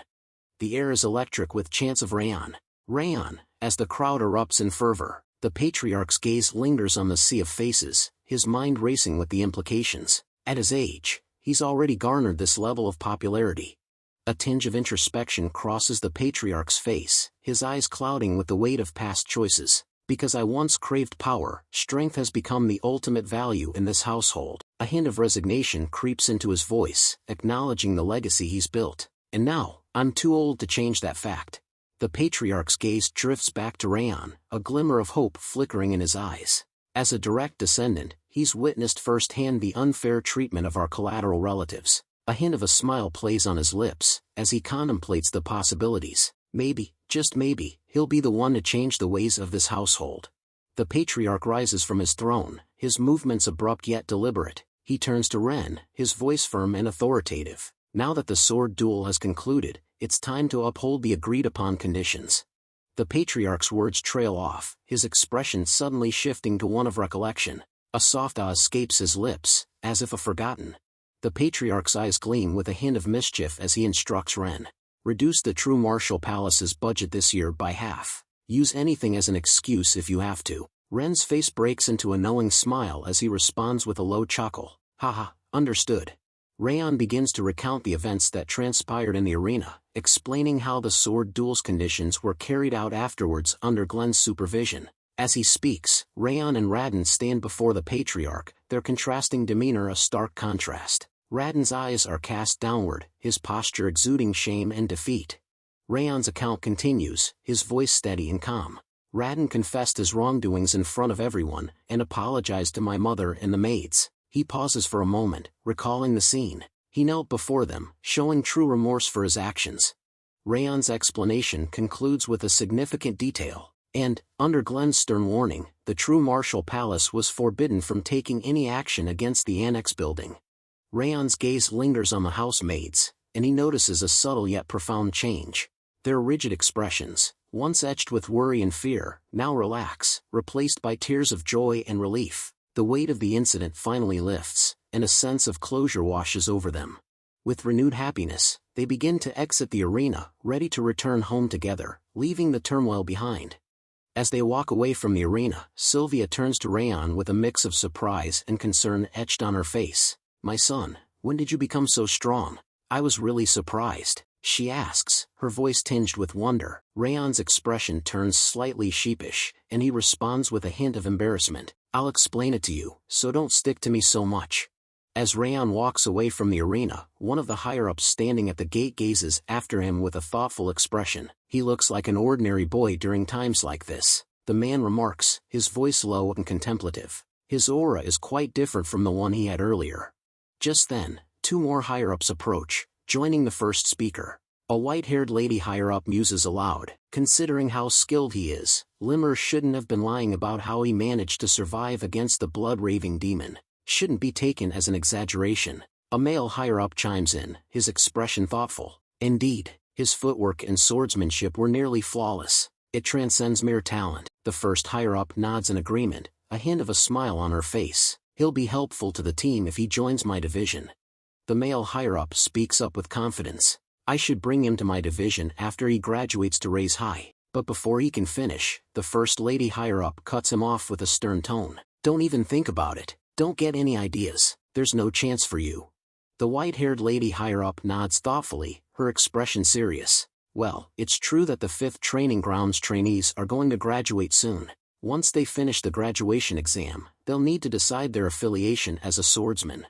The white-haired lady higher-up gazes out at Raon's receding figure, a thoughtful expression on her face. If you think about it, he does stand out among them, but... She pauses, her eyes narrowing slightly. Raon isn't the only exceptional talent in the 5th Training Ground. Martha, Ben Sieghart, and Runan Sullian, the white-haired lady higher up lists, her voice measured and deliberate. Those three possess more than enough power and talent to reach the pinnacle of success, regardless of where they start. She pauses. The next selection ceremony will be quite interesting. Later, in the quiet confines of Raon's room, Judiel, the double agent, speaks up with a hint of curiosity. Young master, did you plan all of this when you requested the sword duel? Raon's expression remains calm, a subtle smile playing on his lips. You could say that, to some extent. I was confident in my victory, after all. Judiel listens intently to Raon's explanation, a mixture of emotions crossing her face. She lets out a soft sigh, relief evident in her voice. You're such a frightening person. But you're also incredibly kind, even more so than that. Raon's eyes widen in surprise, his brow furrowing slightly as he asks, Am I really? Judiel's face breaks into a warm smile as he responds to Raon in a joyful, heartfelt tone. I'm really grateful, young master, that you saved me from Sir Karun back then. As Judiel turns to leave, he bids Raon farewell with a respectful tone. I'll be taking my leave now. Please have a good rest. Raon's expression freezes, his eyes widening slightly as he's taken aback by Judiel's sincere words. He's left speechless, unable to respond. After Judiel departs, Raon's thoughts turn inward, reflecting on their interaction. Judiel's expression just now wasn't artificial, he thinks to himself. Considering the way she reacted, and the way she tried to protect Sylvia, it must have been her true feelings. A hint of a smile plays on Raon's lips as he continues his train of thought. It should be fine to tell her now, that the rage worm from back then was fake. The scene shifts to the Patriarch's palace, its grandeur and majesty exuding an aura of power and authority. Limer bursts into the room, a wide grin spreading across his face as he eagerly displays his jewelry to the Patriarch in Ren. Greetings, my lord. The Patriarch in Ren's eyes widen in astonishment as they take in Limer's extravagant display of jewelry, their faces frozen in shock. They're left utterly speechless. The Patriarch's silence is broken as he asks Limer, his curiosity getting the better of him. Where did you even get all that jewelry? Limer nonchalantly begins removing the jewelry from his hands as he responds with a mischievous grin. I made a bet with that doormat. I mean, the true martial palace master, he says with a chuckle. It's all thanks to Raon. Limer continues to boast about his good fortune. Moreover, I even skillfully obtained the elixirs for everyone in the 5th training ground. The Patriarch's expression turns pale as he processes Limer's words, his thoughts taking a darker turn. You're just telling me that you extorted my son. The Patriarch's patience wears thin, his expression stern as he interrupts Limer's boasts. Pointlessly bragging about jewelry shouldn't be the reason behind your visit. Just tell me why you came to see me already. Limer's smile remains as he responds, his tone adapting to the Patriarch's no-nonsense attitude. Understood. I'll go straight to the point then. I'm here because there's a suggestion I'd like to make. The Patriarch's curiosity is piqued, his brow furrowing in wonder. A suggestion? I believe I've already fully entrusted their training to you. Limer's voice remains calm and composed as he responds. It's because this isn't about their training. Limer's words hang in the air for a moment before he continues, his tone unwavering. Please allow me to alter the trainee's graduation exam. The Patriarch's eyes widen in surprise, his voice laced with curiosity and a hint of skepticism. Alter the exam? Tell me more about it. Limer launches into a detailed explanation of his idea, his enthusiasm evident. The current graduation exam either consists of being acknowledged by instructors, or having a spar between trainees. However, those children have already faced incredible challenges, Limer emphasizes, his expression serious. They've had matches against the Owen Kingdom's knight trainees.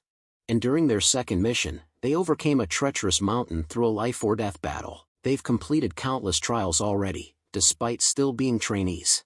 Limer's voice rings with conviction as he drives home his final point. That's why the 5th training ground needs a new trial. The Patriarch's curiosity is piqued, and he begins to ask, which means? But before he can finish, Limer interjects with a sense of excitement and gravity. Yes, the graduation exam that I'm thinking about is survival. Limer elaborates on his reasoning, his eyes shining with conviction. If they manage to survive outside without anyone's help and without benefiting from the great name Sieghart, they should be able to reach an even higher realm, even if they can't become a swordsman right away. Limer's expression turns hopeful as he seeks the Patriarch's approval, a hint of optimism in his voice. What do you think? It's a pretty good suggestion, isn't it? The Patriarch's gaze lingers on Limer, his expression unreadable. The The room falls silent, the only sound the weight of Limer's words hanging in the air. The patriarch's eyes narrow slightly, his face a mask of contemplation. He remains speechless, lost in thought. The silence is broken by the patriarch's sudden utterance, his voice low and introspective. "You've changed." Limer's eyes widen in surprise, his brow furrowing in confusion. "Pardon?" The patriarch's expression turns thoughtful as he elaborates on his previous statement. "Your face has always been shadowed, ever since your energy center was ruined that day, and you had to withdraw from the line. The spark in your eyes had dimmed, and your presence felt lethargic." He pauses, studying Limer's reaction before continuing. "However, you don't look lethargic anymore. Ever since you met those from the 5th training ground, there's been a change in you. Your eyes seem brighter, your posture more confident." The patriarch's eyes crinkle at the corners as a warm smile spreads across his face. "Your face is full of passion now, just like the trainees." Limer's face flushes with embarrassment as he protests. "Wait, that's so embarrassing." Ren, standing nearby, chimes in with a nod of agreement. "I agree, sir." Sir Limer's expressions have become a lot better recently. Limer's hand rises to rub the back of his head, a sheepish grin spreading across his face. "Well, it's just..." He pauses, a look of introspection crossing his features before he continues. "I realized I was talented in teaching children, and not just in swordsmanship." Limer's eyes sparkle with determination and a hint of pride. "Moreover, I might be able to create the next king who will succeed you, my lord, with my own hands, soon enough." The patriarch's eyebrows shoot up in surprise, his voice tinged with curiosity. "Are you talking about Raon?" Limer's expression turns enigmatic, a hint of a smile playing on his lips. "Who knows? It might be Ben, Martha, or even Ronan." The patriarch's expression turns thoughtful, his eyes narrowing slightly as he nods in understanding. "I see." The patriarch rises from his chair, his movements deliberate and dignified. As he turns to leave, he pauses and speaks over his shoulder, a hint of a warning in his tone. "Make a report about their graduation exam in a week. I'll pretend this conversation never happened if you can't do it." Limer's response is immediate, his voice ringing out loudly and confidently. "Why, of course." As he speaks, he gestures emphatically, holding up a sheaf of papers. The patriarch's eyes widen in surprise, his gaze fixed on the papers in Limer's hand, a look of astonishment crossing his face. Limer's face breaks into a wide smile, his eyes sparkling with pride and efficiency. "I've already prepared it." The scene shifts to the next morning, at the 5th Hall's training area. Ben and his group stand gathered, engaged in conversation. Ben speaks up, a hint of annoyance in his tone. "Why is he not here? He's the one who told us to gather." One of the group members shrugs, a knowing glint in their eye. "It happens every time, but Instructor Limer never arrives on time." Another group member chimes in, a teasing tone in their voice. "Maybe he played to his heart's content in a gambling house or a pub again yesterday, and returned home at daybreak." Suddenly, the door bursts open with a kick, and Limer strides into the training area, a bright smile on his face. "My bad. I'm a bit late because I dropped by the orphanage on my way here." Ben's face twists in anger and frustration. "If you're going to lie, at least make it believable." Limer's smile never wavers, and he replies in a mocking tone. "It's not a lie. I'm telling the truth." As Limer walks towards the trainees, his tone undergoes a sudden shift, turning serious and solemn. "Anyway, I have an important announcement for you today. I've thought about it a lot, but I made my decision when I saw you all today." Limer's calm voice fills the training area as he begins to explain.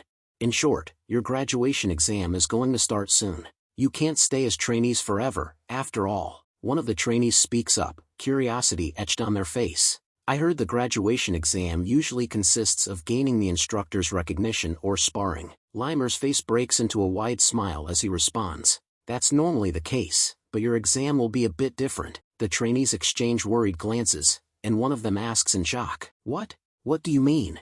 Limer's expression turns serious as he begins to explain their situation. "You've already gained plenty of experience. The spars against Owen, battle experience with the South-North Union, even if they were just grunts. Moreover, you even managed to survive Eden's unexpected attack during your previous mission."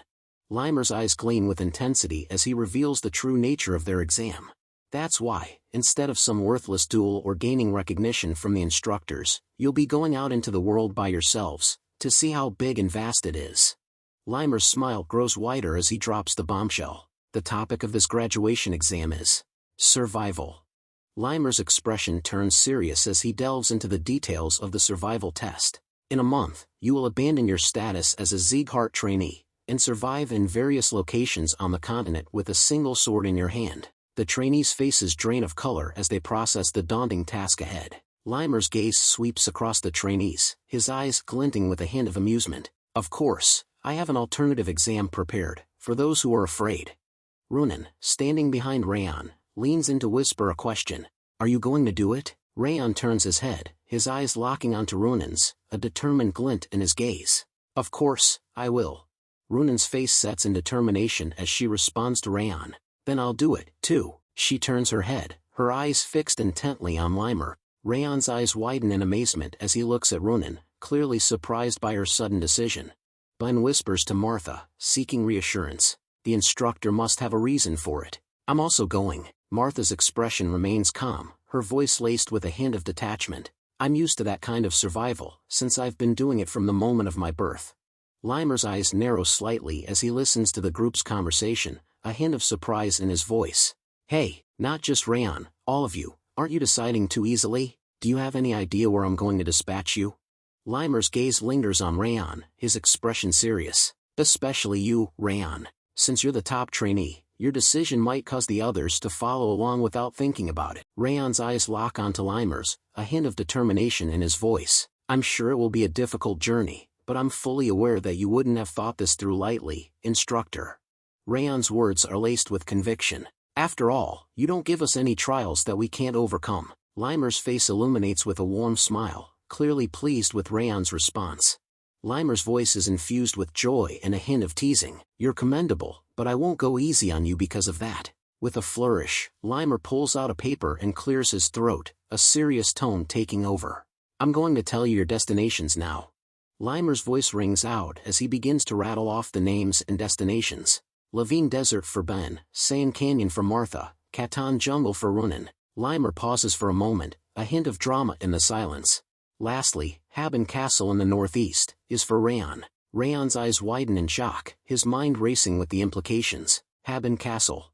Limer's gaze lingers on Raon, a serious tone in his voice. Raon, your destination, Haben Castle, is a battlefield where you'll have to fight monsters appearing from the northern sea and Stalin Mountain every day. Limer's words paint a grim picture. It's a place so treacherous, it's earned the name Hellish Battlefield, where warriors don't even have time to sheath their swords. Limer crouches down, his eyes narrow slightly as he gazes at Raon from the high platform. This is the same for the others, but you're going to have a hard time. Raon's eyes widen in shock, his face pale and speechless. Limer stands up, his expression serious. All right, make sure to thoroughly prepare yourselves. There's about a month until your departure. Days pass after Limer's briefing, and Raon's determination to prepare for his mission is on full display. In front of the annex building, Raon trains intensively with his sword, his movements swift and precise. Sylvia and Helen watch from a distance, their eyes fixed on Raon's training session. Helen's brow furrows in concern as she turns to Sylvia. Ma'am, don't you think the young master has been training too severely recently? He's been at it for days, and he's even cutting back on his sleep. Sylvia's expression mirrors Helen's concern, her eyes fixed on Raon's intense training session. Meanwhile, Raon swings his sword down in a powerful arc, his movements fluid and deadly. Helen's voice takes on a sincere tone, her concern for Raon's well-being evident. I'd like him to refuse that test. After all, it's an extremely dangerous place. Sylvia's expression remains thoughtful, her eyes still fixed on Raon as he continues his intense training. Sylvia's gaze lingers on Raon, her voice filled with a mix of concern and understanding. That's true, but it's also clear that this is an opportunity for Raon's growth. Since Haben Castle is his graduation exam, he must be trying to get into his best condition. Helen's expression remains worried, but Sylvia's words offer a nuanced perspective on Raon's intense training.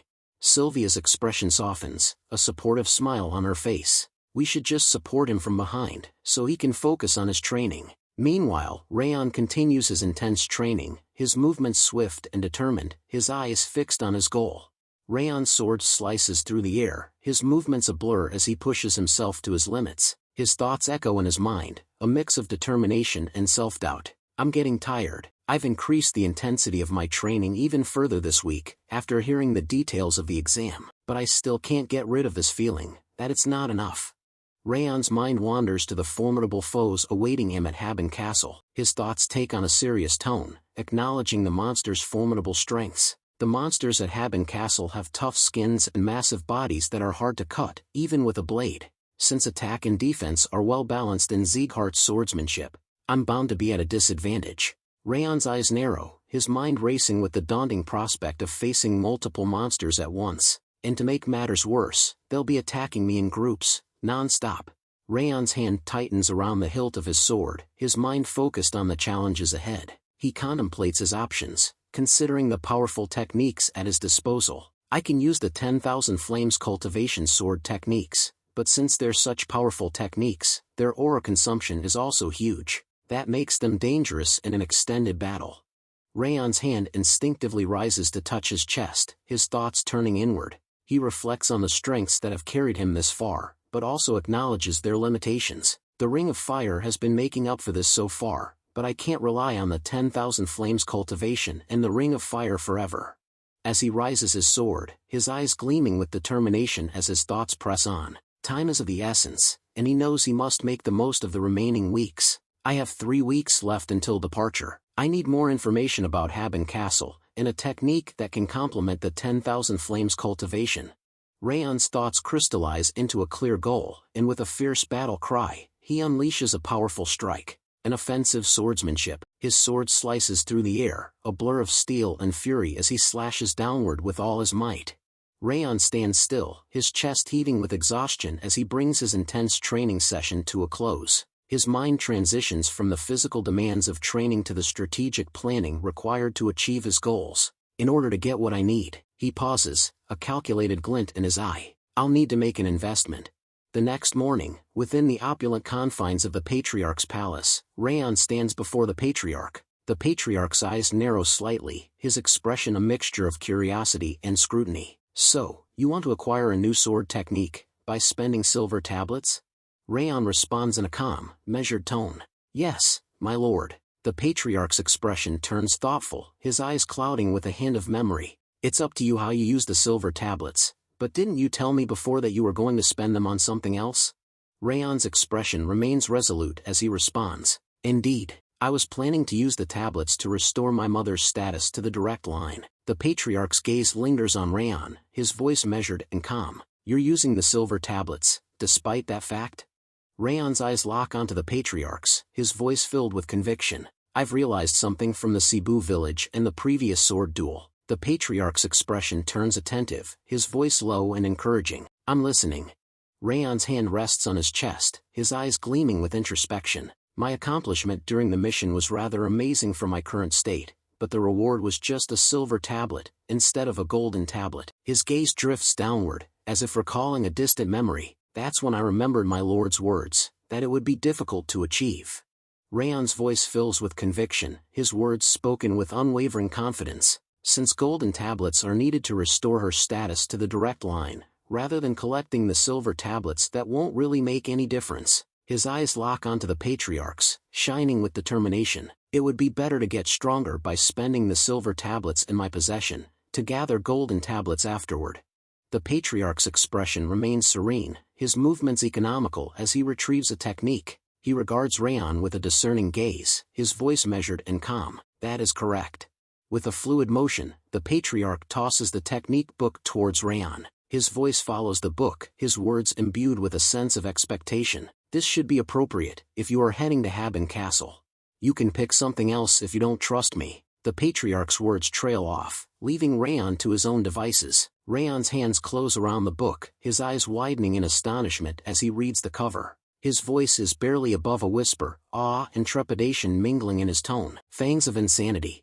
Raon's eyes remain fixed on the technique, his mind racing with thoughts. A hint of a smile plays on his lips as he thinks to himself, Glenn made sure to reward me accordingly, at least. His gaze lingers on the technique, a sense of reassurance settling in. Since it was picked by him, its effectiveness should be guaranteed. Raon's head bows in a gesture of gratitude, his voice filled with sincerity. I'll gladly take this book, my lord. The Patriarch's expression remains serene, his voice calm and encouraging. I see. Do your best at learning it.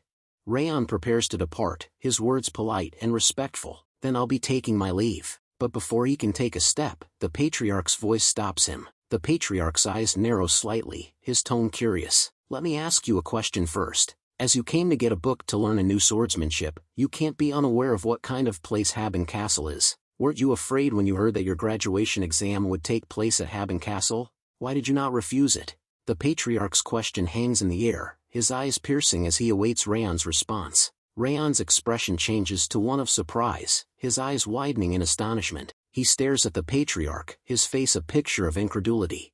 Raon's voice is filled with conviction as he responds, I realized it after fighting Eden. The Patriarch's eyes sparkle with curiosity, his brow furrowed in intrigue. What did you realize?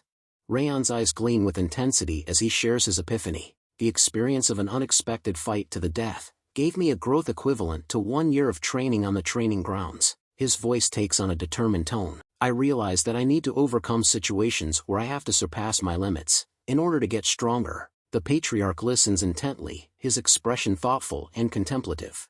Raon's face sets in determination as he speaks. Moreover, Instructor Limer would never give us a trial that we can't overcome. He places a hand on his chest, his voice filled with conviction. I'm sure it will be a difficult and painful journey, but I think it will make me strong enough that I'll be grateful for the experience later. His eyes shine with a fierce resolve, as if he's steeling himself for the challenges ahead. The Patriarch's gaze lingers on Raon, a hint of a smile on his lips.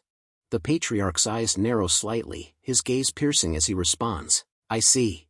The Patriarch's expression turns solemn, his voice taking on a serious tone. Raon Sieghart, let me tell you one last thing before you leave. Raon's eyes widen in curiosity, his gaze locked onto the Patriarch's as he awaits the impending revelation.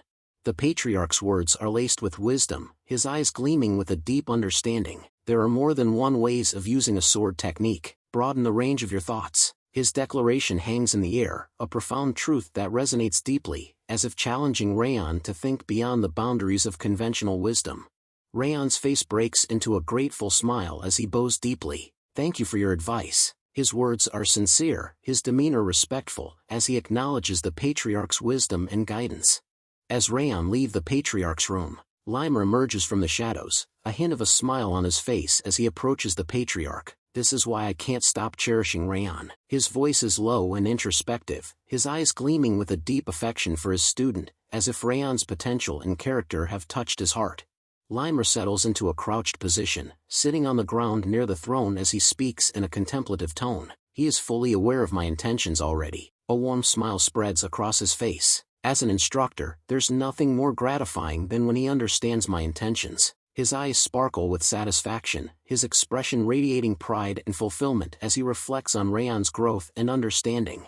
Limer's voice trails off as he says, he is definitely different from that nag, Ben, or that foul-mouthed Martha. But before he can continue, the Patriarch's voice cuts in, his tone dripping with amusement. What a terrible teacher, insulting your disciples behind their backs. Limer's eyes widen in shock, his face freezing as he realizes his mistake.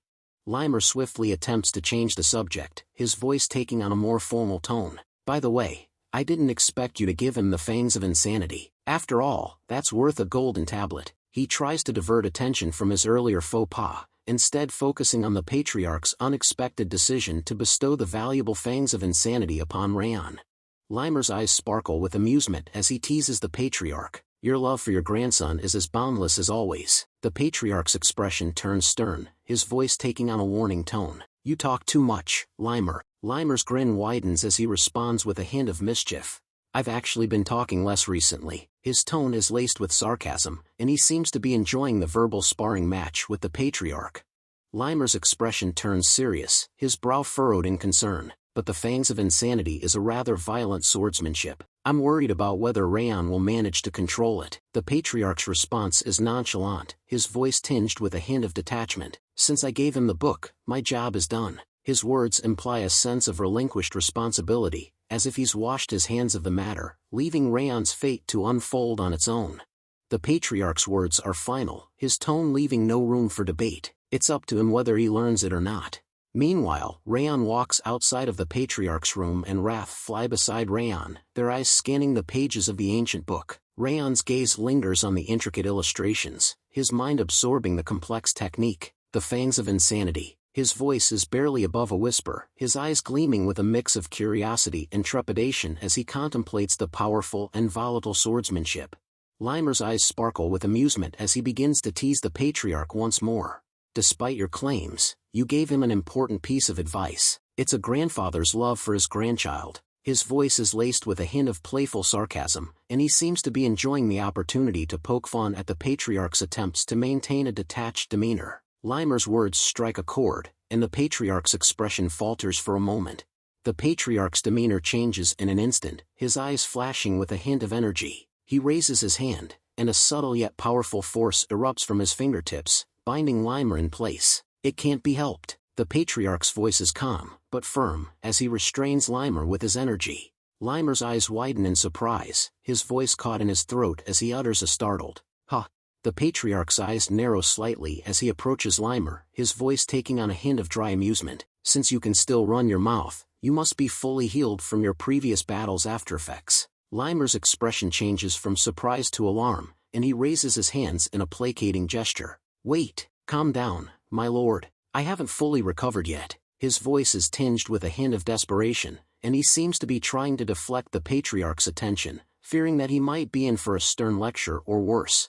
The patriarch's eyes gleam with a hint of stern amusement as he declares, "Since you look like you've recovered somewhat, I'll teach you a lesson." With a swift motion, he raises one hand, and with the other, he grabs Limer's head, holding it in a firm grip. Limer's eyes widen in fear as he tries to apologize. "My lord, I apo-dash." But before he can finish, the patriarch's hand comes down, and a loud smack echoes through the palace halls. Limer's pain yelp rings out, "Agh!" The sound startles Raon and Wrath, who are walking nearby, and they exchange worried glances. The patriarch's stern expression remains unchanged as he continues to scold Limer. Sometimes later, inside Raon's room, Raon's eyes skim the pages of the ancient book once more, his brow furrowed in contemplation. He speaks to himself in a hushed tone. Is this swordsmanship really worth a silver tablet? His voice trails off, lost in thought as he weighs the value of the Fangs of Insanity technique. Raon's eyes widen, and his voice takes on a note of conviction. But this swordsmanship must be. He pauses, as if searching for the right words. Raon's eyes gleamed with a mix of fascination and reverence as he thought about the sword's technique. Fangs of Insanity, just like the name implies, it's an intuition sword's technique of the highest degree, Raon thought to himself, his mind racing with the possibilities. He envisioned the technique in action, relentlessly attacking its opponent with a frenzied intensity, poised to tear into their throat like the fangs of a savage beast. Raon's expression turned introspective, his eyes clouding over with a hint of self-awareness. He knew that mastering the Fangs of Insanity wouldn't be a matter of simply studying techniques or reading manuals. However, an intuition sword isn't learned by theory, Raon thought to himself, his mind acknowledging the harsh reality. It can only be mastered through battle experiences. He understood that the only way to truly wield the Fangs of Insanity was to immerse himself in the chaos of battle, to feel the rush of adrenaline and the weight of his opponent's attacks. It was a path that would require him to confront his own limits, to push himself to the edge of sanity and beyond. Raon's eyes gazed into the distance, his mind replaying memories of his intense training sessions. He recalled the countless hours he spent sparring against his fellow trainees. "That's why I kept sparring against the trainees in order to learn the Fangs of Insanity," Raon thought to himself, his mind reliving the exhaustion and the thrill of those battles. He remembered the relentless drive that pushed him to wield the sword without rest, day after day, until the day before the graduation exam. Raon's eyes blazed with intensity as he recalled the unyielding passion that drove him to push beyond his limits. His voice was low and resolute, his words dripping with conviction. More precisely, and more fiercely, "I didn't stop until I reached a higher realm." His voice took on a contemplative tone, as if he was reliving the moments that had defined his journey. By the time none of the trainees were in a condition to spar anymore, I finally got closer to understanding the meaning of the Fangs of Insanity, Raon reflected, his words dripping with a sense of hard-won insight. He paused, lost in thought, as the memories of his intense training sessions flooded back. Time had seemed to blur together, with each day blending into the next, until the night before the graduation exam. Inside Raon's room, Judiel's slender fingers moved with a gentle touch, carefully applying a soothing balm to Raon's bruises. Her eyes, filled with a mix of concern and affection, gazed up at Raon as she spoke in a soft, melodious voice. "You're getting bruised a lot more nowadays, Judiel observed, her brow furrowing slightly as she worked on patching up Raon's injuries. Judiel's expression turned stern, her eyes sparkling with a hint of reprimand as she continued to tend to Raon's bruises. "You've pushed yourself too hard, considering the graduation exam is tomorrow," Judiel chided, her voice laced with concern. "Man will be worried if she learns about your injuries." Raon's gaze remained steady, his eyes locked onto Judiel's as he replied in a calm, matter-of-fact tone. "Well, I did push myself because I've been sparring every day to learn the fangs of insanity," Raon explained, his words simple yet resolute, betraying the depth of his determination. Judiel's hands moved with a gentle precision, cleaning Raon's brushes with a soft bristled brush as she spoke in a teasing tone. "That's why you're getting treated by me," Judiel replied, a hint of a smile playing on her lips. Raon's expression remained calm, his eyes cast downward as he acknowledged Judiel's words with a quiet simplicity. "That's true," Raon replied, his voice low and even, a hint of gratitude underlying his tone. Raon's eyes locked onto Judiel's, his gaze serious as he spoke in a measured tone. "And Judiel, I have something to tell you before I leave." Judiel's hands paused in her task, her eyes lifting to meet Raon's. A hint of curiosity flickered across her face as she replied in a soft, formal tone. "I'm listening, young master." Raon's eyes closed, his voice taking on an introspective tone as he began to speak. "I was lying about feeding you the rage worm back then." Judiel's hands froze, her eyes widening in shock as she stared at Raon. Her face, normally a picture of calm composure, was now etched with surprise and a hint of confusion. She looked at Raon as if seeing him in a new light, her gaze searching for answers to the questions that were surely racing through her mind. Raon's eyes remained closed, his voice low and introspective as he continued to speak. "So you knew about it already, judging from your silence." The air was heavy with unspoken words, Judiel's silence speaking volumes about her awareness of the truth. Raon's statement hung in the air, a gentle prod that invited Judiel to confirm or deny her knowledge, but she remained still, her silence a palpable force in the room. Judiel's voice was soft and measured as she broke her silence. "I wasn't exactly sure, I just suspected it." Raon's eyes snapped open, his gaze locking onto Judiel's with a hint of surprise and curiosity. His voice rose slightly as he asked, "Suspected?" Judiel's eyes drifted downward, her gaze becoming introspective as she delved into the past. "Yes, I thought at first that it really was a rage worm," Judiel began to explain, her voice tinged with a hint of nostalgia. She paused, collecting her thoughts before continuing. Judiel's voice took on a vulnerable tone, her words revealing a glimpse of the fear and desperation she had felt in that moment. "I couldn't afford to think of it as a lie either," Judiel admitted, her eyes still cast downward. "I was afraid, and all I could think about was my desire to live." Her voice barely above a whisper, Judiel's words conveyed the raw emotion and primal fear that had driven her actions, and the depth of her will to survive. Judiel's voice softened, a warm smile spreading across her face as she continued to speak. "However, I gradually felt at ease with the warmth of the people in the annex building," Judiel said, her eyes lighting up with a sense of gratitude. "And the young master treated me as a human being, without asking anything in return," Judiel added, her gaze shifting to Raon, her expression filled with a deep appreciation for the kindness he had shown her. Her words spoken with a sense of awe and gratitude. "You even prepared a measure for me to avoid the Central Martial Palace's suspicion. To save me," Judiel said, her eyes locked onto Raon's, shining with a deep appreciation for the young master's thoughtfulness and protection.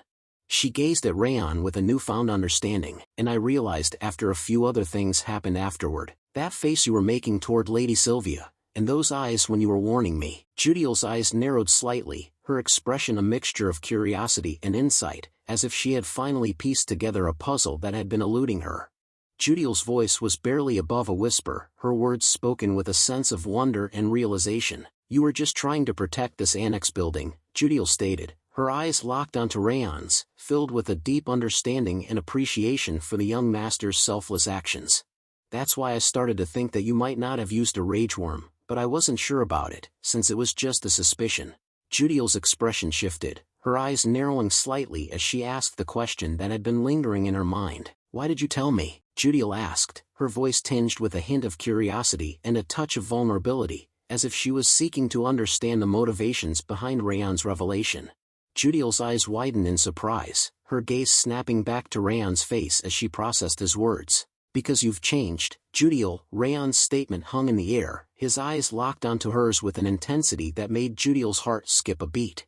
Raon's eyes cast downward, his voice taking on a contemplative tone as he began to explain. Just like you've been watching me, I've been watching you as well, Raon said, his words measured and deliberate. You've been acting under a mask all along, Raon continued, his gaze still directed downward, but your true feelings started to show up.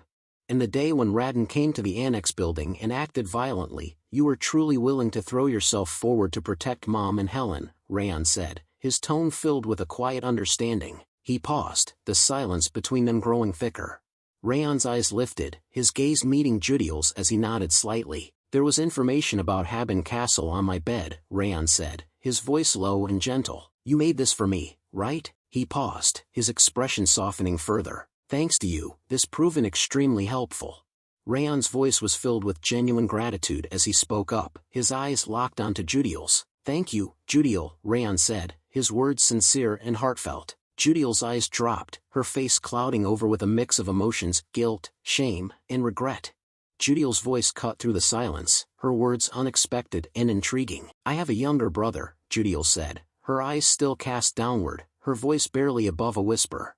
Judiel's voice cracked with emotion, her eyes welling up with tears as she spoke, her face etched with a deep sadness. I don't know where he is, nor what he is doing, Judiel said, her words barely above a whisper, because we were separated when we were sold. Her shoulders slumped, her body language conveying the weight of her sorrow, as if the pain of being torn from her brother still lingered, a fresh wound that refused to heal. Judiel's eyes glazed over, her gaze drifting into the past as she recalled the promise that had been made to her. But because they said they'd allow me to see him one day, Judiel's voice was laced with a mix of longing and desperation, I had to obey their orders. Her face contorted in anguish as she bowed her head, her voice cracking with emotion. I'm sorry, young master, Judiel whispered, her words barely audible through her tears, as she apologized for secrets kept and loyalty tested. Raon's voice cut through Judiel's sobs, his words firm and resolute. I'll save him, Raon said, his eyes locked onto Judiel's, his gaze burning with determination. Judiel's tears paused, her body freezing in shock as she gazed up at Raon, her eyes wide with incredulity. She stared at him, her face wet with tears, her expression a mix of hope and disbelief, as if she dared not believe the promise he had just made. Raon's eyes narrowed, his jaw set in determination as he began to explain, his voice low and resolute. As long as Karun is going after me, we'll have to clash eventually, Raon said, his words measured and deliberate. He paused, his gaze intensifying as he continued, and once we settle the matter with Karun, I'll find your brother, by any means, as long as he is alive. Judiel's eyes remained fixed on Raon's, her tears slowly drying as she listened to his promise, her expression a mix of hope and gratitude. Judiel's voice was laced with curiosity, her eyes searching Raon's face for answers. I'd like to ask a question, Judiel said, her words hesitant, as if she was unsure of how Raon would react. Raon's expression changed, his eyebrows rising in surprise as he looked at Judiel, his gaze piercing. Judiel continued, her voice steady. Why did you tell me about the rage worm? What if I delivered the information about you to Sir Karun? Raon's eyes narrowed, his face unreadable, as if he was weighing his response, the air thick with anticipation. Raon's voice was filled with confidence, his eyes gleaming with a hint of amusement. I figured you wouldn't do that, Raon said, his words simple, yet assured. Judiel's laughter cut through the air, her eyes sparkling with mirth as she spoke. Ha! What a ridiculous response. Raon's eyes locked onto hers, his voice low and even as he asked, so, what are you going to do? Judiel's voice was firm, her eyes shining with a newfound sense of purpose as she responded, her words laced with determination. I will follow you, master, Judiel said, her head bowed slightly, her gaze fixed on Raon's. Her voice took on a note of devotion, her words heartfelt, as she continued, please tell me anything you need. Raon stood up from his chair, his movements fluid and confident, as he spoke, his voice clear and authoritative. All right, I'll leave the annex building to you while I'm away, Judiel, Raon said, his eyes locked onto hers, his gaze serious. Judiel immediately dropped to her knees, her head bowed in respect, as she replied, her voice firm and resolute. Yes, please leave it to me, Judiel said, her words filled with determination, as she accepted the responsibility entrusted to her.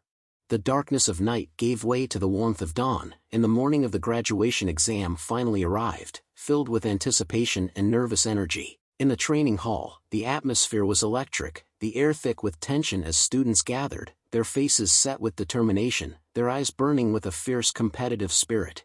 Limer stood tall on the high platform, surveying the sea of trainees gathered before him, his voice booming across the training hall as he began to speak. "It's time for your graduation exam," Limer declared, his words clear and authoritative, his gaze sweeping across the crowd, meeting the eyes of the eager trainees.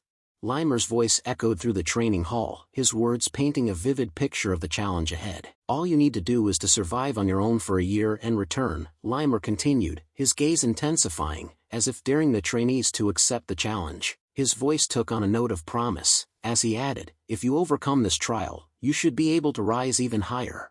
Limer's voice rang out once more, "Then it's time for the top trainee to say something." The room fell silent, all eyes turning to Raon, who stood tall, his expression calm and collected. Raon's gaze met Limer's, and for a moment, he thought to himself, "He always asks me to do something like this, even though it doesn't suit me." Raon walked calmly to the high platform, his footsteps echoing through the silent training hall. He stood tall, surveying the crowd of trainees before him, his eyes gleaming with a hint of intensity. "There's a saying that warriors who survive their first battle don't easily die," Raon began, his voice clear and strong, carrying across the hall. He paused, his gaze sweeping across the crowd, as if meeting the eyes of each trainee. "And you've already experienced your first battle, even though it was a coincidence." Trainees listened intently, their faces set with determination, as Raon's words painted a vivid picture of their shared experience. "Everyone managed to survive, and the mission was completed, in a situation that left you with no choice but to die," Raon said, his voice filled with conviction, as if the memory of their triumph still resonated deeply within him. The trainees' eyes shone with a fierce resolve, their jaws clenched in determination, as they absorbed Raon's words. Raon's gaze swept across the crowd, his eyes burning with intensity, as he continued, "That's why you aren't going to die, just like the saying. Get stronger and return, to be worthy of the 5th training ground's name." The training hall fell silent, the only sound the quiet murmur of resolve, as the trainees internalized Raon's words, their hearts filled with a newfound sense of purpose. The training hall erupted into a thunderous chant, as the trainees shouted in unison, their voices echoing off the walls. "Win and survive. Let's go," they bellowed, their fists raised high in the air, their faces set with determination and excitement. Limer's eyes crinkled at the corners as he gazed at Raon, a warm smile spreading across his face. As he looked at Raon's back, a thought flickered through his mind. "I knew from the beginning that you weren't an ordinary person." His gaze lingered on Raon, a hint of admiration and curiosity in his eyes. "But your skills weren't the only thing that were extraordinary," Limer thought to himself, his mind referencing the unique qualities that set Raon apart, qualities that went beyond mere physical prowess. Limer's thoughts continued to unfold, his eyes never leaving Raon's back, as he reflected on the young man's exceptional qualities. "A calm mind, unbefitting your age," Limer thought, impressed by Raon's uncommon composure and maturity. He paused, his gaze lingering on Raon, as he added, "A broad heart, capable of influencing the people around you. A mindset where you worked harder than anyone else, instead of being satisfied with your talent," Limer reflected, a hint of admiration in his voice. He nodded to himself, as if acknowledging the rare quality that set Raon apart from others who might have rested on their natural abilities. Limer's eyes narrowed slightly, his gaze intensifying as he recalled the details of their previous encounter. "Moreover, during the last spar against me," Limer's thoughts continued, a hint of surprise and admiration creeping into his expression. Limer's eyes widened, a look of genuine surprise and respect crossing his face. "You mastered the fangs of insanity," he stated, his voice low and impressed. Limer's face lit up with a warm smile, his eyes sparkling with delight. In surprise and joy, he thought to himself, his mind overflowing with a sense of pride and wonder. He shook his head, chuckling inwardly, as he added, "You managed to surprise me once again. I spared my time to be your opponent because you've beaten up all the other trainees," he thought, a hint of dry amusement in his voice. His eyes lingered on the injury, a mixture of surprise and annoyance flickering across his face. "And this is the result," he thought, a touch of irony creeping into his tone, "injuring the instructor instead of being grateful." Limer's eyes narrowed, his gaze fixed on the injury as a hint of displeasure crossed his face. "How disrespectful," he thought, his voice low and even, but with a subtle edge of reprimand.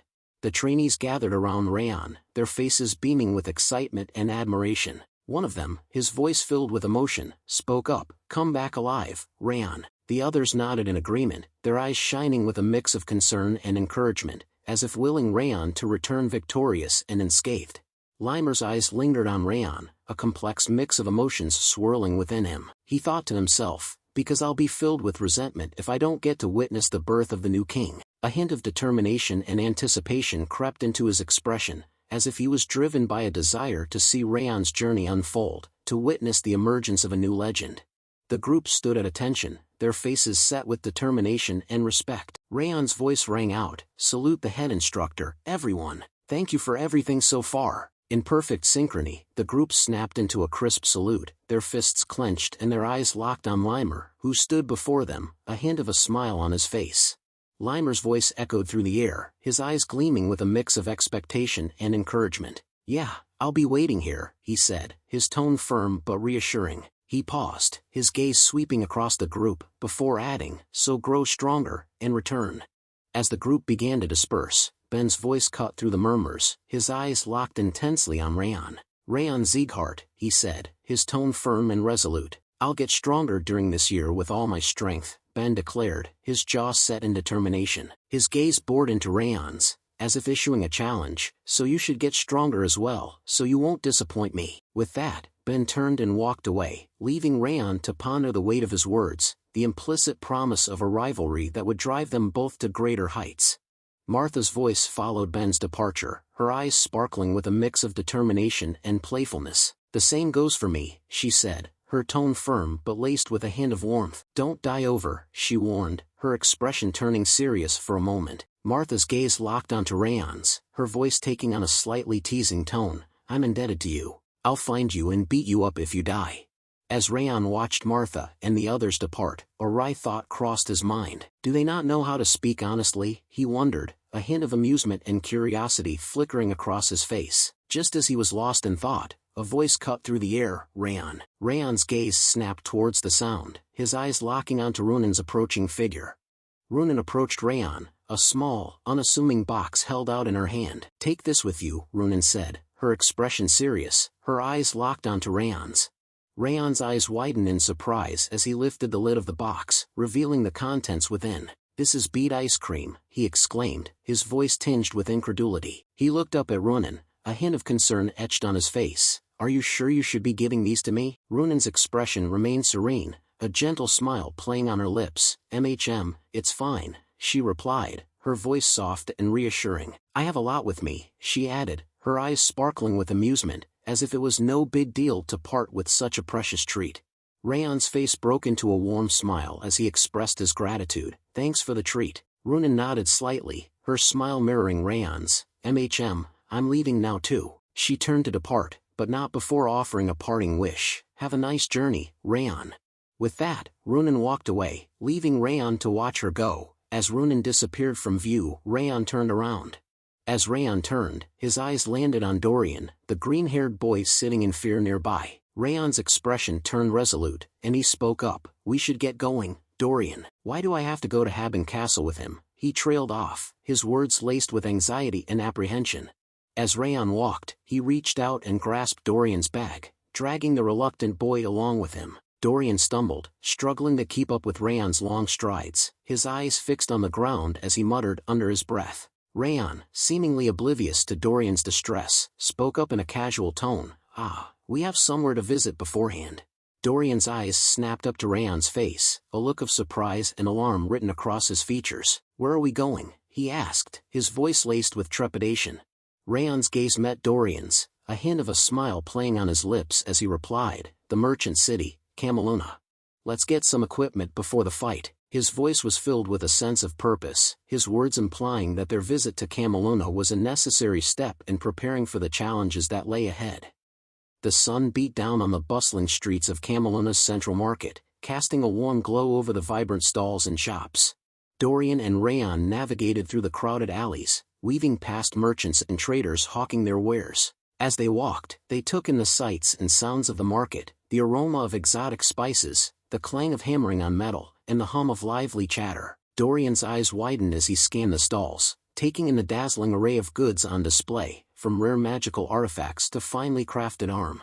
Raon's eyes scanned the market stalls, his gaze lingering on the various goods on display. But as he walked, a hint of disappointment crept onto his face. There's lots of stuff around here, but what I need is nowhere to be found, he thought to himself, a note of frustration creeping into his mental voice. He paused for a moment, his eyes narrowing as he considered his options. A sly glint crept into his eye as he thought, I guess the real deal can only be found on the black market.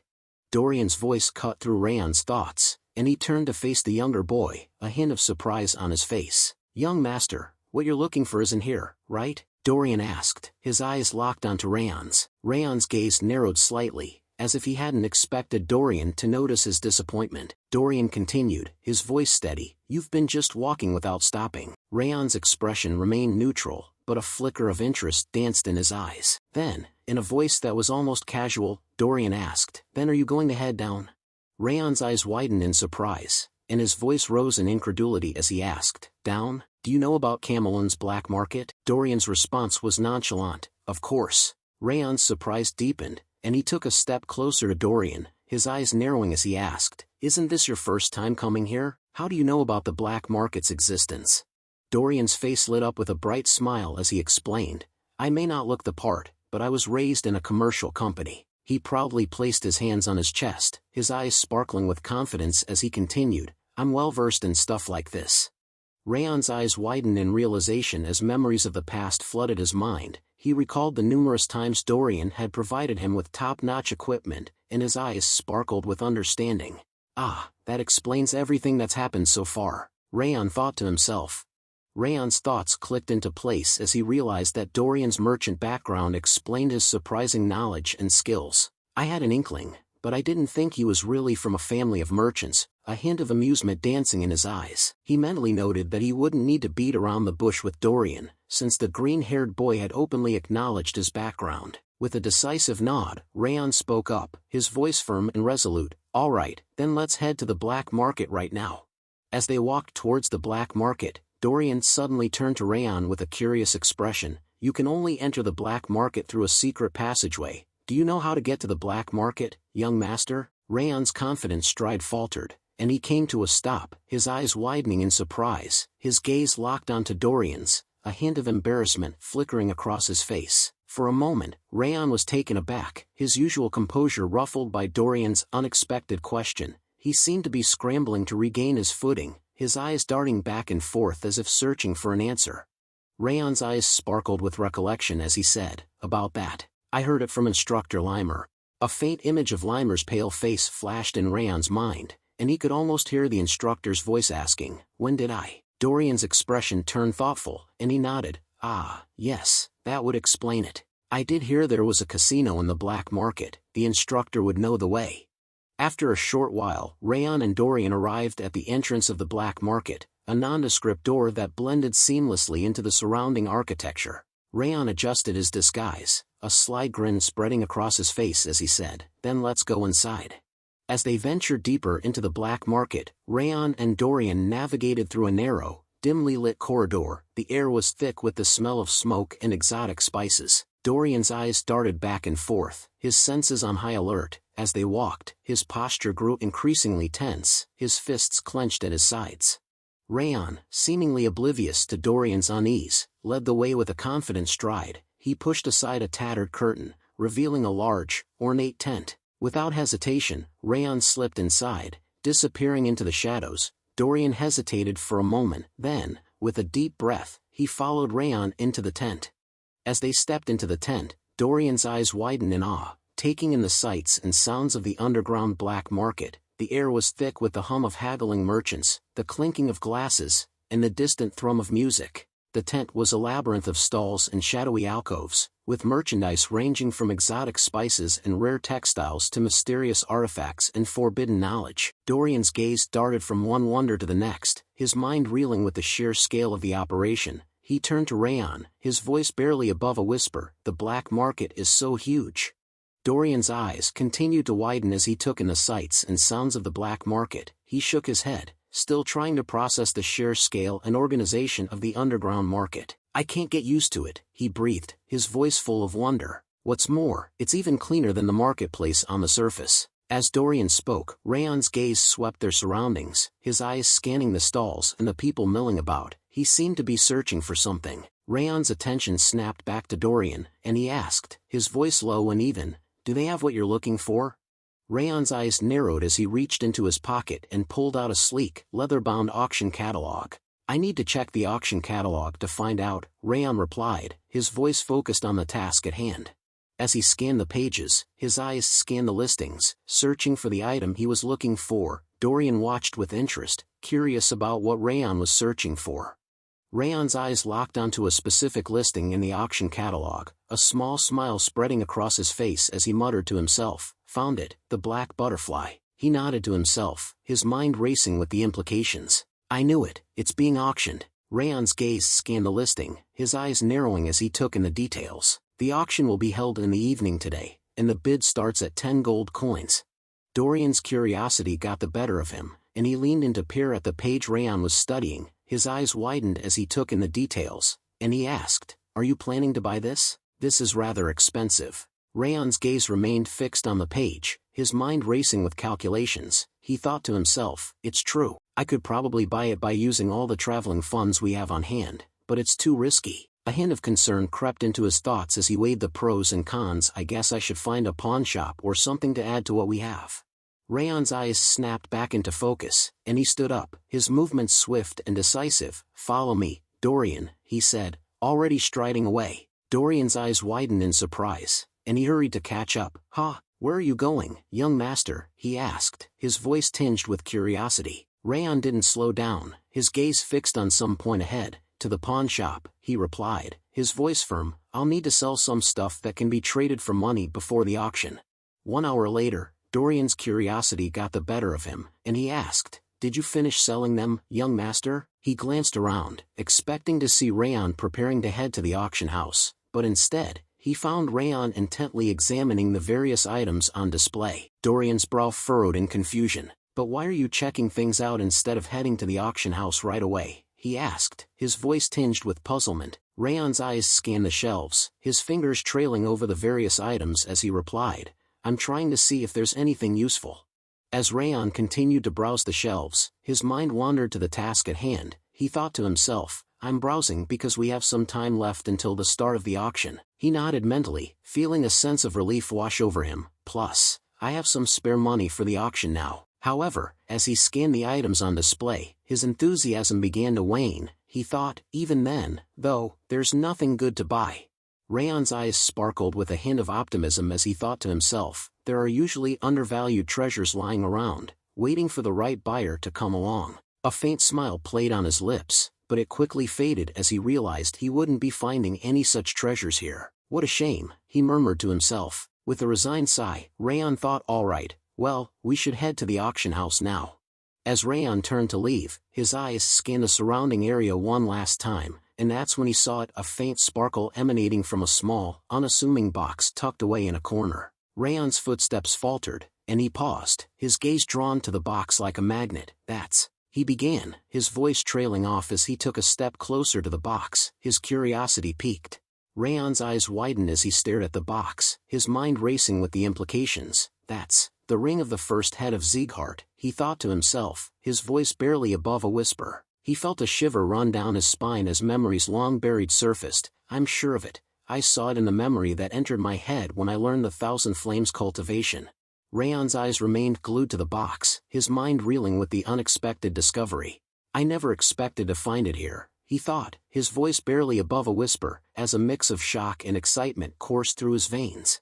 Raon's eyes sparkled with excitement as he carefully took the ring in his hand, feeling a strange energy emanating from it. He looked up at the shopkeeper and asked, "Mister, how much does this cost?" The shopkeeper's face broke into a wide smile, clearly pleased that Raon had taken an interest in the ring. "Ah, you have quite the eye," he said, his voice dripping with enthusiasm. "That ring can increase strength and clear the mind." The shopkeeper's eyes glinted with a hint of greed as he named his price. "Just give me 5 gold coins. In." Just as the shopkeeper was about to conclude the sale, Dorian's angry voice cut through the air, making everyone pause. 5 gold coins? Dorian shouted, his face reddening with indignation. "Who do you think you are, trying to rip us off?" He took a step forward, his eyes blazing with accusation. "It's clear that you bought it with silver coins," Dorian declared, his voice dripping with disdain. The shopkeeper's eyes widened in shock as he stared at Dorian, fear etched on his face. He took a step back, his hands trembling as he tried to compose himself. Dorian's voice rose to a thunderous level, his words punctuated by a resounding crash as he slammed his hand onto the table. "Listen to me," he bellowed, the force of his anger making the shopkeeper flinch.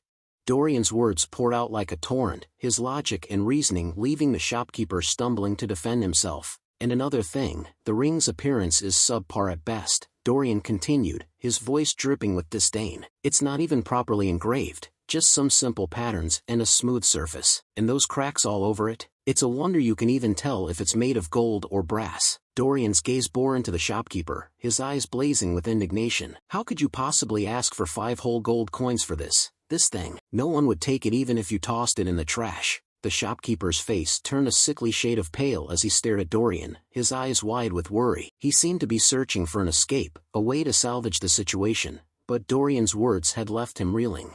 The shopkeeper's eyes widened even further as Dorian's voice dropped to a menacing growl. "1 gold coin," Dorian spat, his words dripping with disdain.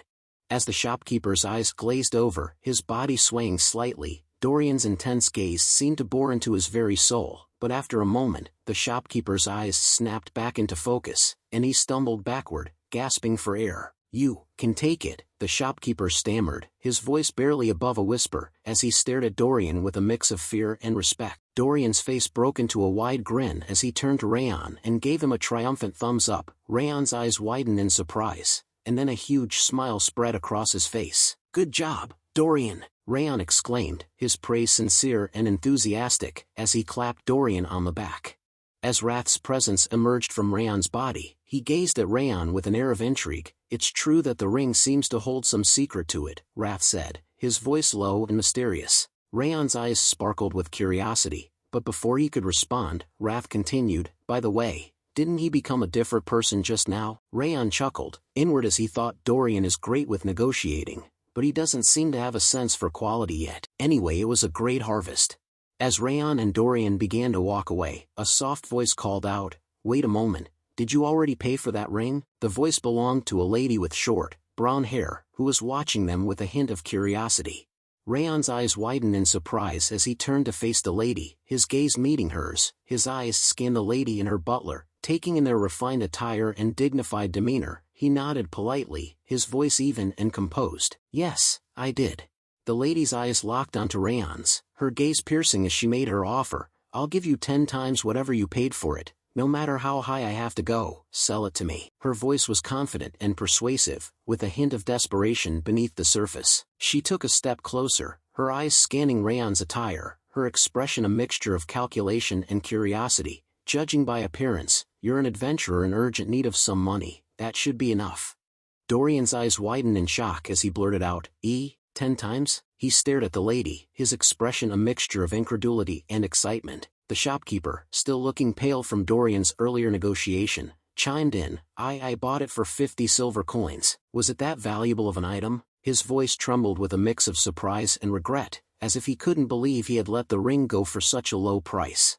Dorian's eyes sparkled with excitement as he turned to Raon, his voice filled with persuasion. "Let's sell it, young master. She wants to buy that cheap trinket at 10 times the price." Raon's gaze lingered on the lady, his expression thoughtful. He thought to himself, "This woman." Raon's eyes never left the lady's face as he closed the box containing the ring. His mind was racing with thoughts, and he mused to himself, "She knows how valuable this ring is." A hint of curiosity crept into his expression. He continued to think, analyzing the lady's words and actions, and from the way she spoke, she is implying that it's worth at least 100 gold coins. Raon's expression turned resolute as he replied to the lady, "I'm sorry, but I'd like to decline." His voice was firm, leaving no room for negotiation. The lady's eyes sparkled with determination, and she countered with an even higher offer. "Then I'll pay 20 times. No, 30 times the price." Her voice was laced with a hint of desperation, as if she was willing to do whatever it took to acquire the ring. Raon's expression remained unwavering, his gaze locked onto the lady's. "I'm still not going to sell it," he said, his voice calm and collected. The lady's face fell, but she refused to give up. She named a specific price, 50 gold coins. Raon's response was simple and direct. "I said no." His voice was firm, leaving no room for further negotiation. As Raon turned around to leave, he spoke over his shoulder, his voice polite but firm. "I'm sorry, but I don't like to sell my belongings. I'm not going to sell it no matter how much you are willing to pay." The lady's face froze, her eyes wide with surprise. The butler's voice was low and menacing as he spoke up, his eyes narrowing slightly as he gazed at Raon's retreating back. "Hey, I don't know where you're from, but you'd better behave yourself." His tone was laced with a subtle threat, as if warning Raon of the consequences of crossing his mistress. The butler's voice dropped to a whisper, but his words carried clearly. "You will make things hard on yourself if you defy her." Raon's stride didn't falter as he heard the butler's words. Instead, he stopped and turned around, his eyes flashing with a hint of annoyance. He spoke up, his voice firm and unwavering. "Am I supposed to change my mind just because of who she might be?" Raon's tone was laced with disdain, as if he couldn't care less about the lady's social status or influence. He took a step forward, his gaze locked onto the butler's. "I don't care about anything like that, so stop bothering me and leave already." The brown-haired lady's face turned red with rage as she shouted, her voice echoing through the air. "Hey, who do you think I am, acting so arrogantly?" Her eyes blazed with indignation, as if she was outraged that someone would dare to defy her. She took a step forward, her hand extended imperiously. "Stop defying me and hand it over while I'm still acting cordial." Raon's expression remained calm, but his words were laced with a subtle sharpness. He spoke up, his voice even but firm. "How abrasive, and all because I just didn't want to sell the item." Raon's tone was tinged with a hint of disdain, as if he was disappointed but not surprised by the lady's behavior. He raised an eyebrow, his gaze locked onto the lady's. "Did you want to flaunt your privileged upbringing before I go, or shall we leave it at that?" The lady's expression turned cold and menacing, her voice dripping with malice. "You have no idea how scary the world can be." She took a step closer, her eyes glinting with a sinister light. "You should think carefully about why people always bow to others, if you don't want to end up dead in the streets, forgotten and unnoticed." Raon's expression remained unruffled, his gaze never wavering from the lady's. He nodded curtly, his voice firm. "If that's all, I'll be taking my leave, then." With that, Raon turned on his heel and walked away, leaving the lady and her butler standing alone. As Raon disappeared into the crowd, the brown-haired lady's expression turned calculating. She called out to her butler, her voice low and urgent. "Setter, we are heading to the auction house. Right now. Those stalls are usually visited by people who came out from the pawn shop," she muttered to herself, her voice barely audible. "If he came here, he is most likely going to participate in the auction taking place soon." The brown-haired lady's eyes blazed with determination as she declared, her voice dripping with venom. "I'm going to take away what he is trying to buy, no matter what." The auctioneer's voice boomed through the crowded auction house, his words echoing off the walls. "Date's necklace, 70 gold coins," he called out, his eyes scanning the room for any signs of further bidding. "Next up is the silver mana stone," he declared, holding up the glittering stone for all to see. After some time, he declares next up is the Ring of Raging Flame. After Ring of Raging Flame sold out, he shouted, "Alright, next up is." Raon's eyes scanned the auction room, his gaze lingering on each item as it was presented, but despite the excited chatter of the crowd, he couldn't help but feel a sense of disappointment. "Nothing is piquing my interest so far," he thought to himself. "Is the black butterfly not going to appear yet?"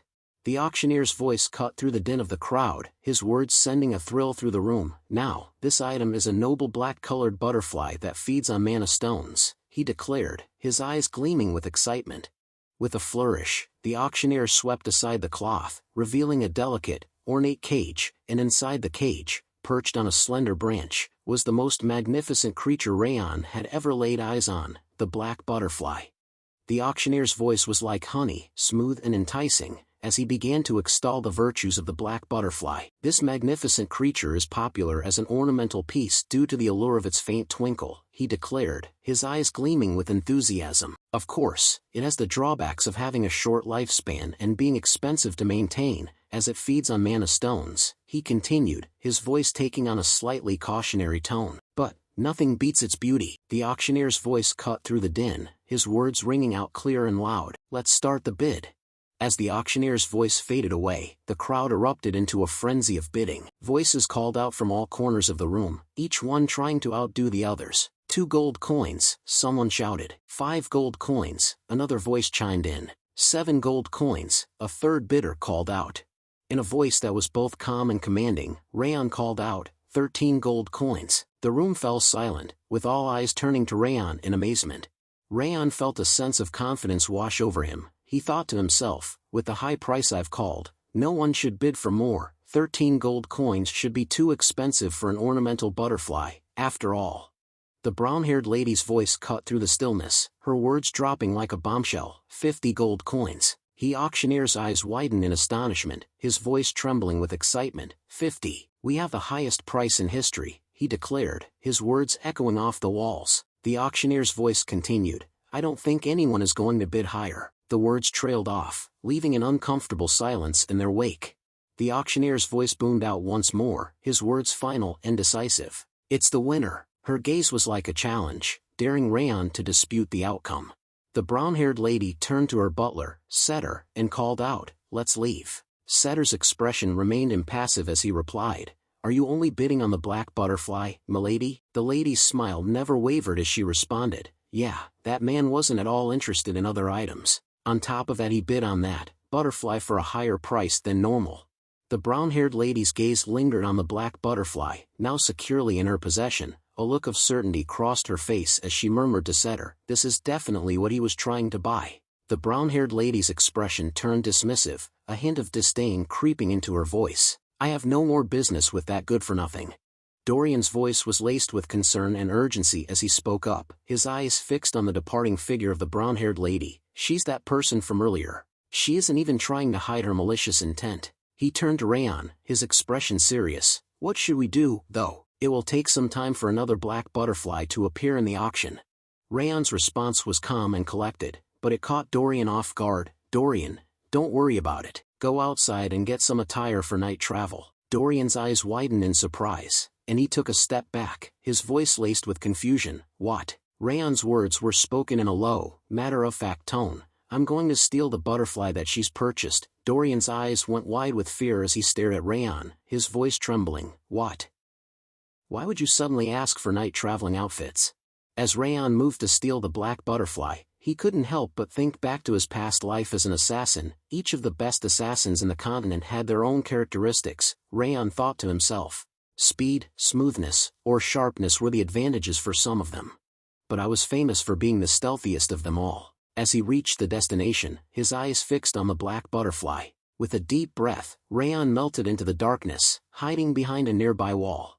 As Raon watched the guards, his mind continued to wander back to his past life. He thought about the techniques that had made him a formidable assassin, and one method in particular came to mind. The key was the main footwork that I used in my previous life, the shadowless steps. Raon thought to himself, a hint of nostalgia in his mental voice. I thought I wouldn't really need to use it in this new life, because I'd learned the Supreme Harmony steps, but surprisingly, I have to use it.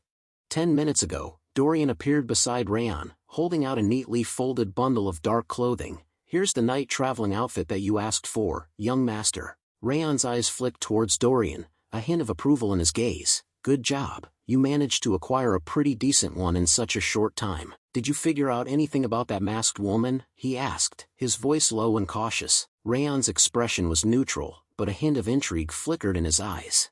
Dorian's hand paused mid-scratch, his eyes darting towards Raon with a mixture of hesitation and trepidation. Actually, about that. Raon's eyes narrowed, his voice taking on a slightly sharper tone. What? Why are you hesitating? Dorian's voice trembled slightly as he spoke, his eyes wide with concern. Young master, I think we should stop. I heard from people around here that she's actually Princess Jaina, of the Balker Kingdom. Dorian's voice was laced with a mix of awe and trepidation as he continued to share what he knew. Her talent in magic has been exceptional since childhood, but on top of that, she possesses an outstanding ability to appraise magic items, making her especially favored by Balker's king. Dorian's voice was laced with a hint of resignation as he spoke. It's unfortunate, but we should give up this time and wait for the next. Raon chimes in, which implies, she is most likely the black market's VIP. Raon's smile grew wider as he spoke, his voice taking on a hint of excitement and calculation. They should still be conducting an additional appraisal for the auction item, and unlike other ordinary participants, the princess's item shouldn't have reached her personal room because she's a VIP. Raon's eyes gleamed with a mischievous spark. Now would be the safest time to steal it, while the black market still has possession rights for the auction item. I'll be back. Dorian, wait a moment. Young master. Dorian's voice was laced with panic as he called out to Raon, but it was too late. Raon had already sprinted out of the room, leaving Dorian to worry and fret. As Raon ran, he tossed a casual reply over his shoulder, "Just wait a moment."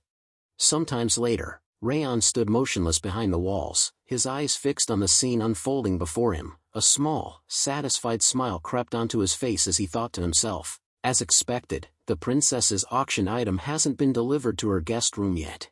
The two auction house guards sat lazily, their eyes fixed on the cards in their hands as they played a game to pass the time. One of them gazed over at the black butterfly, its delicate wings glimmering in the dim light. "To buy a useless ornamental butterfly like this for 50 gold coins, the guard muttered, shaking his head. "No matter how I try, I just can't understand what rich people are thinking." The other guard chuckled and replied, "They must have needed it for whatever reason. Stop caring about that and show your cards already." Raon's eyes remained fixed on the black butterfly, his gaze burning with intensity as he thought to himself, "The black butterfly is over there, there are staff members next to it, but they're distracted by their game." Raon's eyes never left the black butterfly as he thought to himself, in this case, his mind worked quickly, calculating the best course of action. After a moment, he manipulated his mana, sending it out like an invisible thread towards the black butterfly. His eyes followed the thread, his focus solely on the delicate, ornamental creature. A black butterfly is casually stored in a bird cage, Raon thought, his eyes taking in the details of the scene, because it dies if it stays in an enclosed space. Raon's thoughts continued to unfold as he observed the black butterfly. Since this butterfly tends to stick to magic stones in order to absorb the high-purity mana, the moment it senses the 10,000 Flames Cultivation's mana, which has an even higher purity than mana from a magic stone, it's bound to escape from the birdcage on its own. A hint of anticipation crept into Raon's expression as he awaited the butterfly's reaction, his mana thread still subtly influencing the surroundings, ready to capitalize on the opportunity that was about to arise. As the black butterfly followed the thread of Raon's mana, it gently landed on his outstretched finger, its delicate wings fluttering softly. Raon's eyes gleamed with satisfaction as he thought to himself, just like that, the butterfly's calm demeanor, as if it had indeed been trained to obey Raon, was a testament to the subtle yet powerful influence of his mana. The guard's eyes lingered on the empty birdcage for a moment, a flicker of confusion crossing his face. His companion, focused on the card game, looked up at him with a hint of annoyance. "What? Why are you distracted? Pull a card already, it's your turn." The guard's eyes widened in alarm as he stared at the empty birdcage, his face pale with panic. "What? Where did the butterfly go?" he shouted, his voice echoing through the room. The other guard, who had been focused on the card game, looked up in shock, his eyes darting towards the empty cage. "What? The butterfly disappeared," he exclaimed, his voice laced with incredulity and concern. The first guard's face turned red with urgency as he yelled, "Damn it! Quick, find where the butterfly went." He and the other guards scrambled to their feet, their eyes frantically scanning the room. Meanwhile, Raon, with the black butterfly safely tucked away in a bag, took advantage of the commotion. He turned and sprinted away, his footsteps light and swift as he vanished into the shadows, leaving the two guards to search frantically for the missing butterfly. Dorian's face was etched with worry as he walked briskly through the dimly lit corridors of the black market, his eyes scanned the crowded passageways, searching for any sign of Raon, his mind racing with worst-case scenarios. Dorian's eyes darted anxiously around the crowded corridor as he walked, his fingers instinctively rising to his mouth to bite his nail, a habitual gesture of nervousness. His mind was racing with the potential consequences of Raon's actions. If the young master gets caught like this, it could become a diplomatic issue with the Balker Kingdom. Dorian's thoughts trailed off, his anxiety spiking. He let out a soft, worried sigh, his chest feeling tight with apprehension.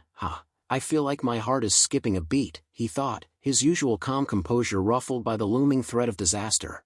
Dorian's hands clenched into fists as he tightly gripped his head, his eyes closed in frustration. "No matter how I think about it, I should have stopped him from going," he berated himself, his mind replaying the events that had led to this moment. Just as he was about to continue his self-recrimination, a casual voice cut through his thoughts. "Dorian, what are you doing?" Raon's voice was relaxed, devoid of any tension or urgency, as if he hadn't just pulled off a daring heist. Dorian's eyes widened in surprise as he stared at Raon, his voice laced with a mix of relief and annoyance. "Young master, when did you get here?" Raon's expression was calm and nonchalant, a hint of amusement dancing in his eyes. "Just now," he replied, his voice smooth and even. He chuckled softly, his gaze locked on Dorian's frazzled expression. "You're acting like you've seen a ghost." Dorian's expression changed from relief to curiosity, his eyes narrowing slightly as he thought through the implications. He paused for a moment, collecting his thoughts before asking, "Wait a second, the fact that you're back must imply." Raon's face broke into a wide, triumphant smile as he replied, "Yes, I succeeded." He held up the bag in his hand, the fabric rustling softly as he moved. Dorian's eyes widened in amazement as he stared at the bag, his voice barely above a whisper. "Really?" Raon's expression turned serious, his eyes locked on Dorian's as he spoke. "Well then, let's return to our room." But before they could take a step, a figure emerged from the crowd, her brown hair styled in an elegant fashion. Her eyes sparkled with amusement as she gazed at the pair, a mocking tone dripping from her voice. "Oh my, what an unexpected encounter." The brown-haired lady's smile grew wider, her eyes glinting with amusement as she continued to tease. "How are you feeling? Frustrated?" She paused, her gaze locked on Raon's, before adding, "You must have noticed during the earlier auction, but there's no way for you to win against me." Her voice took on a hint of condescension, her tone dripping with confidence. "It's not too late, though. I'll give you the black butterfly if you hand over the ring. Think carefully, since this is the last opportunity I'm giving you." But Raon's expression remained calm and unyielding, his voice firm as he replied, "Are you deaf? I already said I'm not selling it." The brown-haired lady's expression darkened, her eyes narrowing into slits as she spoke. "It looks like you don't understand when I'm being nice." Her voice dropped to a menacing tone, her words dripping with malice. "You don't want to leave this black market in one piece, do you?" Just as it seemed like the situation was about to escalate, a voice cut through the tension. "My lady," one of the auction house staff called out, hurrying towards the brown-haired lady with a look of urgency on his face. The brown-haired lady's face twisted in anger and frustration, her voice rising as she snapped, "What? Can't you see that I'm talking to them?" Her eyes blazed with irritation, her gaze flashing between Dorian and Raon before settling on the hapless auction house staff. The staff member took a step back, his eyes wide with worry as he stammered, "I'm sorry, actually." The auction house staff's words tumbled out in a panicked rush. "The black butterfly has disappeared. Someone must have stolen it." The brown-haired lady's eyes widened in shock, her gaze snapping towards the staff member as if she couldn't believe what she was hearing. Just as she seemed about to erupt into fury, Raon's voice cut through the tension, his tone dripping with amusement. "Oh no, it looks like you're in trouble," he teased, a mischievous glint dancing in his eyes as he watched the brown-haired lady's reaction. The brown-haired lady's gaze locked onto Raon, her eyes narrowing into slits as she regarded him with suspicion. For a moment, she simply stared, her expression unreadable. Then, her eyes flashed with understanding, and she thought to herself, "It's his doing." The sarcastic remark just now and that mocking smile, those are the same mannerisms I usually have towards others. A realization dawned on her, and her eyes narrowed further. "I don't know what he did, but he's definitely the one who stole the black butterfly." Her mind was made up, and she was convinced that Raon was the thief. The brown-haired lady's voice dripped with venom as she spoke, her tone mocking and disdainful. "I thought you were just prideful, but you're just a wicked thief." Her eyes flashed with indignation, her gaze blazing with fury. "Do you even realize who I am?" she demanded, her words echoing through the air. Raon's expression remained calm and unyielding, his voice laced with a hint of amusement. "Do I even need to know that?" With a swift motion, the brown-haired lady removed her mask, revealing her striking features. Her eyes sparkled with a mix of anger and haughtiness as she declared, "I am Princess Jaina from the Balker Kingdom." Princess Jaina's face reddened with rage, her eyes blazing with indignation as she took a step closer to Raon. Her voice trembled with anger, her words dripping with venom. "How dare you show me that arrogant attitude?" Princess Jaina's eyes flashed with determination, her voice cold and menacing. "I'll make it so that you're unable to steal anything else from now on." As she spoke, the butler standing beside her subtly shifted his stance, his eyes locked onto Raon with a hint of warning. His hands, previously clasped behind his back, now hung loose at his sides, poised and ready for action. "Take care of him." With Princess Jaina's command still echoing in the air, the butler sprang into action. With a fluid motion, the butler rushed towards Raon, his eyes blazing with a fierce determination. His fists were clenched, his arms coiled and ready to strike, as he prepared to mete out punishment to the perceived thief. Raon's expression remained serene, his eyes glinting with a hint of amusement. With a slight, almost imperceptible smile, he spoke in a voice that was both calm and commanding. "Balker's princess or whatever." "So what?" Raon clenched his fist. The butler, charging forward with a fierce determination, was caught off guard by Raon's sudden counterattack. Raon's fist connected with a solid crunch, striking the butler squarely in the face. The butler's head snapped back, his eyes widening in shock and pain as he stumbled backward, clutching at his nose. A trickle of blood began to seep from his nostrils. Princess Jaina's face turned red with rage as she shouted at the top of her lungs, "What are you doing? Why can't you even defeat a trash mercenary like him?" Her voice echoed through the room, filled with disdain and disappointment. As Raon continued to exchange blows with the butler, a voice echoed through the corridor, halting the fight momentarily. "Wait a second, over there. Is that you, Raon?" The voice was loud and clear, carrying a hint of surprise and familiarity. Princess Jaina's gaze shifted away from the fight, her eyes scanning the corridor to locate the source of the voice. Her eyes widened in recognition, and she thought to herself, "That voice." As the speaker came into view, Princess Jaina's eyes widened in astonishment, her mind racing with the unexpected connection. Greer, she thought, her eyes locked onto the familiar figure of Prince Greer, the Prince of Owen Kingdom. Prince Greer, with his chiseled features and piercing blue eyes, flashed a charming smile as he took in the scene before him. His gaze shifted from Raon to Princess Jaina, and he exclaimed, "Oh, Jaina is also here." His eyes sparkled with curiosity as he turned to Jaina and Raon, asking, "Do you know each other?"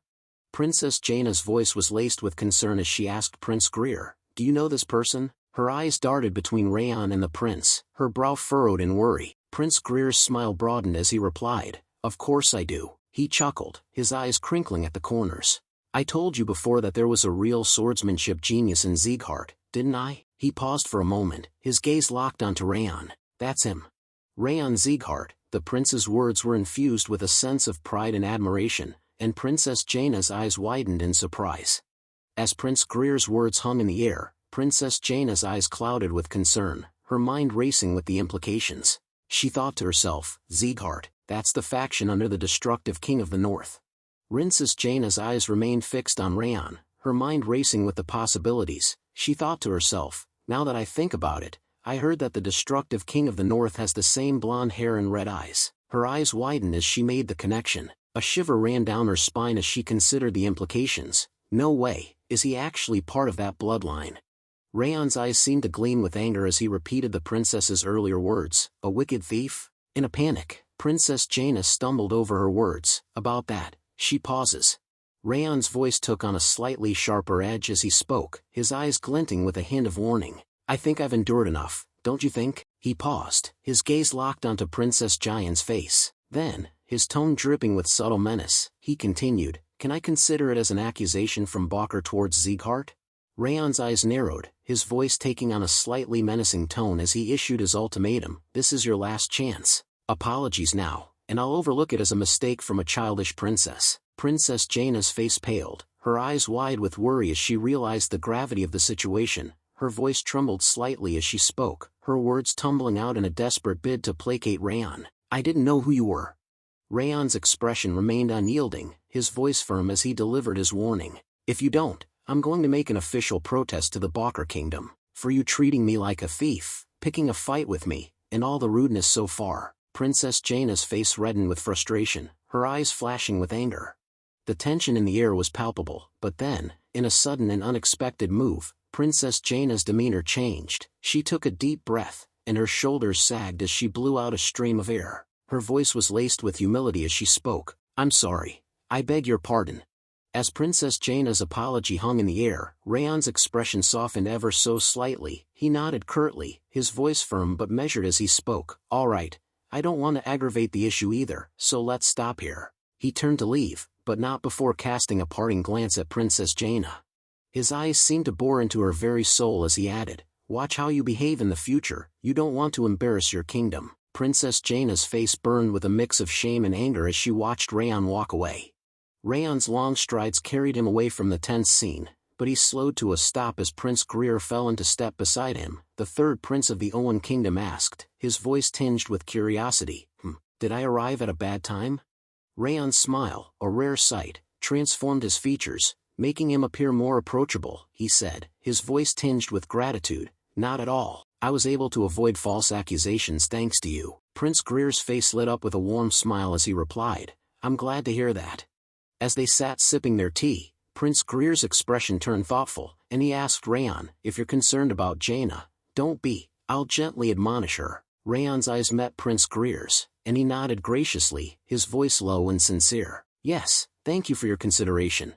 Prince Greer's curiosity got the better of him, and he asked Raon, by the way, what brings you to Camelun? I'm here for a mission, but Sieghart is quite far from Camelun, isn't it? His eyes sparkled with interest, and he leaned forward slightly, awaiting Raon's response. Raon's expression turned matter-of-fact as he replied, we were heading out for our graduation exam and dropped by here to get some equipment. He sipped his tea calmly, his eyes never leaving the prince's face. Prince Greer's eyebrows rose in surprise, and he asked, you're in the middle of your graduation exam? What equipment are you looking for?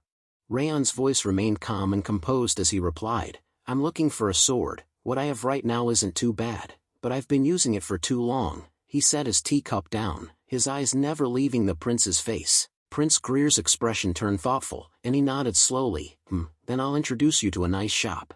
Prince Greer's eyes gazed off into the distance, his brow furrowed in thought. After a moment, he nodded to himself and turned back to Raon. There's a workshop on the corner of the Western Craft District of Camelun. It's a small shop, but the blacksmith is extremely skilled. He smiled wistfully, as if regretting his inability to accompany Raon.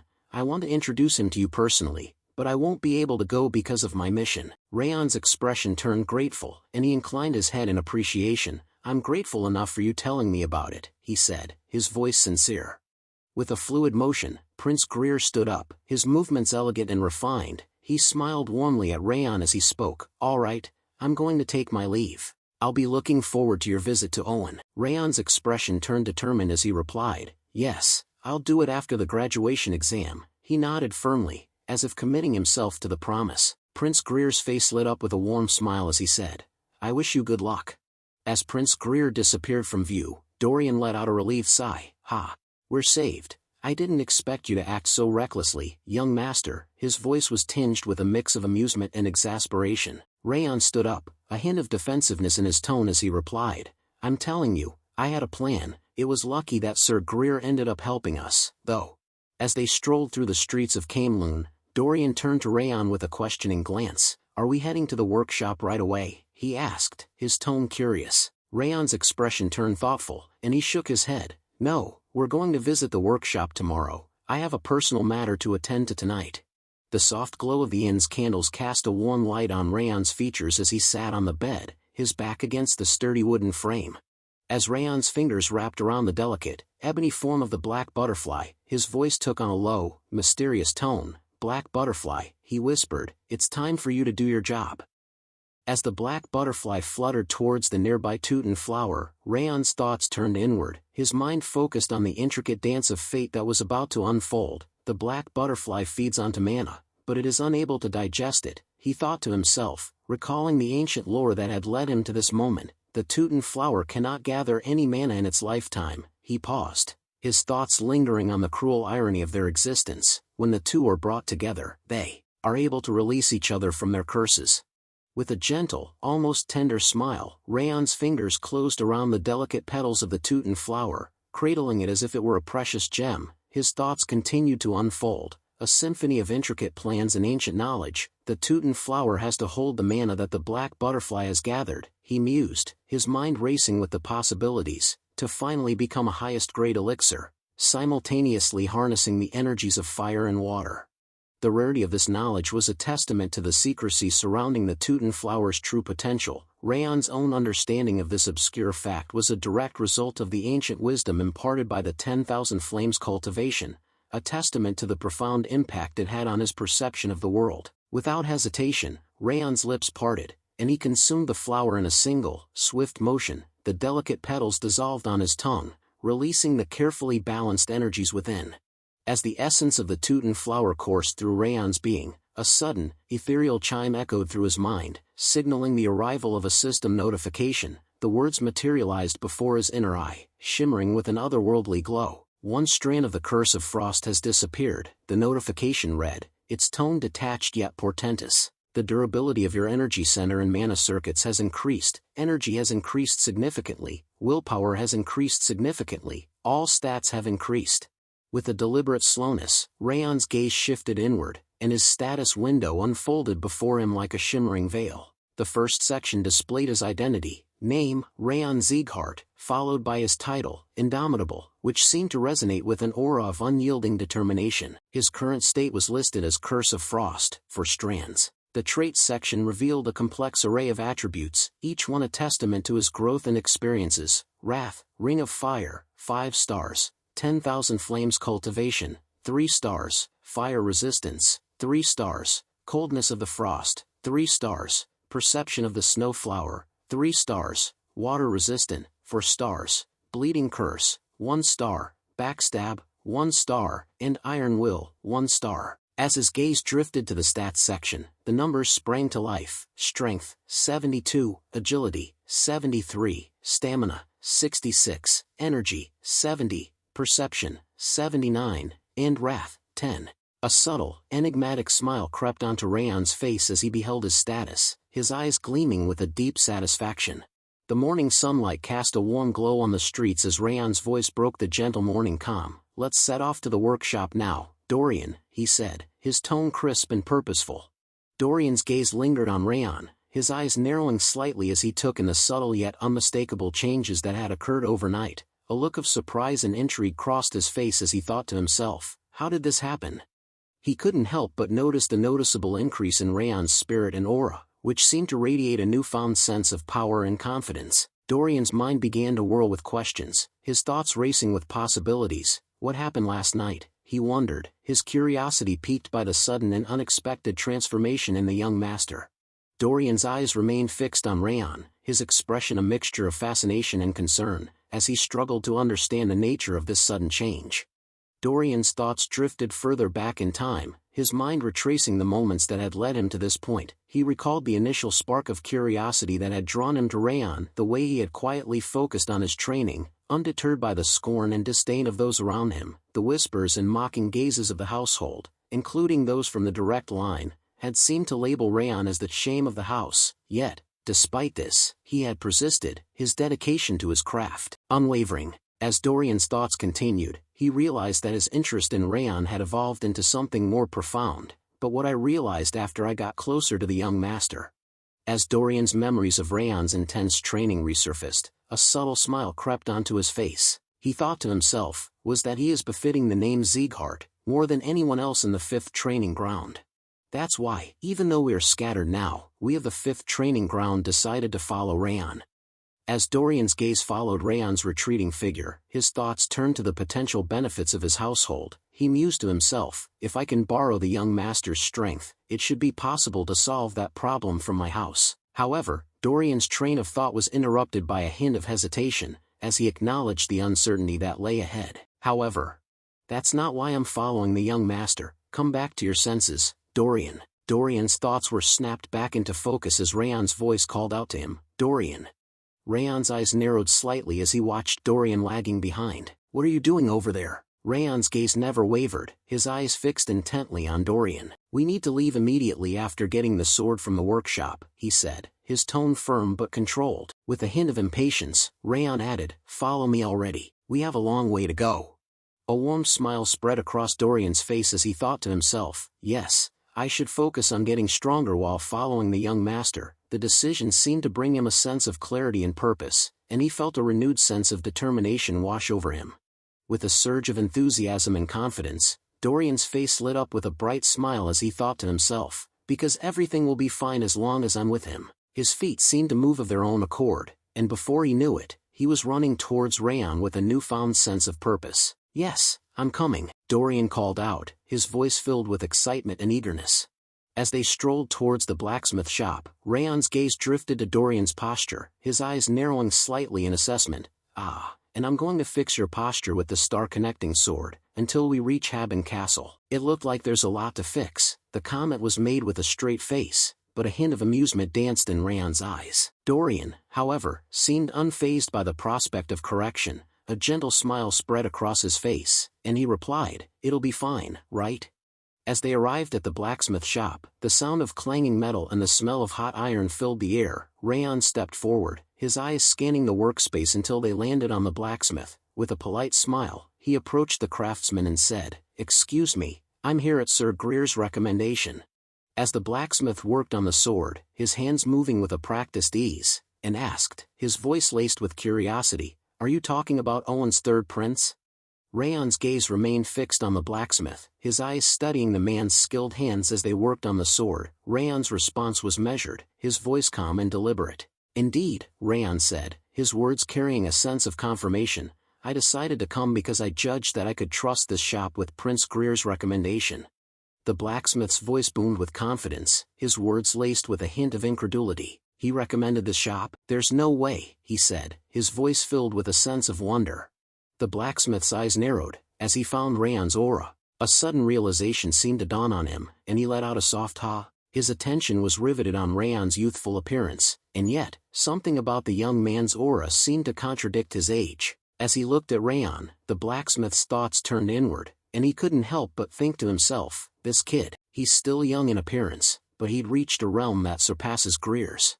The blacksmith's thoughts continued to swirl, his assessment of Raon becoming more nuanced. "It's not perfect yet," he thought to himself, "but his pressure is massive and sharp, just like a sturdy sword."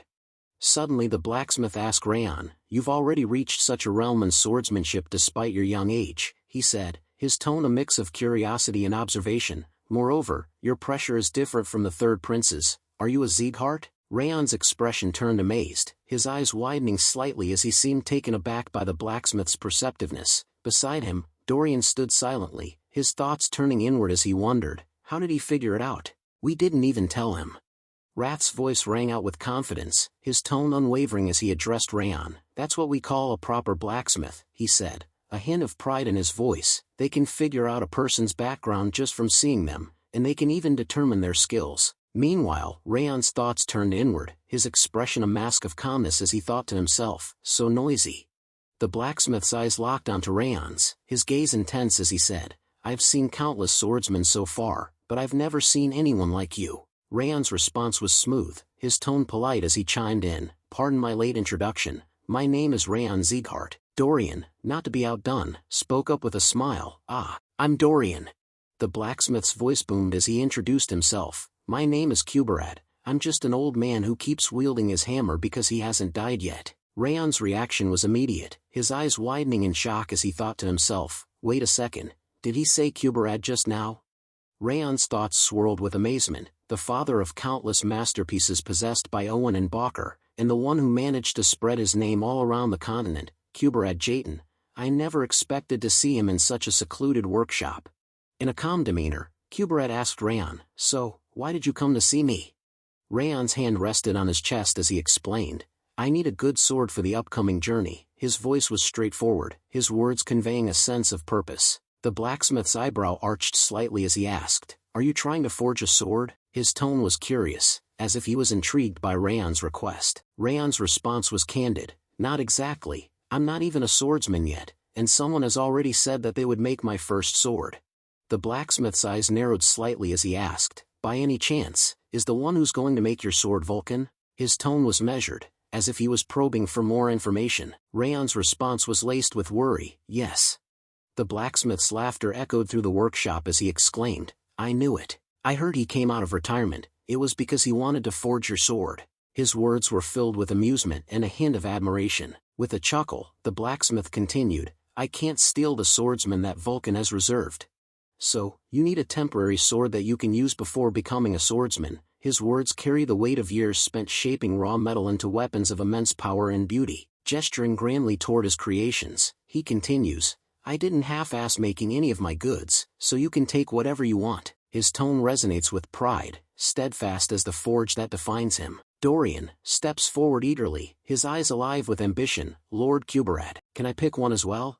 The blacksmith's gaze lingered on Dorian, a warm smile spreading across his face. "Yes, I'm feeling generous, you can choose one as well." His words were like a gift, and Dorian's face lit up in response. Dorian's voice was filled with joy as he exclaimed, "Thank you."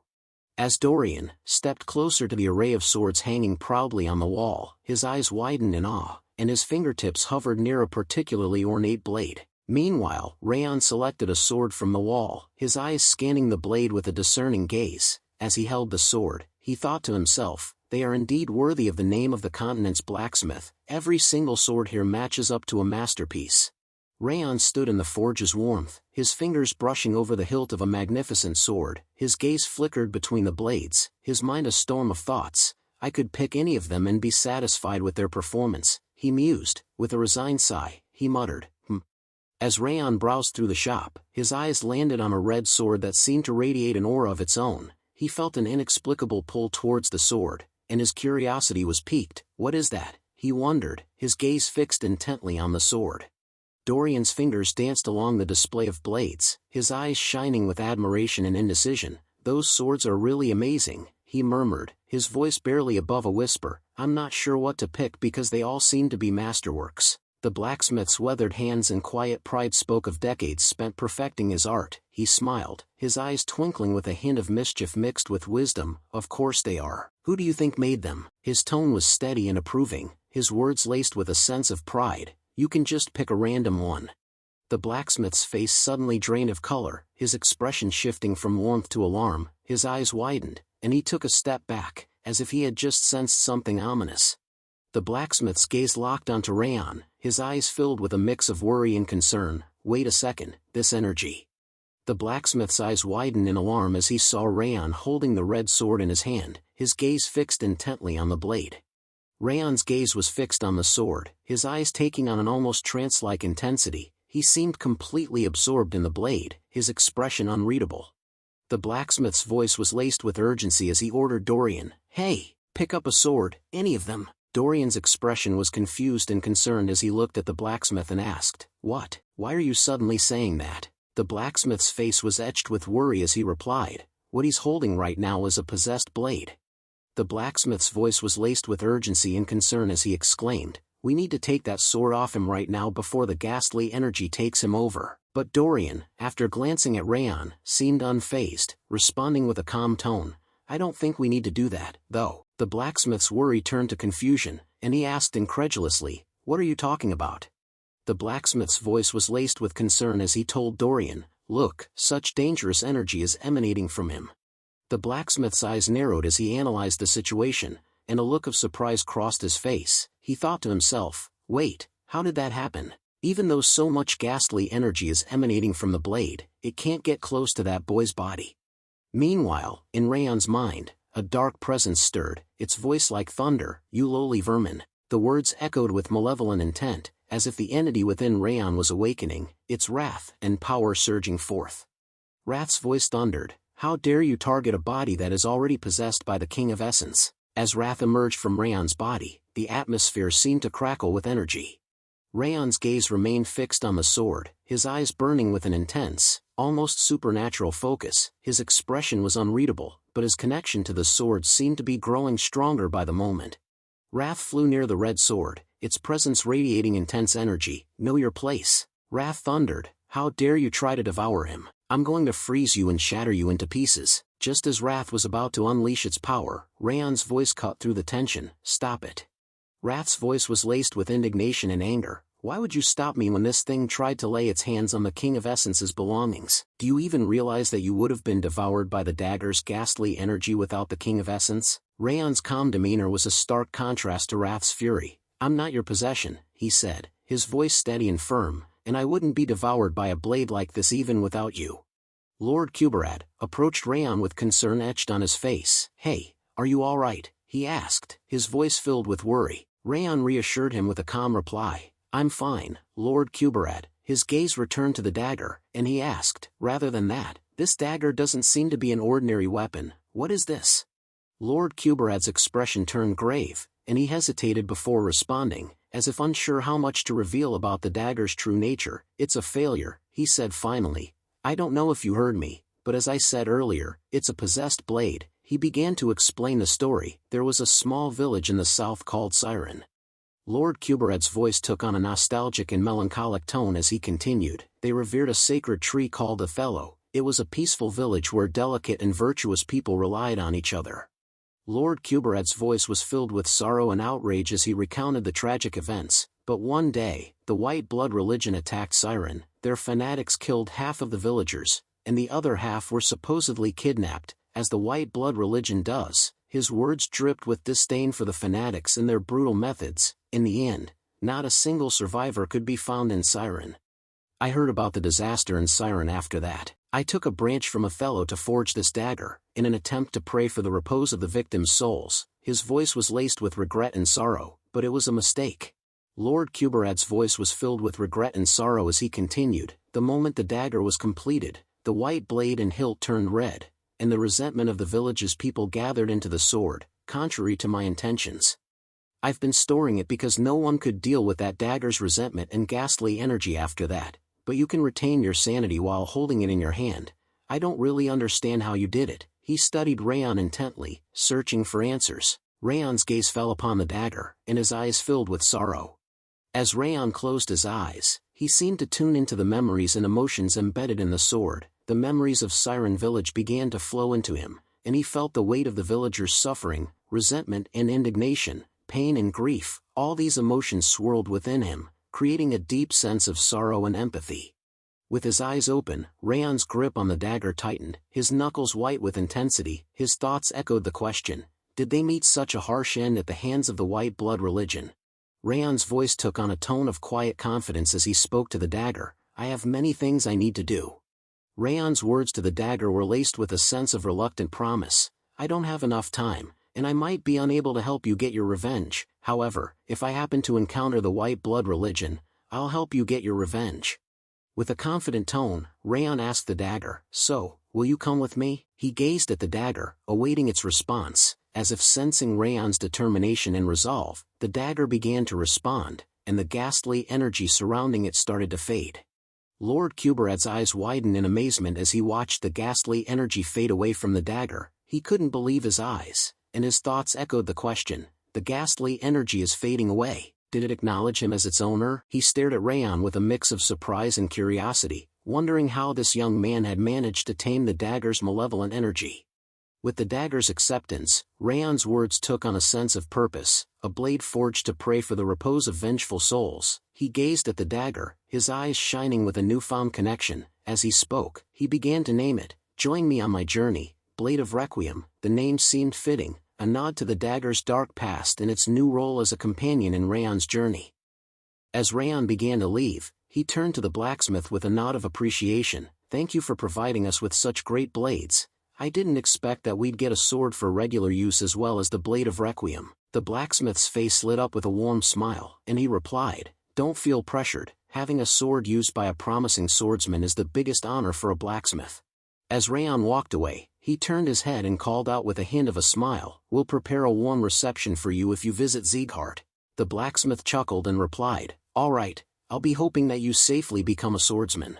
The blacksmith's eyes followed Raon's retreating figure, his expression thoughtful and introspective. He murmured to himself, I thought he was just a child with excellent talent, but...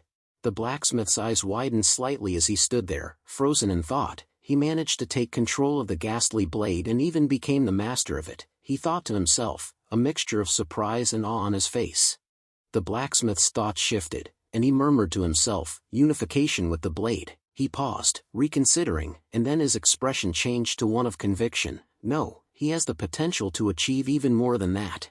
With a resolute smile, the blacksmith thought to himself, Sieghart's name is going to echo throughout the world once again.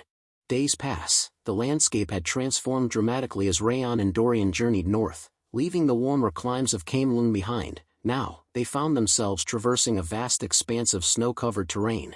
The monotony of the snowy landscape had begun to feel almost familiar, but that sense of routine was shattered as they ventured deeper into the forest. Raon's thoughts were interrupted by the gruesome sight of dead monster bodies strewn about, and Dorian's reaction was immediate. He clung to Raon in sheer fear, his eyes wide with terror as they navigated through the carnage-filled woods. As they emerged from the forest or traversed the final stretch of their journey, Raon's voice carried a mix of relief and accomplishment. Ha! We've finally arrived. As Raon gazed up at the imposing structure before him, he thought to himself, we finally reached Haben Castle, the place of our graduation exam. Dorian's face contorted in disgust as he covered his mouth, struggling to hold back a wave of nausea. Bled, what is that stench? He thought to himself, his mind recoiling from the putrid smell. Meanwhile, Rath's reaction was starkly different. His eyes gleamed with excitement as he inhaled deeply, his voice rising in a triumphant cry, Wawa. It's the air of a battlefield, it makes the King of Essence feel alive. Raon's gaze fell on Dorian's pale face, and he spoke up with a mix of concern and amusement. Dorian, why are you like that when we've finally arrived? It's not like there were any hardships on our way. Dorian's eyes widened in incredulity as he stared at Raon, his voice rising in a shocked shout. Are you serious saying that now? Dorian's thoughts drifted back to their journey, and he couldn't help but recall the grueling training sessions with Raon. As they approached Haben Castle, the cold had grown more biting, but Raon's response to Dorian's complaints was consistent. Move your body. He remembered Raon's relentless critiques of his sword stance, from dawn till dusk, with barely a break even when they were traveling. The memory made Dorian's expression darken, being forced to swing his sword repeatedly during the night watch. Dorian's face reddened with frustration as he recalled the sleepless nights and grueling training sessions. I couldn't sleep at all during the entire journey because of that, he shouted at Raon. Do you really think that it makes any sense to say that there was no hardship? Wrath chimed in, his voice laced with amusement as he sided with Dorian. That dullard is right for once. You should train in moderation. The King of Essence can't get any comfortable rest either because of you. After hearing both Dorian's outburst and Wrath's biting comment, Raon's expression faltered, and he became speechless. Just as the tension between Dorian, Raon, and Wrath seemed to be simmering, a knight emerged from the castle gates, his voice authoritative and slightly disapproving. Are you the new mercenaries that were supposed to arrive? He asked, his gaze sweeping over the duo before settling on Raon. You are late compared to the scheduled arrival time. The knight introduced himself. My name is Tyrion. I'm the vice commander of the castle. His demeanor exuded a sense of authority and responsibility, and his words carried weight as he represented the castle's leadership. Tyrion continues, and your superior officer, who will be leading you from now on. Raon spoke up. Yes, I'm looking forward to working with you. Tyrion's gaze shifted to Dorian, who had collapsed to the ground. Tyrion's expression turned concerned, and he asked Raon, by the way, is he really okay? Raon's response was nonchalant. Don't worry about it. This happens all the time. Tyrion's eyebrow arched slightly at Raon's casual tone, and he replied, I see, follow me. As Raon followed Tyrion, he dragged Dorian along by the back, prompting Dorian to groggily come to. Dorian, stop doing that and stand up, walk on your own, Raon said, his tone firm but somewhat amused. Dorian, still clearly exhausted and displeased, grumbled out a response, let me go home. As they followed Tyrion, Raon glanced around, taking in the castle's surroundings and the people within. His gaze swept over the castle walls, the guards, and the various individuals going about their duties. Raon's thoughts turned critical as he surveyed the castle's environment, his expression grim. The environment is even worse than what I heard, he thought to himself. The walls bore scars of repeated destruction and repair, a testament to the castle's tumultuous past. The residents, too, looked exhausted, their faces etched with worry and fatigue. As Raon's gaze wandered, it landed on a tombstone, and he paused for a moment, his eyes lingering on the somber reminder of loss. The air was heavy with the stench of blood and the acrid smell of burning corpses, a grim reality that seemed to have seeped into every aspect of the castle's atmosphere. Raon's thoughts turned to Judiel, and he couldn't help but feel a sense of admiration for her perceptive abilities. This all matches with the information that Judiel told me before, he thought. Despite likely never having set foot in the castle, Judiel had seemingly pieced together an accurate picture of the situation in a remarkably short amount of time. As Raon and Dorian followed Tyrion into the castle, a young girl with vibrant red hair caught sight of them. She was holding a basket of groceries and couldn't help but notice the duo's arrival. Her eyes lingered on Raon and Dorian, her expression filled with wonder. She thought to herself, I don't think I've ever seen them around here. I wonder who they are. Are they mercenaries? You a branch of Frost employee? Yua's gaze was interrupted as she turned to face the old man, who had spoken up from nearby. What are you doing over there, Yua? Let's go prepare to open the shop, he said, his voice warm and familiar. Yua's expression changed to a bright smile as she replied, Ah, I'm coming, grandfather. As Yua walked away with her grandfather, Raon turned his head back to catch a glimpse of her. His eyes followed her retreating figure, and for a moment, he watched her disappear into the castle's bustle. Raon's gaze lingered for a brief instant, his expression thoughtful, before he turned back to follow Tyrion, who was still leading them deeper into the castle.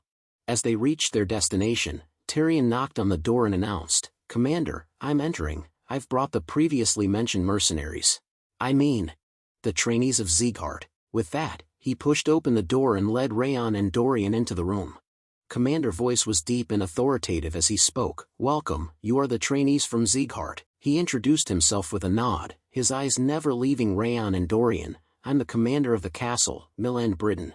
Raon's eyes widened slightly in surprise, and he thought to himself, so he knew that we're from Sieghart. As he looked at the commander, he thought, and that man is the famous Milan Britain. Raon's thoughts continued to flow as he regarded Commander Britain. He's called the Giant of the North, and he's the protector who has been defending Haben Castle for over 20 years. Rath's voice echoed in Raon's mind. He is a proper general, one the King of Essence hasn't seen in a while. Raon's eyes widened in surprise as he mentally asked Rath, "You also feel it?" Rath's response was immediate. "Indeed, only generals who have stood their ground for dozens of years have that look in their eyes." Commander Milan's voice was firm as he spoke. "The people in this room are the only people who know about your identities. Your status will be kept secret from the others." Commander Milan's words hung in the air. "I'm also aware of the reason why Limer dispatched you here. He must have been hoping for you to gain lots of experience." As the commander's words sank in, Raon and Dorian exchanged a shocked glance.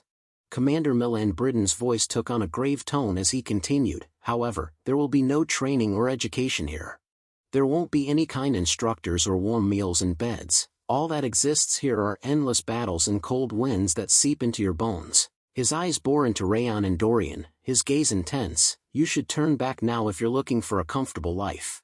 Just as it seemed like Dorian was about to take the commander's offer to leave, Raon swiftly intervened, his hand grasping Dorian's arm in a firm but restraining grip. Dorian's words were cut off mid-sentence as Raon's voice took over, steady and resolute. "We came here to get stronger, we'll accept any battlefield or situation." A hint of a smile played on Commander Milan's lips as he spoke. "I like your attitude, at least. I'll be watching how long your attitude is going to last." Commander Milan's voice continued, "Your rank is going to be that of a soldier from now on. Start from the lowest rank." Raon and Dorian stood silently, their faces set in determined expressions as they absorbed every word the commander said. Commander Milan Britain called out to one of his subordinates, "Charles, these two will be added to the 3rd scouting party." Charles responded with a crisp, "Understood." Milan's instructions continued, "Let them do all kinds of jobs, from the chores to battles." His gaze swept over Raon and Dorian, his expression unyielding. "Guide them to their lodgings for now."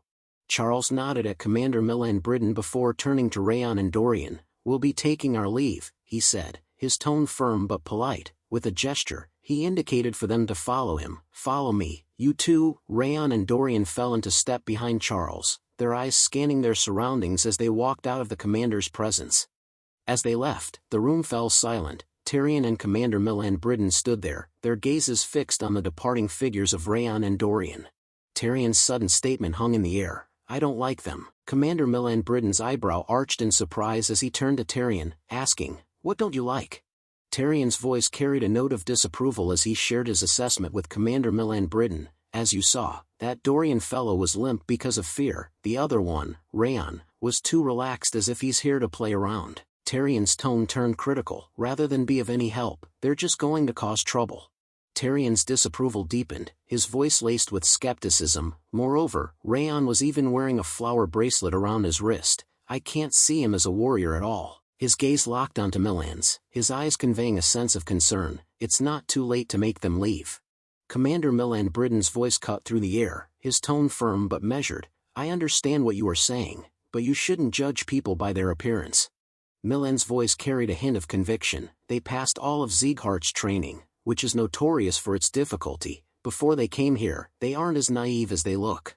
Commander Milan Britain's expression remained firm, his voice calm and authoritative. "It won't be too late to decide after observing their behavior, so just watch them for now." His words were a clear directive, leaving Tyrion no room for argument. Tyrion's response was laced with a hint of guilt. "Understood."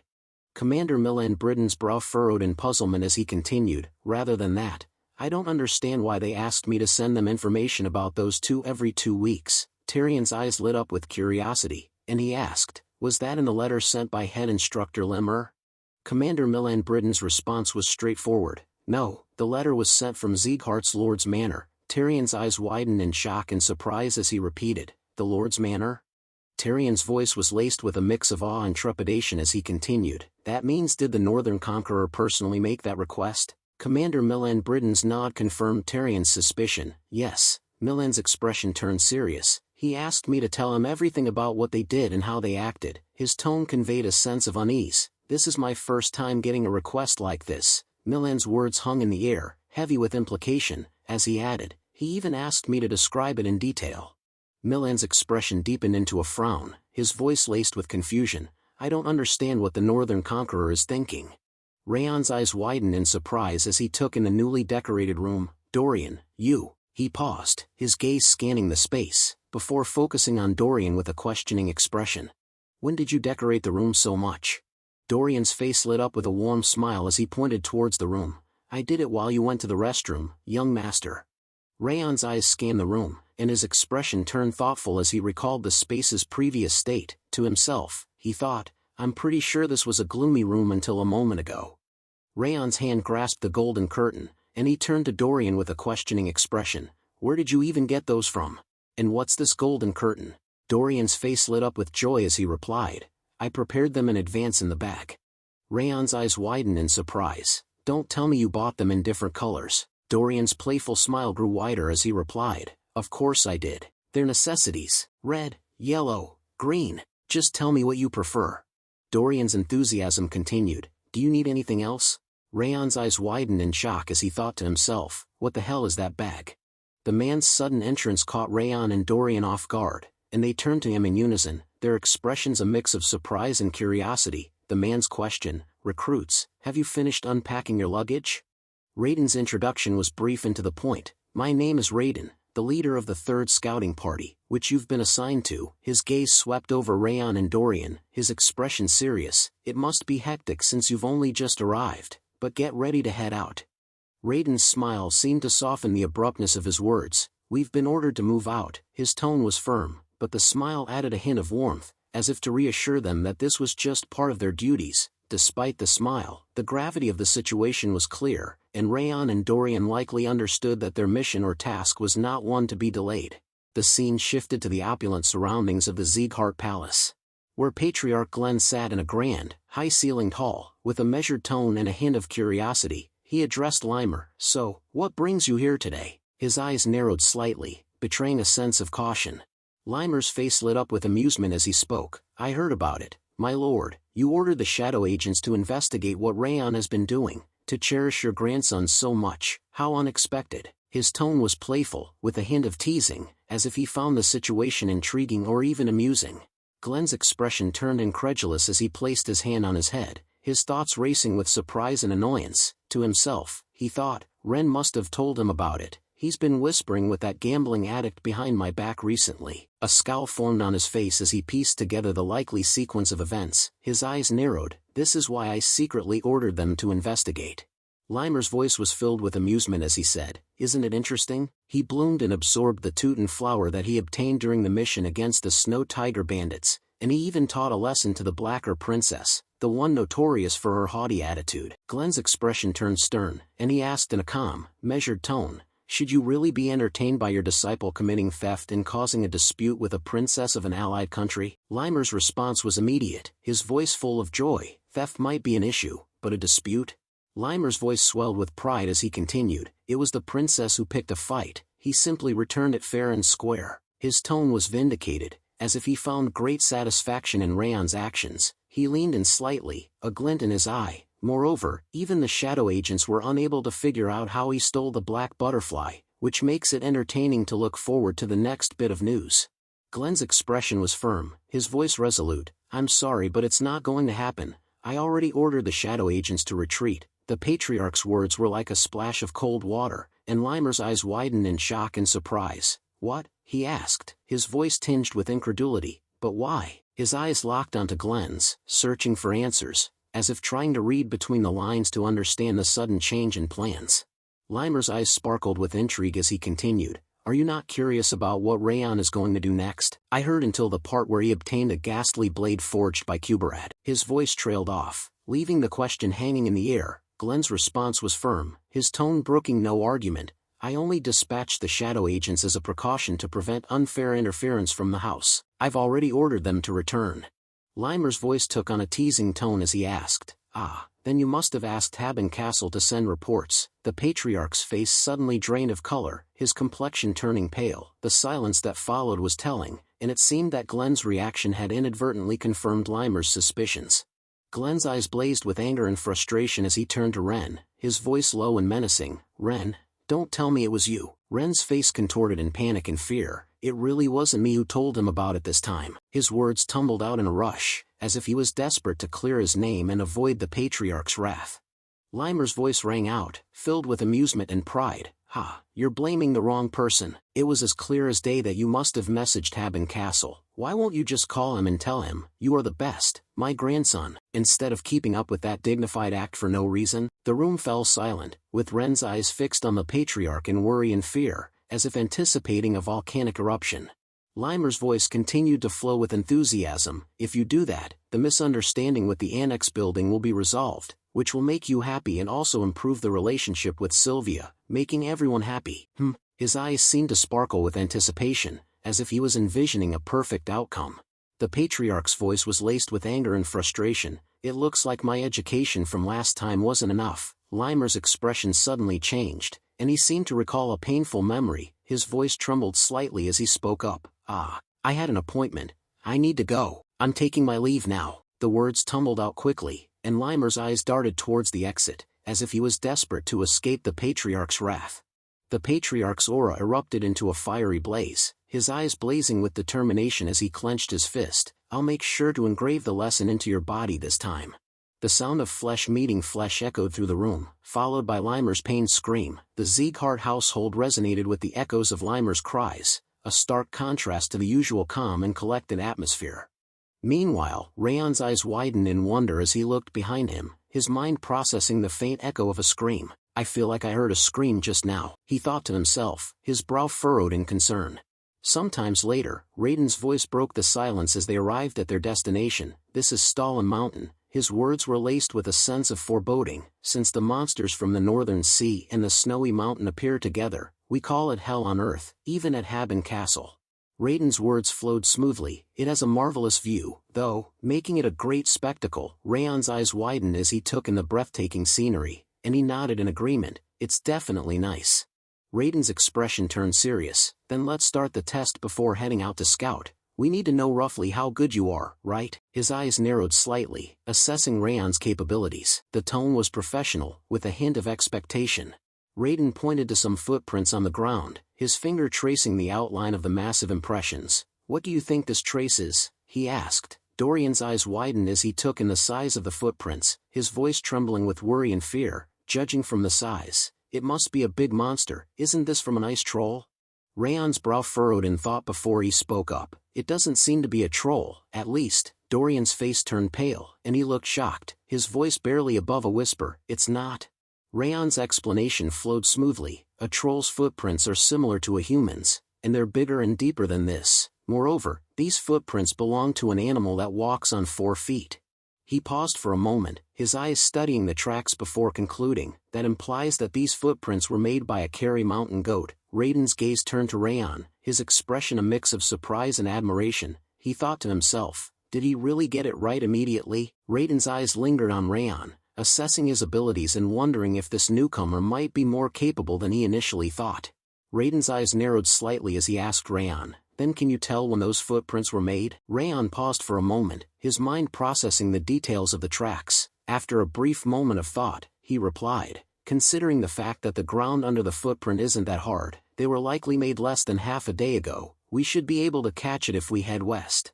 Raiden pointed to the claw mark on the tree, his finger tracing the gash in the bark. "Then what does this look like to you?" he asked. Raon's eyes scanned the mark, examining it carefully before responding. "This was made by a dire wolf." His voice was confident, and his gaze lingered on the mark, as if he was ensuring his assessment was correct. Raon's fingers brushed against the claw mark as he continued. "Dire wolves mark their territories by leaving traces on boulders or trees with their strong, thick claws." His eyes seemed to cloud for a moment, and his voice took on a slightly somber tone. "However, this one must have died already."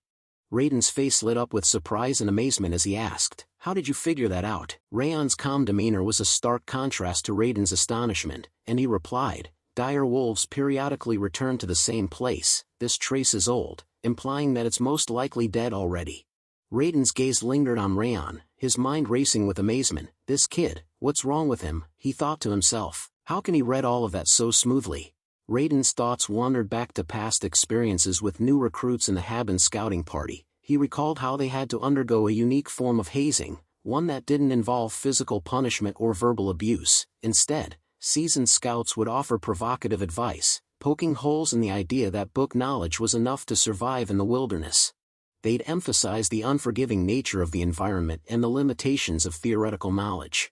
Raiden's gaze lingered on Raon's calm and confident demeanor, and he couldn't help but think, how does he already know these things? As he considered the upcoming hazing, Raiden realized that his usual approach might not have the desired effect on Raon. The hazing won't work like this. Raiden's eyes locked onto Dorian, and a bold idea seemed to form in his mind. Dorian, sensing Raiden's gaze, felt a surge of worry, his expression turning cautious as he wondered what Raiden was thinking.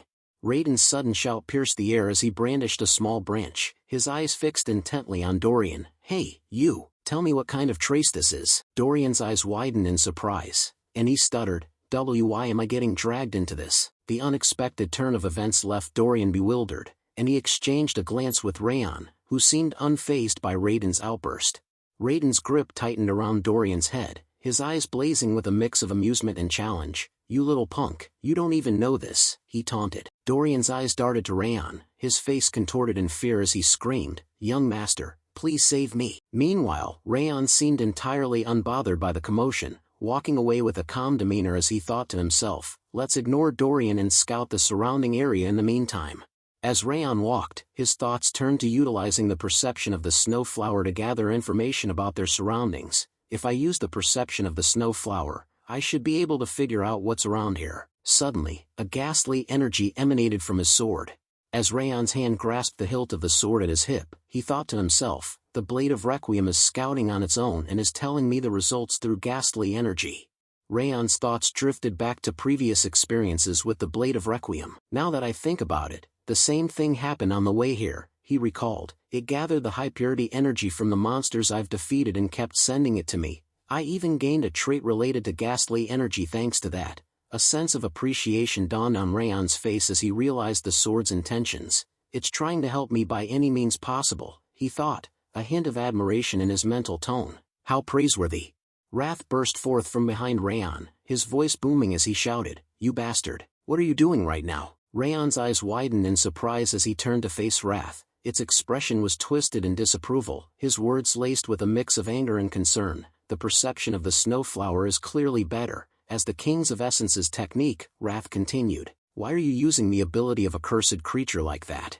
Raon's calm demeanor remained unwavering as he replied, it's respectable how it is working so hard for my sake. There isn't really any reason to use your ability instead. Wrath's face ignited with anger, his features reddening as he struggled to contain his temper. Its eyes blazed with a mix of indignation and fury, clearly taken aback by Raon's nonchalant response.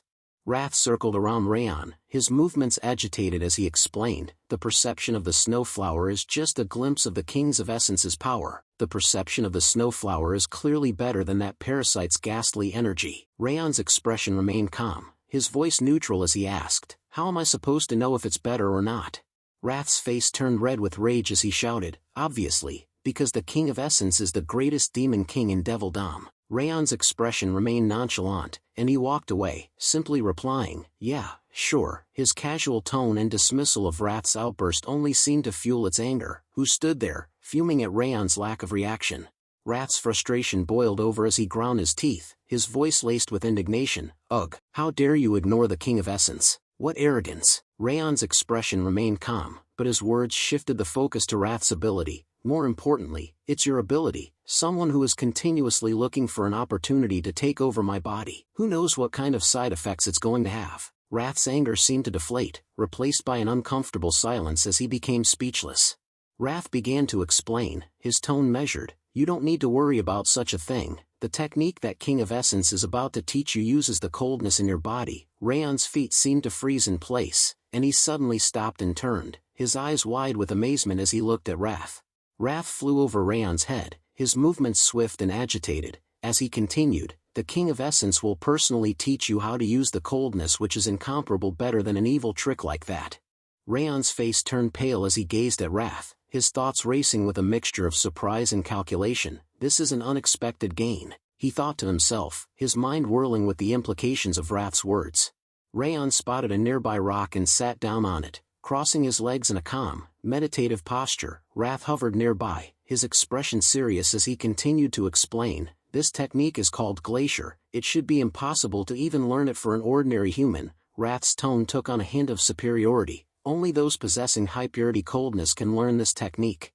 Wrath's expression turned stern as he continued, with your feeble talent, you'll need a significant amount of effort and time to learn it. His words were laced with a hint of skepticism. Wrath's tone softened slightly as he advised, calm your mind. His voice took on a somewhat patronizing tone, as if guiding a novice who needed careful direction. Wrath's guidance continued, you need to connect the coldness inside you to the coldness covering this land. Raon's eyes closed, and he began to focus, slowly starting to sense the coldness within himself. His breathing slowed, and his body relaxed, as he attempted to tap into the cold energy coursing through his veins. Wrath's voice guided Raon, maintain that state, and look at the King of Essence's coldness. How does it look? As Raon focused on the King of Essence's energy, Raon's eyes remained closed, his expression serene, as he replied, it looks like your coldness is merged with the snow on the ground. As the King of Essence's energy began to merge with the snow, Wrath explained, that's just how it looks on the surface, it's not about snow and coldness. His tone took on a deeper understanding, coldness is connected to the coldness.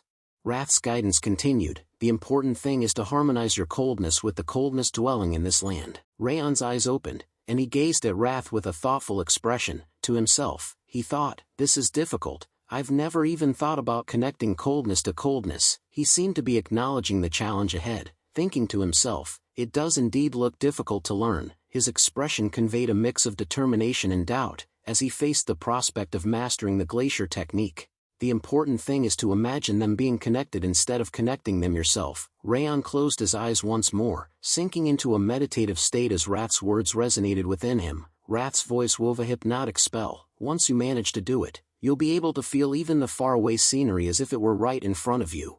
All of the coldness on this land will serve as your eyes, ears, and skin. As Raon focused, his senses began to blur, and he started to feel a sense of unity with his surroundings. He began to fall into his surroundings as one, his consciousness merging with the cold energy that permeated the land.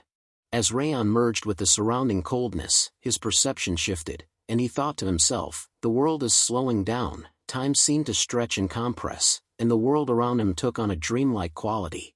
As Raon opened his eyes, understanding dawned on him. No, I'm the one who is becoming slower. He attempted to move his legs forward, but his body felt heavy, as if rooted to the spot. Raon's thoughts trailed off with a hesitant but. Raon's thoughts continued, my senses are getting sharper to a frightening extent. The world around him seemed to be coming alive, and his senses were expanding, allowing him to perceive details he had never noticed before. As Raon probed his surroundings, his expanded senses revealed a vivid scene. Dorian was being hazed by scout leader Raiden. Meanwhile, a dire wolf had successfully hunted its prey, and Raon could see the entire scene unfolding with crystal clarity. Raon's thoughts continued, instead of recognizing their presence, I can even tell what they're doing. He was amazed by the depth of information he was receiving, as if his senses had become omniscient. Raon's mind reeled, this is absurd. Raon's thoughts continued, but the range is too short, and I can't maintain it for long. It must be because this is my first time. Suddenly, an ominous aura began to move behind Raon, making him speechless. As he turned to look at it, Raon's eyes narrowed, and he muttered, this presence. Raon sprinted towards Dorian and Raiden, his urgency palpable. Scout leader Raiden, he shouted, his voice carrying across the landscape. Raiden turned to face Raon, a hint of curiosity in his expression. What's the matter, Raon? He asked, his tone measured and inquiring. Dorian, still being taught a lesson, looked up at Raon with a mix of surprise and hope, his eyes asking silently if Raon had come to intervene. Raon's urgent warning cut through the air. Shark moles are coming this way from underground, right now. Raiden's expression changed from curiosity to alarm as he recalled the fearsome creatures. Shark moles are coming. Raiden began to reassure the group, ocean monsters like shark moles wouldn't approach us here. This is the territory of Stalin Mountains monsters. The characteristic tremor caused by their movement hasn't happened either. But Raon stood firm, his confidence unwavering. It's true, they're definitely heading this way. His conviction was clear, and his words carried a sense of certainty that commanded attention. Raiden's frustration boiled over as he began to say, "What nonsense are you?" But before he could complete his sentence, a massive explosion erupted behind him, sending shockwaves through the air. The ground shook beneath their feet, and Raiden's words were lost in the deafening roar. Raiden and Dorian turned to face the source of the sound, their eyes widening in shock as they took in the sight. What the hell, they thought to themselves, stunned by what they saw. The explosion had seemingly torn open the earth, and shark moles were bursting forth from the ground, their razor-sharp teeth and glowing eyes visible in the chaos. The creatures' twisted, shark-like bodies were perfectly adapted for underground hunting, and they seemed to be pouring out of the ground in a nightmarish tide. Raiden's mind reeled as he thought, shark moles really came all the way here. The sheer impossibility of it all struck him, and for a moment, he was paralyzed by the unexpected turn of events. Raiden's gaze locked onto the shark moles, their sharp teeth and glowing eyes sending a surge of adrenaline through his veins. He gripped his sword tightly, his mind racing with a newfound sense of determination. "I have to focus, it's just me and the newbies here," he thought to himself. "I need to get us out of here so we can alert the squad." Raiden took a step forward, but his legs suddenly slipped on the uneven ground, sending his balance off kilter. His eyes widened in shock as he felt himself losing stability. The shark moles charged towards Raiden with a ferocious roar, their jaws wide open. Raiden raised his sword, bracing for impact, as he thought in desperation, "Damn, why did my foot have to slip in the worst moment?" Fear and adrenaline coursed through his veins as the creatures closed in. In a blur of motion, Raon charged forward, his sword flashing in the light. With a swift and deadly strike, he cut down the shark mole that was about to attack Raiden. The creature's body crashed to the ground, its twisted form lying motionless at Raiden's feet. Raon turned to Raiden, his voice firm and commanding, "I will block the shark moles, so Captain Raiden, you should call the other members over." Raiden's eyes locked onto Raon's, a mix of shock and surprise etched on his face. Raon continued, his voice steady, "I understand you can't trust me yet." He paused, his gaze meeting Raiden's, and for a moment, Raiden's worry and uncertainty were palpable. Raon's voice took on a note of quiet confidence as he continued, "But at least trust my sword." His eyes locked onto Raiden's, a fierce determination burning within them. As he spoke, Raon tightened his grip on his sword, the muscles in his hand and arm tensing with anticipation. Suddenly, Raiden grabbed Dorian and took off in a sprint, shouting back to Raon, "Ku, be careful, Raon, just avoid them and stay alive until help arrives." Raiden's voice was laced with concern and urgency as he pulled Dorian along, his eyes darting back to Raon for a brief moment. Raon's gaze locked onto the shark moles, a confident smile spreading across his face. "Now, let's see." He raised his sword, the blade glinting in the light, as the shark moles charged towards him. With a raised eyebrow, Raon continued, "Shall we get started?" The shark moles closed in, surrounding Raon from every angle, and sprang towards him in unison. For a moment, Raon stood frozen, his eyes locked onto the snarling creatures. Then, with a sudden burst of intensity, he began to radiate an aura from his body, infusing his sword with a fierce energy. The air around him seemed to vibrate with power as he gazed at the shark moles with unwavering confidence, his eyes burning with determination. With lightning-fast speed, Raon unleashed the Rabid Fang Sword technique, his blade slicing through the air with deadly precision. One of the shark moles was bisected in a single, fluid motion, its body splitting into two halves as it let out a blood-curdling screech. The air was filled with a metallic scent of blood as the creature's innards spilled out, painting the ground crimson. As Raon prepared for the next wave of attackers, a hint of a smile played on his lips. "The Rabid Fang's performance is better than I expected," he thought to himself, his mind momentarily shifting from the battle at hand to an assessment of his sword technique's effectiveness. They're normally opponents I would need to use aura against, but before he could further ponder, a shark mole suddenly sprang from behind, its razor-sharp claws extended in a vicious swipe. As Raon jumped away, he continued to assess the situation. "But right now, I can hold on with just sword techniques." The shark mole's claws slammed into the ground, mere inches from where Raon had stood, sending rocks and snow flying in all directions. The impact created a cloud of debris, and the sound of crunching earth and scraping stone filled the air. As Raon shielded himself from the debris, his thoughts turned inward. "What's helping me utilize the sword's capabilities better, and allowing me to predict the shark mole's movements, is the fact that my cold energy is meshed with the surroundings. Is this the power of Glacia? His eyes narrowed in contemplation, a spark of understanding igniting within him. Then the way to use these powers properly is. He paused, his mind racing with possibilities, as he watched the shark moles regroup for their next attack. With a newfound sense of clarity, Raon's thoughts concluded, honing my senses through real-life experience. His eyes locked onto the shark moles, now mere feet away, and with a fierce battle cry, he charged forward to meet them. With swift and deadly precision, Raon dispatched the remaining shark moles, his sword slicing through their twisted bodies with ease. As the last shark mole fell to the ground, its lifeless form joining the others in a gruesome tableau, Raon stood tall, his chest heaving slightly with exertion. He gazed down at the carnage, his thoughts reflective. I'm slowly getting used to both the rabid fang sword and Glacia, he mused. A hint of confidence crept into his voice as he continued, I feel like I can take on any opponent of this level now. As Raon sheathed his sword, a satisfied smile spread across his face. I'm learning new things faster than expected, he thought, his mind reflecting on the rapid progress he'd made. His eyes gazed out into the distance, his expression contemplative. It was correct to come to Haben Castle, where there are so many opportunities to gain experience. Raon's thoughts were interrupted as Raiden burst onto the scene, leading the third scouting team. Raiden's voice rang out, his concern evident as he shouted, Raon, are you all right? I brought reinforcements, so fall back. The sound of pounding footsteps and the team's arrival filled the air. Raiden's face paled as he took in the devastating scene before him, his eyes widened in shock, frozen on the carnage-strewn ground, where the lifeless bodies of the shark moles lay scattered.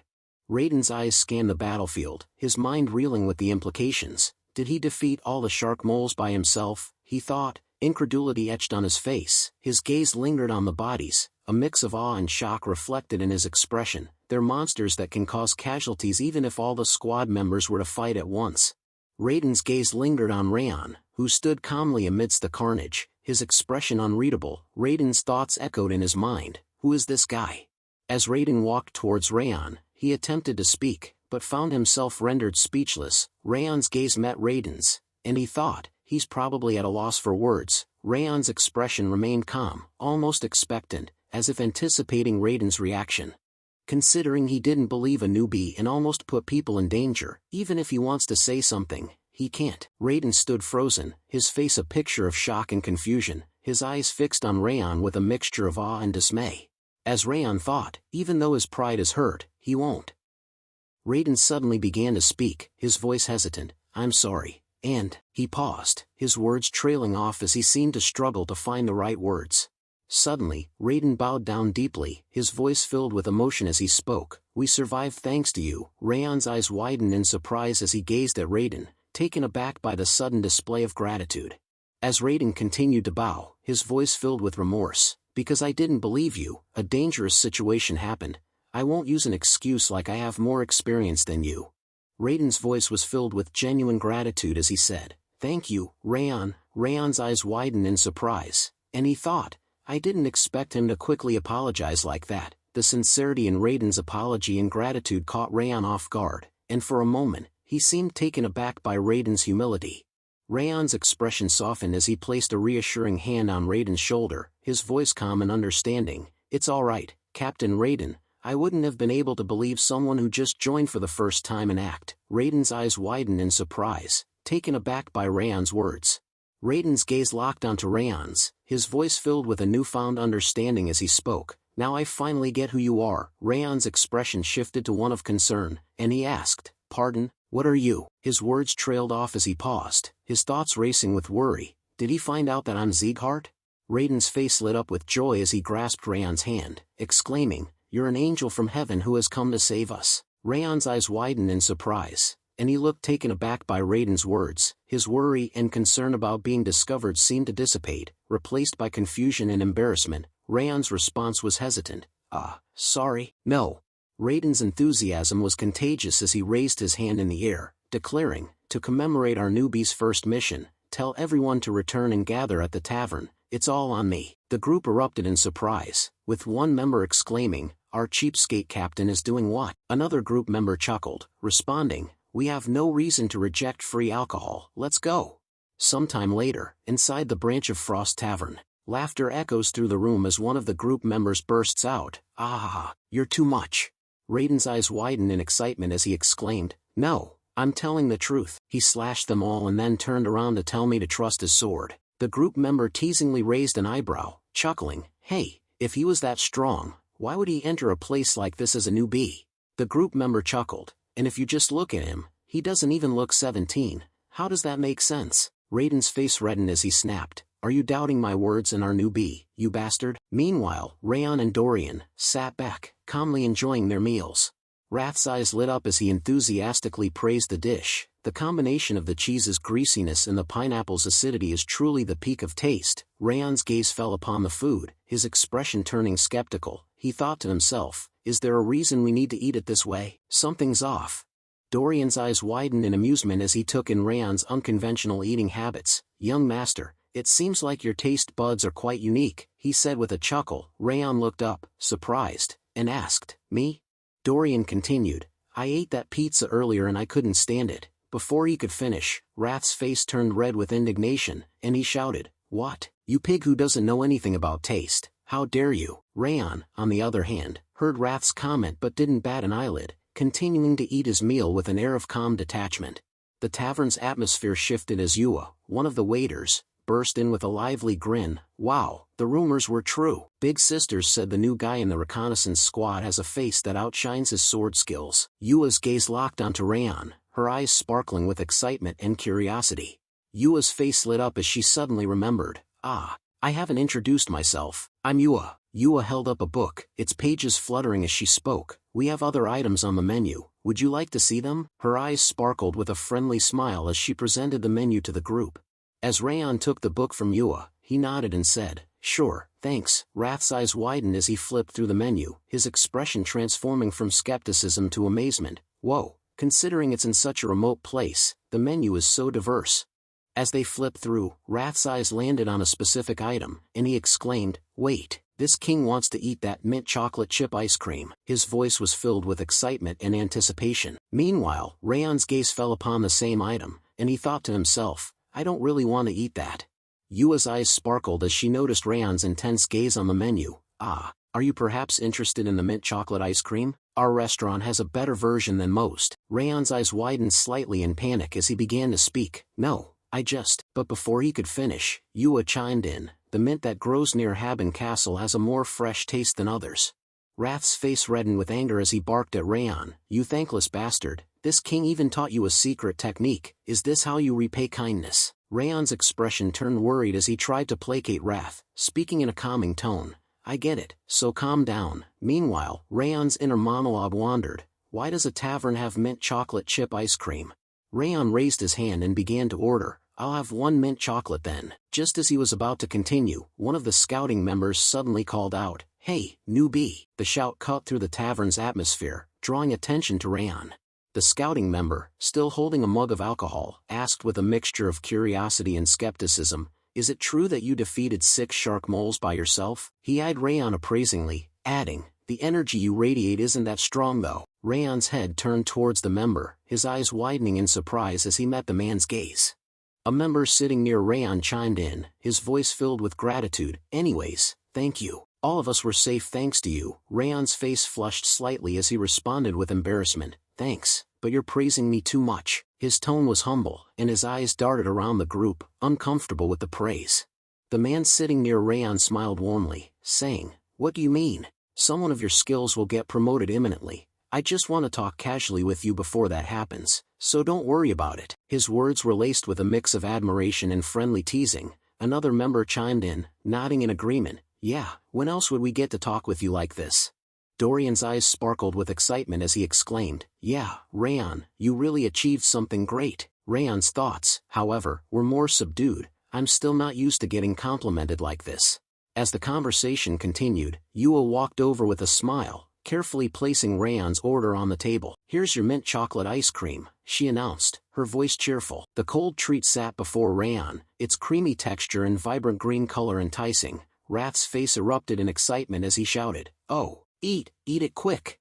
As Raon took a bite of the mint chocolate ice cream, Wrath suddenly flew over Raon's head, his excitement uncontainable. "Hiya dash, he exclaimed, his voice filled with joy. The refreshing taste spreads immediately, and right as it almost becomes too much, the sweetness of the chocolate comes out from behind. Just like this king, it's cold and sweet. As Raon savored the mint chocolate ice cream, his mind wandered to a different topic. He asked Wrath, "Hey Wrath, I felt this earlier while using Glacia, but there isn't just one way to use it, right?"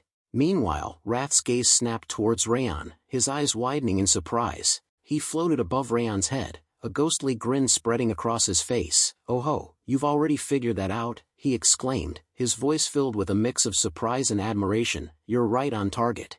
Wrath's ghostly form glowed with an otherworldly light as he elaborated, "Just like the training techniques that you humans use, Glacia isn't just used for detection, it's a method to use cold energy with maximum efficiency and power." Raon listened intently, his mind absorbing the new information like a sponge, eager to unlock the full potential of Glacia. Raon's eyes lit up with excitement as he asked, "Then I can use it while attacking and defending?" Wrath's ghostly form nodded emphatically, his voice filled with confidence. "Of course." Raon's face broke into a wide smile as he exclaimed, "What an amazing ability. It heightens your senses and helps with attacking and defending." Wrath's ghostly form puffed out with pride as he declared, "Of course. To this king, it's easy, but for someone with no talent like you, you might achieve some results after dedicating a year to training it." Raon's eyes widened in surprise, his gaze fixed on Wrath with a mix of astonishment and skepticism. Raon's brow furrowed slightly as he said, "1 year is too long, though." Wrath's ghostly form zipped around him, his voice taking on a teasing tone. "Did you think it would be easy? It's only been a year of this king staying by your side telling you what to do." Raon's eyes sparkled with a sudden idea as he asked, "Then will you make a bet with me?" Wrath's ghostly form halted mid-air, his gaze snapping back to Raon with surprise. "A bet?" he repeated, his voice tinged with curiosity. Raon's smile grew wider as he explained, "If I can master Glacia in 6 months or not." Wrath's ghostly form hovered uncertainly, his voice trailing off as he asked, 6 months?" Raon's gaze locked onto Wrath's face, and he thought to himself, "It seems he's hesitating because he's lost every bet so far."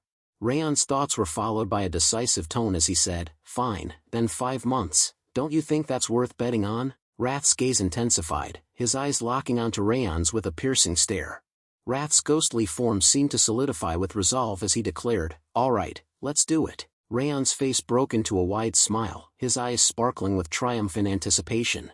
Suddenly a system notification materialized before Raon's eyes, its text glowing with an otherworldly light. "Wrath has accepted the bet." Raon's smile grew wider as he read the message, a sense of excitement and purpose washing over him. As Raon and Dorian stood together, Raon suddenly suggested, "Dorian, let's go back to the dorms now." Dorian's face lit up with excitement, and he replies with enthusiasm, "Okay." As Raon and Dorian started to leave, Yua suddenly called out, "Oh, a moment, please. There's something I have to give you before you go." Surprised, both Raon and Dorian turned, exchanging glances before looking back at Yua. Yua held up a bag of cookies before continuing, "You really seem to enjoy the pineapple pizza. So, I made some pineapple cookies with the remaining pineapple. Would you like some?" Wrath's face lit up with joy and surprise as he exclaimed, "Oh, well done, pineapple girl." As Raon accepted the cookies from Yua, he said with gratitude, "Thanks, Yua." Yua's face broke into a warm smile as she replied, "I hope you like it." Yua's voice was filled with warmth and genuine enthusiasm as she said, "Please stop by if you ever want more." Her smile was inviting, and her words conveyed a sense of hospitality, making Dorian and Raon feel welcome to visit her again anytime. As Raon and Dorian walked away, they simultaneously raised their hands in a friendly gesture and chimed in unison, "See you." Yua mirrored their action, raising her hand in a gentle wave, and smiled as she bid them farewell. Meanwhile, the dense foliage of the forest surrounding Haben Castle swallowed the sound of footsteps, leaving an eerie silence in its wake. Panic-stricken cries echoed through the forest as patrol troops sprinted for their lives, their torches casting wild shadows on the trees. The sound of rustling leaves and snapping twigs filled the air as they desperately fled from an unseen terror.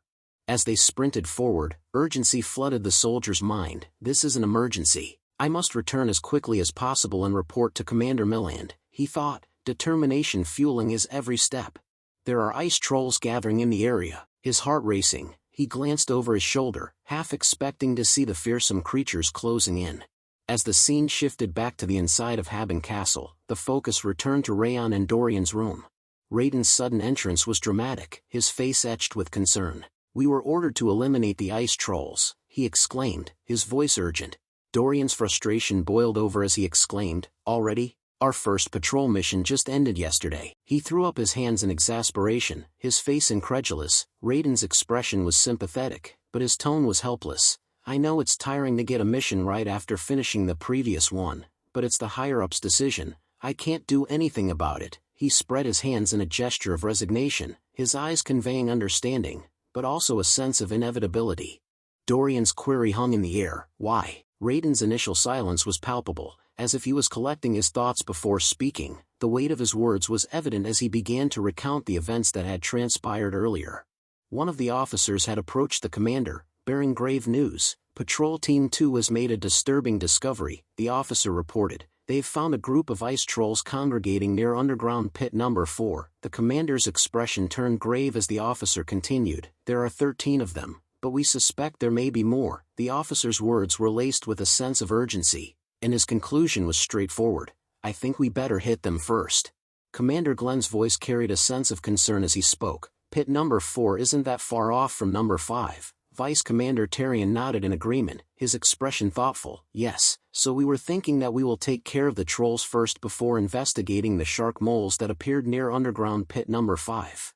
Commander Glenn's brow furrowed as he paused, collecting his thoughts before speaking. "I don't have a good feeling about this," he said, his voice laced with a hint of unease. The weight of his words was evident, and the room fell silent as he considered the risks involved. Turning to Vice Commander Tarion, Commander Glenn issued a directive. "You go with them, Vice Commander." As a sign of respect, Vice Commander Tarion raised his hand towards his chest, his eyes locked on Commander Glenn. "Yes, sir," he replied, his voice firm and resolute. Commander Glenn's finger traced a path on the map, his eyes locked on the terrain as he issued his orders. "Take the commanding team and the Wolves mercenaries, kill the trolls and investigate the regions around the Northern Sea before coming back." His voice was firm, the mission parameters clear. Just as he was about to assign a team for patrol duties, Vice Commander Tarion interjected. "I'll take Patrol Team 3. Commander Glenn's surprise was evident in his raised eyebrow. "Why?" he asked, curiosity getting the better of him. Vice Commander Tarion's explanation was straightforward. "We received reports that Raon took care of all the shark moles on his own in his first mission." Vice Commander Tarion's words poured out in a smooth, persuasive flow. "I heard that he did it in a short amount of time with no injuries." His tone conveyed admiration for Raon's impressive feat. "If that's true, he should come in handy in this mission." A hint of personal interest crept into Tarion's voice as he continued. "Plus, I would love to witness such skills firsthand."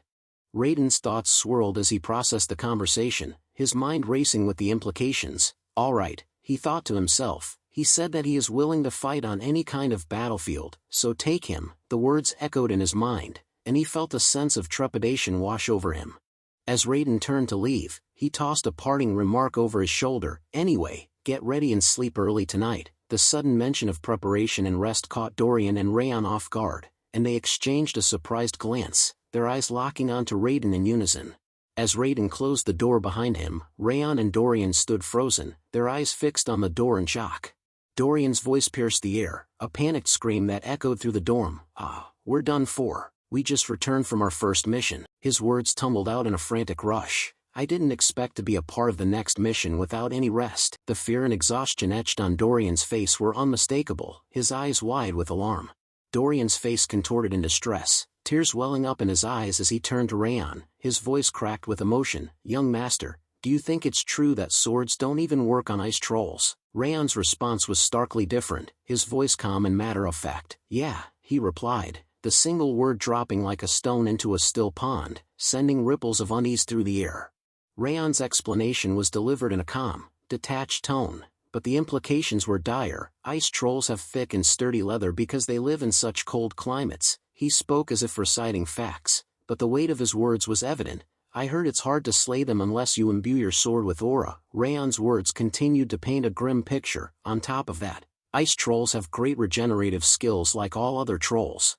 Dorian's fear reached a boiling point, and he swiftly burrowed under the blanket, his body shaking with terror, his voice muffled by the blanket. He stammered out a despairing phrase. "We're done for. I'm definitely gonna die during this mission. I better write my will." The blanket seemed to offer little comfort, as Dorian's words were laced with a sense of hopelessness and impending doom.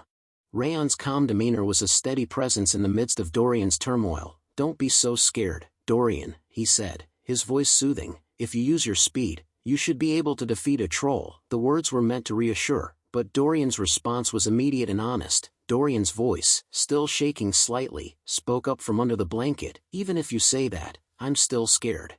Raon's pause was brief, but it seemed to stretch out the anticipation. "Well, there is another method," he said, his voice calm and measured. Dorian's curiosity got the better of him, and he poked his head out from under the blanket, his eyes locking onto Raon's. "What?" he asked, his voice laced with a mix of trepidation and hope. Raon's grip on his sword tightened, and a hint of a smile played on his lips. "Yeah, a way to not be scared in front of an ice troll," he said, his voice laced with a subtle amusement. "If you duel me, an ice troll will look just like any other monster." Raon's face twisted into a crude expression as he raised his sword, his voice gruff. "Let's go train right now." The words were met with a dramatic response from Dorian. "Ah, now that I think about it, ice trolls are actually weaklings." "Good night," Dorian exclaimed, his voice laced with panic and relief. He quickly retreated under the blanket, leaving Raon to shake his head in amusement. "What a weird guy," Wrath thought to himself, a mixture of exasperation and admiration on his face. The sun cast its morning light upon the gathering of members in front of Haben Castle's imposing main gates. Vice Commander Terran stood before them, his voice firm and authoritative as he began the routine of the day. "Now, it's time to take attendance."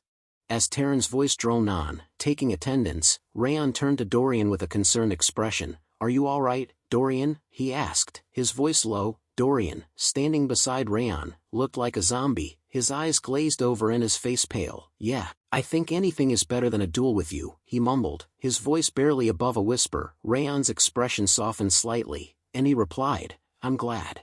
The member's voice cut through the murmur of the gathering, and he chimed in with a friendly tone. "Hello, you're Raon, right?" The question was directed at Raon, and the member's gaze was fixed on him, a hint of curiosity in their eyes.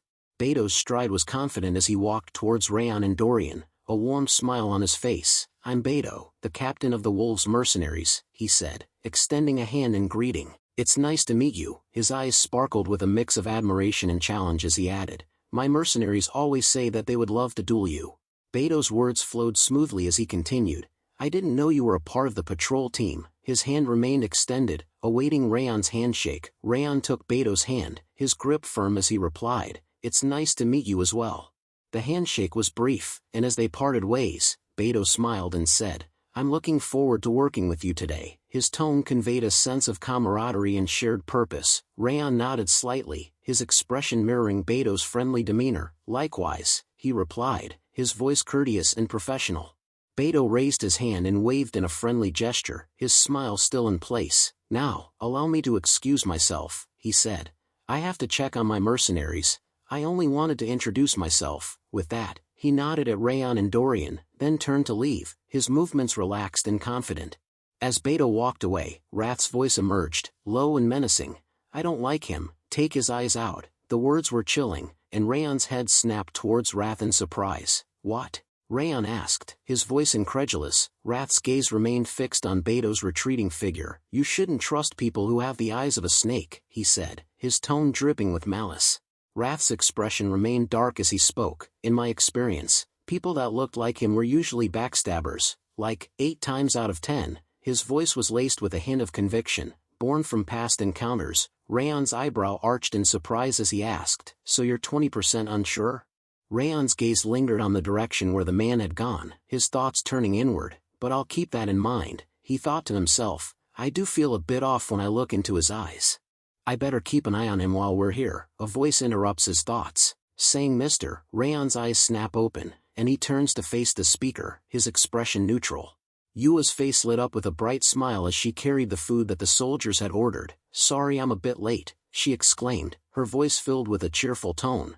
"I prepared all the food you ordered." She proudly presented the dishes, her eyes sparkling with joy. As she approached, one of the soldiers' faces lit up with a warm smile. "Oh, Yua," he exclaimed, his voice filled with delight. "How are you getting cuter every time we see you?" he asked, his voice filled with amusement. "You're getting better at cooking, too." Yua's face grew even redder as the soldier playfully ruffled her hair. Another soldier chimed in, Patting Yua's head gently, "You're the pride of Haben Castle," he exclaimed, his voice filled with warmth. As Raon watched the scene unfold, he couldn't help but think to himself, Yua, was it? She's loved by the soldiers. He observed the way the soldiers interacted with Yua, their faces filled with warmth and affection. I'm guessing she's like a mascot of Haben Castle, he thought, a hint of a smile on his face. As Raon turned to leave, he was suddenly stopped in his tracks by Yua's voice calling out, "Oh, young Master Raon."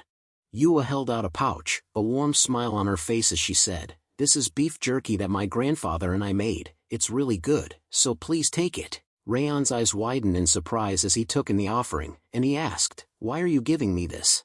Yua's face lit up with excitement as she explained, "Because it's your first expedition. Please buy from us next time." Raon's expression softened, and he replied, "Thanks, I'm sure it's good," as he gently patted Yua's head. Yua's eyes sparkled with hope, and she said, "If you appreciate it, then please buy from us later."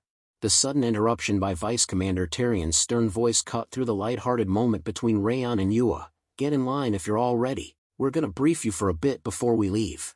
The atmosphere shifted from casual to formal, and Raon's expression turned serious as he fell into line, his eyes fixed on Vice Commander Tyrion. Tyrion's voice was firm and clear as he outlined the mission objectives. "We have 2 objectives," he began. "One is to take down the ice trolls, and the other is to patrol the areas between Mount Sterling and the Northern Sea." He paused for emphasis, his gaze sweeping across the soldiers. "Our goal is to make sure no one is hurt."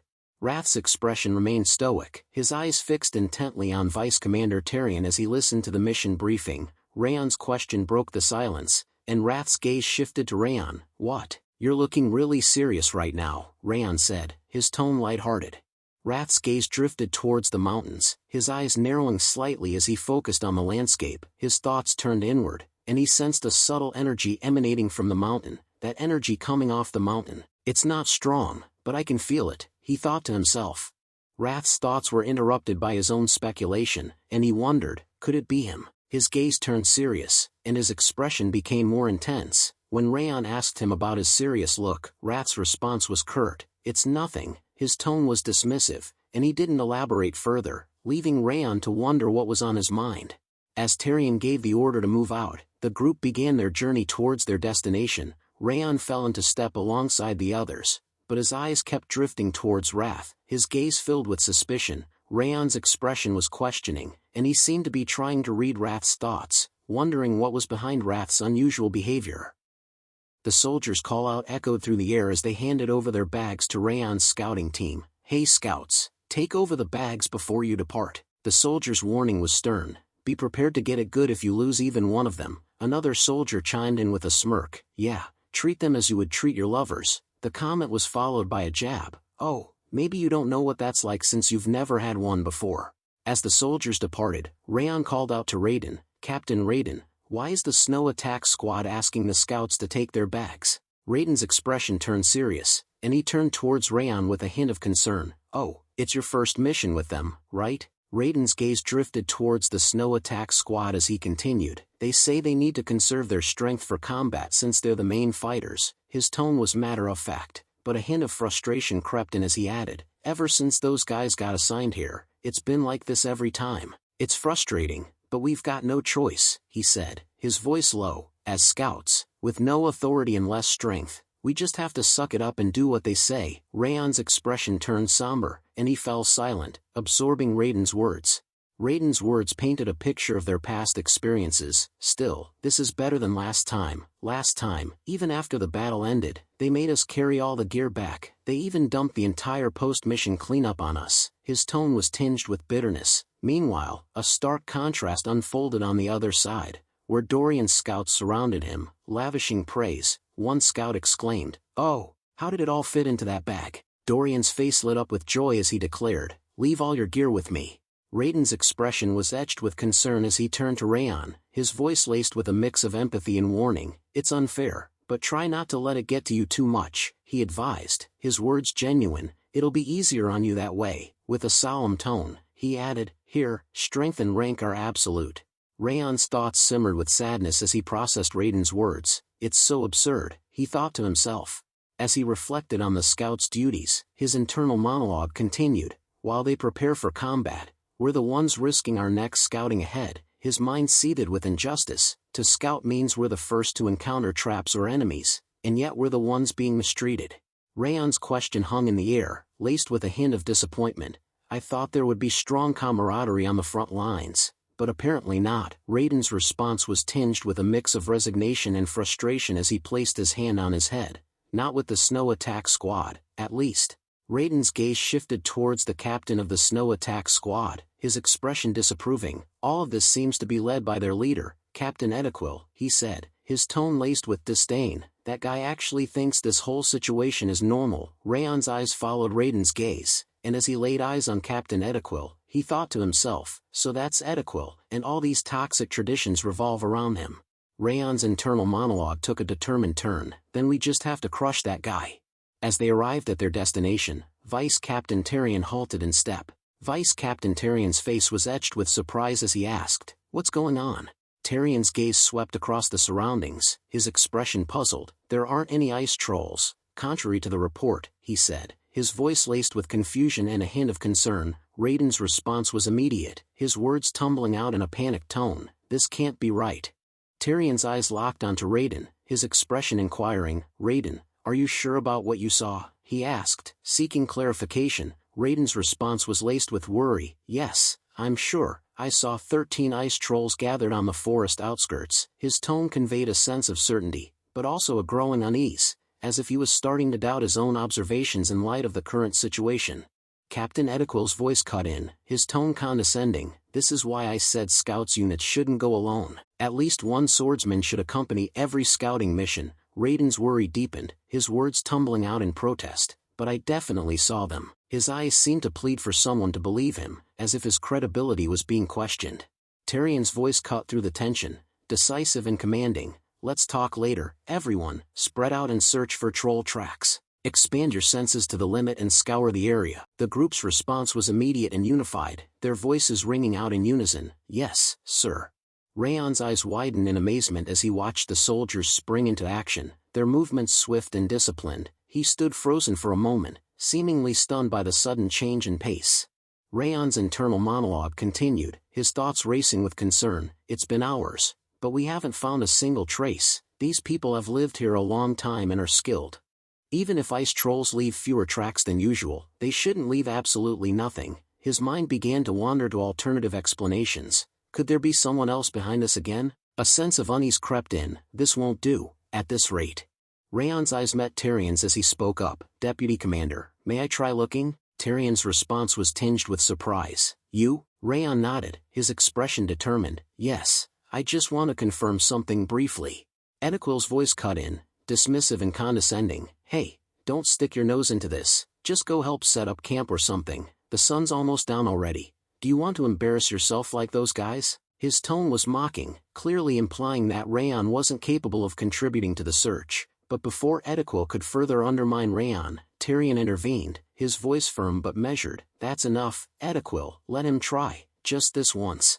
As Raon began to track down the tracks of trolls, Ediquil's voice dripped with disdain as he spoke to Tyrion. "Deputy Commander, are you seriously trusting that clueless brat? He's just wasting everyone's time." Ediquil's tone conveyed a mix of frustration and incredulity, as if he couldn't believe Tyrion would give Raon a chance. Raon's eyes fluttered closed, and he took a deep breath. Focusing on activating the glacier technique, as he did, his senses seemed to expand, allowing him to connect with the surrounding environment on a deeper level. Ediquil's voice carried over from a distance, laced with disdain and impatience. "What are you staring at? If you can't do it, don't waste our time, get up and go." His words were clearly meant to undermine Raon's efforts and belittle him in front of the others. Raon's eyes snapped open, and he exclaimed, "I found them." Ediquil's expression shifted from skepticism to surprise, and he took a step forward, his voice incredulous. "What?" The sudden change in Raon's demeanor had caught Ediquil off guard, and for a moment, his dismissive attitude faltered, replaced by a glimmer of curiosity and perhaps even a hint of surprise. Still in a crouched position, Raon's words dropped like a bombshell. "They're near the frozen valley northeast of Mount Sterling." The soldiers' faces reflected their shock, their eyes widening in unison as they exchanged disbelieving glances. Ediquil's face reddened with frustration and anger as he shouted at Raon, "You brat, do you think this mission is some kind of joke? Are you telling me you pinpointed their exact location?" His voice echoed through the area, the words laced with venom and incredulity. Raon nodded in agreement, his voice steady. Yes, I'm sure. Is there a problem? Ediquil's face twisted in anger, his teeth gritted.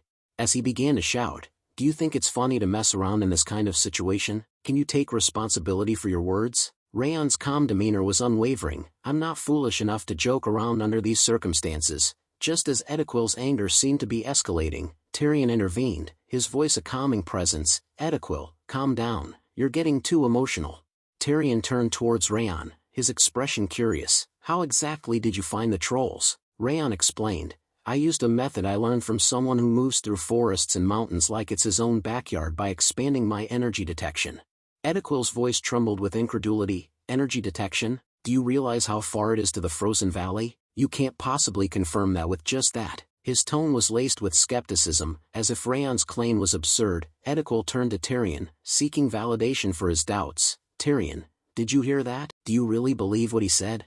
Tyrion's gaze lingered on Raon, his thoughts a mixture of skepticism and fascination. He thought to himself, he's right, given the distance, relying on energy detection alone isn't convincing, especially for a rookie who's barely seen a year of field duty.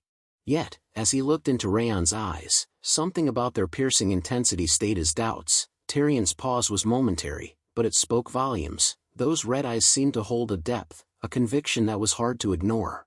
Tyrion's inner thoughts continued. Besides, there's only one person in Sieghart who's known for moving through the forests and mountains like home. A name flashed in his mind, brilliant sword Limer Diaz. If he learned from that man, then perhaps he is trustworthy. Beto's voice chimed in from behind Raon. Now that I've heard more, I'm interested too. Raon slowly turned to look at the newcomer, his gaze meeting Beto's with a calm, inquiring expression.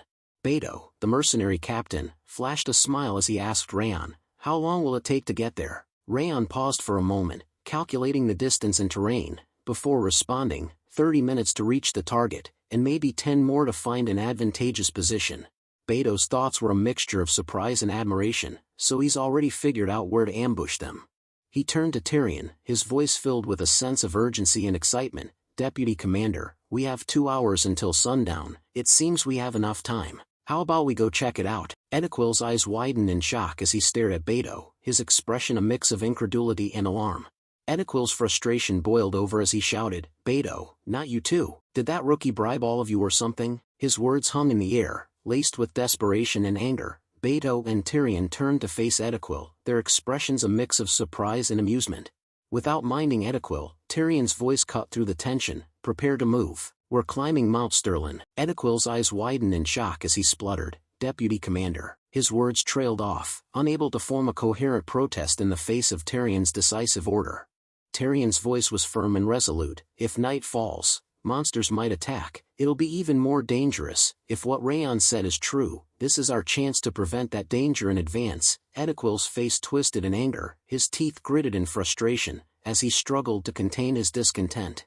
Slowly, Raon walked towards Ediquil, his voice calm and measured as he spoke from behind, still not convinced. Ediquil turned to face Raon, his expression a mixture of anger and skepticism.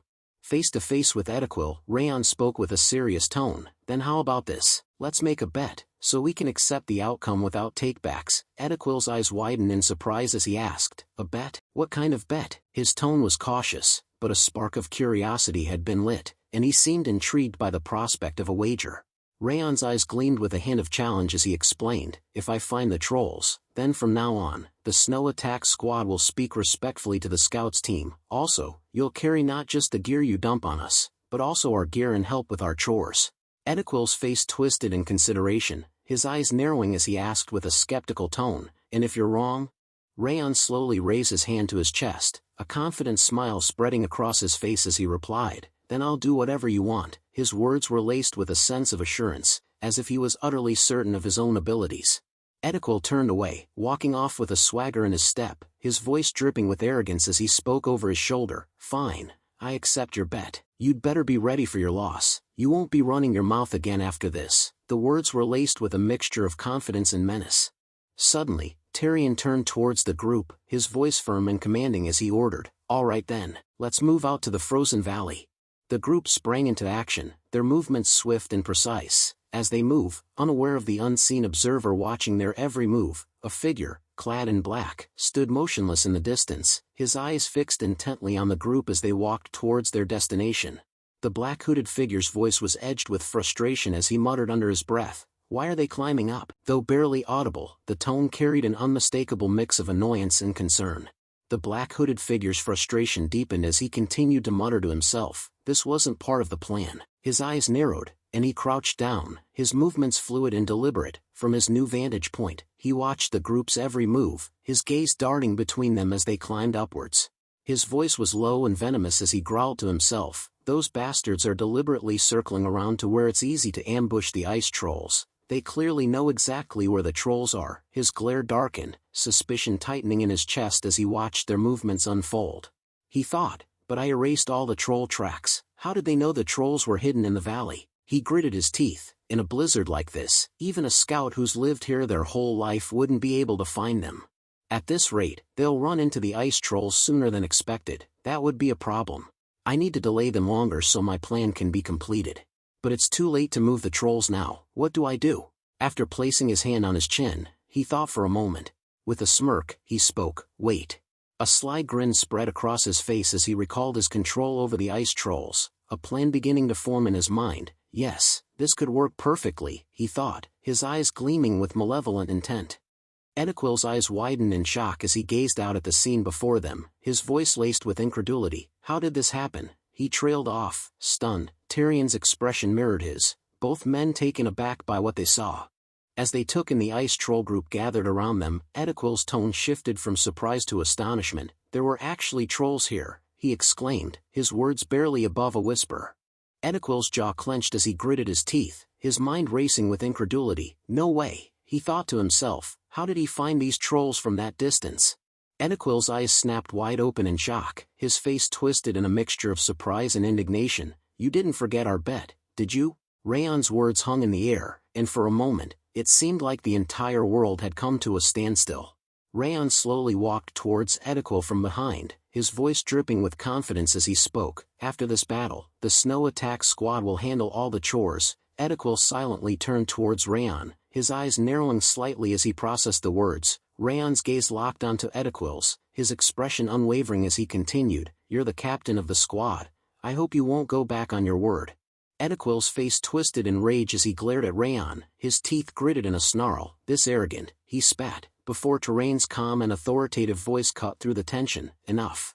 It's hard to believe, but we're extremely fortunate to have discovered the trolls thanks to Raon's senses. We have a job to do now." Vice Commander Tyrion's words acted like a bucket of cold water, dousing the flames of Ediquil's anger. He halted his movement, his chest heaving with suppressed fury, as he forced himself to focus on the task at hand.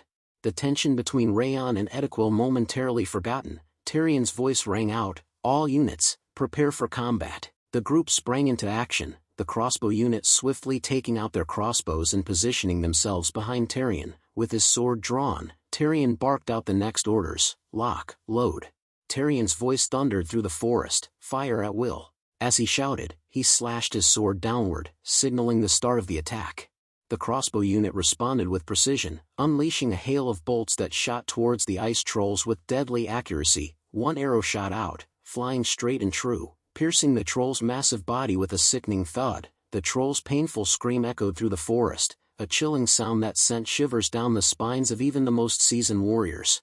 As the arrows found their mark, Tyrion bellowed out the next order. "Their movements have been hampered. Don't give them a moment to recover." With a fierce battle cry, he charged down the slope, his sword at the ready. The group followed close behind, their swords drawn and gleaming in the fading light. "Trolls will regenerate if you leave them be. Aim for their necks and hearts." Beto sprang into action, climbing up a troll's body with agility and precision, and striking down with his sword, slicing through the troll's neck with a deadly blow. Ediquil fought fiercely alongside, his sword flashing in the dim light as he struck down troll after troll with fearless abandon. The sound of clashing steel and the troll's pained roars filled the air. Tyrion's voice rang out once more, "Don't leave any survivors. Left side, maintain formation." Raon watched the intense battle unfold, his eyes scanning the movements of the warriors. He thought to himself, seeing how they move as one, they're definitely veterans. They're using formations effectively to suppress the ice trolls. Raon's gaze lingered on Tyrion, impressed by the commander's tactical prowess. Raon's gaze shifted to Beto, and he thought to himself, Beto, that person is quite different when he fights. Just a moment ago he was quite calm, but now there's a different light in his eyes. Raon's expression turned contemplative as he paused for a moment, his mind working to connect the dots. He wondered, was the ominous feeling I had before the sort of thing, because that tendency was leaking out? Dorian's sudden call pierced through the air. Raon. Why are you standing still? Raon was jolted out of his thoughts, his gaze snapping towards Dorian in surprise.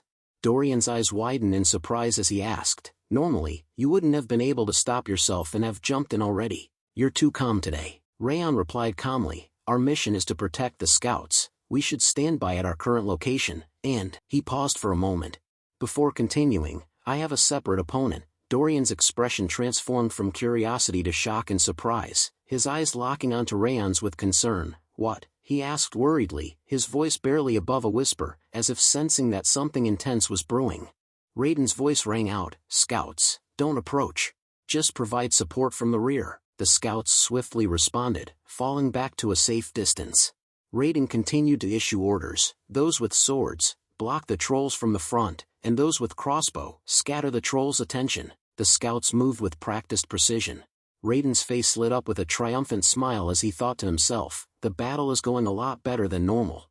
We were able to overwhelm them from the start by ambushing them. The trolls still haven't recovered their momentum and are confused. His eyes gleamed with satisfaction as he surveyed the battlefield, where the scouts and soldiers were fighting fiercely against the ice trolls. Raiden's thoughts wandered to Raon's contribution, and he thought to himself, this is all thanks to that newbie Raon. Once we get back, I should buy a... But before he could finish his thought, he became speechless, his mind snagging on a sudden, unsettling feeling. A shiver ran down his spine as he sensed something ominous brewing. His head jerked around, eyes scanning the battlefield, searching for the source of the unease. His eyes widened in alarm as he spotted two towering ice trolls emerging from the trees, their massive bodies radiating an aura of fury. An ice troll warrior and shaman, he thought, his mind racing with concern. The trolls' eyes blazed with rage as they beheld the group, their faces twisted in snarls. The warrior troll unleashed a deafening roar, charging down the cliffside with incredible speed and agility. It launched itself into a powerful jump, hurtling towards Raiden with its massive stone axe raised high. Raiden's eyes widened in surprise as he thought, how did they? But his thoughts were cut short as the troll's trajectory became clear. Raiden's face set in a grim expression as he assessed the situation, his mind racing with the limited options available. I can't dodge, he realized, bracing himself for the impact as the troll's axe came crashing down towards him. Just as the warrior troll's axe seemed destined to strike Raiden, Beto burst into action, charging forward with incredible speed and agility. He intercepted the troll's attack, using his sword to deflect the axe and create an opening. Meanwhile, Tyrion swiftly moved in, grabbing Raiden and pulling him to safety. Focus, Raiden, Tyrion ordered, his voice firm and urgent. If you don't, you'll die. Raiden's gaze snapped back to the battle, his eyes locking onto Tyrion's intense expression, and he replied, right, understood. After deflecting the warrior troll's attack, Beto spoke up with a grin, damn, it seems warriors are definitely different. His smile hinted at admiration for the troll's strength and ferocity. Beto's eyes gleamed with excitement as he readied himself for the next exchange, his sword at the ready. A blast of ice magic hurled towards Beto and Tyrion, prompting both to leap back in a swift, synchronized motion. The air was torn apart by a fierce explosion as the magic crashed into the ground, sending shards of ice and debris flying everywhere. The forest echoed with the blast's aftermath, the trees trembling from the force of the impact. Tyrion's gaze locked onto the shaman, his eyes narrowing in anger as he gritted his teeth in frustration. As Tyrion's gaze locked onto the shaman, who was rapidly casting another spell, he thought to himself, the shaman is supporting with magic from the high ground. If I also need to account for him while fighting, it'll be difficult. Tyrion's voice rang out, crisp and commanding, as he ordered, all units, don't let your guard down. Edequil and the snow attack squad, suppress the warrior Beto is fighting. The scout squad will disrupt the shaman's incantations. The units sprang into action, responding to Tyrion's directives with precision. Edequil and his squad grouped together, their movements fluid and synchronized. Yes, sir. Edequil shouted back, his voice echoing through the battlefield as he led his squad towards the warrior troll Beto was fighting. Raiden ordered his scouting team, who readied themselves to attack the shaman and disrupt the incantation. Scouts, understand? Raiden shouted, reload your crossbows and dash. But before he could finish his command, a black hooded figure suddenly appeared, its presence seeming to draw the very light out of the air, and cast Ice Bolt. The figure raised its hand, and a bolt of ice shot towards the group with deadly precision. Raiden's eyes widened in alarm as he watched the ice bolt hurtle towards them, his mind racing to react to this new and unexpected threat. As the ice bolt hurtled towards the group, Raon suddenly burst into action, rushing forward with his sword at the ready. With a swift and precise motion, he swung his sword, slicing through the air and striking the ice bolt with perfect timing. Raon, still standing tall after deflecting the ice bolt, locked eyes with the black hooded figure and spoke in a firm tone, "You finally came out." Raiden's eyes widened in shock as he thought to himself, "Raon? What was that just now?" Raiden's mind reeled with surprise and confusion, struggling to understand how Raon had reacted so swiftly and precisely to the sudden threat. The black hooded figure slowly walked towards the group, his footsteps deliberate and measured. As he walked, he spoke up with a laugh, "The little child that blocked my magic." He paused for a moment, his gaze shifting to Tyrion, and continued, "And the vice commander who understood the situation and made good strategic orders. You're both amazing." His words were laced with a mixture of surprise and admiration. After paying his compliments, the black hooded figure came in front of the shaman and the warrior troll. Tyrion's face twisted in anger as he shouted, "I was thinking that the troll's movement were weird, but it was you bastards. Eden!" His voice echoed through the battlefield, his tone venomous. The black hooded figure, Eden Blue Spirit, turned his gaze towards Tyrion, a hint of a smile playing on his lips. Eden's Blue Spirit spoke up with a laugh, "Don't get so worked up." Suddenly, a dark, ominous aura erupted from Eden as he cast a curse towards the group. "Sorcery, Cold Shadow Demon Curse," he declared, his voice dripping with malevolence. "I won't leave a single one of you alive." Tyrion, Edequil, and Beto were shocked and panicked by the sudden turn of events, their eyes fixed on Eden's Blue Spirit as it seemed to grow in power. A massive, crushing pressure descended upon the group, forcing them down to the ground. As they knelt down on the ground, Beto struggled to speak, "This is..." But before he could finish, Edequil chimed in, his voice laced with alarm, "I'm suddenly getting chills and my body won't move." The three of them tried to stand, but their bodies seemed rooted to the spot, refusing to obey their commands. Tyrion's face contorted in frustration and anger as he gritted his teeth, his eyes blazing with fury. Eden's Blue Spirit spoke in a cold, calculated tone, "For our most noble restoration plan." Tyrion's gaze locked onto the Blue Spirit, a look of worry etched on his face as he sensed the gravity of the situation. The Blue Spirit continued, its voice devoid of emotion, "I shall take your lives today." With a wave of its hand, Eden began to cast out a spell. His voice dripping with malice as he uttered a single, chilling word, "Die." The air seemed to respond to the command, dark energy swirling around the group as if eager to obey Eden's deadly decree. Just as Eden was about to complete his incantation, Raon burst forward, his sword flashing in the dim light. With a swift motion, he shattered the curse that had immobilized the group, freeing them from its grasp. Before Eden could react, Raon's sword sliced through the air, striking down the Blue Spirit and disrupting the incantation. The Blue Spirit recoiled from Raon's blow, its ethereal form wavering in surprise. "What? How can you move under my curse?" it exclaimed, its voice laced with incredulity. Raon's expression remained calm, his eyes locked onto the Blue Spirit as he announced, "You wouldn't know. I've lived my whole life." He paused for a moment, his gaze never leaving the Blue Spirit, before readjusting his stance, preparing for the next strike. As he rushed towards the Blue Spirit, his voice took on a resolute tone, with a stronger curse and stronger cold energy. With a swift and deadly motion, Raon unleashed his rabid Fang sword technique, employing the savage Fang dance to devastating effect. The sword sliced through the Blue Spirit with precision and ferocity, leaving a trail of dissipating energy in its wake.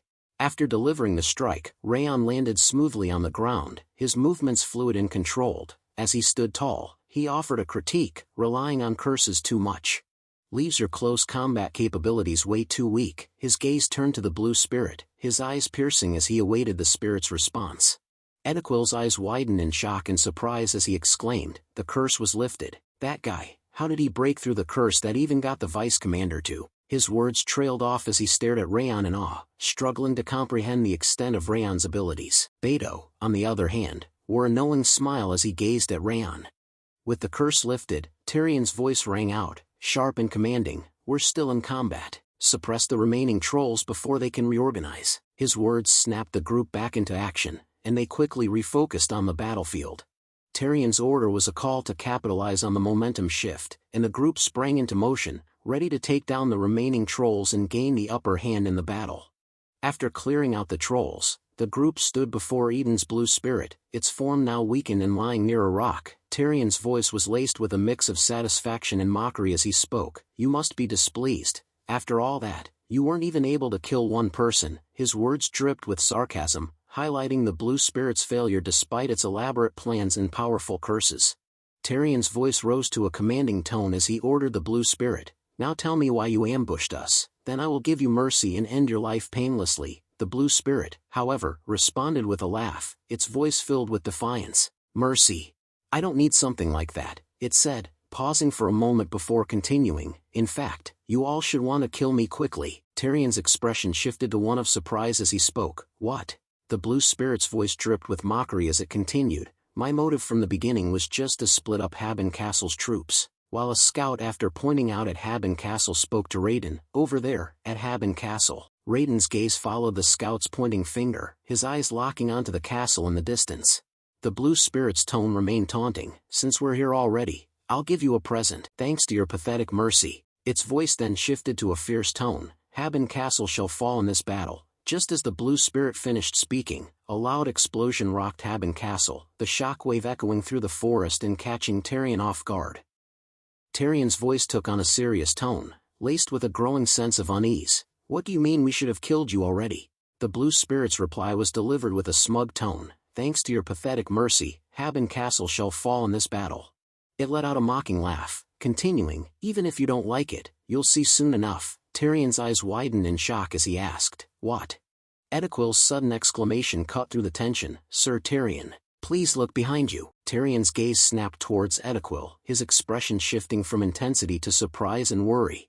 Edequil's finger extended, pointing towards Haben Castle. As he continued, "There's smoke coming from Haben Castle." Tyrion's head swiveled, his eyes locking onto the sight of the castle in the distance, and his jaw dropped in shock as he took in the scene. The smoke billowing from the castle's direction painted a dire picture, and Tyrion's face reflected his growing alarm. Tyrion's eyes widened in horror as he murmured, "What the hell?" Raiden's voice followed, laced with incredulity, "But Haben Castle is an indestructible fortress." His words trailed off, his gaze fixed on the burning castle, as if struggling to reconcile the impossible with the reality unfolding before them. The blue spirit's mouth split open, revealing a bloody grin as it spoke. "The original plan was to use you as bait to pull Milland out here, but things didn't go as planned. So as a contingency plan, before you guys came here, I used an incantation to unleash a horde of trolls on Haben Castle." As it spoke, the blue spirit's eyes seemed to glaze over, recalling the moment it had cast the spell. Its voice trailed off, the memory seemingly vivid, and the smile on its face grew wider, as if savoring the chaos it had unleashed. The blue spirit's grin grew wider as it continued. "They'll probably be wreaking havoc inside the castle by now." Its laughter echoed through the air, a cold, mirthless sound. Suddenly, Tyrion's anger boiled over, and he slapped the blue spirit across the face with a swift, precise motion. The blue spirit's head rocked back from the impact, and it spat out a mouthful of blood, its smile now twisted and grotesque. Tyrion's grip tightened on the blue spirit's collar as he growled, "Stop running your mouth, blue spirit." His voice was low and menacing, but the blue spirit's confidence didn't waver. "Haben Castle won't fall just because a few trolls got in," Tyrion asserted, his words laced with determination, as if trying to convince himself as much as the blue spirit. While Raon's thoughts turned inward, Tyrion isn't wrong. Even if Haben Castle's elite squads are out here, Commander Milland is still inside the castle. As he recalled the commander's menacing face, Tyrion's expression turned resolute, and he spoke up, "You can't destroy Haben Castle with mere ice trolls." His voice was firm, conveying his confidence in the castle's defenses and Commander Milland's abilities. After hearing the words, blue spirit's laughter erupted, violent and unhinged, catching the group off guard. They watched in surprise as the blue spirit's body shook with mirth. As its laughter subsided, it gasped out a few words. Maybe there were only ice trolls. Its voice dripped with sarcasm, implying that the true horror was yet to be revealed. The group's eyes locked onto the blue spirit, sensing that something was terribly wrong, and that the situation was far more dire than they had initially thought. Suddenly, the The ground lurched violently, sending the group stumbling to maintain their balance. Ediquel's voice rose in alarm. The ground is suddenly shaking. Beto's voice followed, laced with concern. Is it an earthquake? The group's unease grew as the tremors intensified, making it difficult for them to stand steady.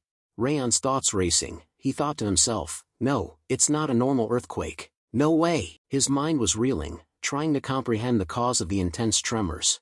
Meanwhile, the blue spirit's voice dripped with condescension as it spoke to Tyrion. Did you really think Eden would have prepared so shabbily? Its tone was taunting. You are always dancing in the palm of my hand. The blue spirit's words culminated in a declaration. The only thing you can do now is watch the fall of Haben Castle from afar. The blue spirit's words ended in a crescendo of madness. Arrogant bastards. You will now wallow in despair. Its laughter echoed through the air, a cackling sound that sent shivers down the spines of those who heard it. Tyrion's response was immediate and decisive. Without hesitation, he gripped his sword and in a swift, deadly motion, cut down the blue spirit's head. The action was devoid of thought or mercy, driven solely by rage and a desire to end the spirit's taunts.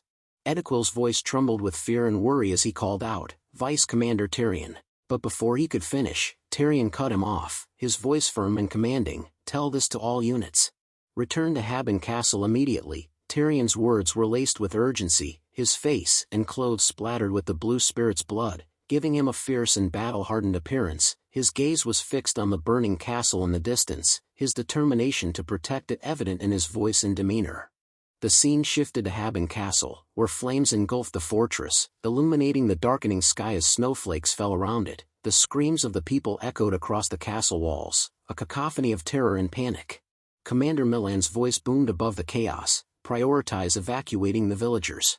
His face was set in a determined expression as he bellowed the order, his eyes scanning the mayhem for any sign of order.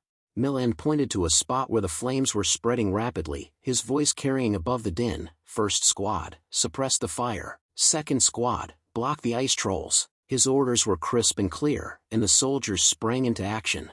Sometimes later, after Tyrion and the group returned to castle, Tyrion approached Milan, his expression grim, and reported, Commander, all deployed units have returned. Milan turned to face him, his eyes scanning Tyrion's blood-stained clothes and the look of determination on his face. Good, Tyrion, Milan said, his voice firm with approval. Milan's expression turned serious as he asked, We're currently being ambushed by a horde of ice trolls. Did you find anything out of the ordinary while deployed? Tyrion's voice remained calm despite the gravity of the situation. We actually had something related to report, so we came back immediately. He paused, then began to explain, This ambush is the work of Eden. Milan's eyes widened in surprise. I did think something was off. I see. So Eden was responsible. Tyrion's report continued. We took care of the blue spirit that was summoning ice trolls at the scene. He paused, his brow furrowed in concern, before continuing, but after hearing his words, and this earthquake, it seems their plans won't end with the trolls. His voice trailed off, laced with doubt, but something is strange. He gazed out at the gruesome battlefield ahead, his eyes scanning the chaos and destruction.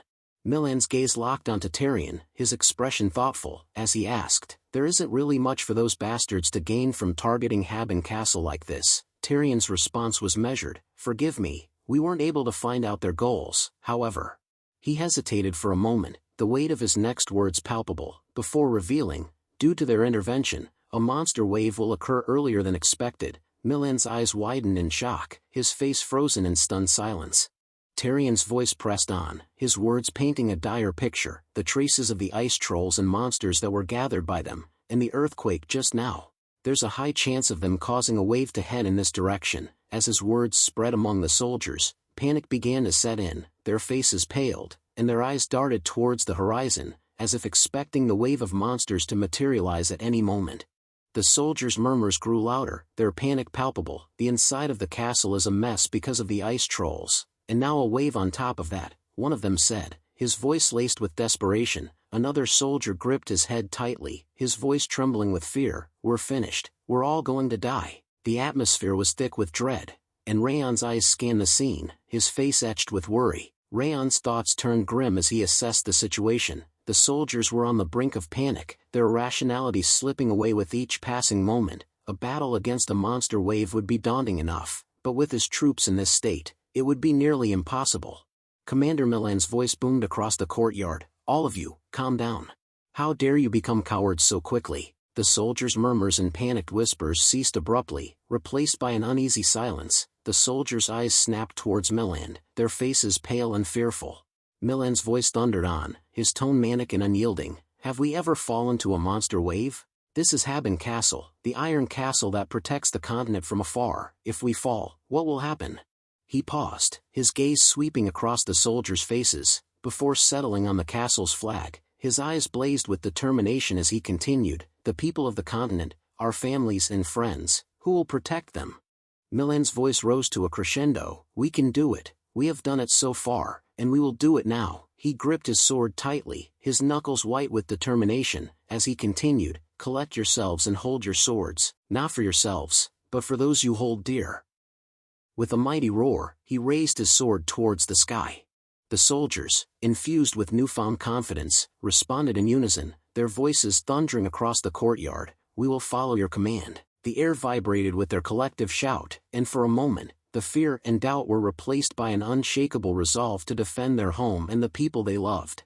Raon's eyes widened in shock as he gazed at Milan, his mind reeling with amazement. Amazing. He breathed, his thoughts barely coherent. He paused, still trying to process what he had just witnessed. He completely turned the soldiers' morale around with just a few words. A mixture of awe and reverence filled his voice as he thought to himself, is this the battle experience of the Lord of Haben Castle? The depth of Milan's leadership and command was laid bare in that moment, and Raon couldn't help but feel a sense of respect and admiration for the man who had just rallied his troops with such fervor. Then Milan barked out orders. Outside of squads who have received orders to protect the civilians and clean up the scene, all other forces will follow me and head to the castle walls. He then turned to Raon and Dorian. Raon, Dorian, help the squads who are staying back. But before he could finish, Tyrion interrupted. Commander, how about bringing those two to the wall as well? Milan's expression turned incredulous as he turned to Tyrion. Tyrion, are you serious? Milan's concerns were clear. The walls will have to face the wave head-on. No matter how talented those children are, if they misstep once, they will die. Tyrion nodded understandingly. I understand your worries, Commander. However, he countered with a pointed observation. Raon defeated the Blue Spirit in one strike. Milan's expression faltered, and he became speechless, his thoughts momentarily stuck on the implications of Tyrion's words. Tyrion's gaze shifted to Dorian, and he continued, and Dorian returned from this incident with no injuries as well. Even if those two gave a bad first impression, there is no reason to underestimate their abilities. So, please trust me this time. Tyrion's eyes, along with Milan's, turned to Dorian and Raon, who stood a short distance away. After some thoughts, Milan's gaze settled on Raon as he spoke. I will give you two a command. Raon's eyes locked onto the commander, listening intently. Milan's voice was firm as he continued, come to the top of the castle walls and protect Haben Castle with us. The words hung in the air, a direct order that left no room for hesitation. With a resolute tone, Raon replied, yes, sir, I will receive your command. His words were laced with determination, and he stood tall, his eyes locked onto Milan's. The scene shifted towards the castle wall's top. Commander Milan's voice cut through the din. Scout, how are the movements of the enemy? Have you seen anything new? The scout's face turned ashen as he gazed out at the approaching horde, his voice barely above a whisper. Commander, this is big, the wave situation. He trailed off, his words hanging in the air like a death knell. Milan's gaze followed the scout's line of sight, and as he took in the sight before him, his expression transformed from inquiry to alarm. What could have caused you to speak like this? He asked, his voice laced with a mix of curiosity and concern. But as his eyes landed on the scene unfolding below, his words trailed off into a worried whisper. This is... He paused, his eyes wide with a dawning realization of the enormity of the situation. The sheer scale of the monster wave must have been breathtaking, and Milan's face reflected the gravity of their predicament. Beto's voice was laced with concern as he turned to Edequil. Have you seen a wave like this before? Edequil's response was tinged with worry. No, this is a first for me as well. The uncertainty in his voice was palpable, and the weight of their situation hung heavy in the air. Raon's eyes widened in awe as he took in the sight before him, his curiosity giving way to stunned silence. The sheer magnitude of the monster wave was breathtaking, and he stood frozen, unable to find the words to describe the horror unfolding before his eyes. As Raon's gaze fell upon the monstrous horde, Instructor Limer's words echoed in his mind. And Raon, you're going to the north, Haben Castle, the eternal battlefield, where you will fight monsters that come from the North Sea and Mount Sterling every day. They call it Hell's Battlefield because you will never have a chance to put your sword away. Everyone else will struggle as well, but you'll have it a bit rougher." The memories seemed prophetic now, and Raon's eyes snapped back to reality as he took in the countless monsters marching towards the castle. The weight of Limer's words settled upon him, and he steeled himself for the battle ahead. Milan's voice was firm as he asked one of his subordinates, "What's the scale of the wave?" The Vice Commander Tarian reply was laced with worry. "We have identified 1,000 of them, but given their continuous approach, there are likely tens of thousands." The Tarian's voice trembled slightly as he admitted, "This is also my first time seeing this many before." Raon's eyes widened in horror as he thought to himself, "Those words are correct. I can't even count them with my senses." The sheer scale of the monster wave was numbing, and he became shocked still, his mind reeling from the implications. The words "this is a wave on Haben Castle" echoed in his mind, and he felt like he was staring into the abyss. Suddenly, Commander Milan turned sharply to Raon. "Raon, do you know about waves?" Commander Milan's sudden question caught Raon off guard, and he turned to face the commander with a look of surprise. After a moment's hesitation, Raon's expression turned worried as he replied, "Yes, I know at least a bit about them." His voice was tinged with a mix of apprehension and uncertainty, as if unsure how much he really knew about the monster waves or what the commander was getting at.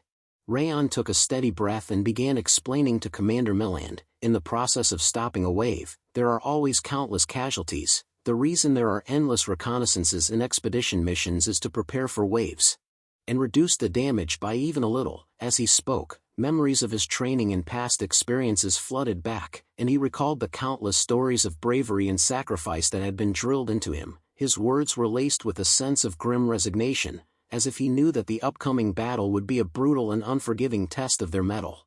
Destroyed castle walls can be rebuilt, and new castle gates can be made again. However, his expression turned grave as he added, "But dead people do not come back." The weight of his words hung in the air, a poignant reminder of the true cost of their battles against the waves.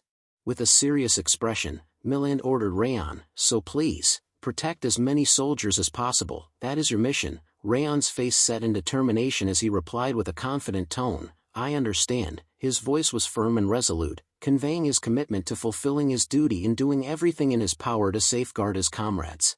As the thunderous roars of the monsters echoed through the area, Raon and Milan gazed out at the battlefield. The air was electric with tension, and Milan's voice was laced with a sense of urgency as he spoke to Raon, "It looks like we no longer have the time to talk." Commander Milan turned to the soldiers, his voice ringing out across the battlefield, "All of you, lift your swords. I understand that everyone is scared of this wave scale." The soldiers stood in silence, their faces set with determination.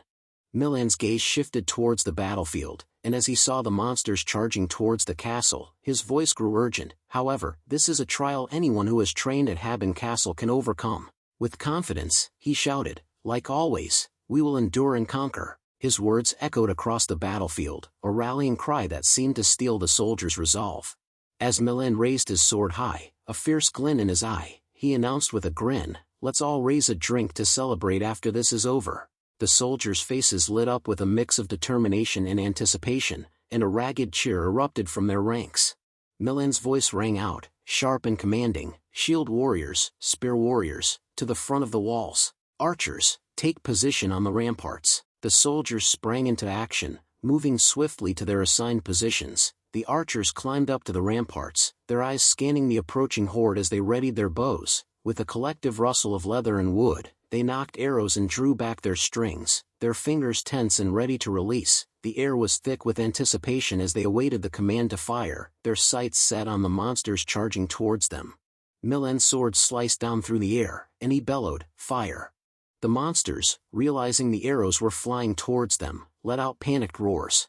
The archers released their arrows in unison, unleashing a deadly hail of projectiles towards the monster wave. The arrows soared through the air, their steel tips glinting in the light as they hurtled towards their targets. The monsters' panic was palpable, and for a moment, it seemed like the tide of battle might shift in favor of the defenders. The arrows rained down, piercing the monsters' bodies with deadly precision.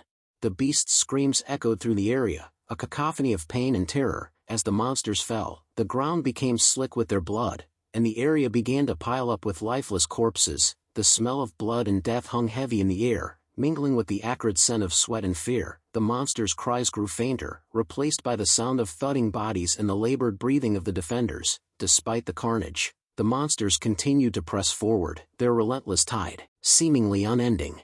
The scout's voice was laced with panic as he shouted, "Wait, look over there."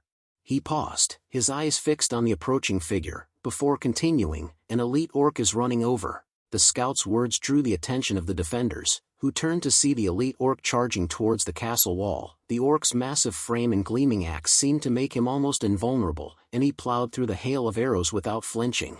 "Shit, he's targeting the gates," someone shouted, panic etched in their voice. "Block him quickly." The order was barked out, but before anyone could respond, another defender chimed in, "Arrows aren't working." The elite orc continued to charge towards the gates, his axe flashing menacingly as he dodged and weaved between the arrows. The flash of lightning illuminated the darkening sky, striking the elite orc with incredible force. The orc's body stiffened, and it crumpled to the ground, motionless. Milan stood tall on the walls, his sword still crackling with electrical energy. "I will protect these gates," he declared, his voice ringing out across the battlefield. The sudden display of power left the defenders stunned, but one soldier quickly rallied them, shouting, "Everyone, come to your senses. Commander Milan is with us." The soldier's words snapped the defenders back to attention, and they gazed at Milan with renewed hope and determination. The scout's warning cry echoed across the castle walls. "They're climbing the castle walls. Block them. We can never let them climb over." The orcs, fueled by their ferocity, began to scale the walls with their daggers, showing no signs of fear. Milan's voice rang out, calm and authoritative, "As soon as they reach the top, fire your aura to drop them." As the orcs crested the wall, the defenders sprang into action, charging towards them with a fierce determination. The soldier's cry of pain echoed through the castle walls as he fell. "Whack! An orc got over. Save me!" The orc, having successfully climbed over, charged towards the fallen soldier, its blade raised high. But before it could strike, Raon burst forward, his movements swift and deadly. With a precise strike, he finished off the orc. Raon's expression was etched with concern as he asked the soldier, "Are you hurt anywhere?" The soldier, still in awe of Raon's strength, shook his head and replied, "No, thanks." His eyes lingered on the massive body of the orc, a testament to Raon's incredible prowess.